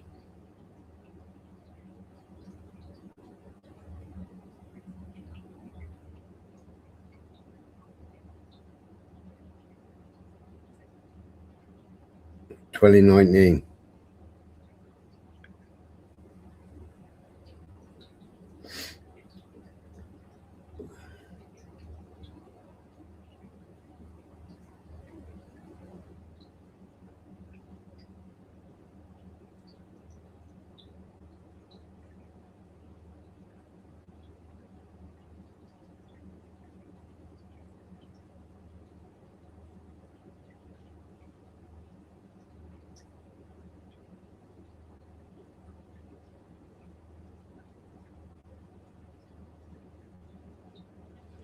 Did you not go to Ford first? Did you go to a private mechanic or something? Because you should have checked the recall. You should have checked the recalls on the truck.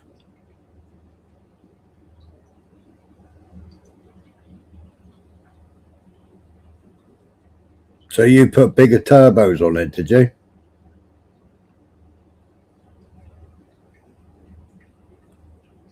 Do you want to come up on the panel?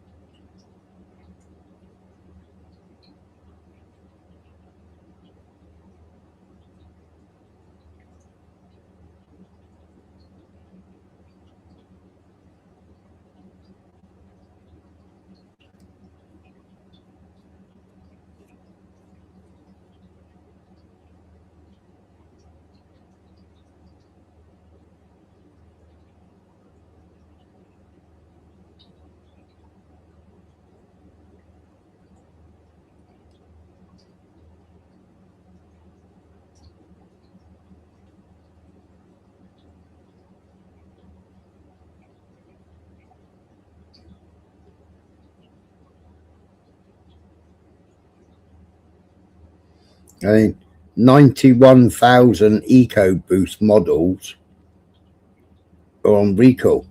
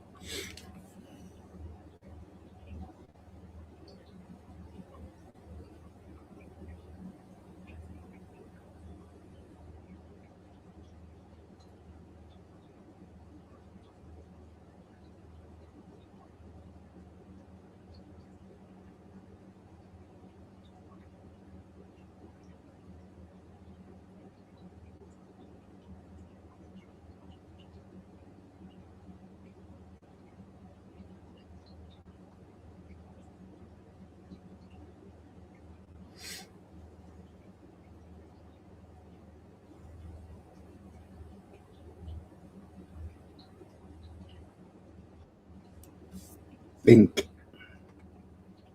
Hello. Hello, you right, Smiler? Can you hear me? Yeah. Okay, so let me explain this to you from like the beginning. So basically, I was driving about 1,000 miles. No, sorry, about 300 miles away from where I live, Yeah. and I got this massive plume of smoke out the back of my truck.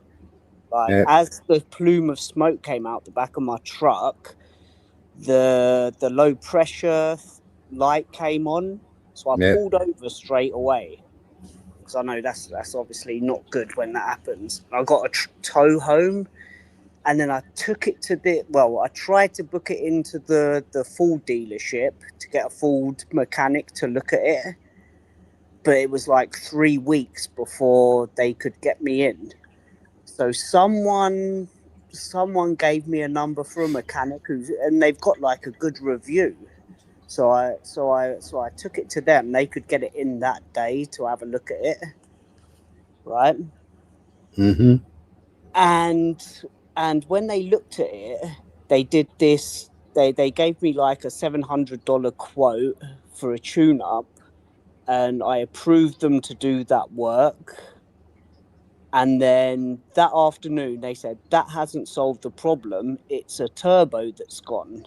So they changed the turbo, which was like $3,200 to change the turbo. I think the Right. turbo the part cost about $1,900. And when they sent me away with it, it was smoking still. There was still like massive plumes of smoke coming out the back, but they said that's normal. You just need to burn off the oil that the turbo had forced through the exhaust pipe. They said just keep driving it, it'll be fine. So I got about 200 yards up the road. My missus was following me in the rental car that we had got out, and it weren't normal. It was like massive clouds of smoke coming out. So she's taken videos of this, right? And we took it back, and they said no, it's completely normal. And then we take it home, give it a drive. We got about 4 miles down the road, and the engine wasn't right. It was like it was losing revs. It was revving up. It was jerking. So we took it back. And they cleared. They said we're going to clear a pipe. So they cleared the pipe and sent me on my way. He said everything's completely normal with it. So 200 miles later, the oil lights come on again. Like the low pressure oil. I've taken it back to the dealership, not the dealership, the mechanic, and they're like, "Oh, it must be a sensor doing that. $400. Let's do it." I was like, "Okay, well, I'm glad that it's only $400. Let's do the work." They did it, and then they called me back that night. And they said, "Oh, it's probably your engine's gone." And I was like, "Well, what's going to happen now? Like, you haven't sorted the problem out." So I went back and I tried to put my point across, like, what are we going to do now? And they're like, "Well, you can keep throwing money at it, but basically it's not worth it."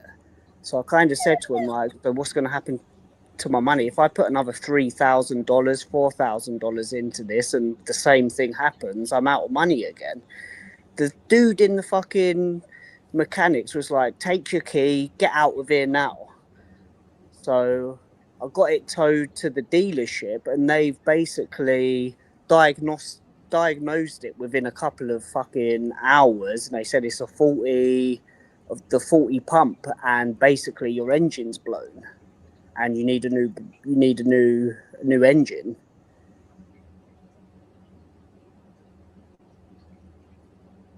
So seems like they never diagnosed the the cause of what would have, if they had have changed the oil pump or diagnosed the oil pump, my engine would probably be in good nick still. But because of them 200 miles driving it with a faulty fucking pump, yeah, so that's what's happened basically. Where do you think I stand? It's on their part. Well, it wouldn't be oil starvation. It was over-oiled through the turbos to blow out black smoke. So that could have been an EcoBoost valve problem. Yeah, which is kind of common on these engines. Yeah. It's a common failure, but for the oil pressure to come down, like I only know about diesel engines really. I think like What turbo did you put on it? And why did you only replace one turbo and not both? Because they said that was the one that was gone. Did they show you the turbo? Have you got the turbo? No, I don't. They didn't show me it either. But when I first took it in, this is the thing, right, Smiler? When I first took it in, they showed me the oil filter, and they were like, "Look at all this debris in there." It wasn't metal debris. It was like a honeycomb. It was like a plastic like a mesh. It was like a plastic mesh, like a honeycomb even. So it wasn't like metal. So when I told the full dealership this, they said if it was metal debris in it, then they should have been able to tell you your engine's fucked. But it wasn't. It was like plastic comb. So they're saying, did they check? Because they've got oil pickup problems as well. Did they not check the oil pickup pipe? No. Right, because that's the oil pickup pipe on them. I think is plastic. Yeah, they didn't check it, man. Yeah, it's a V6. Yeah, it's a V6 November, man. Yeah, V6. That's it. That's the one, man. But they, the dealership is telling me I've got like a pretty decent case to sue for negligence and misdiagnosis.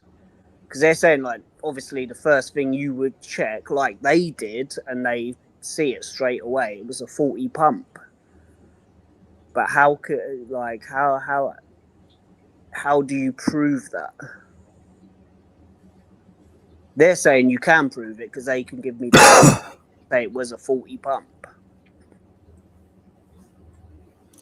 Well, the engine's got to be running to diagnose a faulty pump. It was still running, but they said it was a faulty pump. The dealership, and they said they did diagnosed it straight away, and they said basically. Well, normally on them it's the tensioner that breaks on them. Yeah, but they said which causes a pump issue, but straight away you'll get a warning light on the dashboard straight away. Yeah, we went about 200 miles before the low oil pressure light came on again. How long have you had it? It's got about 100 miles on it, 100k miles on it. But a lot of the people I've spoken to, because I've got friends who work in dealerships. It's got how many miles on it? 100k, but they're saying saying like 15k in the chat. No, that's how much it will cost to replace the engine. That's what I was saying. Oh, right, okay. Yeah. But I've spoken to people down in like Texas who work at dealerships, and they say like these engines should run for like 300k miles, no problem.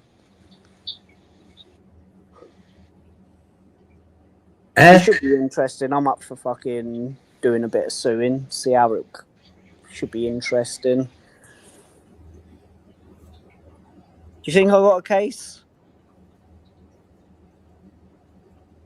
Because what they're saying is the oil pump should have been fucking diagnosed, but it should have been the first thing that they looked at. Well, if you've got debris in your fucking oil filter, for starters, they should have ripped the sump off, right? And if you've got debris in your oil filter, then the fucking debris has gone through the oil pump. Right? It's travelled every single part of your engine, that debris. But I've heard like a faulty oil pump could be the cause of debris getting in there.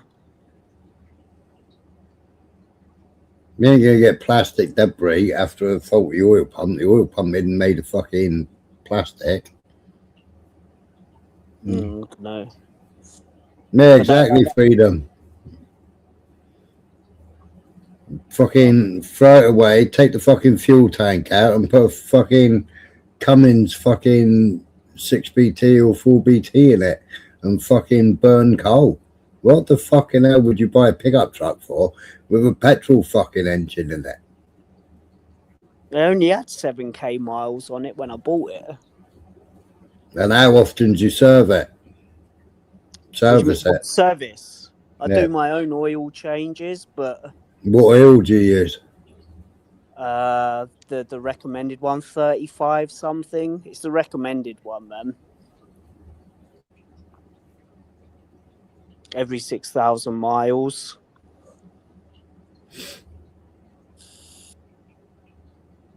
How often do you change the fuel the oil filter?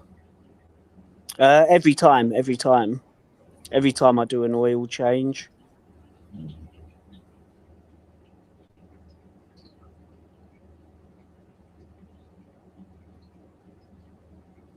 Yeah, every 6k, that's what I do. November, man.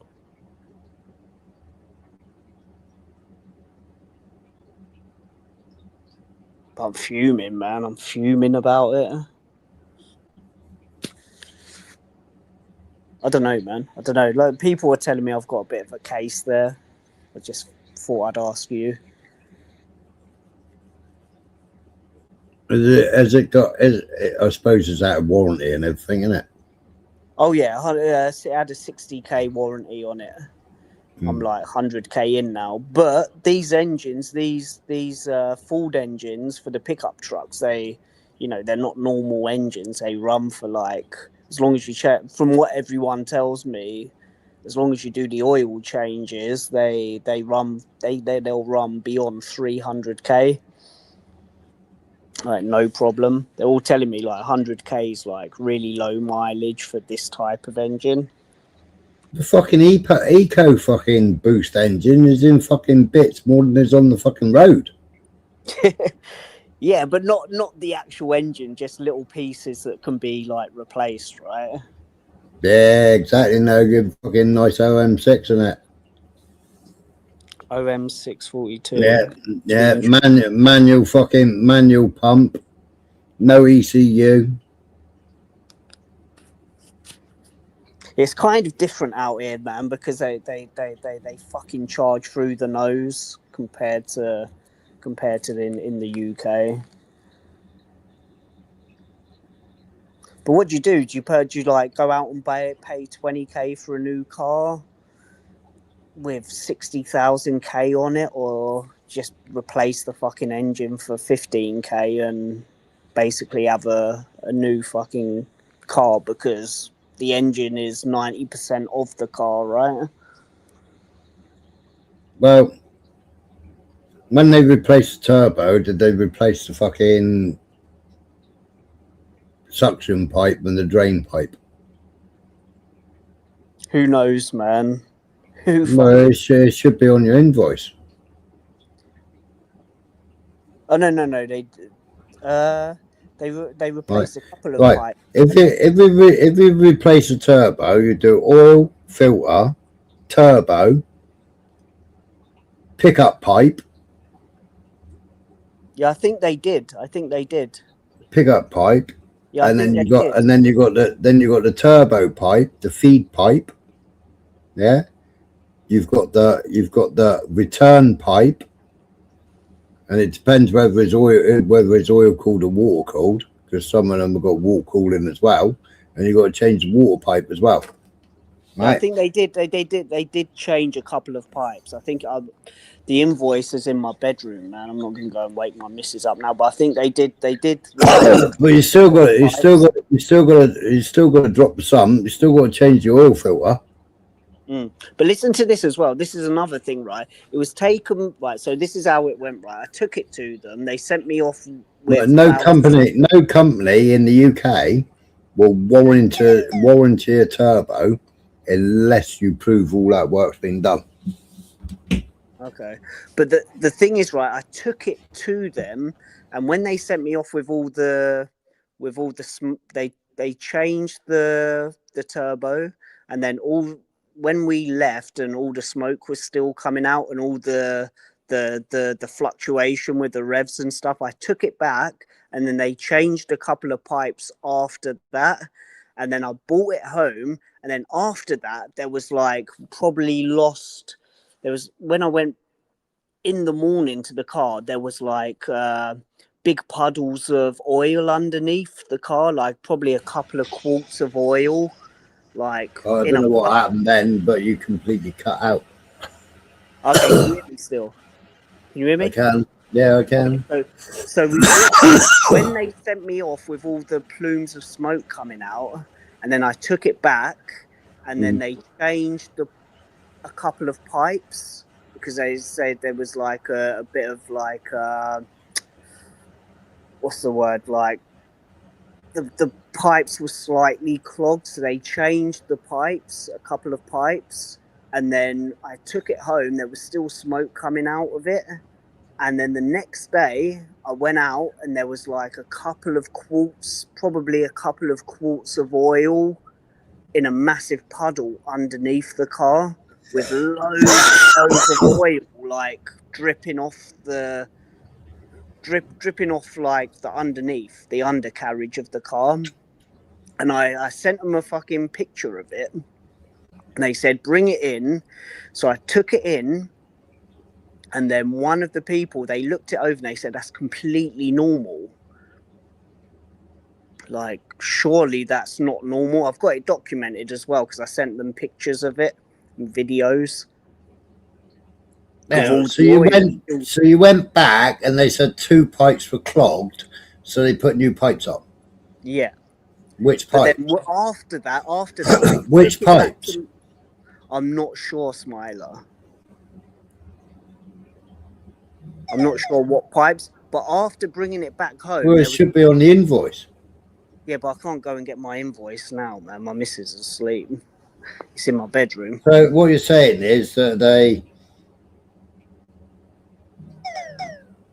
supposedly changed the turbo without changing any pickup or return pipe. Yes. No oil filter. Did they change the oil? Yeah. They did an oil change. They did an oil change in it.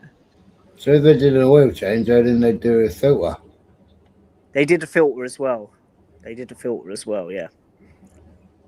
But then after that, after taking it back and then them changing a couple of pipes, I brought it home, and then there was like I say, I went outside next day, checked the oil level, and underneath the truck there was like a massive pool of fucking oil leaking still.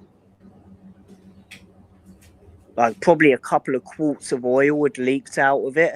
So I sent them a picture and a video of the puddles of oil, and then took it back to the garage.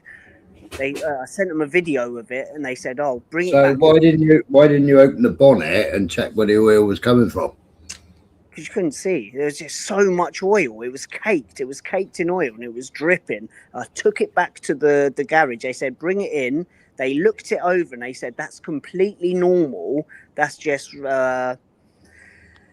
They said it was excess oil from where they flushed the engine, and sent me on my way. Excess oil. You cut out. Hello?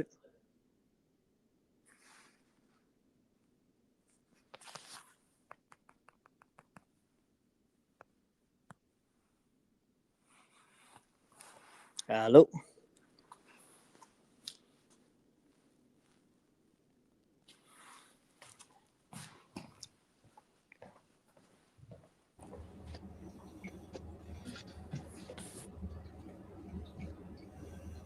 Hello? Can you hear me? Yeah. You cut out there for a minute, man. I said, how can you have excess oil from an engine flush? You put engine flush in the oil, yeah? You run the engine up to temperature, yeah? Then you drain the oil. They said it was from the turbo forcing the oil through into, like, through the exhaust, but it wasn't from the exhaust because it wasn't coming from the exhaust. It was from, like, you know where the pan is underneath? That's where it was coming from. It was dripping all over the place. It was completely caked. You couldn't. Fuming.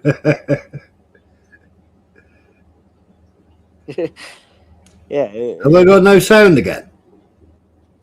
Well, basically, they sent us off and said it Have was. I got sound? Can you hear me? Yeah, I can hear you. I can Right. hear you. Can you hear me? Yeah. Yeah, okay. So I took it back and they looked it over and they said that's normal. It's just excess oil and stuff from the flush and everything. And if I don't like the smoke, basically I'd have to get a fucking exhaust change, which they don't need to do because it's just burning the excess oil. Just carry on driving it. So my missus took my truck to her school that day, and then underneath the car there was the truck, there was like massive pool of oil again. So I took it back, they changed something else, it stopped the smoke, but the oil was still leaking. Then a couple of 100 miles later the fucking thing comes back on. I pull over, get it towed back to the mechanics. They say, oh, it's probably just a sensor. They change the sensor, and then a couple of hours later, they say, I don't know what to tell you, your engine's gone. So then I go in there and I say, so what's going to happen? Like, basically the same shit's going on as when I first bought it in. That's it. They took out the oil filter and they said, oh, you've got a load of debris in there, the same debris as when you first bought it in. I'm like, well, you haven't fixed the problem, so you're going to refund my money. They fucking basically told me to get out the fucking mechanics, get out the shop, here's your keys, go away. So I got it towed to the actual Ford dealership, and they diagnosed the fuel pump straight away, and they said, I don't know what to tell you, but you're going to need new engine. Hello? Yeah, can you hear me? Yeah, can you hear me? Did you get my last bit? Yeah.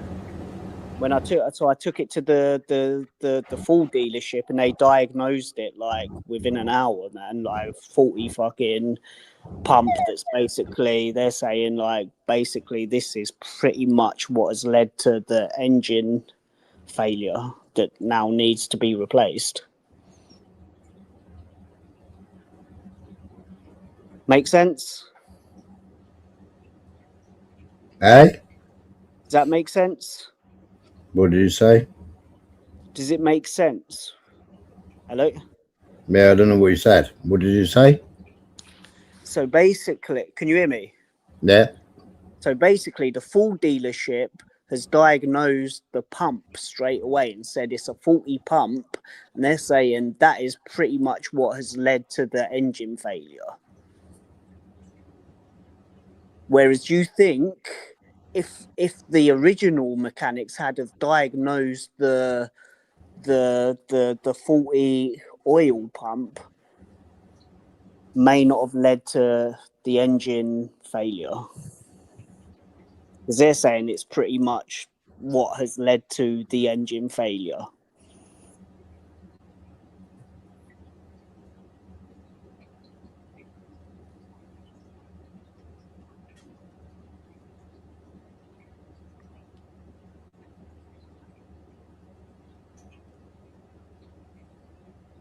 So the full dealership have basically diagnosed the oil pump, whereas the other mechanic didn't fucking diagnose the oil pump.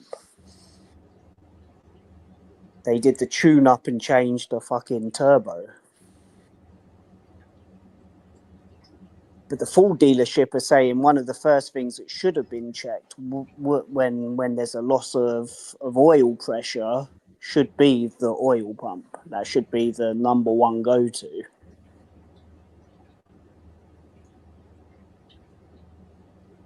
Are the full dealership making sense there?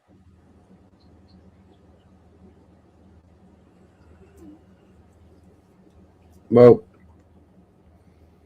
how did Ford, if the engine's not running, how did Ford diagnose the I know it's running, still running, but they're saying like it's running, but it's pretty much fucked.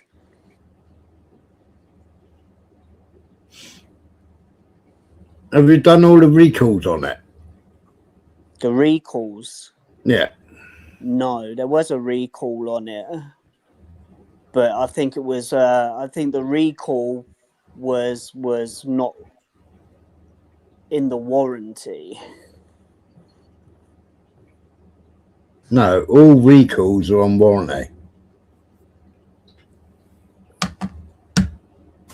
I don't know, man.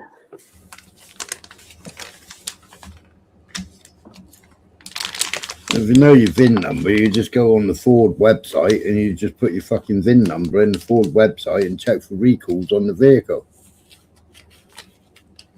But Ford have known for years that they got problems with the engine because there's a wet belt system as well.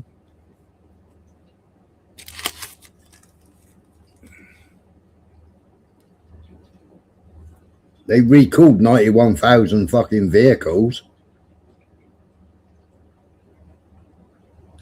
But the pump was not part of the recall.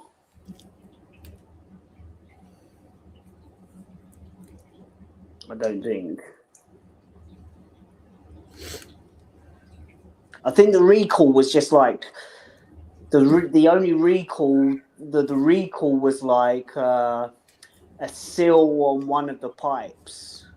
You got fucking rear diff's got a recall on it for the fucking diff bolt. No, it was a common one. It was like a seal on one of the pipes. One of the pipes that I don't know. I'm not a mechanic, man, so I can't give you the exact recall. But it wasn't anything that could have been diagnosed in this instance. If it was UK registered, my fucking diagnostics would tell me all the fucking recalls listed on it. Yeah, I don't know, man. But from what the full dealership, they gave me some like fucking game about it, and they said like it's pretty cut and shut case of negligence and failure to diagnose the problem.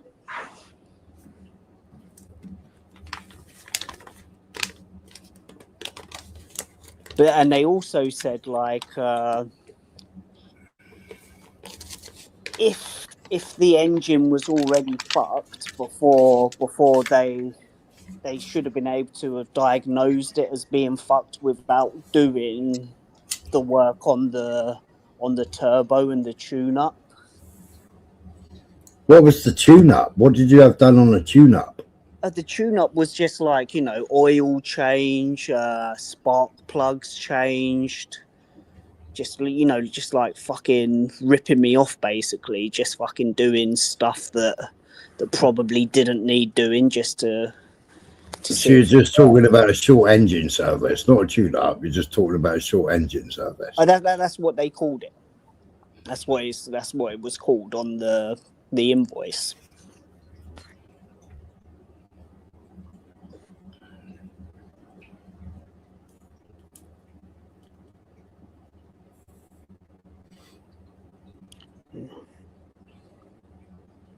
No, the best thing is like when you get the fucking invoice. Do you know what I did as well? I went in there. When I went in there, I did like a secret recording and got them to basically say that they had sent me away 3 or 4 times. But then I looked it up. You're not allowed to like fucking do recordings, secret recordings. It's against the law to do that. See, in the UK, we got a video for it. We got to do video of everything that we do. Yeah.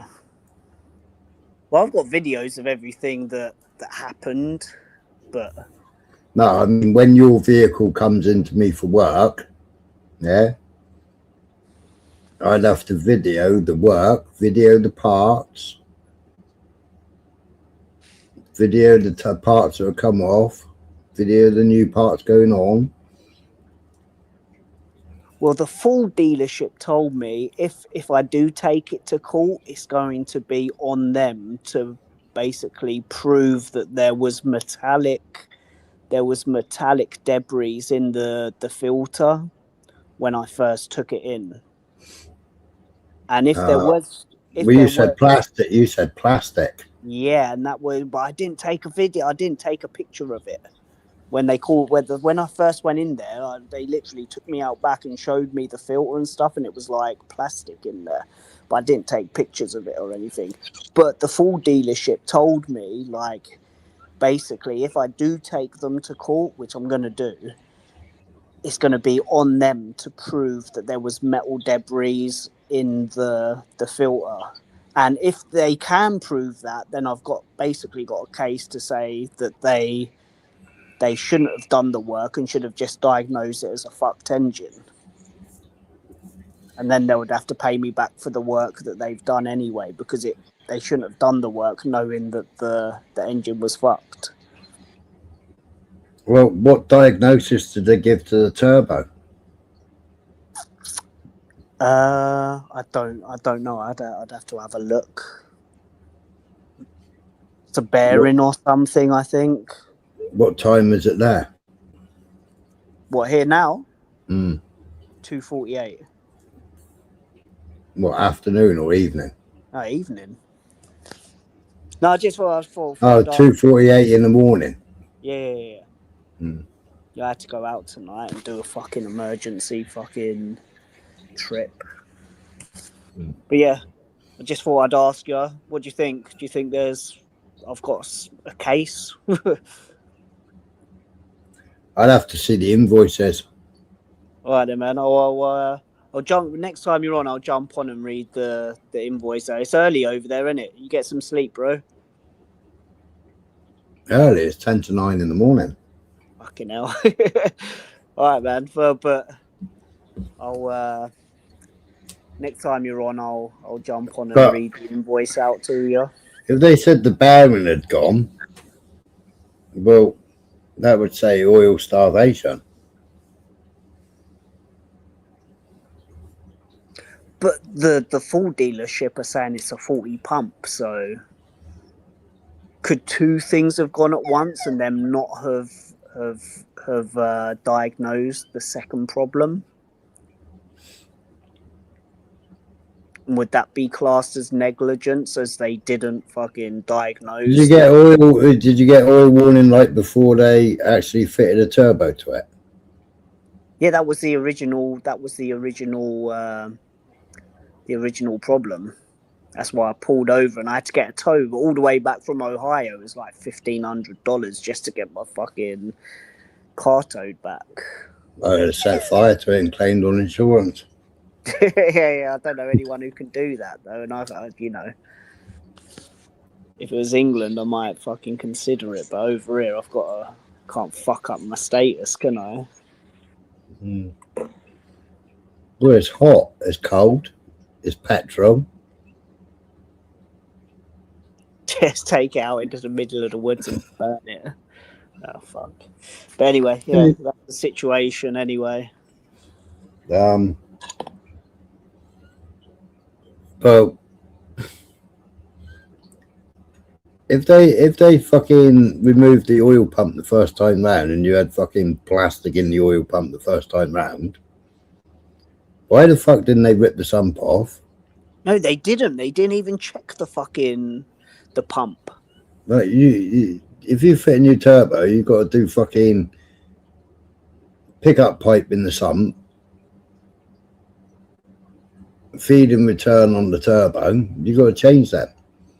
Yeah, they did change that. Yeah, but you said they changed that afterwards. Yeah. You went back there, and they said that you said you went back there, and it was clogged. Yeah, yeah. Then they changed it. After doing the turbo, then I took it back because it was still doing the same. It was doing this fucking fluctuating of revs, going down, up, and jerking backwards and forwards. I'm like, something's not right with this car, dudes. Even though you've told me that it's normal, then I took it back. Then they changed the pipes. The second time I took it, well, the first time I took it back after they had done the work on the turbos. Then they changed the pipes. Well, that probably could have been the EcoBoost valve, because they fuck up. They're renowned for fucking up on them. Yeah. And that is supposed. But this is a thing that is supposed to be a common problem. They did not fucking recognize that or do that. Morning, Robert. But I mean that'll cause loads of fucking oil burn and fucking loads of carbon all over your valves. Sounds like you took it to a right fucking garage. Yeah. Seems to be that way. Are they Jewish? I know, but Are they Muslim? Do you know what? Right, my brakes needed changing as well. So the third time I went back after it jerking and doing all that shit, and they said it was the brake problem. After they did the brakes, they were like, "Yeah, that was probably the problem." That was probably the problem. Yeah, baby Robert will have a fucking engine sat there. You ship it out to you. Seeming like they are a bit, you know. If he ain't got one, it won't take him long to find one. But what's the better deal, to get a fucking second-hand engine or just get a fucking brand new one? Just get a fucking second-hand engine and drop it in there. Yeah, but I do a lot of driving, you know. Like with warranty, a 60,000 fucking warranty on the engine. What's the best? You do a load of driving, but you take it to a fucking wanky mechanic. Yeah, because they could get me in that day, and it had good reviews, and someone recommended it to me. You know, someone told me, "Oh, these people are amazing. They're great. Look at the reviews. Probably good for an oil change or a fucking tire change, or an oil." Yeah, but when it comes to your fucking oil pump, diagnosing the oil pump, they couldn't even fucking see it. 2.7 EcoBoost, Robert, in an F-150. Who the fuck buys an F-150? Or who the fuck buys a fucking pickup truck with a fucking petrol engine in it? To be honest with you, right, I've had some nice cars in my time, but this truck was so fucking smooth that... Have you ever driven like a Ford F-150 2.7 EcoBoost, Smiler? Hey? It's the smoothest ride I've ever had. It's like It's a boat. fucking shit, man. It's got wet belt fucking system.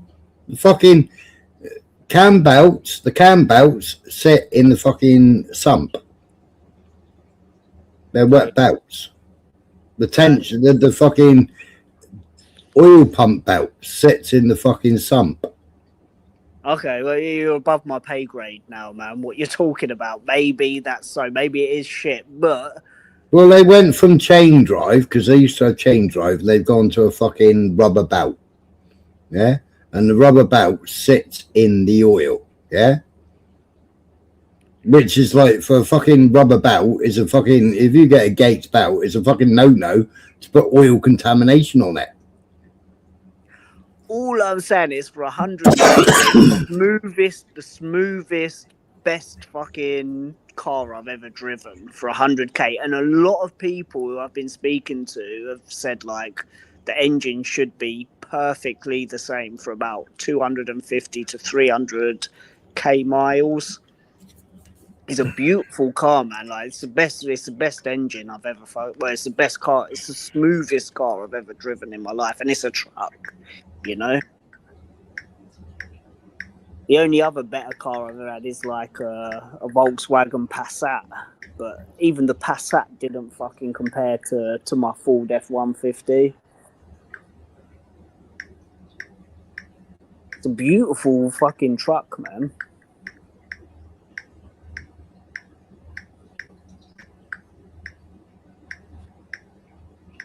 So I'm just gonna have to. I'm gonna go and see a lawyer this week and see if I've got a case.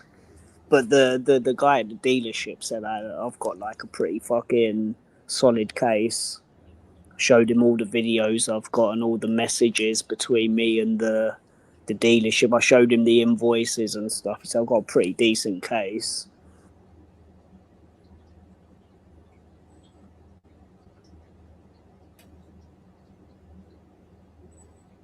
Like, go and read all the fucking problems on that engine, right? Oh yeah, I'm not denying it's them engines ain't got problems, but for the 100k I drove it, it's fucking a sick fucking ride, man. I don't reckon you fucking did the oil change. I reckon you fucking ran it dry sumped. No, every 6. Do you know what? It's probably only been the last 5 oil changes that I've done it myself. The other ones I took it in and got it done. They give you a little sticker to put in your window, and then when your mileage gets up to that, you take it in and get it done. No, I've maintained it as far as oil changes go.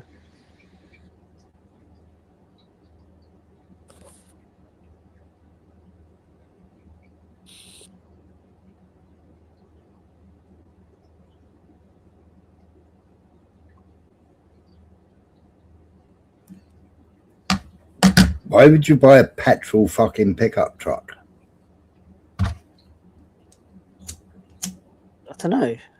There's just mainly fucking petrol engines out here. Were you on out there, E10? What do you mean? Petrol. Petrol, 97. 97 RON, yeah. How much fucking ether's in it? Ethanol. Sure. How much ethanol's in it? I'm not sure. I just put regular. They call it regular out here. It's 97. That's all I know it as. When you press the button on the pump, it says 97.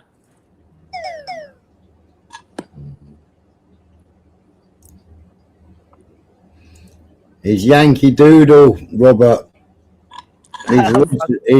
He's originally London, I think. No, where are you originally from? I'm from London. Yeah, originally he's from London, but he moved to fucking China. He moved to fucking America, Australia.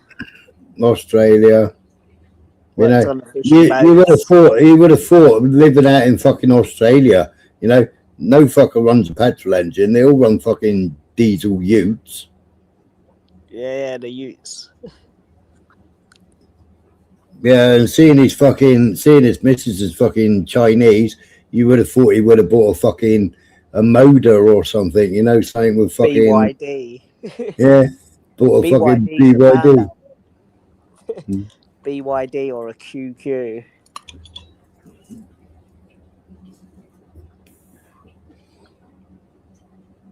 But fuck me, man, he should have bought a pickup truck with a fucking Cummins engine in it. Probably, man, but I didn't. So this is a situation I'm in. But We'll see. I'll let you know how it goes anyway, Smiler. Fucking should have a coming engine in it, a couple of fucking stacks, and you should be burning coal. Wind the pump right up. Fucking kick out the fucking black smoke. You got the 10-speed auto on that as well, haven't you? Yeah. Yeah, that fucks up too. Yeah. That gearbox won't last 200,000.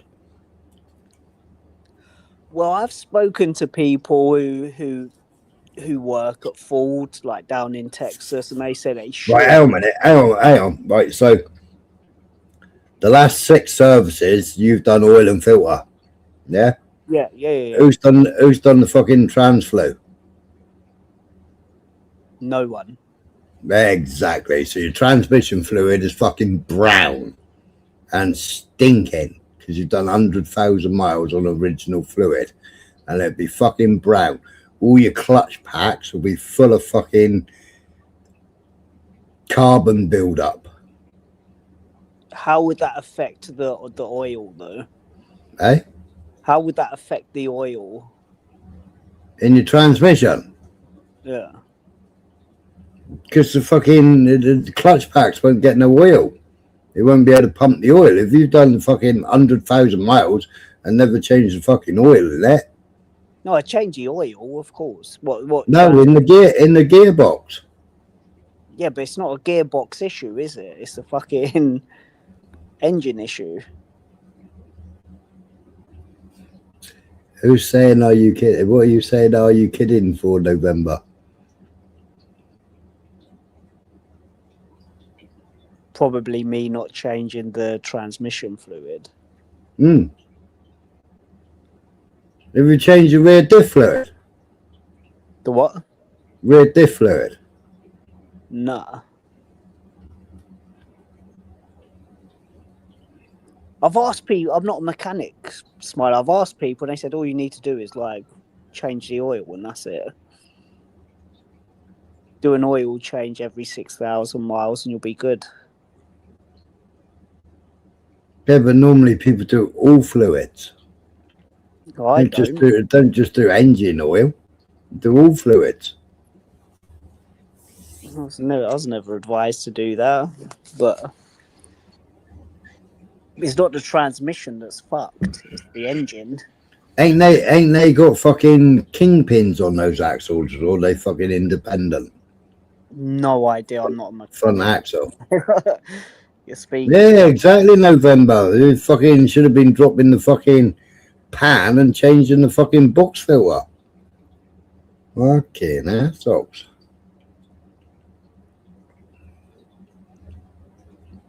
Probably should have, but I was never advised to do that. Wow. Anyway, I'll let you know how it goes. I'll keep you updated. I was going to say, I'll give you my email address, right? Put a piece of paper or something over the top of your address and the garage's address. Yeah. Yeah. Or fold the paper up. Yeah. Send me a copy of the fucking invoices, and it should have a fucking detailed breakdown of everything they've done. Okay, man. I've actually forwarded it. I'll forward my email that I sent to the Better Business Bureau. It's got everything on there, like all the invoices, all the pictures I've taken, the rundown that I've given, the diagnostic that the full dealership have given me, and you can have a look at it. Yeah. How do I get your email address? I'll give you it now. It's on my YouTube anyway. Oh, is it?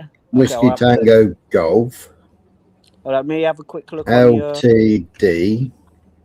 Let me go to. IL14 at gmail. Hold up. .com. Hold up 1 sec. No, there's that. Where? I can't see it. Just put it in the private chat. In StreamYards at the moment. I'm on my phone. How do I see it? Oh, chat. Okay, there you go. Let me Copy. Let me post it here. Let me. But paste when it. you go to my YouTube and you press fucking view, then my email address is there anyway. Yeah, 1 sec. Robert. Apparently, he was driving 300 miles. He got 100 miles into it. Oil pressure warning light came on.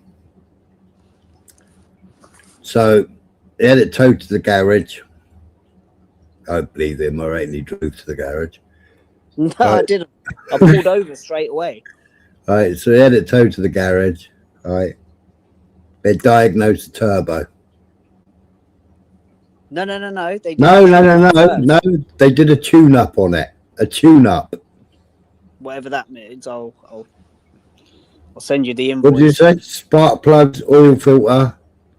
Oil change, a couple of other bits and pieces. I'll have to show you it.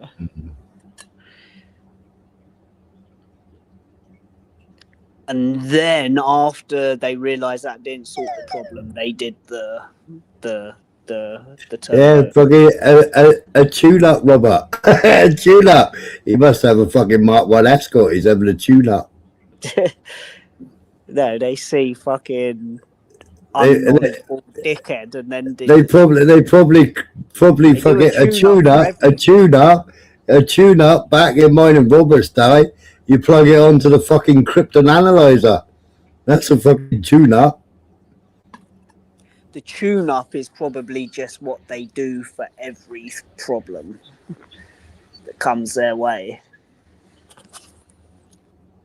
There's no such thing as a fucking tune-up. It's fucking all ECU'd. It's something like that. It's they called it something like that. Like the invoice is in the drawer in my fucking bedroom. I'm not gonna go and wake my missus up, turn the lights on and get up. I'll send it all through to you though. Yeah, exactly, Norman. November. It's fucking got ECU. You know, so if he's having a tune-up, they must have remapped it for him then. Because back in mine and Robert's day, it would have gone on your Krypton analyzer. Anyway, I'll And send it through. you sit there adjusting the fucking points and adjusting the dizzy. Does that sound like the kind of thing you do to an old granny who comes into your fucking thing who has nothing wrong with their car and you just do it for the sake of doing it? No, that used to be a tune-up. Okay. Plug it into a Krypton analyzer. Go and Google a Krypton analyzer. But it's just a bit weird how the actual Ford garage managed to diagnose the pump like straight away. That was the first thing they went to. But the other ones, there was never any mention of the faulty oil pump. I don't know. I'm not a mechanic. That's why I'm asking you. Well, it's easy to say it's a faulty this, it's a faulty that. Mm. Right? I mean, were you there when they diagnosed that? Who, the Ford dealership? Yeah. No, I wasn't. I just dropped it in there and then. Because, you know, they would have just plugged if the engine was still running, they would have just put plug diagnostics in it. Exactly. And checked all the perimeters. Yeah, and exactly, and they diagnosed it as the faulty oil pump, whereas the original place I took it to obviously didn't do that. And they were just grasping at straws and fucking doing this and that. When you do a service here in the UK now, every single vehicle has got to be fucking plugged in when you finish the work. I know. That's what that's what I thought. But they may not have been able to do that and didn't come to that. Even when I took it back the last time. We say it's a good garage, so they must have a fucking diagnostics reader. Fuck me, man. I got one sitting there next to me, fucking $6,500. I'm wondering if they didn't smile. This is the thing, because when I took it to them the last time, they said it was the light, the loss of pressure light came on. It was probably, they said it was a sensor making the light come on, and then when they changed the sensor and they told me that didn't fix the problem, it's like, well, surely the diagnostic machine that you plugged into would have told you what the problem was. So maybe they didn't even have the fucking diagnostic machine computer that you're talking about. It seems that way because they did loads of shit here, there, and everywhere, and never really came to the diagnostic that the full dealer did within an hour or so. Because when I don't know any garages that ain't got fucking diagnostics. You got it now. Who knows, man? Maybe they don't. It's a possibility that they fucking didn't. You know, mine updated last night while I was showing a fucking video. Big white box come up, all in fucking German writing. But the last time doing an update. Okay, so when I took it back to that garage, right? The last time the oil light, the low pressure oil light came on, and I took it back to the garage, and it hadn't been, and they changed that they did the sensor on it.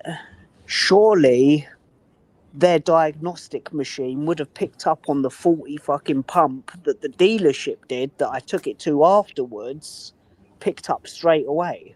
Surely their diagnostic would have picked up the faulty oil pump, right? But it didn't. But when I took it to the fucking full dealership, it picked up the faulty oil thing. So what would you think after that happening? They probably didn't plug it in to the fucking diagnostic, whatever it is that you're talking about. Because surely if they did, they would have picked up the faulty oil pump that the dealership did, right? Surely the original garage would have picked up on the faulty oil pump.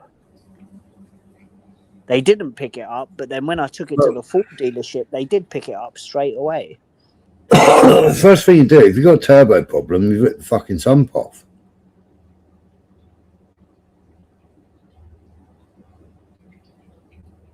Check the pickup, check the oil filter. But was it actually the turbo that was causing the problem? Well, if you spun a bearing on the turbo, it's fucking running dry. But would that have caused the engine to completely fail? If you got oil starvation, yeah. Of course it will. But okay, but when you take it to another garage, the actual full dealership, and they're telling you it's a fucking faulty oil pump, which one's more likely to have caused the problem? Fuck the engine up. Well, how many miles did you do after you had the new turbo fitted? 200. And how long did it smoke for? Now the smoking stopped after they changed the pipes. That's probably because all the oil was on the floor outside your house. yeah. I'll forward, like, because I've made like a better. Have you heard of the BBB, the Better Business Bureau? I've made a claim with them just to start it off, just to leave a paper trail as much as I can with different fucking things. So the email that I sent them, I'll forward it to you. Right. I've got the whole fucking case that I've laid out, and you'll get it. I've saved your email into my notes, and I'll forward it to you. It's a good job Blunt's still ain't here, because he'd be ripping you a new fucking arsehole now. Is he a mechanic? No. But he'd just be ripping you a new arsehole. Yeah, he probably would. All right, man. Anyway, you get some sleep, Smiler. I'll forward that on to you. Fords are shite now in November, man. Back in the day, they used to be all right. Well, the V6 Essex was all right. I don't know. The Ford F-150 is a nice motor, man. The clone engine was shite.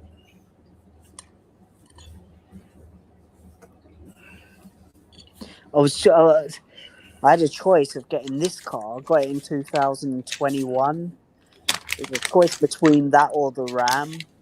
And I went for the Ford F-150 because everyone was saying the Ford F-150 is like a superior fucking truck to anything on the market.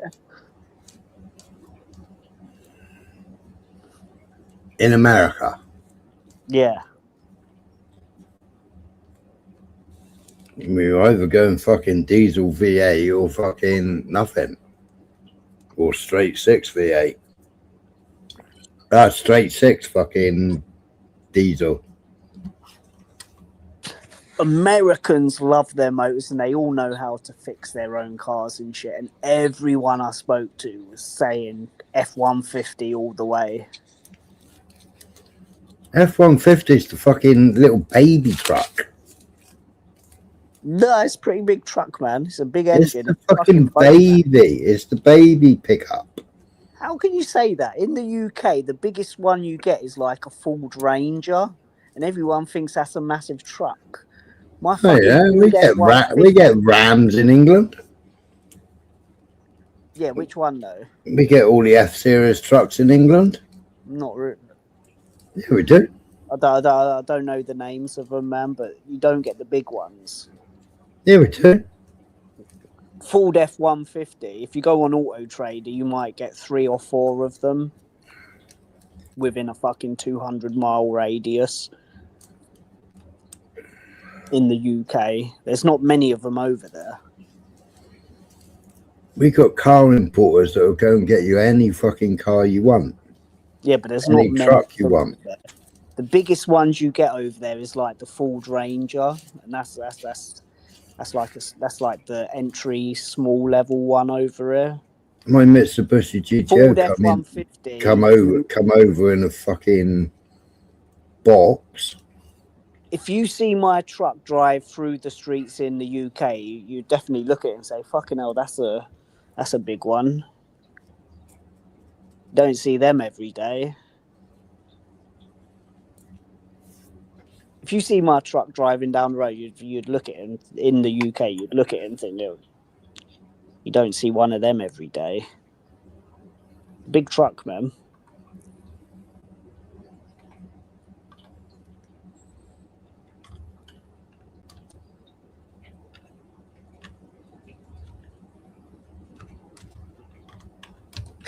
Bright 7.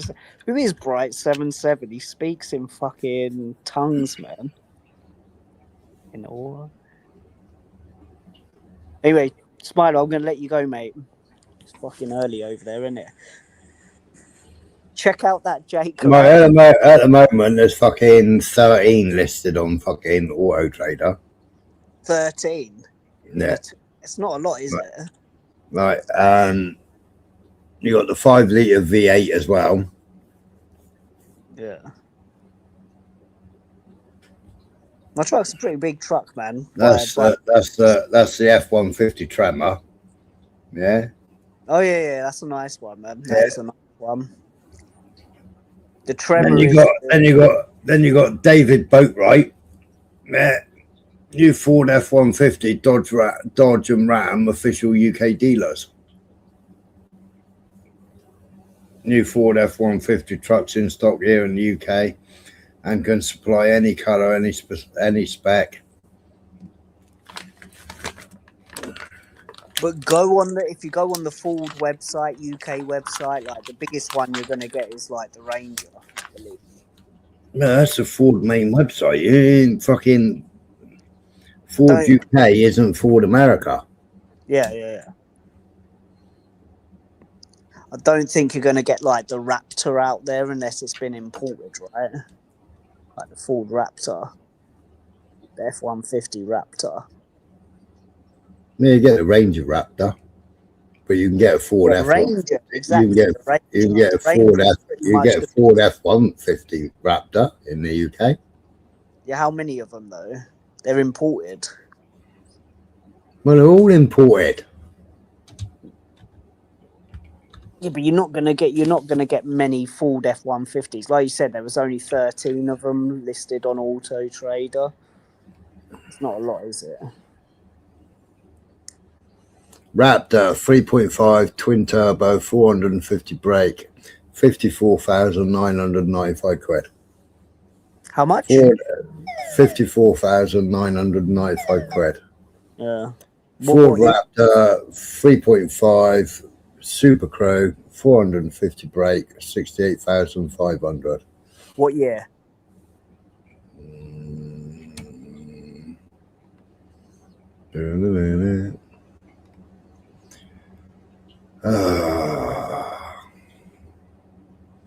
What year is it? What year are you?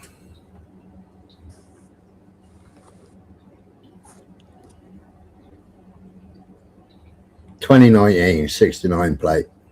Yeah, that's an old one, man. That's the same as mine. That's an old one. 54K. See, that's a lot of money. You probably get one of them for about $40,000 over here, 30 odd K. Yeah, well, don't forget you got import duty in the UK. Yeah. And now fucking Trump done's given us 10% sanctions. Fucking right. But I was gonna say it's not the Ford F-150 isn't like a common truck that you would see over in the UK, is it? Rangers is classed as like a massive truck over there, but it's like one of the smaller ones over here.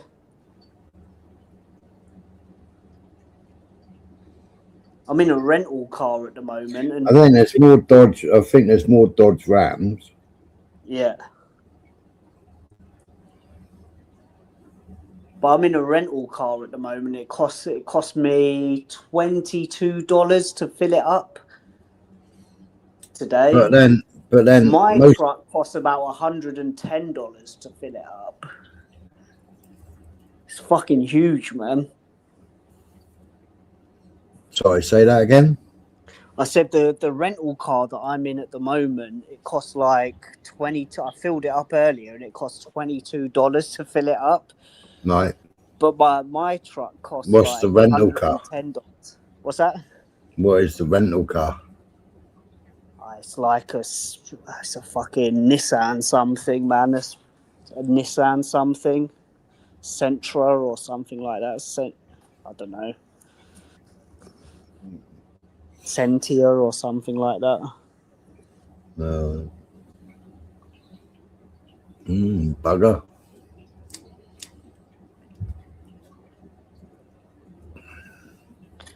Full truck has been like amazing, but does seem to have a lot of problems with the engine.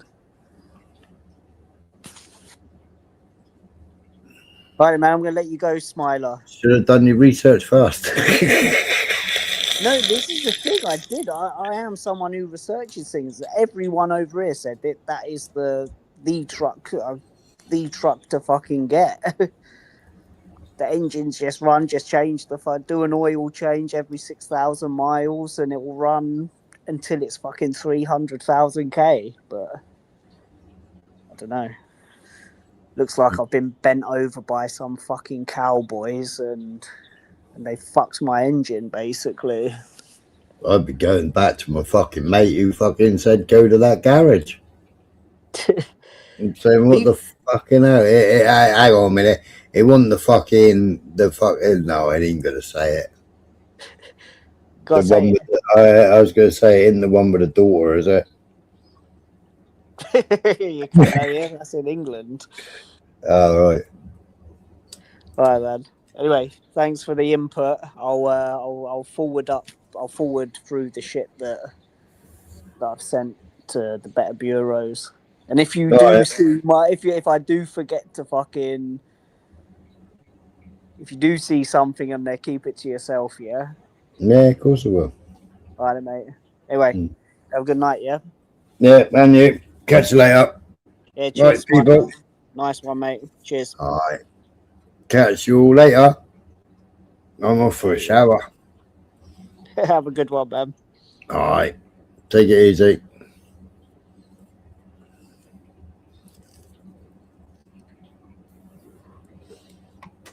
Have you not worked out how to kick yourself yet?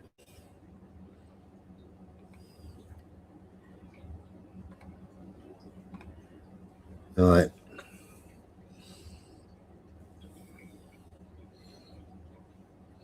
All right. Catch you later, November, man. Fucking hell, if it don't rain, it pours, doesn't it? I've got sunlight coming through the fucking window. I can't even see the fucking screen now. The sun's bouncing right off the screen.